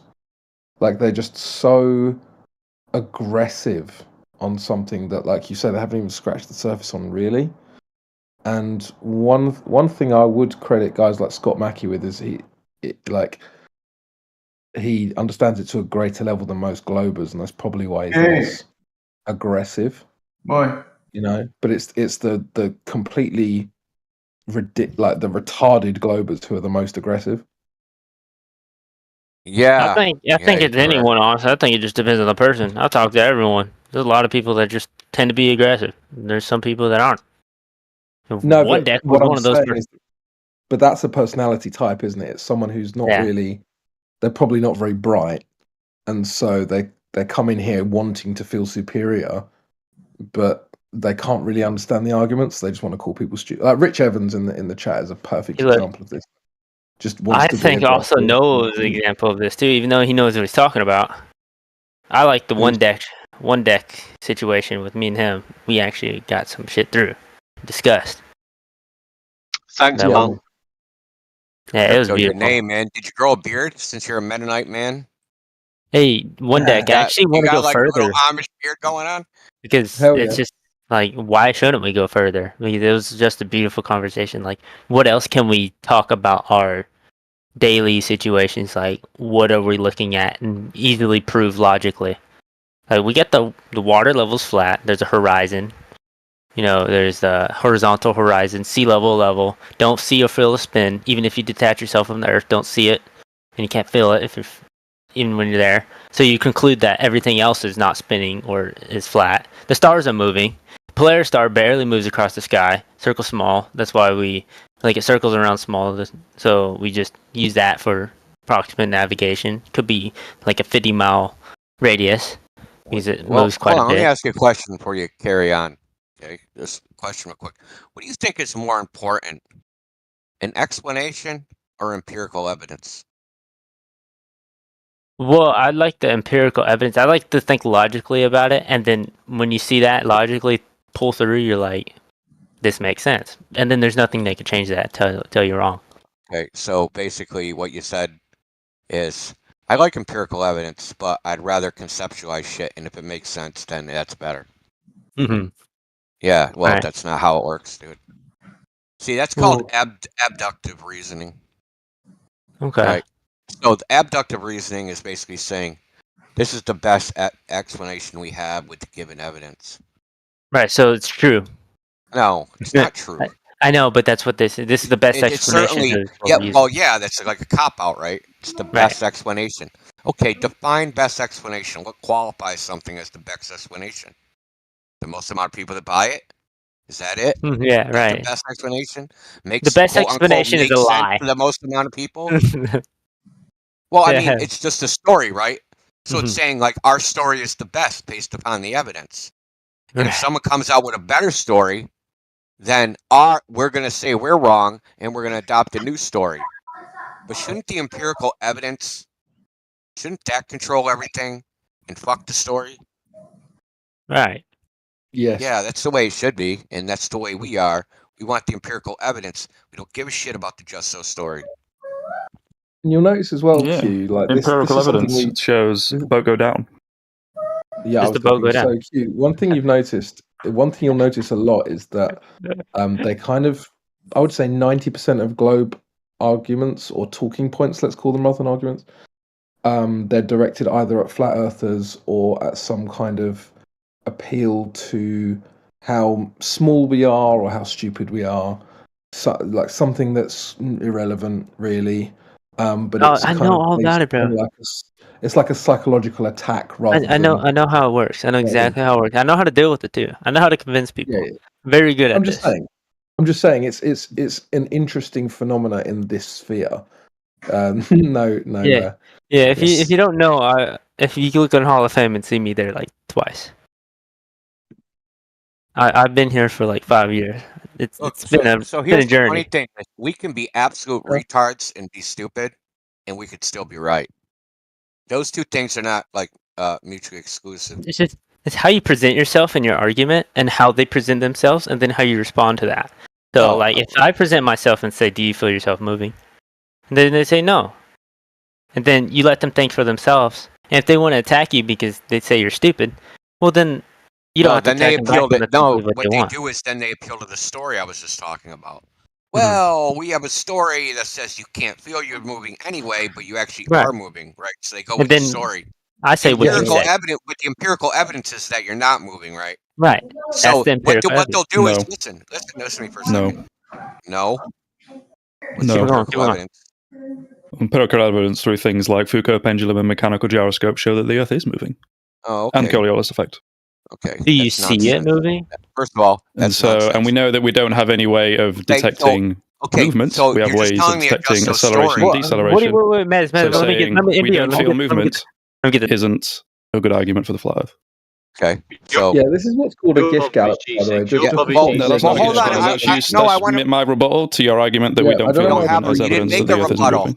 You didn't make a But everybody rebuttal. can do this, and everybody can do that, everybody can talk over everybody, everybody can say the Earth is flat, everybody can do this, and everybody can do that. That's what you do. It's fine. Hold on. Let me just deal with this dude for a second. Come on, man. Real simple. You listed things. You didn't give us any empirical evidence. You listed apparatus, right? You didn't give us any empirical evidence.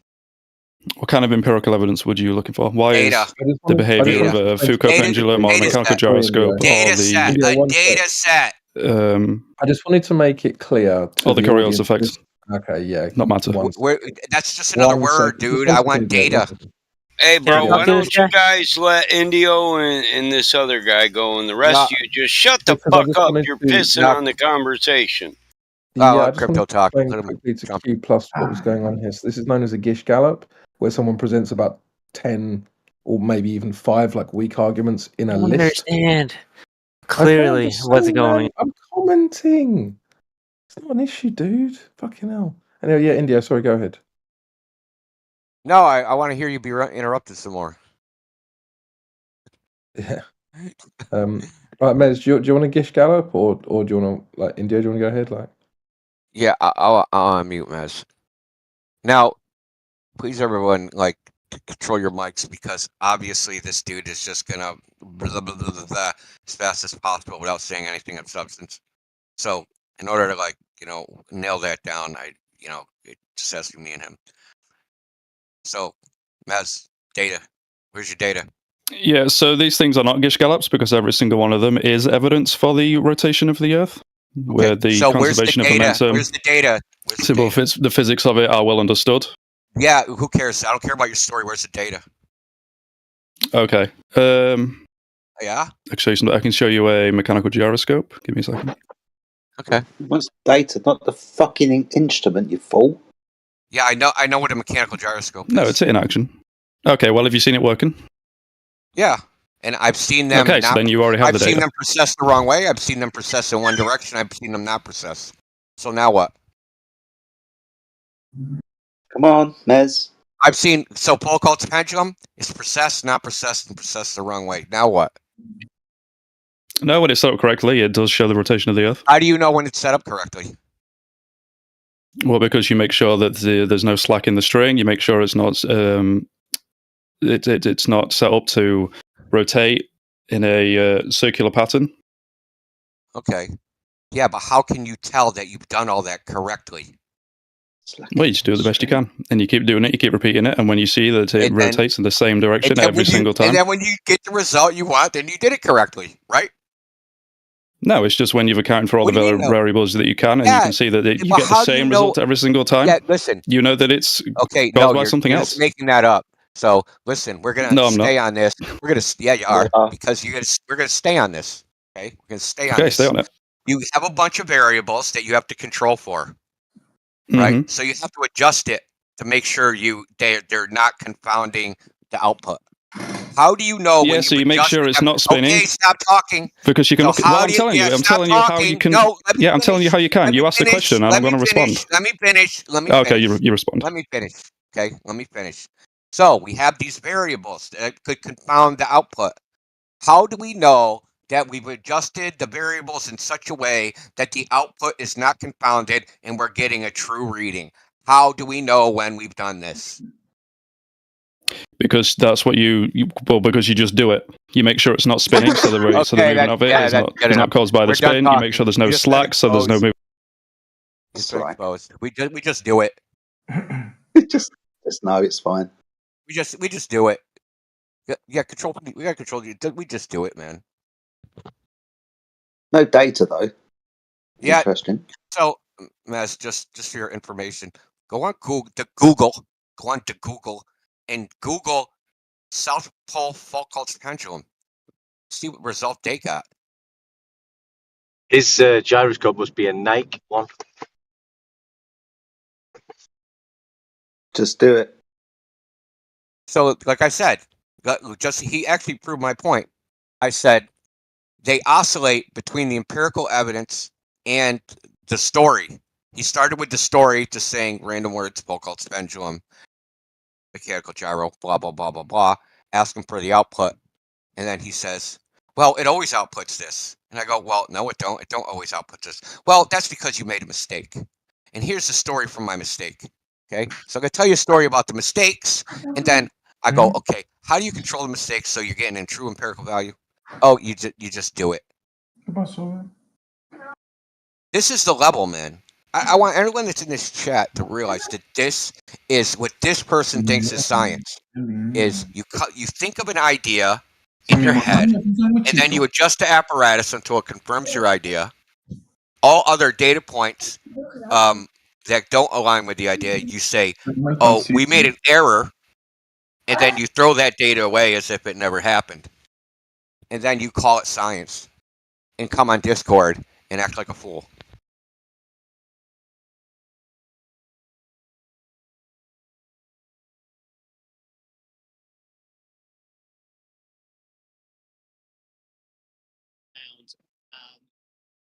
Any object up here. If I get this spinning, second,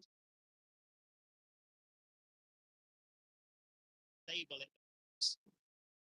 and it's not to change its plane. It's going to be in the same plane. It into a different plane and tap it again. Hello? You all hear me? So what makes a gyroscope spin? So who's talking to your mic? Who, me? Yeah, you. The European Space Agency. He was using a gyroscope in space. And when he started spinning it, it wasn't moving around like a normal object spinning around. Oh, okay. The Foucault's pendulum, right? Or a gyro. The Earth is supposed to be spinning underneath it. Understand? Because I think Mez don't understand that what he's even trying to prove, right? That the gyro's not spinning, or the freaking Foucault's pendulum's not spinning, the bullet's not deflecting, the Earth is spinning out from underneath it. You understand that? Not necessarily underneath it. What do you mean from underneath it? Okay. So there's two reference frames. There's spinning Earth, and then there's outside the spinning Earth, right? Okay. So we got two things here. So when you take a bullet and you fire it, the so-called Coriolis effect, right? The bullet goes straight. But because you're on a spinning Earth, it looks like it's curved. Got it? Okay. So if you're on a merry-go-round, right? Say you're in the center of a merry-go-round and you throw a ball off the merry-go-round. Because you're spinning, that ball is going to look like it took a curved path. Right. If you're above the merry-go-round and looking down on it, you'll see that the ball went straight. So when you first have the ball before you throw it, it's inside the rotating reference frame. Then when you throw it and you release it from your hand, it's outside the rotating reference frame in the inertial reference frame. And you're spinning and it appears that the ball's moving. This is the same way the Foucault's pendulum works. So the pendulum is supposed to be on like a swivel, right? And that swivel is supposed to be disconnected somehow from the rotating reference frame. But the body of the pendulum is attached to the building, which is attached to the ground, which is attached to the earth, right? And that's supposed to be spinning. In the Foucault's pendulum goes straight back and forth. It maintains its rigidity in space, but the building spins out from underneath it, right? But from you, if you're standing there, right, to you it looks like the pendulum is moving, but it's supposed to be the Earth moving. So let me try to ask this. So this is what I'm saying is rejecting empiricism, right? But I want to understand this. Even if what he said was true, no, hold on. Even if he said was true, your observation is the pendulum's moving. But he's saying no, the pendulum's not moving. The building that the pendulum is within is moving. The pendulum itself is staying still. Okay, but he's calling that empiricism. Do you understand? He rejected his observation for a concept in his head, right? A just so story to explain the empirical observation, right? So he explained so I'm going to go over it again. He explained the empirical observation by denying the empirical observation is what it is, and it actually means something else because he could think of another way in which this thing acted. Got it? Well, yes, but I have a different question, like in a way that's like, so a gyroscope depicting as the Earth, because they say it's like a gyroscope. That's why we don't feel the movement, right? No, what they say is it's spinning too slow. Well, no, they're saying we're spinning at a constant speed. so we don't feel this movement. No, in the gyroscope? that's not the actual claim. I mean, some globers say that, but that's not the actual thing. The actual thing is it's too slow. It's not spinning fast enough. The centrifugal force isn't high enough that you would be able to feel it. Because of how big the Earth is, right? How they're saying. Yes, like the distance you have to travel over time, right? The Because you're on the acceleration. Yeah, the acceleration is supposed to be like, very small according to them. But the closer you get to Earth, the more centripetal force you'll feel? Well, according to them, if you're on the pole, you'd weigh something, it weighs one thing, and you go to the equator, it weighs another thing because of centripetal force. Yeah, but according to us, we don't feel constant acceleration. Yeah, well, being on the surface of a rotating body is an acceleration, right? I know, but we don't feel constant acceleration. So even if we were accelerating, yeah. So even if we were spinning faster, we still wouldn't feel it, according to us.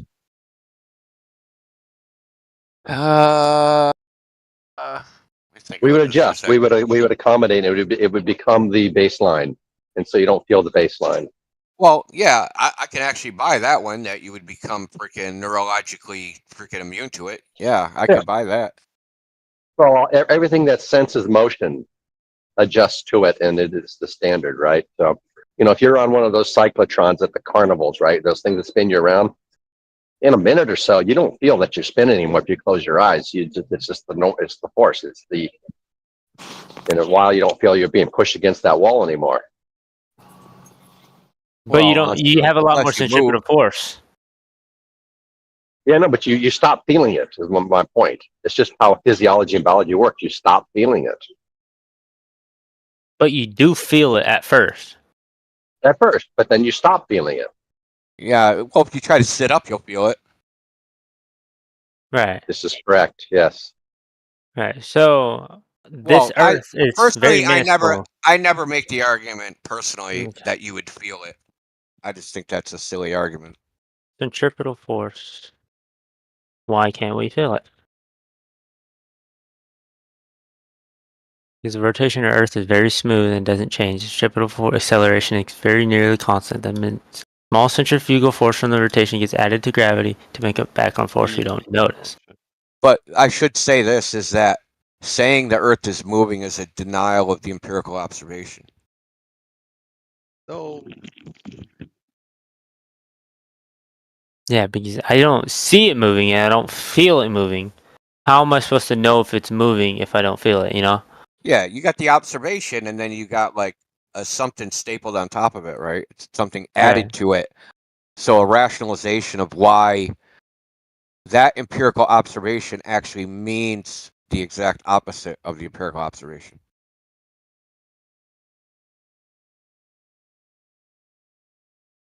That's like a hard thing to be like, okay. Well, that's the globe model in a nutshell. Every empirical observation means the opposite of the empirical observation.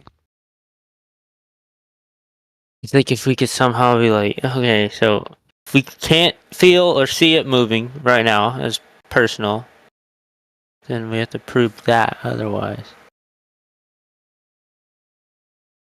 The centrifuge. Why we have to prove why we don't feel a force. So we have to prove in a small scale of this small centrifugal force as a feeling at a constant acceleration.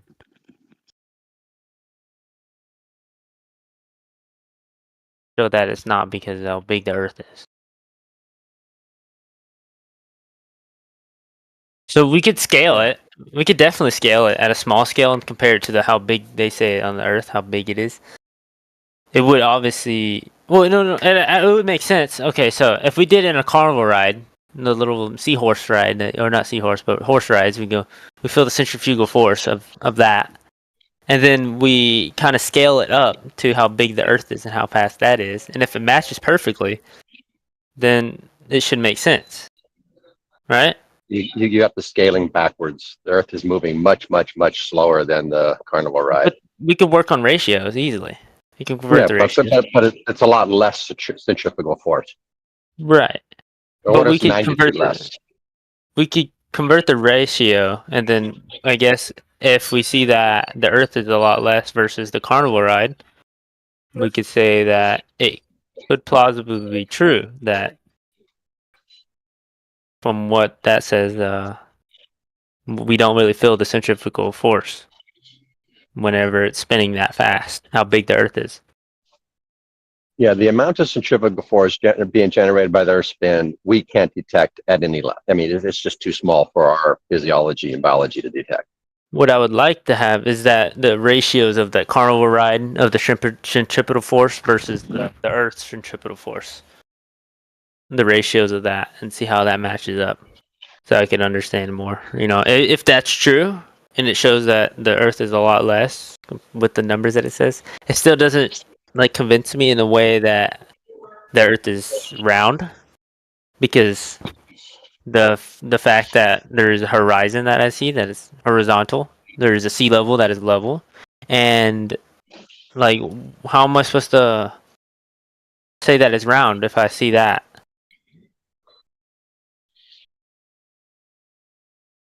So like it just takes away the fact that it's round, and then it takes away the fact, then it adds that I have to have a non-feeling centripetal force. Well, it's also correct to be like, well, I also don't feel the centripetal force if it's not moving. There's two ways to put it. It's either very minuscule that I'm moving at this big ball at this rate, a centripetal force, or I'm not moving on this flat plane and I don't feel it either. It's equally correct. But which one is true? So when we look at a plane, or we look at the horizontal horizon or the sea level, we said that it doesn't seem like it is curving. So it doesn't look like it curved, or so it seems plausible more to me to be like, we're not spinning because we don't feel it. You know, there's more. What would the curve of a 3959 mile radius look like to you? What do you think you would see? Yeah. Well, don't we have a curvature calculator? What do you think that curve would look like? You're talking about seeing it, right, with your eyes. What do you think it would look like? Well, compared to 255 miles is 8 miles of curvature versus 35 or whatever would be like 30 times that. It'd be like fucking 300 miles of curvature, probably a lot more. I don't know if my math's right, but that's a lot. I can't even fathom how 300 miles of straight up and down, how tall that is. I could depict horizontally how far that is and stand it up. So how long is 300 miles? Let's conceptualize this. I think the answer Scott was looking for was 45 nanometers or something per bathtub length. So about the state of Georgia would be 300 miles, like from left to right, I guess. So that if you stand the state of Georgia up, straight up, that's how tall the curvature would be if I was that far away. But we could put that on a different scale. We could put it on 255 miles instead of 59 miles. We could put that on something we could actually see. You know, we should be able to see a drop of 8 miles for 255 away. I was just thinking, if physics is the pinnacle of hard science, how come they don't do any double-blind controlled experiments? They teach us it, though. Teach us it's true. They don't double-blind the Foucault's pendulum, right? Just have somebody do the experiment. They don't even know what the hell they're doing, right? Just tell them, hey, man, do this. Here's a pendulum. Set all this up. Try to make it swing as straight as fucking possible. And that's all you tell them. They don't know anything about Foucault's pendulum. They don't know anything about rotating ball earth. They don't know anything. India, you like how They don't know anything. They just set it up, right? And you see what the output is. You like how I logically determined it, though? From one point, like, it could be a ball spinning and we don't feel the centripetal force, we barely feel it, or it could be a flat plane and we also don't feel it. So these two outcomes could be true. But then when I look at the horizon and the sea level, they're flat. So if it's obviously flat from the rest of the way on, especially with the curvature calculator and stuff, and it's not true, then we know that it can't be a ball, so that means it can't be spinning as well, because a flat spinning plane could be happening too then. But You know, they're not saying that either, so I don't want to believe in something that nobody else is saying either, or what I don't see to be true. You know, there's more evidence on my side, just logically thinking about it. Yeah, I could completely be like, yeah, there's no curve, there's no ball, so it can't be spinning a ball. Because they're one thing. Because you need a spinning ball to be a gyroscope. So, I mean, that gyroscope doesn't really prove anything at that point.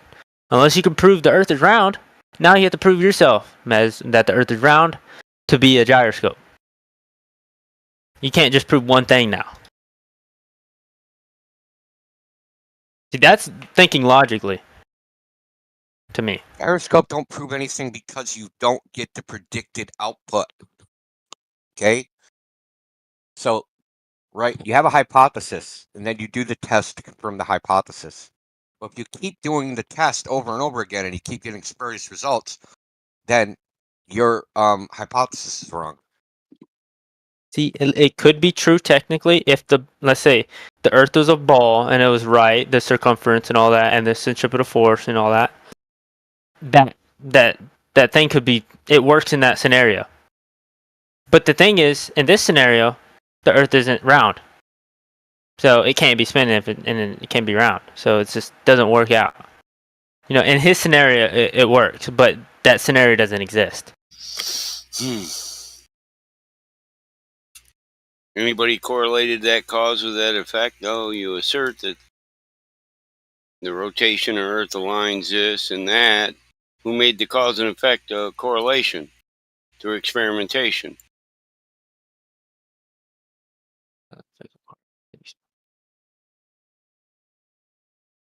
They don't have any independent control variables, for one. Yeah, you just spin it and say, oh, look, we say it aligns with Earth's rotation, so it must be rotating. No cause and effect relationship, just I said. It would make sense. Talk about grandstanding. I don't care if it makes sense or not. But the Earth's not flat. Here we go, dude. You just keep going back to the same thing I said, right? It makes sense. He done wore out his welcome. But I'm saying I'm asking for an established cause and effect relationship. So what bearing did what you said have on that? Well, in his situation, it makes sense. But then when you put it to the point of that the Earth's flat, it can't make sense because. So. With no cause and effect relationship, it's not a logical inference in the first place. Yeah. If there's no curvature measured ever from any source, then all the rest of it can be thrown in the garbage because you know if you don't have the curved surface, you don't have a sphere, then you don't have the motion that's required of the sphere. You don't have any of the distances, the whole solar stair step sizes of everything is all off. It's wrong, thrown in the garbage. Bye. So no curvature, no compromise. More notes for me to add.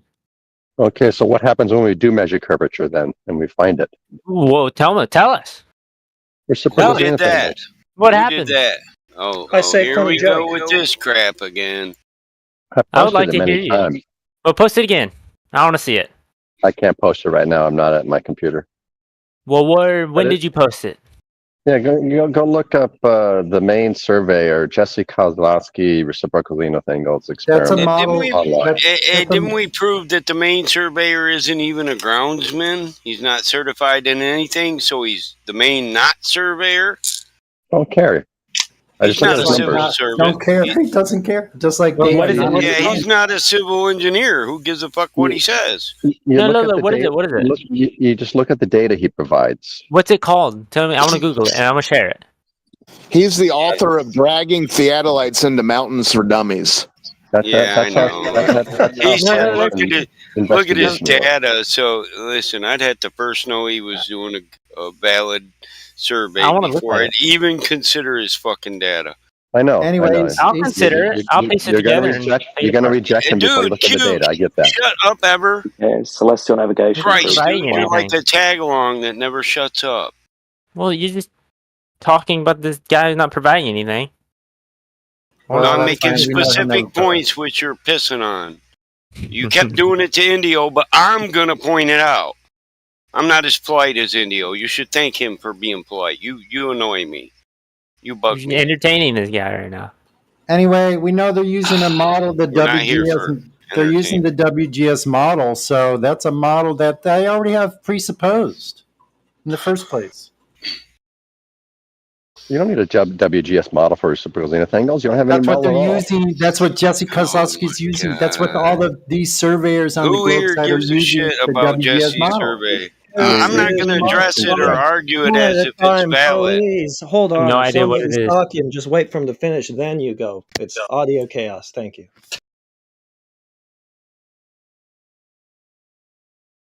Sonny, was go ahead. Yeah. So if they're using a model, the WGS model, we all know what they're using. So it's a presupposition in the first instance. But they're not using it in this data that I'm looking at. Oh, but they are using it, and you know they are. You're just being dishonest. No, you're wrong. Yeah, you're wrong. I mean, Earth's not curved, not spinning. Show me in the data that they presented where they're using the WGS whatever model. If they're using,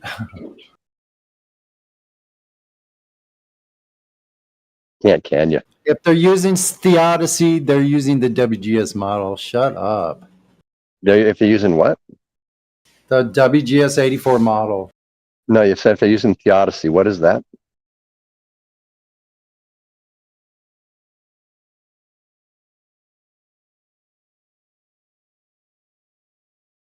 You don't know, do you? They're using the practice of using theodolites for the thing that you've been saying that they're proving Earth curvature. They're using a model. No, it's just not true. Show us how it's not true. Show me that it is. You're the one who made the claim. Yeah, they're using it out of They're using it out of the manual. What manual do they use when they're doing what you're saying for surveying? We're doing reciprocal zenith angles. Geodesic surveying. What are they using? There's no manual. They're using a manual. Yes, they are using a manual. There's no manual for reciprocal zenith angles.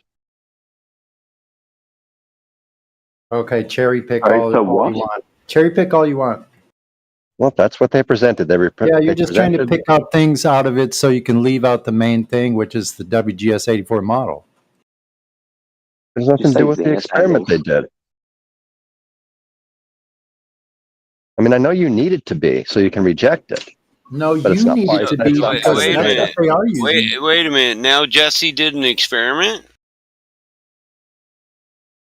He published some data that we can all look at, and we can look at. So the answer is no, he didn't do an experiment. Whatever you want to call it, it's data that we can all verify, and we can all do it ourselves if we wanted to. We can go to the place that they did these measurements, and we can take them ourselves and see if we get the same numbers. Compared to what? What are the measurements compared to know if they're correct or not? This is what I said. If any one of you want to go do it, you can go do it. He provides all the information. What are they comparing their data with? They have to have some kind of standard to know if they're off or on, if they're right or wrong. So on their measurements, what are they using as a reference? That's not how measurements work. Okay, so you have no reference, no standard, no baseline? Dude's a surveyor. He should know how to start a benchmark.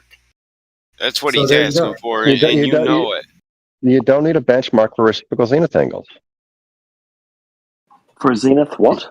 You guys are trying to bring in all this complication to a very, very simple little experiment or a little measurement. Cite your source. I know you're not at your computer. Cite your source of reciprocal zenith angles. Yeah, cite your source. Reciprocal zenith what? Angles. Yeah. What's an angle? You don't know what an angle is? Yeah. Do you not really know what an angle is? No, I know what an angle is. I just want you to define it. It's the variation between two vectors.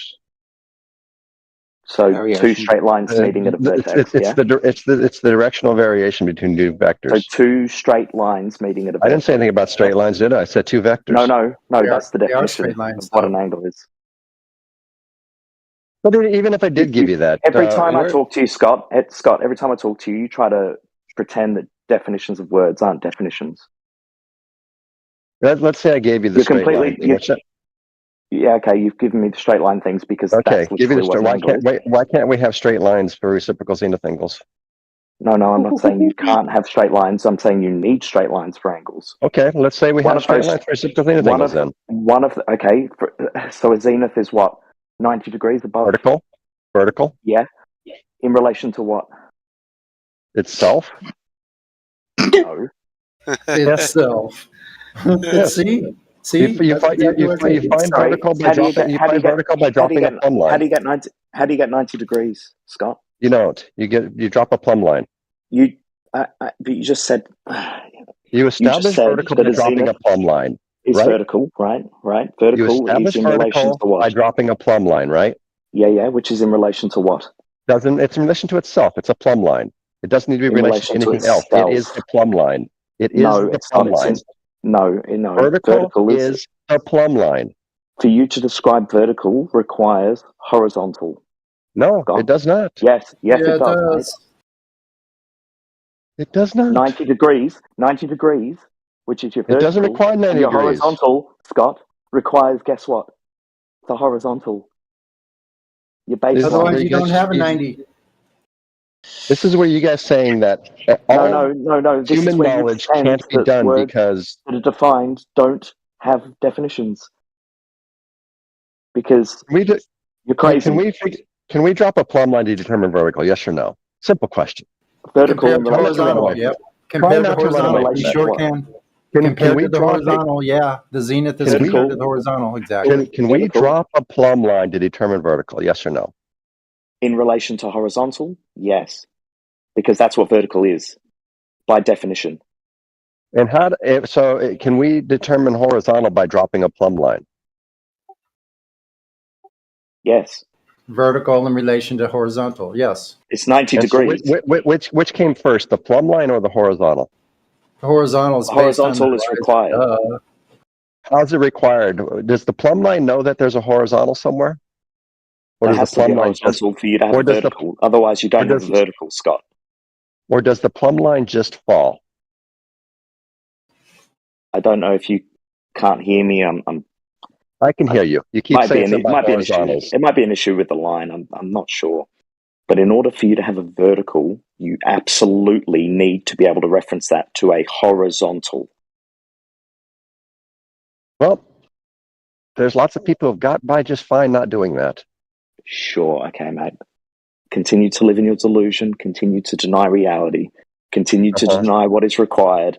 In order to have a vertical, you absolutely need to have a horizontal. Without it, you don't have vertical. How do you determine horizontal?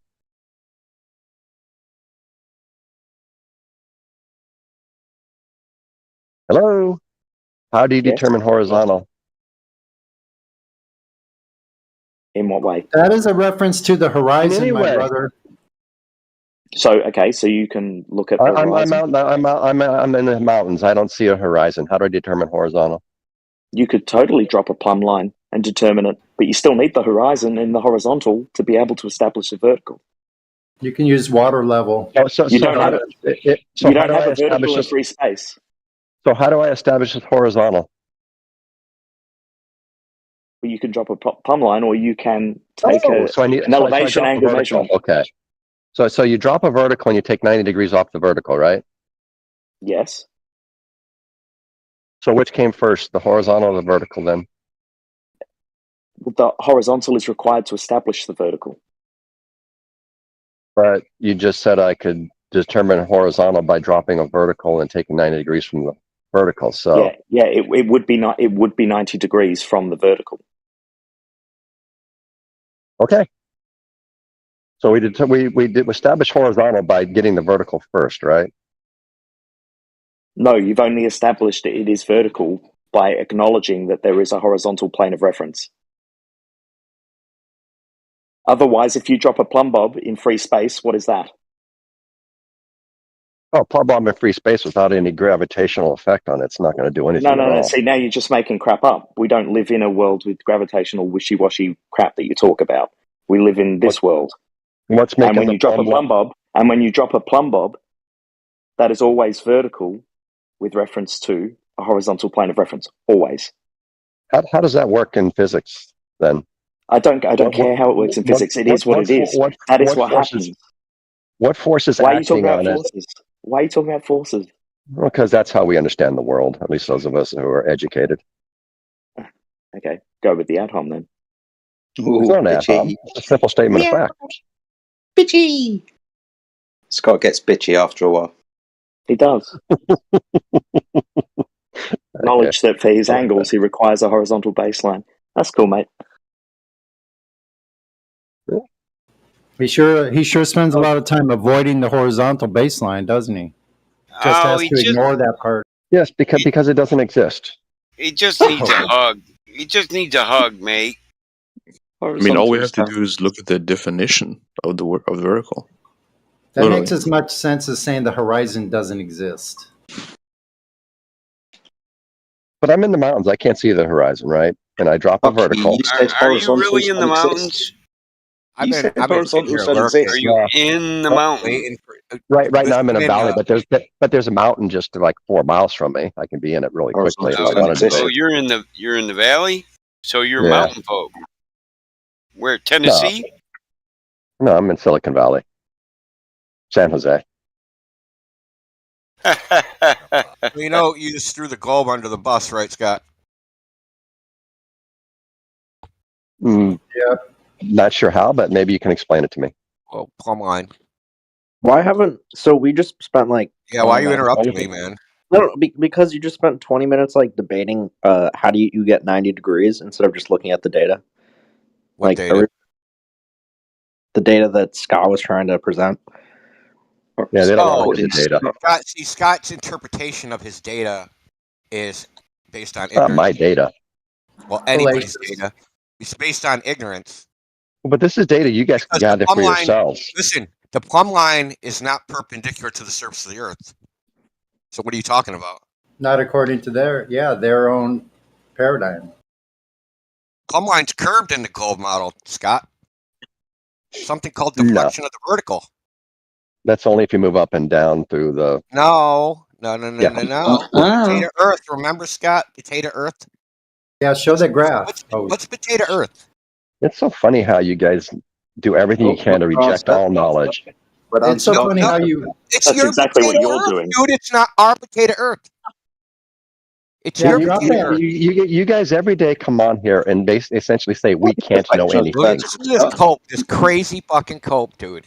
Cult, yeah. You guys are the ones saying...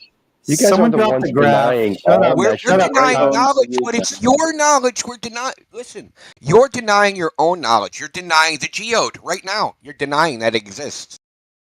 He is. He denied the WGS-84 model. Surface of gravity.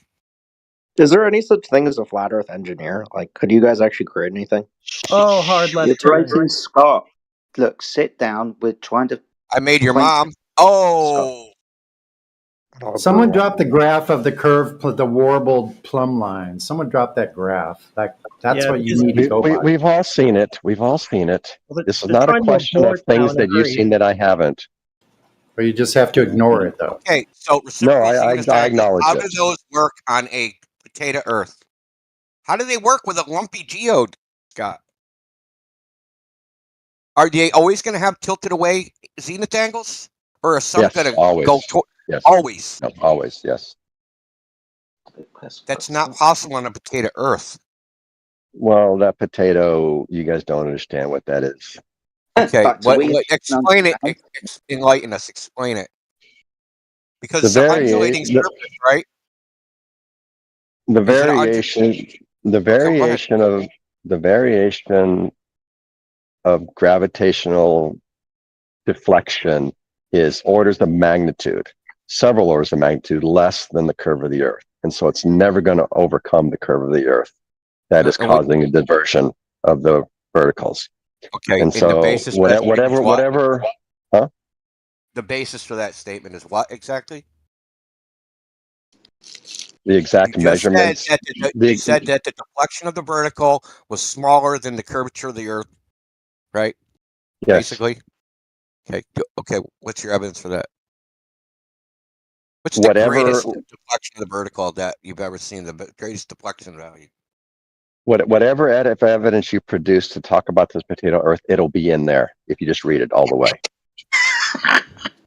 Bingo. It'll be in there. It'll be in there. It's always in there. It's always in there. No, it ain't, dude. What's always in there is your cope. That's what's in there. Okay. That's like you're coping now because your entire premise, the entire premise of your angles. Listen, we already know. Okay, we've known it since I don't know Helmert, going back to like 1843 when he wrote Mathematical and Higher Forms of Geodesy. That the equipotential surface of gravity, right? That the plumb line tilts, goes back and forth all over the place, right? And it's random. How much? Which is why, well, the greatest I've ever seen is 0.71 degrees.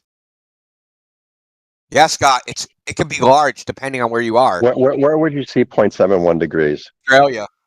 Educate me. Australia. Okay, I'll give you the publication.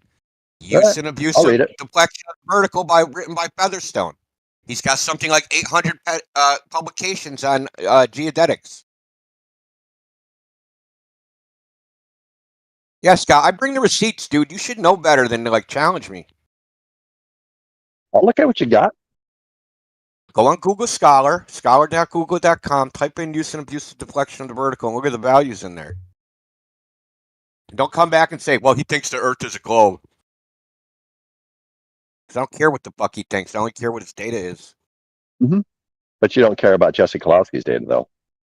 Dude, Jesse Kolowski, listen, the first thing I researched when I got into this topic was geodetic surveying. It's literally the very first thing I looked at. Mm-hmm. And you know what? Jesse Kolowski asked me not to post on his channel anymore. Do you know why? Because he didn't even know what deflection of the vertical was. He didn't even know what it was. Neither did Main Surveyor. Neither one of those two even knew what it was. They didn't even know what it was, Scott. I thought those were the same guy. Isn't Jesse Kolowski the Main Surveyor? No, Jesse's out of Pennsylvania. Oh, okay. Jesse's a snake, bro. He was supposed to measure. He went to the intersection, the 4-state intersection of Utah, Wyoming, Colorado, and Nevada. Yeah. So he went there. He flew there. He said he was going to measure a greater than 180-degree triangle. He was live streaming it. And he like, okay, I'm going to do it, and then I'll come back and give you my results. You know what he did? He didn't give his results, and he deleted the previous video. You trust snakes, dude. You're in bed with snakes, and you don't even realize it. Yeah, I hear what you're saying, but in my experience, in my 59 and almost 60 years in this world, there's not so many snakes in this world. That's something you guys make up. Yeah. Ian. Man, that is a futile attempt at a rebuttal, Scott. Yeah. I'm feeling for you right now, bro. It is the population of the United States. I mean, Jesus Christ, bro. They're all innocent. Are these good people in the room with you right now, Scott? I think they're good people. I think they're just Are they telling confused. you do good things? Can you see them? Could I see them if I wanted to? Well, but see, here's the thing. Any one of you guys, all you got to do is go grab a theodolite, and you can do any of these measurements yourself, but you never do. Last psycho eval? When was your last psycho eval? Aren't you in service? You know how disingenuous you are to even say that? You can just go grab a theodolite. How much does theodolite cost, Scott? Can I get one at Goodwill? That last eval? I bet you can rent one. How much do you think it costs to rent them? I have no idea. Well, if they win my just go grab one. Just go spend a few $100s. If you win my Polaris, I'm sure that'll cover the cost of it. It won't prove anything because the fundamental premise is flawed, as I pointed out. But if you truly cared about this stuff, don't you have you do, It seems like it's something that you would take the time better and effort to go methods. look into. I got better ones There's than better Jesse Path methods. to The Light. premise is flawed. There's a reason a geode exists and that oblate sphere reference ellipsoid exists. There's a reason they exist, because they can't directly measure a globe, Scott. That's why they exist in the first place. Otherwise, they would just measure the globe and say, hey, look, we measured a globe, right? Yeah, no, because they can't. They have a geode, and they have a reference ellipsoid, and then they have an orthometric height, right? The difference between the geode and their reference ellipsoid. So they have these mathematical constructs to make a globe out of measurements that don't indicate a globe. There's still theoretical models too, the ellipsoid and the geoid. Look up the definition. If they were proven, why would they be considered a theoretical or hypothetical model? You tell me. You can look up the Clofield definition of a geoid or an ellipsoid.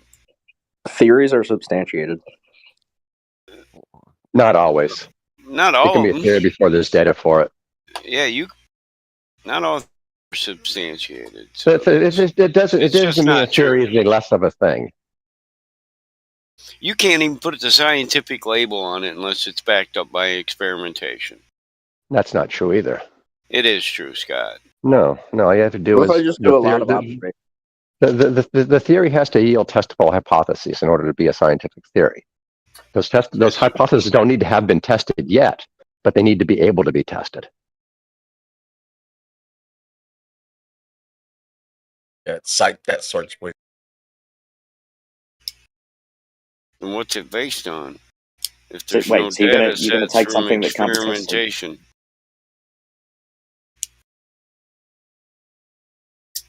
But as someone just mentioned a bit ago, we've just spent like 30 minutes refusing to look at people's data because you just assume it's a lie, right? We've all seen Jesse Kowalski's. We've seen his data, have we not, Indio? Yeah, I've seen and what do you make of it? We've been discussing that. That's what we've been discussing. You're acting like we won't review it. We read that shit before you probably ever knew about it, Scott. Well, no doubt about it. Yeah, I only heard about it like a year ago at most. Hell, Indio was chasing that dude down in his comments, and the motherfucker wouldn't even debate what he did. He wouldn't. He wouldn't stand behind what he was saying, his assertions. Okay, so let's break it down. Hey, Scott. Scott, would you want a taxi driver to engineer Scott, a scientific theory is a hypothesis that has been extensively tested. No. Oh, that's from the University of Hawaii. Yeah, I'd only have that guy work on my car, Indio, if I was looking to sue somebody. You're just crazy. Yeah. Dude, you throw your own standards under the bus left and right, man. You have no standards. No. What? No. Your standards that, trust people, they're telling the truth. I just think everybody's great, except for the University of Hawaii. They fucking suck. No, let's not go into an argument about You got to be fluid right in now. your beliefs so that, there's no contradiction. They can just change it, Try They're not to focus for uniform. once, folks. You have no focus, Scott. So when someone presents reciprocal zenith angles that all add greater than 180, what do we do with that?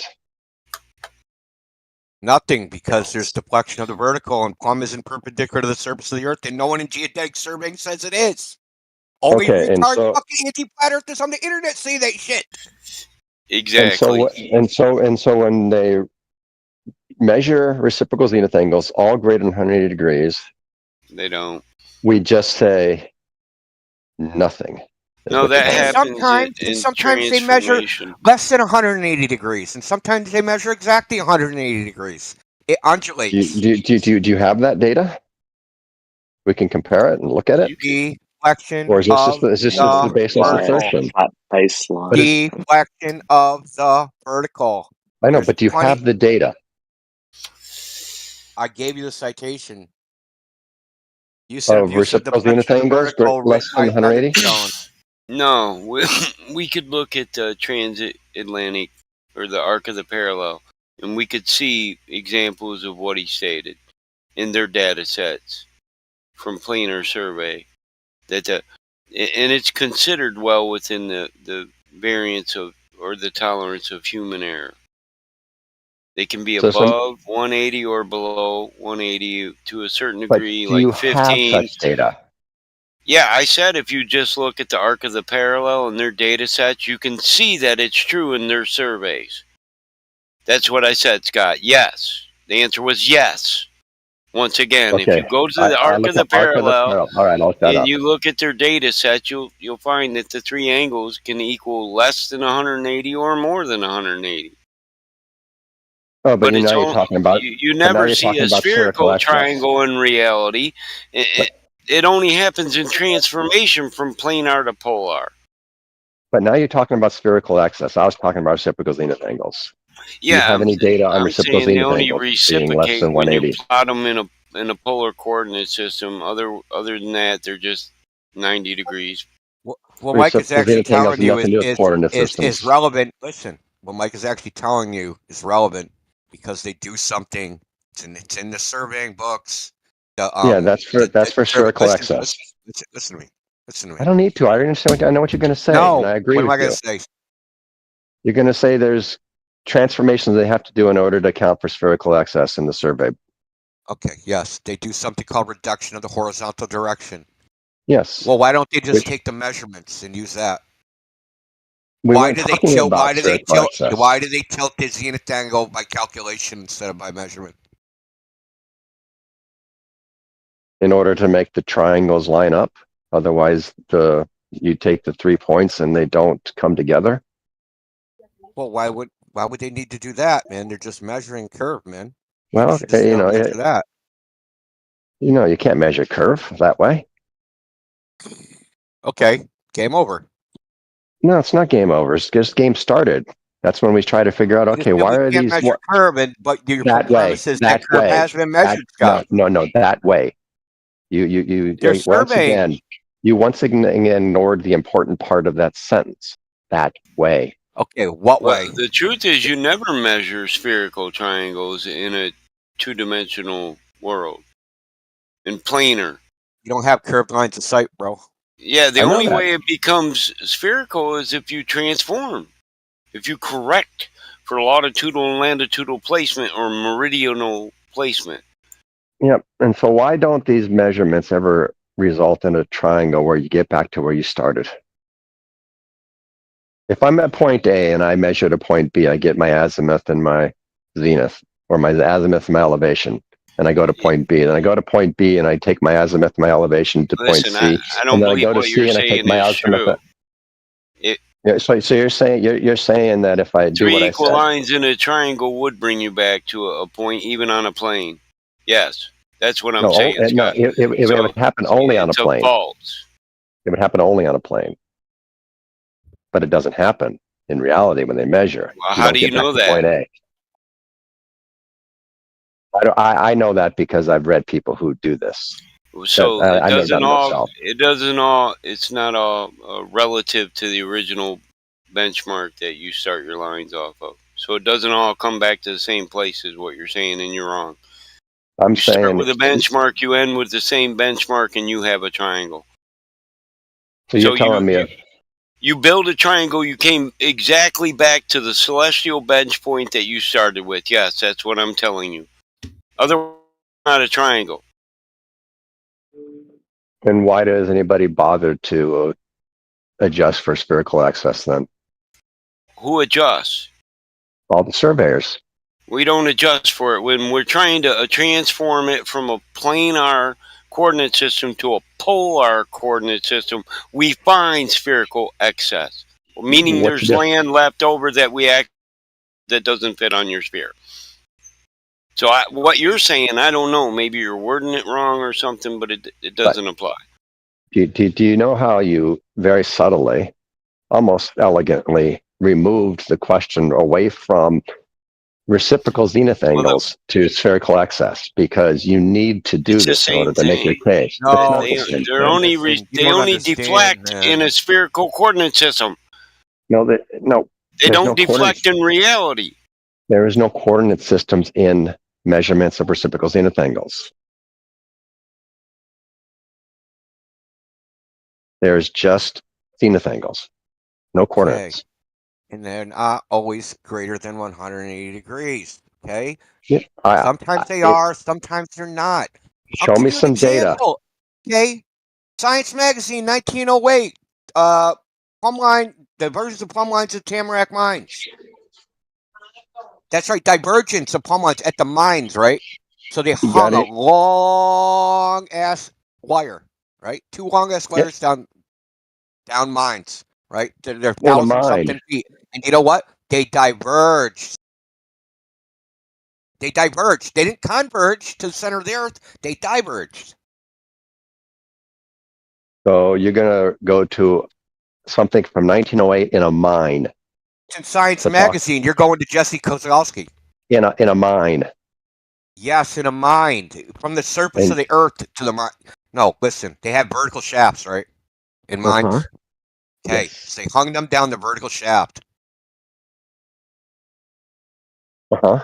Right? So if we took one of your theodolites, right, and set that up right above where the plumb line was, you would have a less than 180 degree zenith angle, right?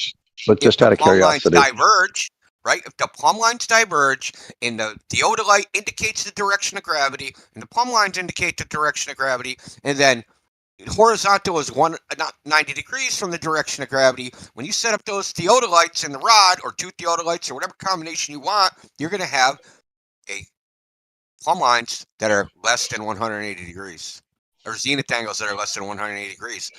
It has to happen. There's no other way it can happen. And so this translates to 2 mountaintop observations, say 30 miles from each other. How? Dude. Well, you just said it wasn't possible 5 minutes ago. I love how you just jumped to something else. Well, I was I don't tempted know. to I ask you didn't know how we were they. talking about specific. This relates to scented toilet paper. How?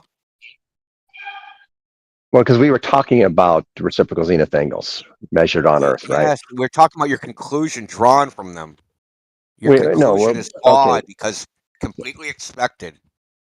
So are you conceding then that the data does show that reciprocal zeniths measure greater than 100 degrees? Some, yes, I'll say that some do. So that some measure 180 degrees and some measure less than 180 degrees. Do you have any measurements less than 100 degrees that are not in a mine? Because I'm not sure how the mine experiment actually worked. I haven't seen it. I'll post the thing. But do you have any not in a mine? Like, say, did you have any instances of where somebody went from, 2 faraway places, maybe, some kind of mountaintop to mountaintop, and measure zenith angles that were less than 180 degrees? Do you have any of that? Do I know of an instance? No. I'm sure I can find it. I'll look for it. Yeah, I'm curious why you're sure. Your angles still need to flat out, Scott. Because of lumpy gravity, that's how I'm sure. Because it has to be true for the lumpy gravity to be true, right? Because if the surface, if the equipotential surface of gravity is undulating, there has to be places where the zenith angles are less than 180 degrees. Otherwise, it's a spherically symmetric geode, right? Well, only if that gravity can be a significant enough diversion to counter for the curve of the Earth. Yeah. And I don't think that exists anywhere. Okay, the very fact that if you have a divot in, gravity, this equipotential surface of gravity. So what that means is if we take a gravitometer and we come up with a standard 9.8 meters per second squared, and we do measurements, and we take measurements in every place, it reads out 9.8 meters per second squared. We say this is the surface of the geoid. So we take this instrument and we go all over the place. And there's hills and valleys. There's bumps and ridges, right? There's divots and shit in the gravity. And there's like I said, hills and valleys of gravity. This geoid, this potato Earth. Does there have to be some places where zenith angles are greater than 180 degrees? I'd say every place. What do you mean every? Every place the zenith angles, the I meant reciprocal to say zenith less angles will than be greater 180 than 180. degrees. Okay, Are there sorry, some? sorry. If you're in a divot, a gravity divot, let's call it. Mhm. If you're in there and you have two theodolites, are you going to have zenith angles less than 180 degrees? I theoretically that could happen. I don't think it actually does happen anywhere, though. I don't think there's anywhere where So the then how is it a gravitational potato force is Earth? that much different. So how is it a potato Earth if the surface isn't undulating? It is. It's not undulating enough to affect the sign or the I guess the sign of the reciprocal zenith angles. You must have failed geometry or something, or you have spatial. Did you No, ever I play did very well in geometry. Well, I One of don't my know. best Like courses. you have spatial visualization problems or something. No, I visualize it very well. I understand exactly what you're saying, but you don't understand magnitude. Magnitude's the important part. What is the magnitude of this deflection versus what is the magnitude of the divergence? And the magnitude of deflection is going to be fractions, or is the magnitude smaller than the magnitude of the divergence? Yeah, I stopped listening to you, man. I know. Yeah. Long time ago, I'm sure. No, just now because you won't concede the obvious. You can explain why the magnitudes don't matter. I'll listen to you. Okay. But the magnitude is everything. Okay. Is the geo the surface of the Earth? Yes. Okay, goodbye. So that's why I stopped listening to you.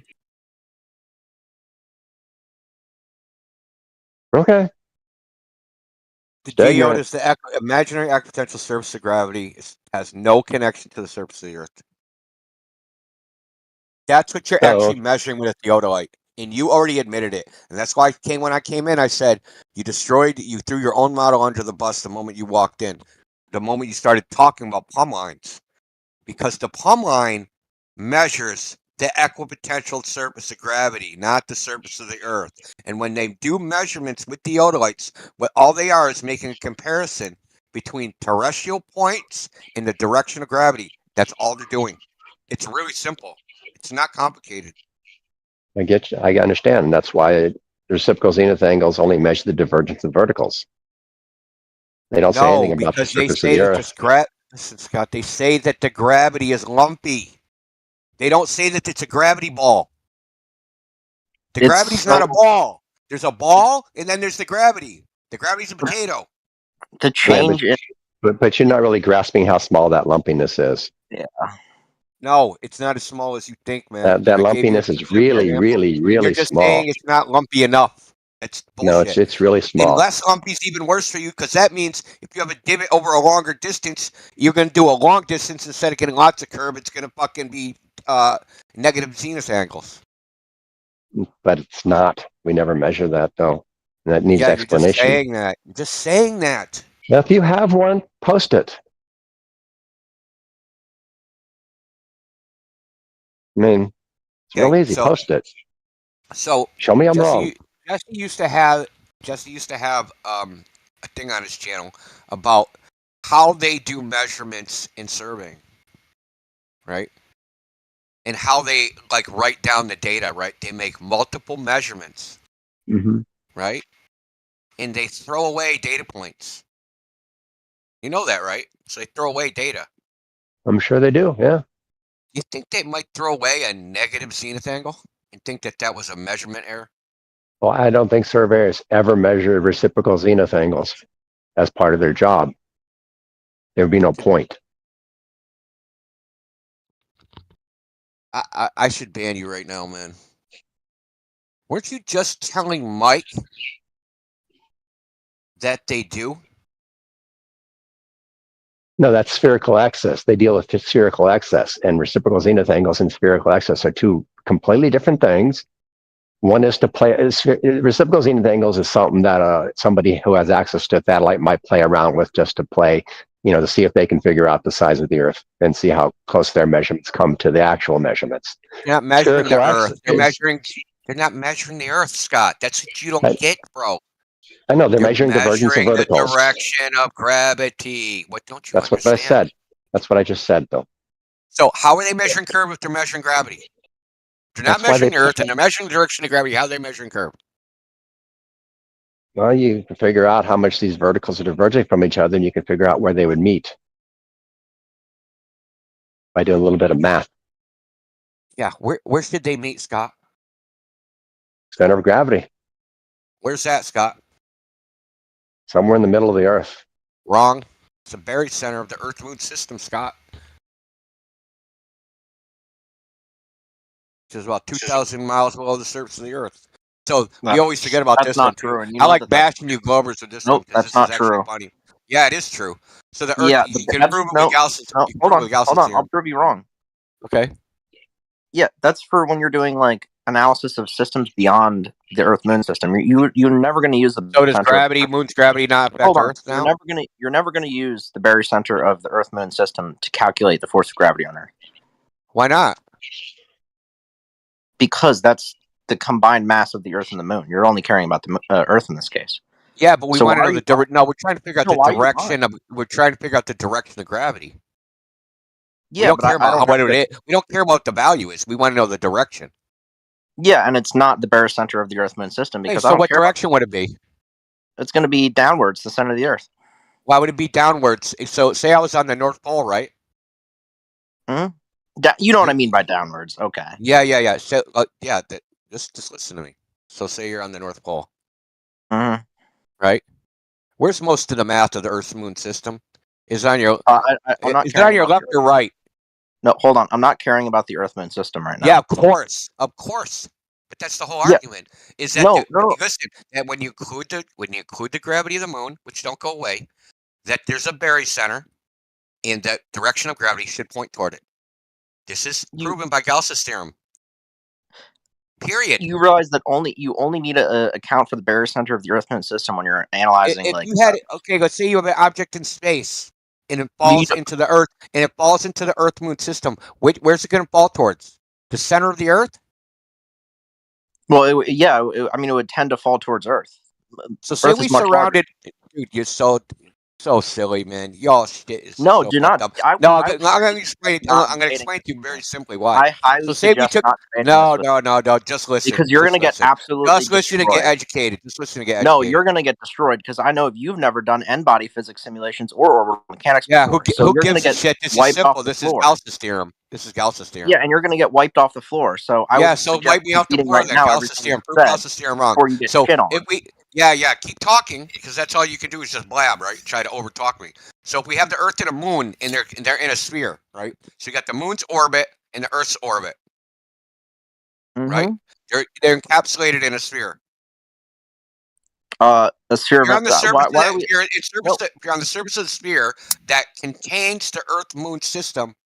What is the direction? What is the because you're locking Stop me into over talking to me. See, you know I'm right. You're about to get. What you're doing is you're locking. I'm gonna mute you if you don't listen, shut the fuck dude. up. Just shut up. Let him.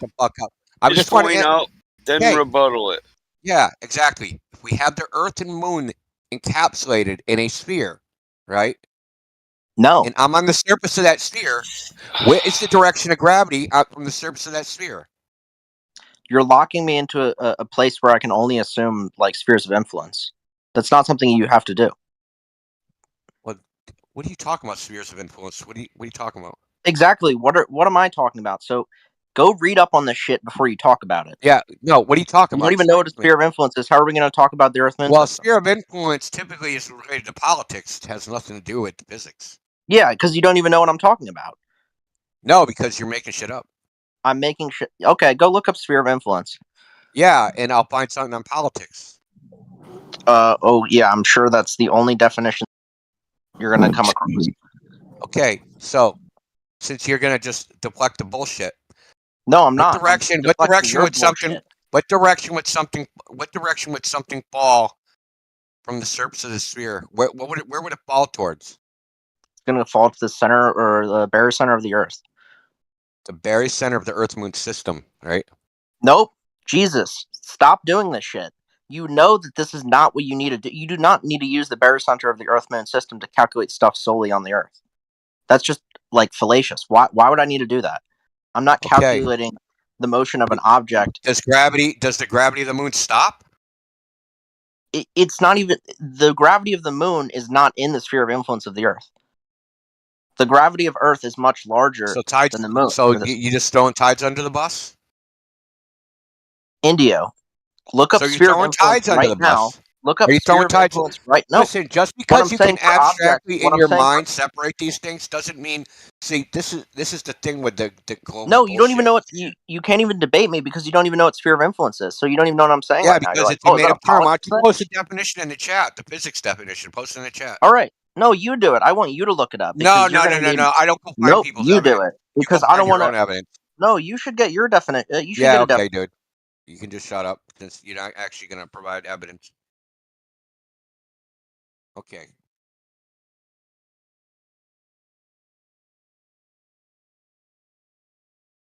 So this is basic inverse square law crap. That if you have a sphere, the gravity on the surface of the sphere is equal to the mass of what inside the sphere. In the flux on the surface, the direction of the flux, which is like a vector at the surface, points towards the center of gravity of the mass that's in there, right? So center of gravity of the Earth and Moon system, if it was contained within a giant sphere, would be the very center of the Earth. Anything within that sphere, so you could shrink the sphere smaller, smaller, smaller. Anything within that sphere is also going to be pointed at the very center. It's a major flaw in the globe model. I've known about it for about 5-6 years. But I don't bring it up because I get bullshit like that. He has no idea what he's talking about. You don't even know what a fucking very center is.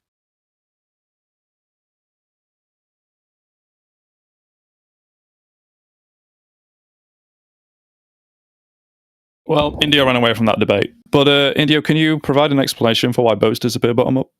I already did. I looked through your paper. It was about desert mirages. Yeah, which aren't analogous. Yeah, so it's not about the title of the paper, right?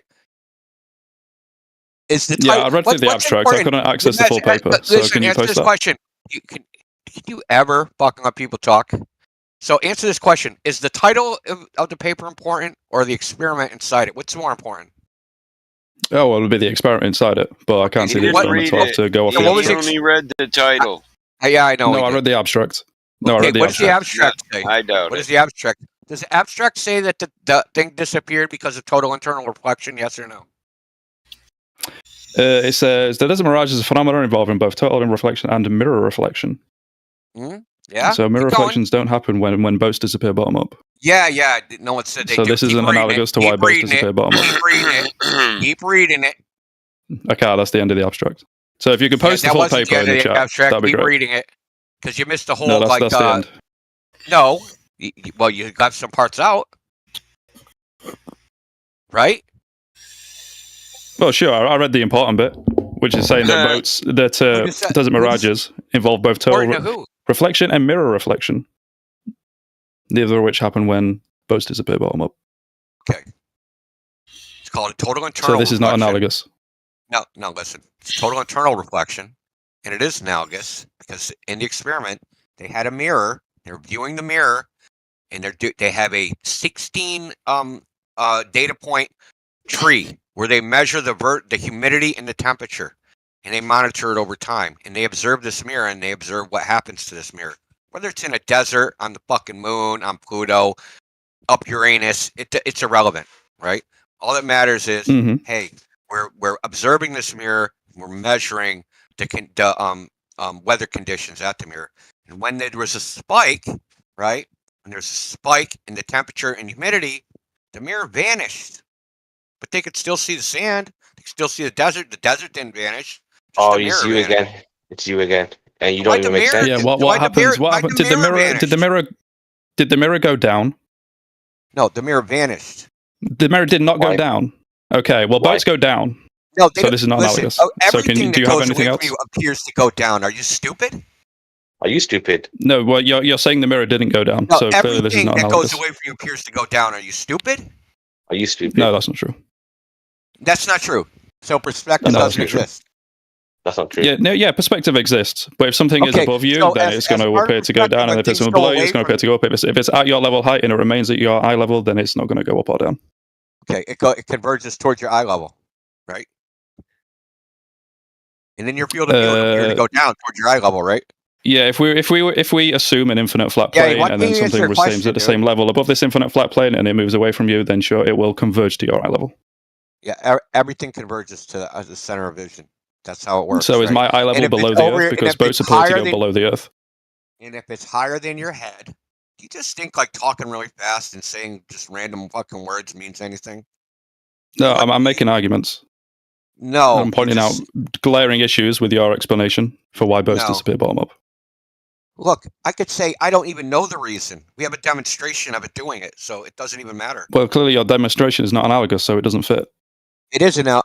The only working explanation we have is a physical obstruction. What are you talking about? I posted videos of it happening. What are you talking about? No, you posted a video of something happening. Does the boat disappear bottom up? Yeah. Okay. How do you know it's due to this? And why? And how do you know that why that boat disappears bottom up is the same as the reason every other boat disappears bottom up? It doesn't even matter what it's due to because I know what it's not due to. Mez, I know what it's not. How do you know what it's not due to? How do you know that it's not? It can't be Earth curve. How do you know? Because the lake's only 1,000 feet long. Yeah, that's right, Mez. Okay. The lake's only 1,000 fucking feet long. You know how far the horizon's supposed to be from the camera height? 2,600 feet away. How did this appear behind a horizon it can't possibly have reached? Right, but that's that boat. I'm talking about every other boat. Answer the fucking question. How can it disappear behind a horizon it hasn't reached? Well, I don't know. It'd be Earth curve. Sure, let's say, right, I'll give you complete benefit of doubt. Let's say this tiny RC boat, right, on this lake. Because you're fucked. Yeah, no, I'm giving you charity, right, even though you don't deserve it. Let's say that this boat is disappearing due to something other than Earth curve. That doesn't mean that every other boat that we see disappear, many miles away, is not due to Earth curve because we don't see any mirroring. We see the boat actually physically go down, which both of these do not happen with desert mirages, which is what your paper was about. Listen, your claim. So we can quite safely roll out that the same thing that causes desert mirages is not causing boats to disappear bottom up. Look, first of all, like in the example that I showed you. Go down is horseshit. It visually, the top appears to go down, right? Yes or no? Yeah, it looks like it goes down. Yeah, in your field of view, right? Yeah. Well, no, because I can pull out a water level so I can know where horizontal is. Yeah, I can see the boat boat below that. Observation? Did you pull out a water level? Yes. Shut the fuck. Now I'm kicking you the fuck out of here because you want to be a fucking ass. Okay. India runs away. Globe wins again. No one's running away. No, Golden boys. Being held accountable. Oh, you're not running away. Okay. No, you're being held accountable for lying. You didn't hold up. I know. I'm holding you accountable for providing shitty evidence for why boats disappear bottom up. Okay.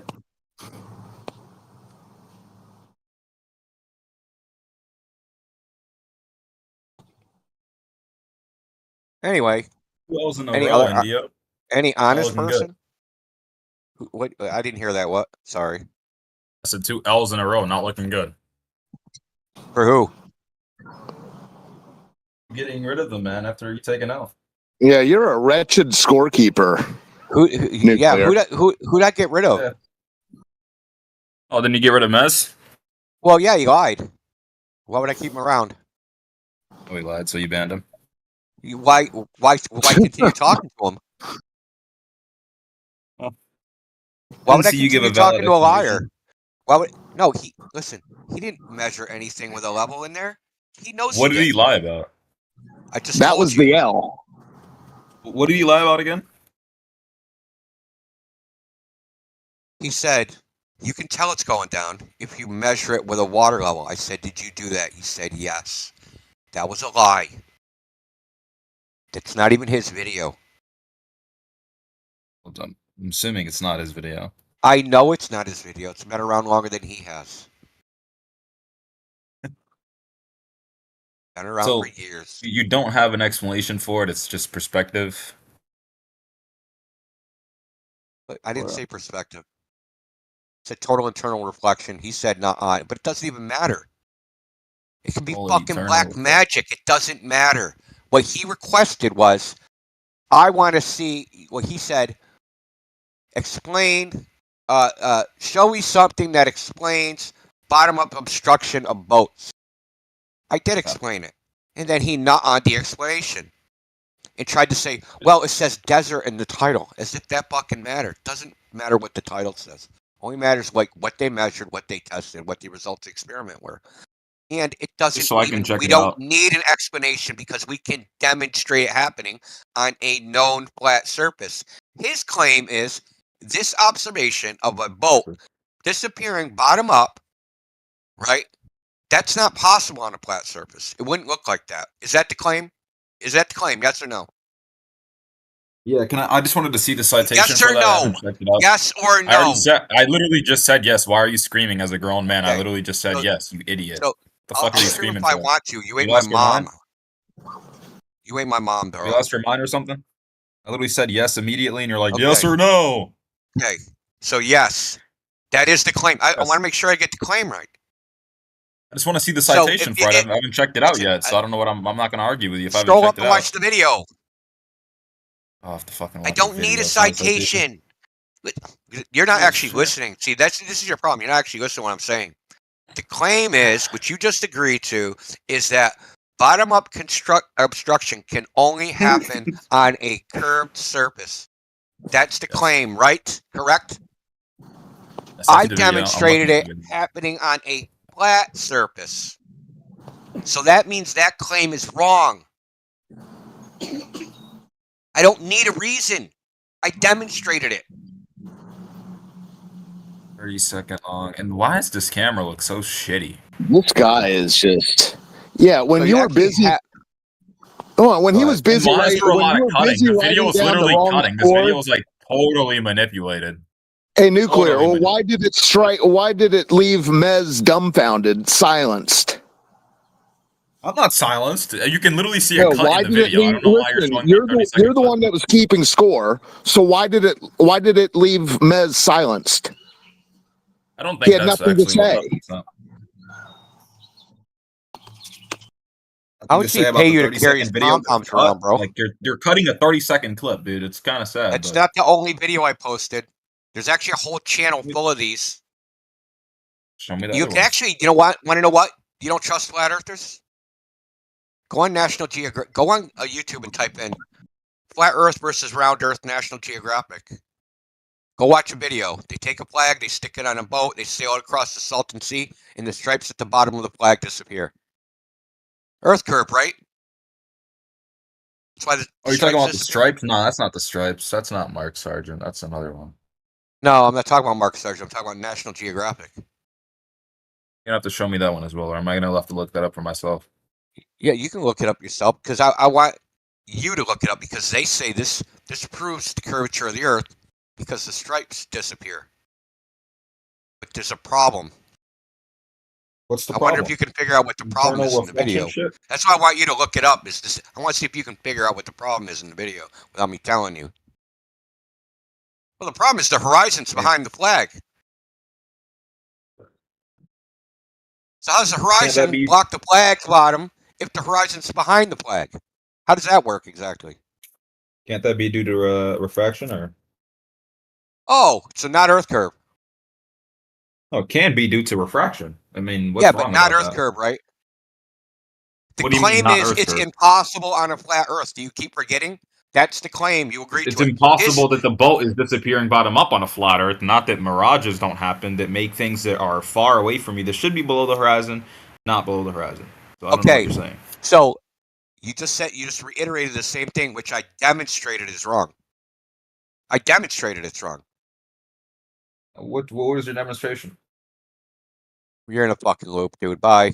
Shut up. No longer talk. That was the guy keeping score. Fucking dude, they end up in this loop, dude.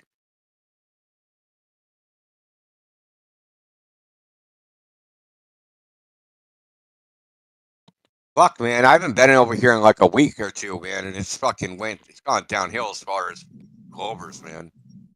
Y'all must be getting under the skin. It's a spiral of the last. It's Friday. They're all in the pub getting pissed into you.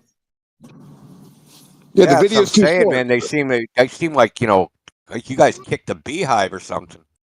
Yeah, there's a lot of crying. The video's too short. What, you expect me to watch an hour and a half video? What is this, 20 seconds? What, do you want me to watch a 4-hour video? I mean, it's like you try to match their attention span, and they don't even like that. Between TikTok and the grave. Well, I mean, you could just do math or something. Then you might match your attention span. Bugger it. Shame. It's a shame he bolted. There's that clip. There's the flag. They always run away too soon. Nice. That's a good picture right there, old dude. And there's another one. Some dude had a boat out to the right of that, and you see it from side on. The flag's actually tilted backwards in the boat. It's at an angle. I know, man. It's I've seen that. Yeah, I've been looking for it and looking for it. I don't know if it's been taken away. It's in there because I took a screenshot of it the other day, like a week ago or something, and showed somebody. Because they'll go, well, it's waves. It's you know how they cope, right? They got to come up with every possible excuse on why you can't see the bottom. So then I always take the screenshot of the side view. Yeah. That's the thing, though. If they would stay calm and actually pay attention, they would realise we're not bullshitting them. We're not scamming. We've actually found some of the most weirdest things that are going on Earth, and we just want to show people there's anomalies, there's problems, what's happening here, and it's not what we're being told. It's not a scam. We're not trying to bend people's minds. The problem is they're having to expend calories to try and understand what we're saying in plain English, and they don't want to do that. Yeah. Because they think flat earthers are stupid, not worth their time, so they're not going to. And that's fine. We're in triage mode, so we'll let them bleed out and we'll move on to somebody else we can save. Yeah, I like the ethos. Yeah. I like that. The reason why no one takes you seriously is because you say, nah, that's not it, at every explanation you get. That's horseshit. And then you never explanations are cheap. Explanations without evidence are cheap. That's okay, right? But the thing is, that's okay. That's not the main part. The reason why no one wants to take you seriously is because when you ask you a question, if I asked you, could you prove to me that the Earth is flat? Could you give me any evidence? You're not going to give me Try anything. not asking a stupid bricked question like that, and maybe you'll get a better answer. I've never got an good answer from flat Earth now. Yeah, what's your chat? You have the burden of proof. I don't have the burden of proof. You're in equal position. Yeah. You're claiming the Earth is flat. I'm claiming it's a sphere. Yeah, I have given you the evidence that I can provide you. That's not enough for you, and that's okay. Our position is contrary to yours. Evidence. We're taking a counter position, and we don't have to provide any positive claims if we're taking up the counter position. What do you mean? You have to provide evidence because, listen, it's like you're a prosecutor, okay, and you're bringing the evidence, and we're saying, okay, prove. Right, and you do not find the proof enough, right? I could tell you about every single. Yes, I've done that several times. If you don't present anything, there's nothing for us to rebut. Yeah, but it has been presented several times. Several people has presented it. Was the story presented or was evidence presented? Right. The evidence, yeah. Is the evidence a story or is the evidence like a data set? It's data sets, actually. It's not stories. Oh, yeah. Data sets of what, exactly? A lot of things. We have been through this several times. Things. I haven't been through this. Oh, we have spoken. Can you just tell me what is the data set of exactly? No, it's not going to lead anywhere. You can't even tell me what it's I would like of? a data set of Earth. We had this conversation. We had this conversation 3 times. Output of a fucking ring-range gyroscope? Like you can't even tell me what it's of? We've had this conversation 3 times. I've never had this conversation with you. Had it with Indio. Have it with Indio. I mean, I'm not going to convince anyone. You don't believe anything. It doesn't matter what I say. You say, nah. You're a crybaby, problem, right? Yeah, this is the problem. We were just talking about people like you. You don't even know me. If you've been in here for the last hour, you know none of my answers have been nuh-uh. I'm literally teaching you ass clowns your own fucking model for an hour and a half. Well, go get him, Tiger. I'll probably have to teach you too. Yeah, okay, teach me. What's wrong about my model? No, I can teach you your own model so that I can debunk it. You don't know your own model like most Globers. I'm assuming. Just like you're assuming I'm going to not everything. So I'm going to assume you're a typical Glober and you don't fucking know shit. Yeah, man. Yeah, man. Are plumb lines curved on the globe? What did you say? You know what a plumb line is? I don't know. Are they? No, are they? In the globe model, do plumb lines curve? Are they in the flat model? No, who cares? I'm asking you I'm trying to figure out if you know the globe model. I want to know if you know it. Are they curved in the flat model? No. Answer the question. What's the distance to the moon relative to Earth in the flat model? No, you're not going to gish gallop on something else, man. Just answer the question. Or, This one no one takes you seriously. You can't defend their position. No, I'm asking you, because before I engage in you, I want to know if you're even worthy of engaging. Because if you don't know your own model and you're just going to do rote memorization, chat GPT, Google shit, and just spit back Wikipedia entries, I don't give a fuck, dude. I don't want to hear it. I've heard it all before. I can debate Wikipedia. Okay, I don't need to debate you if you're just going to parrot Wikipedia. I want to know if you actually know anything. You actually know anything? No, I didn't think so. Well, you asked him for something and he fucking didn't have have anything. Oh yeah, I've got data. No globe proof today, guys. Of what? Data sets of what? We've had this conversation 3 times. That's his data set. That's his data set. Sets of data. Yeah. He counted them. I had the conversation 3 times. 1, 2, 3. There's my data. Yeah, that's it. Yeah. Are your n equals 3? What's your standard deviation?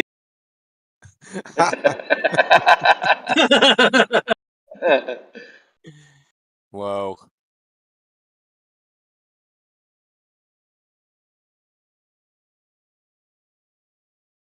Still waiting for that spheres of influence definition.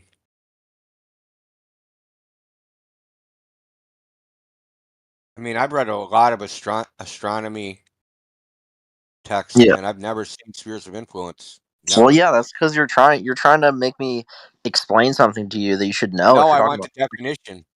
No, you just said that you haven't even seen it before. I mean that's and I've read a lot of astronomy stuff, so yeah, and that's showing. I wasn't always a flat earther, dude. Know what you're talking about? You're asking. Do you have a book where you saw a sphere of influence written in that you can cite? Yeah, it should be a simple Google search. He should be able to know off the top of his head because he knows what he's talking about, and I don't. He should be able to educate me. I'll give if you. You're going to claim I'm ignorant. That means you should have the knowledge and be able to educate me. So, bud, let's make you feel better. Do I have to do a? Pride's getting to you, Trig. That's your pride. Do I have to teach you, Indio? Yes, you do. Teach me a definition of spheres of influence. Please. All right, I sent my citation in the side channel for you.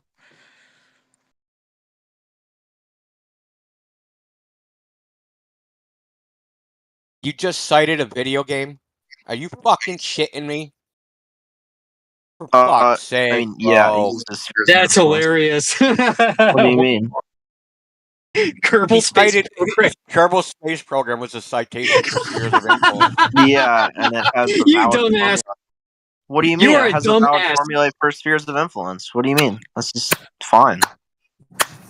Well, let me break it to you. Video games are reality now. It don't exist in physics, okay? Spheres of influence don't exist, really? It's fucking retarded. Well, give me the physics book that has it in there. Tell me what physics book to look in. All right. Apparently, I've read an astronomy book called Cosmic Perspectives. I guess it's the number one selling university astronomy book that exists. It's called Cosmic Perspectives. Yeah, I'm sure you have. Okay. Well, you want me to talk about the page of induction versus deductive reasoning? You want another? Here's a video. That's page 111. Here's a video for you. You can do this in Python, which is, I mean, it's the same thing. It's just a computer rendition of the spheres of influence and stuff. So you Google this on the Is that what you're doing? Another video game. Another video game. How about it's a real thing that people do. Another video game, a computer game. Yeah, because you're retarded. Can you Amish, I explain didn't to think you were me? this slow. I thought you were actually Hey, like can you, slightly hey, intelligent. can you explain to me what spheres of influence are? I don't know. All right, it's just where the gravitational force of a body is larger than another body. So if I'm like around the moon and I go to a certain point, like I don't know the exact range. I think it's 2 million kilometers or so, or no, not 2 million, like 50,000 kilometers. You don't need to And make up numbers. You can just explain it. well, that's part of what I'm doing right now. And but just download Making up Kerbal Space numbers. Program. And as I, yeah, see, look, this is why I wasn't even willing to, explain the term for you because what you'll do is say, "Oh, well, just finish gravity's explaining. real, so I'm just going to ignore That wasn't everything." me. Is it the gravity field? Like, is it a gravity field? Can you just answer that? What? Is a sphere of influence just a gravity field? Is that what you mean? No, not really. Yeah, just go. Finish explaining it. It's two. Is it no or not really? It's just where one becomes stronger than the other, right? And Indio was trying to a gravity field, right? If you want to think about it that way, yes, but it's two gravity fields, not just one. It's where one body is going to become the greater attractor compared to another one. And where do we witness this? In the Earth-Moon system and solar system. But two gravitational forces. Well, it's in the explanation for the n-body equation. Yeah, can you model three The only gravity, way you can make gravitational that body? work. Hold on. The only way you can make that work is to cancel out the gravitational force of the moon and call the Earth the only influence on the moon's movement. I mean, show me your computer simulation of three gravitational bodies orbiting each other. No, I have not solved the three-body problem. You can't do that. Yeah. We all know that. The only way you can't solve any one of them. You can give an explanation. Called retard. Tell me what it is. Can I ask again? Where do we witness this? Are you going to ask me if it has a weight or a color or something? Because where do we witness this? We witness it in like when we're like doing astronavigation and stuff. Specifically modeling like paths of satellites and such. We never use it. We never witness it. We use it as an attempt to explain the three-body equation that we can't actually complete. Yeah, okay, and that's only true for where I really need three bodies. But if I'm in the Earth-Moon system, I only really need to consider two bodies, which is perfectly fine. You still cancel out the gravitational force or assumed gravitational force to the moon, right? Depends on how close I am to the Earth or how far away I am. Well, otherwise it wouldn't be in free fall, so there depends. Yeah, I mean, it depends on if I'm how close I am to the Earth or close to the moon. I'm talking about the moon and the Earth. You're full of shit, man. You're so full of shit. In one equation. You're just full of shit. That's the conclusion to it. Yeah. So full of shit that I've unprogrammed. You've like done this nothing. Or They're programs, man. You done math before. Your reference was a video drool game coming out of your mouth saying, your reference was a video game. What's that? Is it a political thing? Shut up, At man. your age, you don't have friends to hang out with on a Friday night. I feel sorry for you. Yeah, you've been sucked into a sphere of Right now influence. as well. We're in the same boat then. No, It's Friday. actually, it's Saturday morning. I got company here right now. They're laughing at you. I'm sure they are. Aren't you ashamed of how full of shit you are, and you can't even have a honest conversation? You can't even explain to me how full of shit I am. You're just like, oh, you're full of shit. Can you give me a reason? You're about 50 kilos full of shit. Can't say I'm laughing at you, dude. Funny. Can you explain what I said that was wrong with everything I said? Oh, you're just full of shit. Do you know what full of shit means? Yeah, thank you. You can't even explain how I'm wrong. You're full of shit. Can we move on to the next Glober? I got a motion on the floor. We move on to the next. Listen, guy, nobody included you in the vote. This is a vote. I'll second that. You're Move not on to in it. something tangible we can test. We can't test going to the moon. We can't test your moon gravity. Yeah, and that's my point. Not that I'm not going to get into the insults that's been thrown around, but this is a non-productive conversation. Either we should change the point to a productive one, or just move on to the next guy.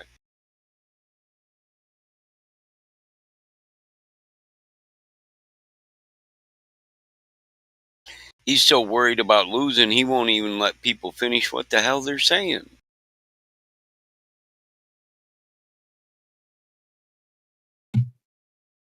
That's the thing. It's not going to be won or lost with words. You may well gain more information or information that you didn't previously know. You may well see it in a different light after having these conversations. But if it's a two-way screaming match at the same time, nobody's going to hear anything that's said, so it's pointless. So yeah, it should just be a good conversation. Take what you hear away, study it, learn it, and what you can apply on Earth, go and test it. We're not all right, but we are, trying to get it right. We're trying to learn. I agree. There's people like him, old dude. They're not even worth the conversation. Yeah, it should just be an exchange of information. There shouldn't be a perceived winner or loser. Yeah. Everyone's worth it, mate. Everyone. If you're alive and kicking, you're worth it. I don't care if you're at death's door. I'll still fight for you to get another day on Earth and try and understand better what's going on around us all. Yeah, well, here's the thing, too. If what you're saying is true and powerful, it'll be powerful on its own. You don't have to emphasize it or add an insult. You don't have to hyperinflate it. You don't have to include belief. Speak rhetorically. It'll just be powerful on its own, right? Yeah. I mean, you guys are in America. I'm sitting here in Britain. It's not like we're going to have a fist fight, is it? Right, because I'm wishing we could just break out in a fist fight. I'd get you all together in one room, but I love some of you. The rest of you, I'd rather just punch in the mouth than hear you talk, and that's being honest. And that's how it gets, yeah. That's how it gets. Yeah, and it's not because of the information. We should point that out. It's because of your delivery, the inflection in your voice, your demeanor, the way you handle yourself, the way you insult people. It's got nothing to do with what you're saying, but the way you're saying it. I get so angry at myself once that I threw the phone across the living room and smashed it off the wall. I still need to go and buy another phone. I've repaired the wall. But I didn't win the argument. It put me out the game for a while. I couldn't send info. What's the point? Go and have a walk in the garden and a cup of coffee and come back fresh. Right, smoke a hooter, take a drink. What do?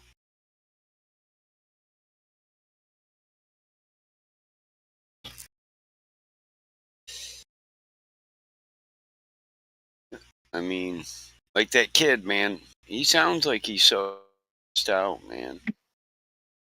It's like, do you have to be stressed out to have a conversation?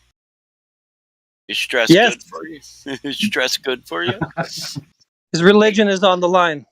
Serious business. You're threatening my worldview. Go away. I know it's true because my mom told me it was true.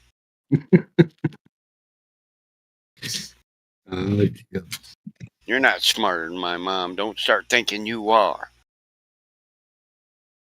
That's another thing we've got to remember. We're really offending people here. Some people do have dads and mums and grannies that worked at NASA.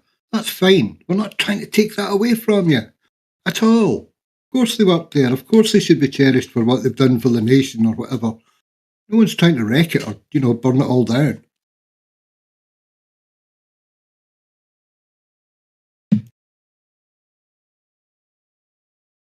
That's a good point, bro.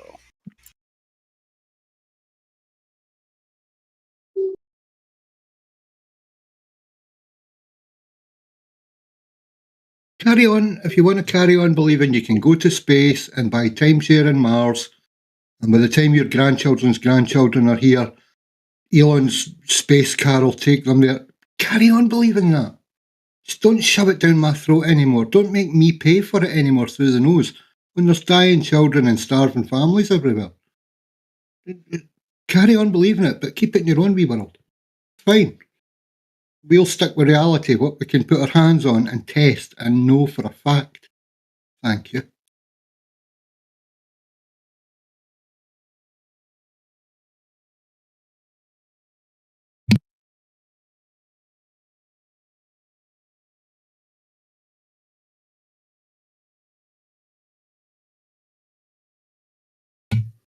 Well, if I wanted anyone to speak up, they're not going to speak up now. No me depressing them now.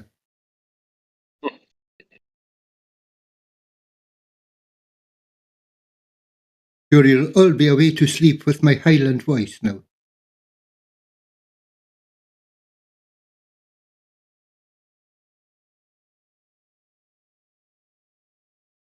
Right, I lied. Come on, come back and have a fight. Scream at me, please. I think Obama is homosexual and queer. See, there you go.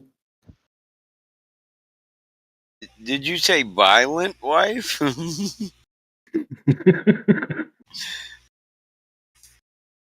No, I think Obama is actually queer. Oh, that's nice.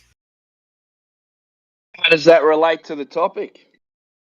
It relates to your mum. Oh. Oh yeah, there it we relates to my cock and your mum. go. My mum's dead, man. I didn't ask. She's still on Yeah, my dick. besides that point, is this your best effort? Is this you at your best? I feel sorry for your parents if it is. Yeah, man. Yeah, you're gonna be rubbing my cock. Your mum's. I mean, it's just stupid. Have you ever, if you want to go back and listen to the recording and see how fucking stupid you sound, then I know, you're just a fucking... go ahead, Are man. you really that dumb, dude? Dude, this like being in this chat reminds me. He's just young, man. Well, it reminds me when I used to coach 11-year-olds and with the stuff that they would say in the huddle. All farting jokes and just like dick jokes and pussy jokes and Yeah, I used to umpire and referee Pee-wee leagues, so I hear you. Well, it's only funny to like someone their age, yeah, if they're like their group of mates or something, Like if you do it around your mates, it's all right. But imagine walking into a room full of adults and saying that shit. Right, like you're not in the back 40 with your mates hanging out, drinking beer and smoking weed, buddy. That shit's not funny, it's retarded here. This is the thing nowadays, man. They don't go out and actually be around adults. They always on the phone, the internet. Girl. Yeah, don't come out in a group full of men talking about your penis. Yeah. Go talk to a chick, man. I'm pretty sure these guys are all straight shooters here. Most of them, anyway. The flat earthers.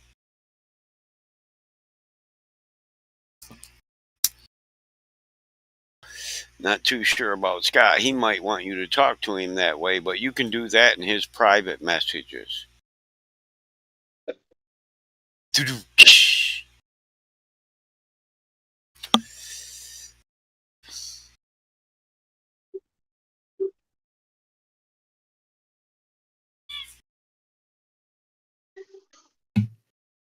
I know one thing. All the way up to 20, I certainly wasn't chasing an internet argument.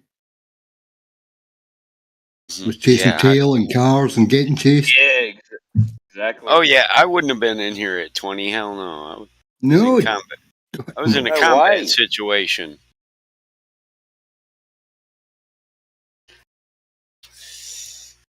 Pissed off because there wasn't good Wi-Fi in the desert. Comms officer couldn't get you a fucking call out on his life.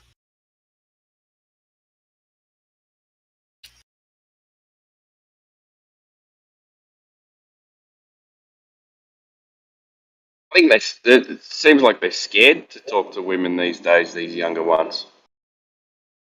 Yeah, they are. I don't want to be nasty or anything here, but young guys don't know how to talk to girls, so they're aggressive. Women are aggressive back, and guys get downtrodden. It's a cycle.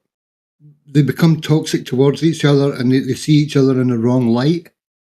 It's not, and that's like in the last 20, 30 years that's come on. And it's understandable that they don't know it. It's understandable. And it's been exacerbated as well with this kind of red pill anti-women, like the answer to modern feminism as well. You know, like it's a dude. It's a social problem, and you're right. It's just a vicious cycle. Not really their fault. I don't think so either. I don't think so. But parents used to raise their kids and tell them how to interact with the other gender.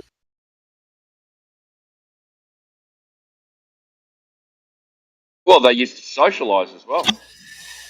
We used to go out. We used to, go to the school would put on a dance or something with another girls' school or something like that, And then you'd interact, and then you'd hang out with those girls on the weekend and stuff like that. Yeah, and you'd have your group of boyfriends, and then you'd have your group of girlfriends, and you meet people through those circles. That wrong. What? You have your homeboys, not boyfriends. Homeboys. Yeah, I've never used that word homeboy in my life. But listen, I married my wife out of high school. She was my high school too close to homo sweetheart all through school. And the first time I hung out with her, I had to go. She lived across the street from us in the country. I had to go over there and talk to her dad. And my dad made me do that. And then opened the front window when we sat on the front porch in a swing with mom and dad and all the brothers and shit listened to us the whole time we talked. Yeah. Yeah. Yeah. You have her home by 9 o'clock, or I'm out there looking for you. Yeah, but I had to talk to her dad, and he give me that with the shotgun leaning in the corner, I love that girl. I'll kill a man over, conversation, Yeah. Well, that's the other thing. So we used to have to ring the house to talk to them. So it would either be the mum or the dad that would answer the phone. So now they just fucking text them on a phone on a different app, and no one knows. Oh yeah, that was a gauntlet. Yeah. That was a true gauntlet, and you didn't know. You didn't know which character was going to answer it, pick it up. It was great. Smith residence. Michael speaking. How may I help you? Yeah, is Taylor there? Oh, you want to talk to my daughter, huh? Who's this? This is Bobby Jones. Bobby Jones, I don't know you.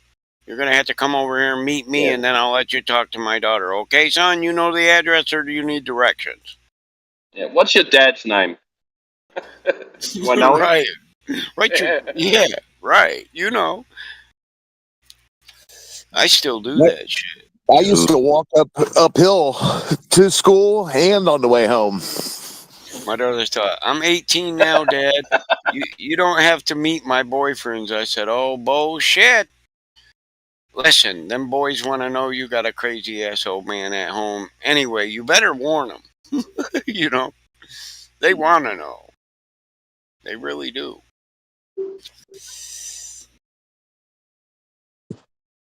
Or at least they'd be wise to. Wise to? Yeah, they'd be wise to. Know who your daddy is and what he does. Kiwi! To know what my daughter's dad is and what his history is, yeah, they'd be wise to know that. Right. We walk around and be like, who is your daddy and what does he do?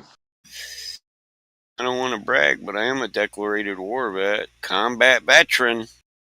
Yo, if you've got guns in the chest, I got to rethink coming over to visit to wow you date your daughter, because I don't want to be chased back into my car and risk guns in the chest, man. There's going to be guns in the corner, guns on the dryer, gun on the table. The daughter probably have a gun. Right here on the property, we all open carry.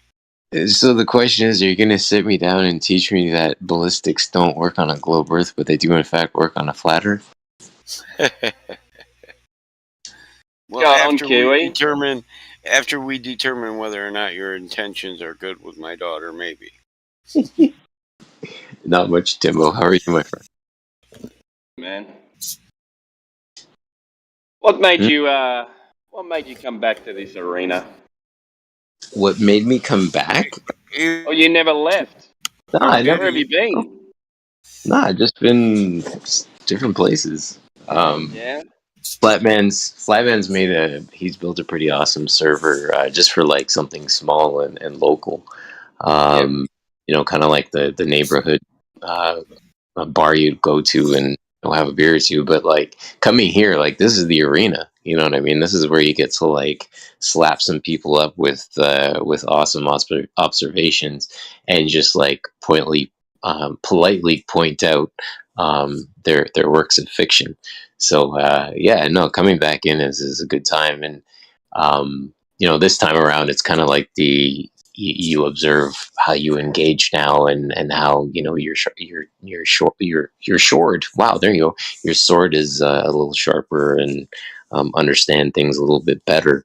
Because with, you know, the public arena, there's a lot of different appeals that people, you know, they're familiar with, but bringing it back down to a baseline that everybody can understand, repeat, test for themselves.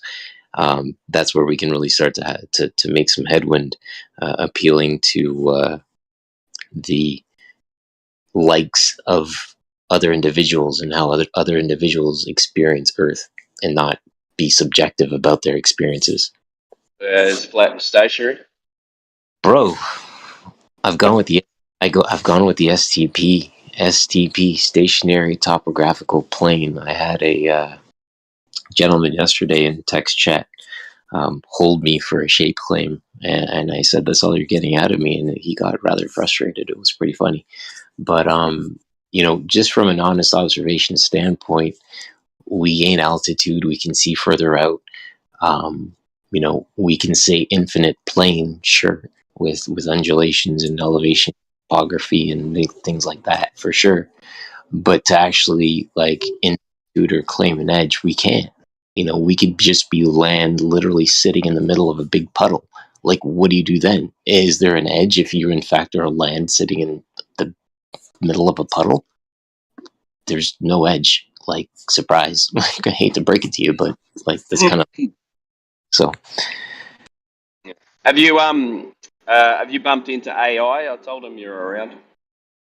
No, I haven't. I mean, I've come in like here or there and just like, you know, kind of sat back and witnessed the chat, but you know, not really looking to insert myself beyond a place of just like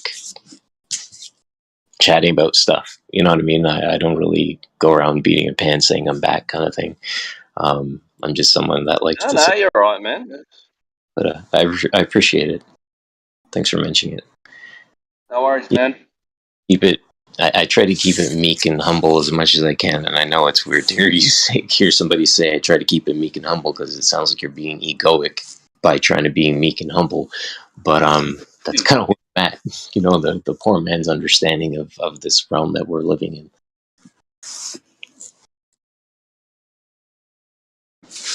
But I wouldn't call meek and humble egoic, so you're right, man. I appreciate it. Well, it's kind of like, you know, imagine you design a T-shirt, right, and it written on the back says, "I am meek and humble," and you're walking around with this T-shirt that's written on your back saying, "I'm meek and humble." Egoic. Somebody could look at that and be like, "Yeah, but you're claiming an identity in meek and humble by proclaiming it." Somebody could say, you know, they could. What are your pronouns? Meek and humble. Right. Yeah, you have to slap a number 1 on that T-shirt. Exactly. I'm the best at being meek and humble. Yeah, number 1 on the front, right? Really, really big font, and then on the back, meek and humble. Oh my goodness. But I appreciate the conversation, gentlemen, so very much. And Timbo, like that's the two things we've got now, it seems. I mean, I'm going to claim those two things from my honest observation is water seeks its level, which is a law of nature. And then every city, township that's built is built observing level, and everybody has a piece of furniture or item that is local level to them. So the question then becomes, how do you claim an axial, globular, spherical, dynamic model with all those observations of level on the hardscape, and then the soft, which would be the seawater, is literally seeking level actively every time. So, or all the time, I should say. I rest my case. Thanks, gents. Peace.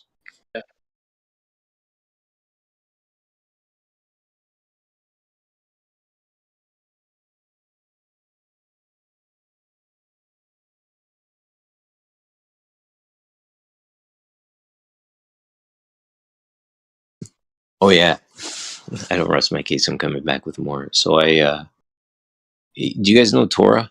Torah for Yah?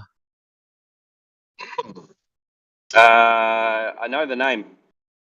So he lives down in Florida, and he was an absolutely amazing offer. He's like, "Yo, you should come down and visit with us for a week." And I was like, "Cool."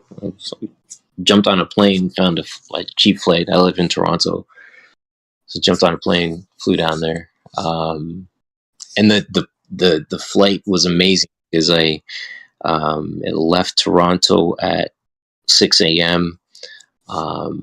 So I knew, if I booked my seat accordingly, so I booked an A seat close to the wing, so I could observe the horizon and how the horizon interacted with the wing of the plane, using the wing as almost like a stationary moving level as it drew a line. And I know like a plane is not a tool to observe this stuff, but I was just literally using the flight as a time to observe stuff. Yeah, you got a comparison to make. Yeah. Exactly. Yeah. So I got to see the sunrise. I got to see how it interacted with the floor, like the cloud layer, if you will. And then I watched it traverse the skies from east to west. Landed in Florida around 10 a.m. And then on the way back to Toronto, I did the opposite. So I made sure that I was facing the eastern sky. So I booked an F, so it'd be on the other side. And yeah, I got to see the sun come up and do the same thing again, and literally repeat the observation of the sun traversing across the sky. But it was just super cool. It was super cool to see the sun create shadows on the cloud layer, like the floor, literally. So if you say the horizon is where the floor meets the ceiling, and it creates that line, which the horizon is based on perspective. To see the sun coming up and how it was creating these shadows on the actual floor, if you will, of clouds. It's pretty dope. Pretty cool to see. I've got a picture. I'll throw it inside chat if anybody wants to. Yeah, it's pretty cool. I love flying, especially when it's clear. Last time I flew, I went to Bali and we flew right over the middle of Australia. Nice. You go fly up through South Australia, then into Western Australia, and then over the top, and all the breaking. There's no roads in there, man. Through a black spot. I'm gonna mute. Oh, sorry.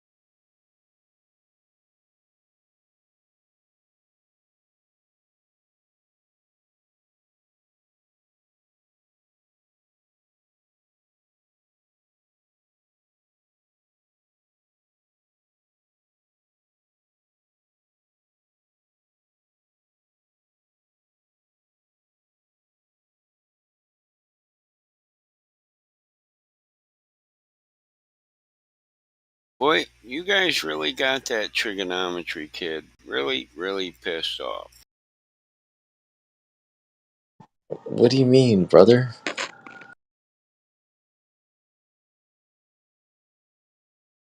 That kid's just in the text lobby looking for anything to grab onto to whine about. But doesn't trigonometry require a flat baseline? I thought it did. Alright, cool, bet. And don't all those interior angles all add up to like 180 degrees? They're supposed to. Oh, and aren't those interior angles all connected by 3 straight lines? Wasn't trigonometry the one that was whining in Nathan's show about fucking the height of Polaris? Probably. Greetings, Indio. I hope all is well with you, brother. Hey, yeah, man. Hi, how you doing? Very well, thank you for asking. Trigonometry. Trig it. Trigonometry. What? So, aren't you the one asking about the height of Polaris, and if the height of, we can't get the height of Polaris, and the flat Earth was wrong? Dude, why you call me a fad as a veteran? Were you saying that in Nathan's show this morning? I was just saying that if you have a baseline and an angle, you should be able to, yeah. If you have a right triangle, unless you can't do right triangle trig. Well, can we get the, like, let's say it's a globe instead. Can we get the height of Polaris using the globe model? No, I don't claim that Polaris is being obscured by what vanishing point is what it would be on a flat Earth or something. We want the height of Polaris using the globe concept of celestial navigation. Can we get the height of Polaris using that? Not using the same method, no. So, yeah. So it must be wrong, right? No. If we were on a flat Earth, we could do it that way. Well, why can't we get it off of a globe? Because it assumes a flat baseline. So a globe assumes a flat baseline? Is that what you're saying? No, I'm saying that you couldn't be able to get that distance on a globe because you'd have to assume a flat baseline. Well, what do you mean? What are you talking about? Why do you got to assume a flat baseline? You also said that you can measure an angle off the surface of a sphere. Yeah, spherical trigonometry is the thing. Yeah, but that's inside the sphere. It's not outside the sphere. Yeah, you can just extend the sphere. You can just create a larger sphere inside the sphere, and you can get angles using that. Okay, so tell me the method to do that. Tell me the method to get the angle off the surface of a sphere by making a bigger sphere and doing the trigonometry inside the sphere. Tell me how to do that. Indio really wants me to teach him you want me to start a class for you? Because first of all, I just want an answer now to it's my spherical question. trigonometry. I mean, if you were gonna increase the circle to represent the height of the mountain, when you have to first know the height first. What did you say? I mean, if you're just going to extend the sphere and say, I can get an angle by extending the sphere, what are you going to extend it to the height of the mountain you're trying to guess the height of? How are you going to do that? He asked you about your process. Yeah, and I said you could just extend another sphere in it, and you could get angles based off of measuring the differences between the two spheres. Okay, like what differences?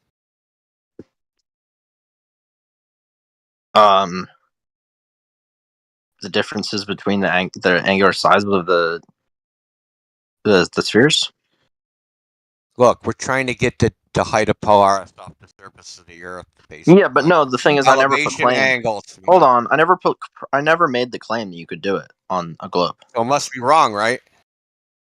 If you were to do it on a globe, it would be wrong. But if the Earth was truly flat, okay, it's no like no. If the Earth was truly flat, you should be able to do this, but you can't. Maybe it's just because you can't. Well, why couldn't Maybe I? you can't use any method to get the distance to Polaris. Ever think of that? But it's a right triangle. Does trigonometry not work on only Polaris? Is this some special object? No. So this is so something. Do you know Clifford? Do you know Clifford? Hold on. Do you know Clifford? Well, I'm trying to think of where to start because I have to take into account your limited knowledge. So yeah, your limited knowledge, dude. Do you actually want to talk about trigonometry? Sure, so sure. Who made the first trigonometric tables? I would assume Pythagoras. No, it was Rheticus. Oh, okay. And? Okay. So are trigonometric functions exact solutions? Geometrically, I mean, yeah. No, they're not. No. They're approximations. No. Actually, an infinite Taylor series expansion. Yeah, I've taken calculus, yeah. Yeah, so they're approximations. They're not exact functions. Yeah, I mean, to what degree are we talking? We're talking about to an absurd degree. Cares, dude? Like, it's not about a degree. Yeah. This is pathetic. You have to go to like 99.99%. Like, do you know how ridiculously? Do you know how ridiculous? Is what makes it not absolute. Well, I mean, are you dumb? like, I there's this thing called pure mathematics, right? So, as far as like what they call it, applied mathematics go, yeah, that's good enough for applied mathematics because for that purpose it's fine. But as far as pure mathematics, there's flaws. But I'm not. But I'm not the only one that thinks this, dude. I know, but I'm not asking for like an exact measurement. I'm just asking for like a comparison of two values, right? Like one at 30 degrees angle of elevation, and then one at 60 degrees. Yeah, the purpose of what I was saying is to demonstrate that you don't actually know what the fuck you're talking about. Yeah, so okay? you'll just be So I'm going to go back to what I was originally going to say. So there was a guy named Grassman, a mathematician, and a guy named Clifford. You know what Clifford algebra is? No. Okay. So they tried to prove that Euclidean geometry was equivalent to projective geometry, which is how we see, right? Perspective is a subset of projective geometry. And they tried to prove that they are equivalent. Euclidean, your orthographic side view, and how you see things, the perspective view. It's never been proven that those are actually equivalent. Yeah, but again, we're going off what? No, because listen, because for your triangle, it's an orthographic side view, right? Euclidean geometry. You're going to but listen. The trig functions are ridiculously accurate. You can't do trig in perspective, can you? Oh my god! Can you do trig in perspective? With right triangles. Can you do trig in perspective? This is an Indio moment. You can't do trig with right triangles. Just answer the question. Can you do trig in a perspective from a perspective view? But it's flat. I should be able to do trig with right triangles. Why are you making all this random shit up? Trying to do gotchas. Like, come on. No. What's with your red herring? I'm trying to like red herring earther. No, it has nothing to do with a red. It has. It is a red herring. This is why we mute you, dude. This no, is it is a red herring. You don't want to learn anything because bro. I have to listen. No, I have to listen. This is why we mute you because you just keep interrupting him. Okay, I'm gonna say it really simple. When we take the elevation angle to Polaris, we're doing that in a perspective view. Yes or no? Just yes. We're looking. We're making a perspective view. We're measuring the elevation angle from a perspective view. Yes. You're converting it into an orthographic Euclidean side view and saying, hey, use this triangle. Well, that's not how it works. Because that's not how we see. All right, so we don't see an orthographic. You just can't go back and forth. And I just told you just can't go back and forth because there's no proof that they're actually equivalent. Well, what all this all circles back to is that you know that you can't do it, so you just make up a bunch of BS on your script, so you can like wash this all away. Yeah, dude, I just made up a script. Yes, you have a script. Yeah, I made up perspective and Euclidean geometry are not equivalent in the 1800s. I made it up. I've been alive you do have a script. Yes, I've been alive for 200 years, and I made it up back then. Maybe I don't know. Listen, you're just repeating Google. You know what projective? You know what? You know what geometric algebra is? Why are you like? This is right triangle trig. I have a baseline and an angle. No. Why do I have to appeal to all your red herrings? But when I say one thing, listen, because that's a particular system with axioms, right? And within that mathematical system, all those things are true. But when you leave it and you go into another mathematical system, all those axioms are not true anymore. But it's a flat baseline and an angle. This is what Nathan Oakley parrots all the time. flat in a perspective view is not an orthographic side view. They're not equivalent. But just because you don't see an orthographic, just because you see don't see an orthographic doesn't mean you can't represent it. Okay, let me tell you. Let me give it to you an example then. If I drew railroad tracks in an orthographic view, do they intersect? Jeez, no. Yes they or don't. no? Okay. If I drew them in a projective view, do they intersect? Yes. Okay then. All right. And could you take that? Could you take? Listen. False And could you convert? Listen. And could you convert that projective view of the railroad tracks intersecting into a V at the horizon? Could you convert that into an orthographic view? But this doesn't apply to Polaris. Yes or no? No. Why am I? Yes, it does apply to Polaris. Because you're measuring an elevation angle from the horizon, right? And that is the same. Listen, Spaz. Listen, you said it wasn't equivalent, and I'll tell you why it is the same. Okay, I can tell you. Because you're measuring from the horizon, okay? And that is in some angle, right? You're measuring from the horizon. So imagine those railroad tracks, instead of being horizontal on the ground, you flip them vertically. It's the same thing. They converge. It's the same thing. You had two flat planes going each other, it would look the same fucking way, man. They would converge in the distance. You'd measure elevation angle. But on top of that, we don't live in an abstract geometry. We live on an Earth with air, right? And air displaces things. Like that thing, like the flattening of the sun. Why does the sun get flat?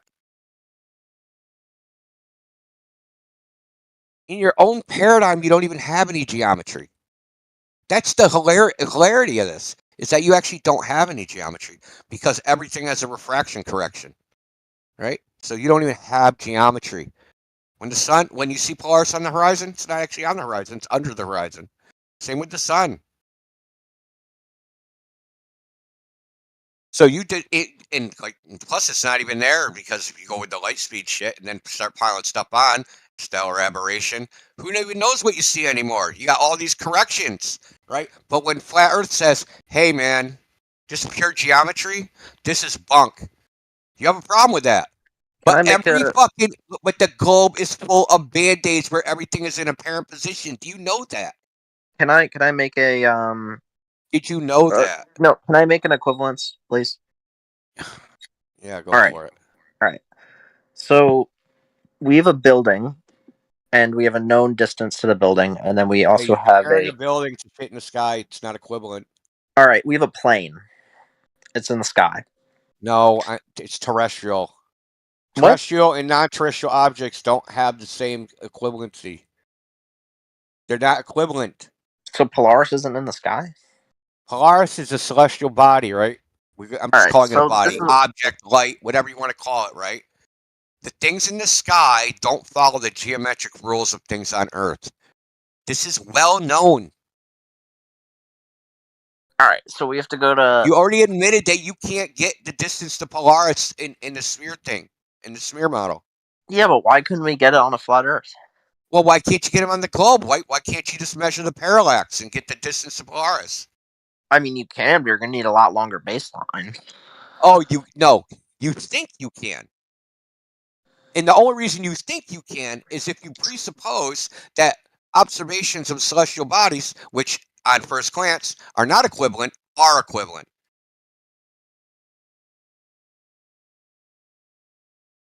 That's the problem. There's no equivalency there. You just think they're equivalent. It's just been asserted that our terrestrial geometry that we use is just equivalent to shit in the sky. And the evidence is against that. But why can't I... So Polaris acts different to everything else. So are you not assuming just Polaris, all the stars, everything in the sky. All right, so your excuse to my... It's not an excuse, it's reality. Yes, it is. I'm describing reality. So magic prevents me from completing the triangle for trig. Okay. I'm describing Indio reality. is a magic earther confirmed. No, I'm describing reality. Magic earther. So, no. See, you have explanations which don't correspond to reality. And because I don't have an alternative explanation, bullshit story, right? Like your bullshit story. And you never will. Why doesn't you will this never work? have an explanation. You will never have a model. I don't you will want. never have anything to You explain have anything. no models. You have no models. What are you talking about? What do you mean we have no models? Well, go show me the globe model. Post it in the chat. Post the globe model in the chat. Oh, we have models and images as well. You have a model that you have a model? Post it in the chat. Post the globe model in the chat. I want to see it. We can post the image, but you No, that's won't not a believe model. it. I want the model, Yeah. dude. I can post the image of fucking Santa Claus. It's not a model of Santa Claus.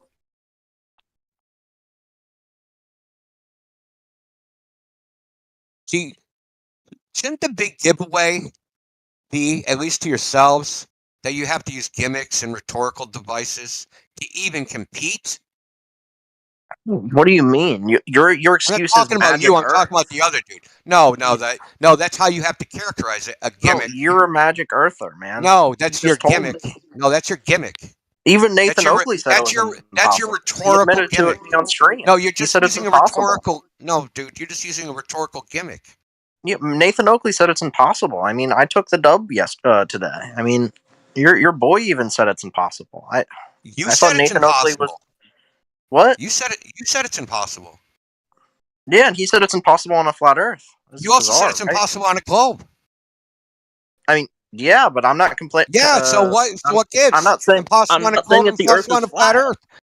I'm not saying Listen, that the Earth is flat. impossible on a globe and impossible on a flat Earth. So yeah, what? because the Earth isn't flat. No, but it's impossible on a globe.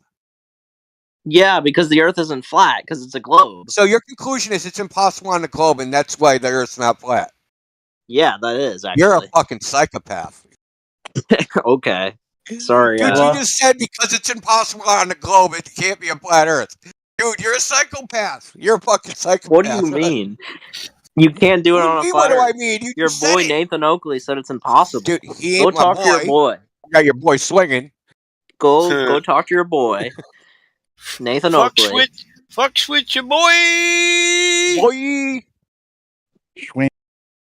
Anyway, it's impossible on the globe, therefore flat Earth debunked. That's fucking crazy, bro. Yeah, it's crazy. Dude, you're a fucking fundy You can't do right triangle trig. You're just He's gonna sit here and act like Polaris. he didn't even can't do it. that. Yeah, he has to, dude, because it's impossible on the globe. Like, he's listen, gonna walk right past listen, it. Like. Let's keep it serious or real, or congenial or something. It's impossible. You can't get the distance on the globe. You can't get the distance on a flat Earth. You actually can't get the distance no matter what shape you imagine, right? So, what is the basis for the idea that measurements done trigonometrically using parallax on the surface of the Earth are equivalent to things in the sky when there's no method, shape of the Earth, or anything where you can get those distances, right? So there you go, magic Earth again. Can we use the equivalent method to get the equivalent result? So magic Earth again. You can't do it because it's Polaris. That was a question. I didn't make a statement. I asked a question. Hold on, I want to understand. It was a statement. You said you can't do it with Polaris. No, I asked a question. So is it like we're trying to display orthographically something that doesn't happen orthographically or something like that? I want to understand, Indio.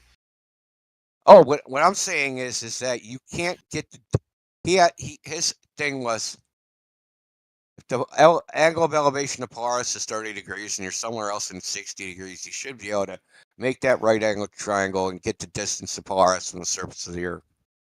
So I asked him, well, can we get this distance to the Polaris using a globe?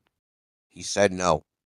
So no to flat Earth, no to a globe, but we can use either one of those methods on the surface of the Earth and get distances, heights, all that stuff. Just not stuff in the sky. Like I said. Yeah, it works for everything, but just not like the I stuff in said, the sky. We can't do it there. It doesn't work on anything in the sky, like I said. Magic sky. It has nothing to do with magic. No, it's math, dude. Magic. You're saying, well, there are objects in the sky. So what part did I say was magic?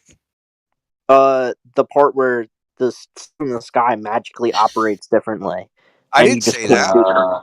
I said that when you use the method. Why can't I do right triangle trig, man? No, I said when you.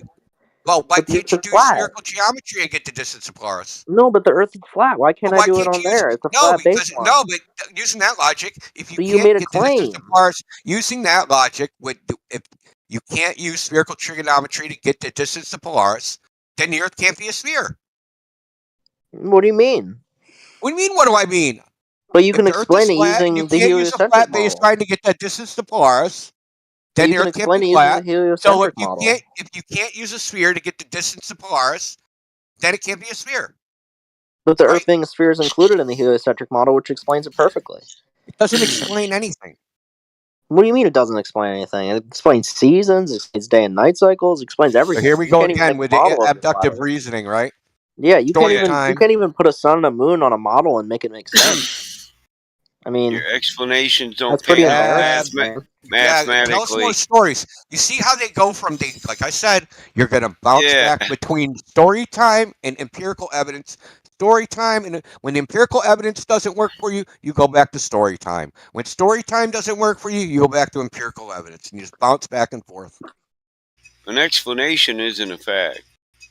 You can explain something you can't It's demonstrate. our best explanation based upon the available evidence.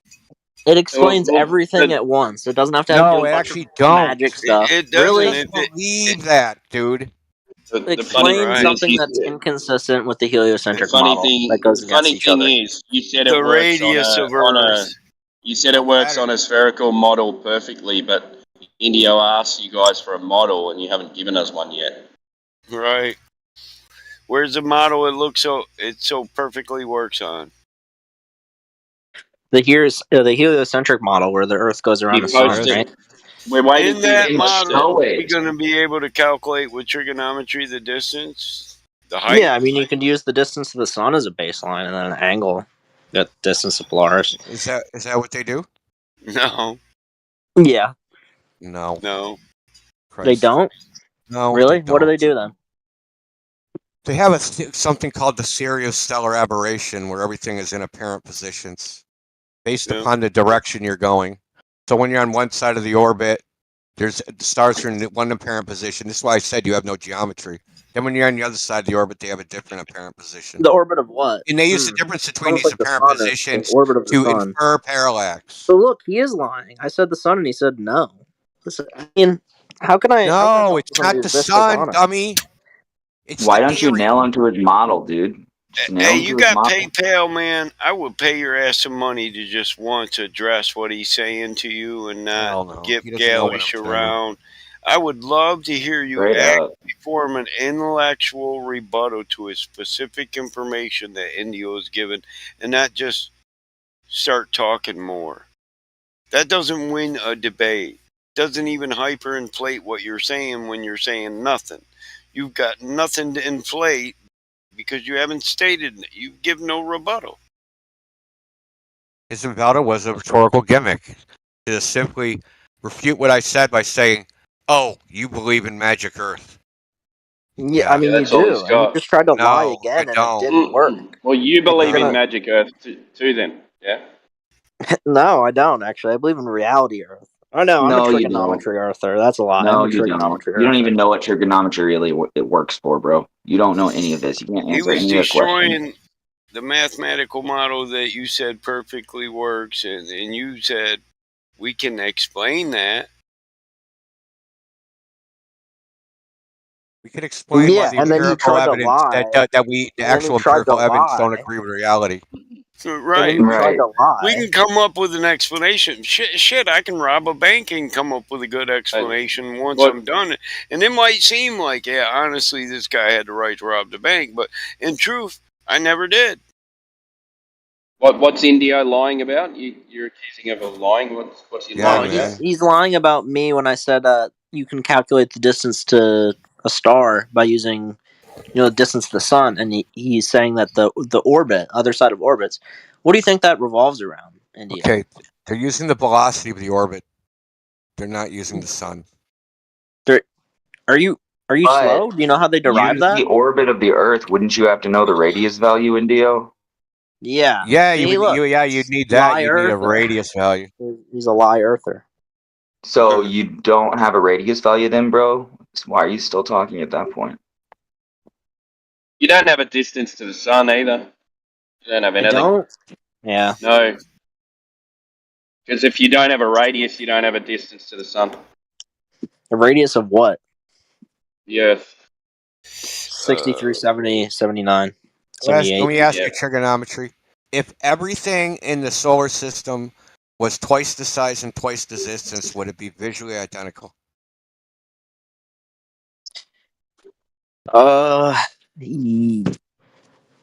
Why do you even have to think about this? Yeah. Right. Yeah, so be visually identical. But now, right? Now you have a bigger orbit. Right? Yeah. Now all the velocities are different, right? So it's nothing to do with the sun. They assume a velocity. And they get this theory of which stellar is based off aberration, of the apparent sun being at a positions, certain and distance. from this theory, it's But derived why from are you lying theory. again? You It's don't know how it's derived derived. from How is the theory. velocity derived, Indio? How is the The velocity theory derived? of stellar aberration, because they assume a distance. And a radius How is that derived? by assumption. What do you That's mean? what he How's it just derived? They said. made it up out of whole cloth. Someone thought of it. Distance over time, right? All of it is based off assumption. Every part of it. Use your How do ears, you bro. figure- It's not that hard. How do you figure out velocity? Let's start there. Figure out velocity by taking the distance and the mass of the sun and then the Earth. Distance over time, velocity. You don't need of any given object. You don't need to know anything to do with the sun. Just the velocity of the object. Yeah, and how do I figure out that velocity? Distance over time. That's what I'm asking. Yeah, and how do I figure out the distance over time? Presuppose it. I presuppose. No, I don't. I don't presuppose it. That's what they do in this case. You don't have any. All I need is the Show distance to how the they sun don't and the. then. You Show don't how have they any don't. values. You don't have any values to go off. Yeah, I presuppose some values and then it all turns out it works in reality. It's pretty crazy. No, like I can actually I goes can the other predict way. everything It's about the reverse solar engineered. system. I can It's predict reverse everything. engineered. I can predict everything about the solar system. You know, they could predict. They predicted things about the solar system before they even believed the Earth was a globe. So it has nothing to do with the Earth being a globe. And they used the gravitational constant and radiuses and No, they masses and all that. Yeah, exactly. So No, if I know the answers No, for Babylon when didn't something's do going to that. happen because it works on a pattern, I could easily fake the math.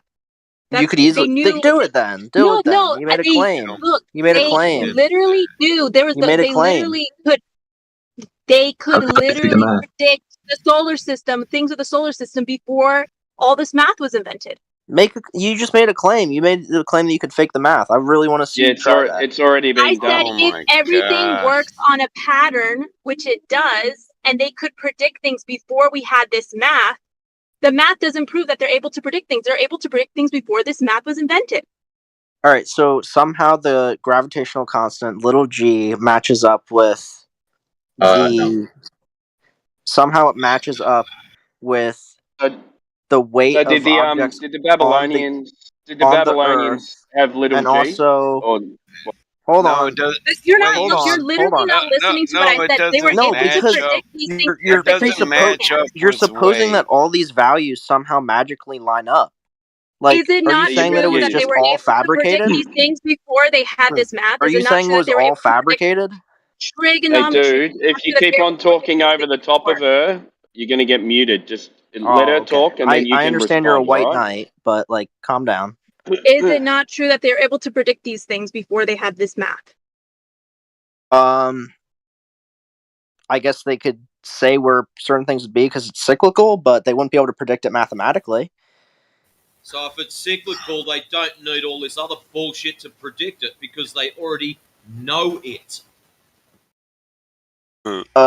Okay, but why can't you predict it mathematically any other way? Why does everything work out Math with, is the just- gravitational? No, they can predict Listen. it. Everybody on planetarium. Math Why does is a everything work? description. It Math works. Why does everything? Listen, there's other models that also work. It's not exclusive to fucking elliptical orbits.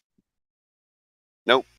Math So is what a is there? description. Is It there just Kepler's laws of describes a flat Earth? cycle. Or It doesn't is there predict it. Kepler's laws of flat Earth? Is that a thing? Oh my god, dude, shut up.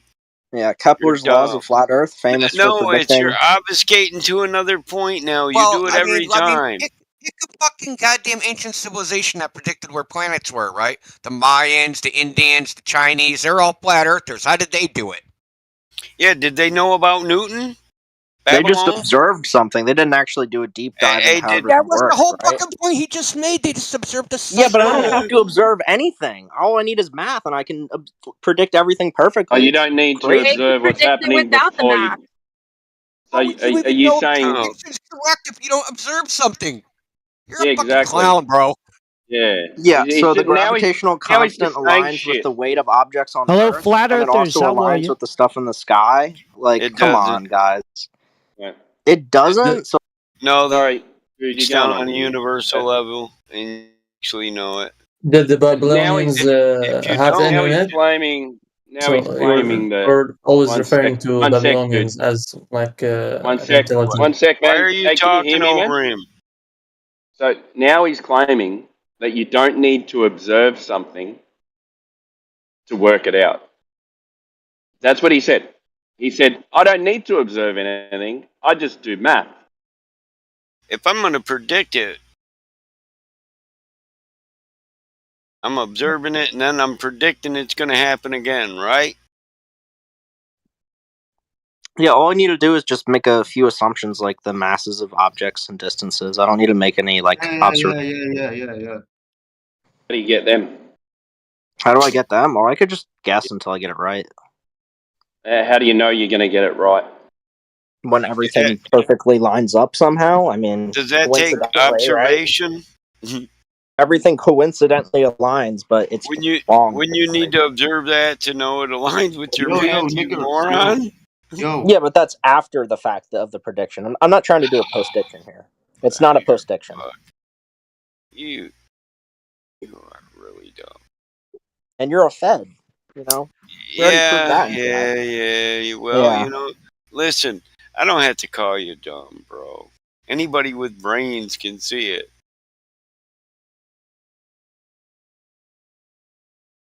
You did this You did this yesterday with the.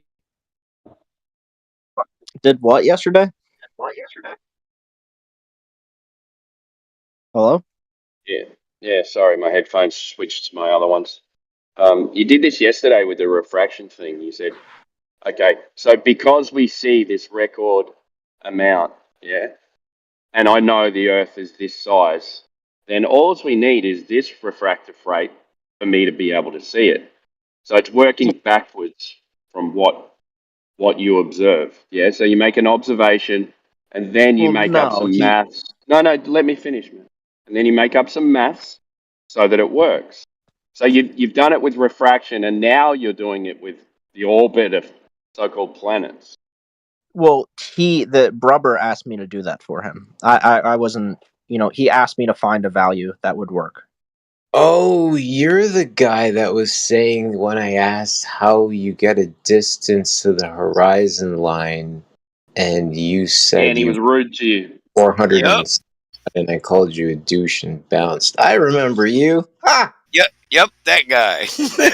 So the poor teacher, right? The man with the claim that does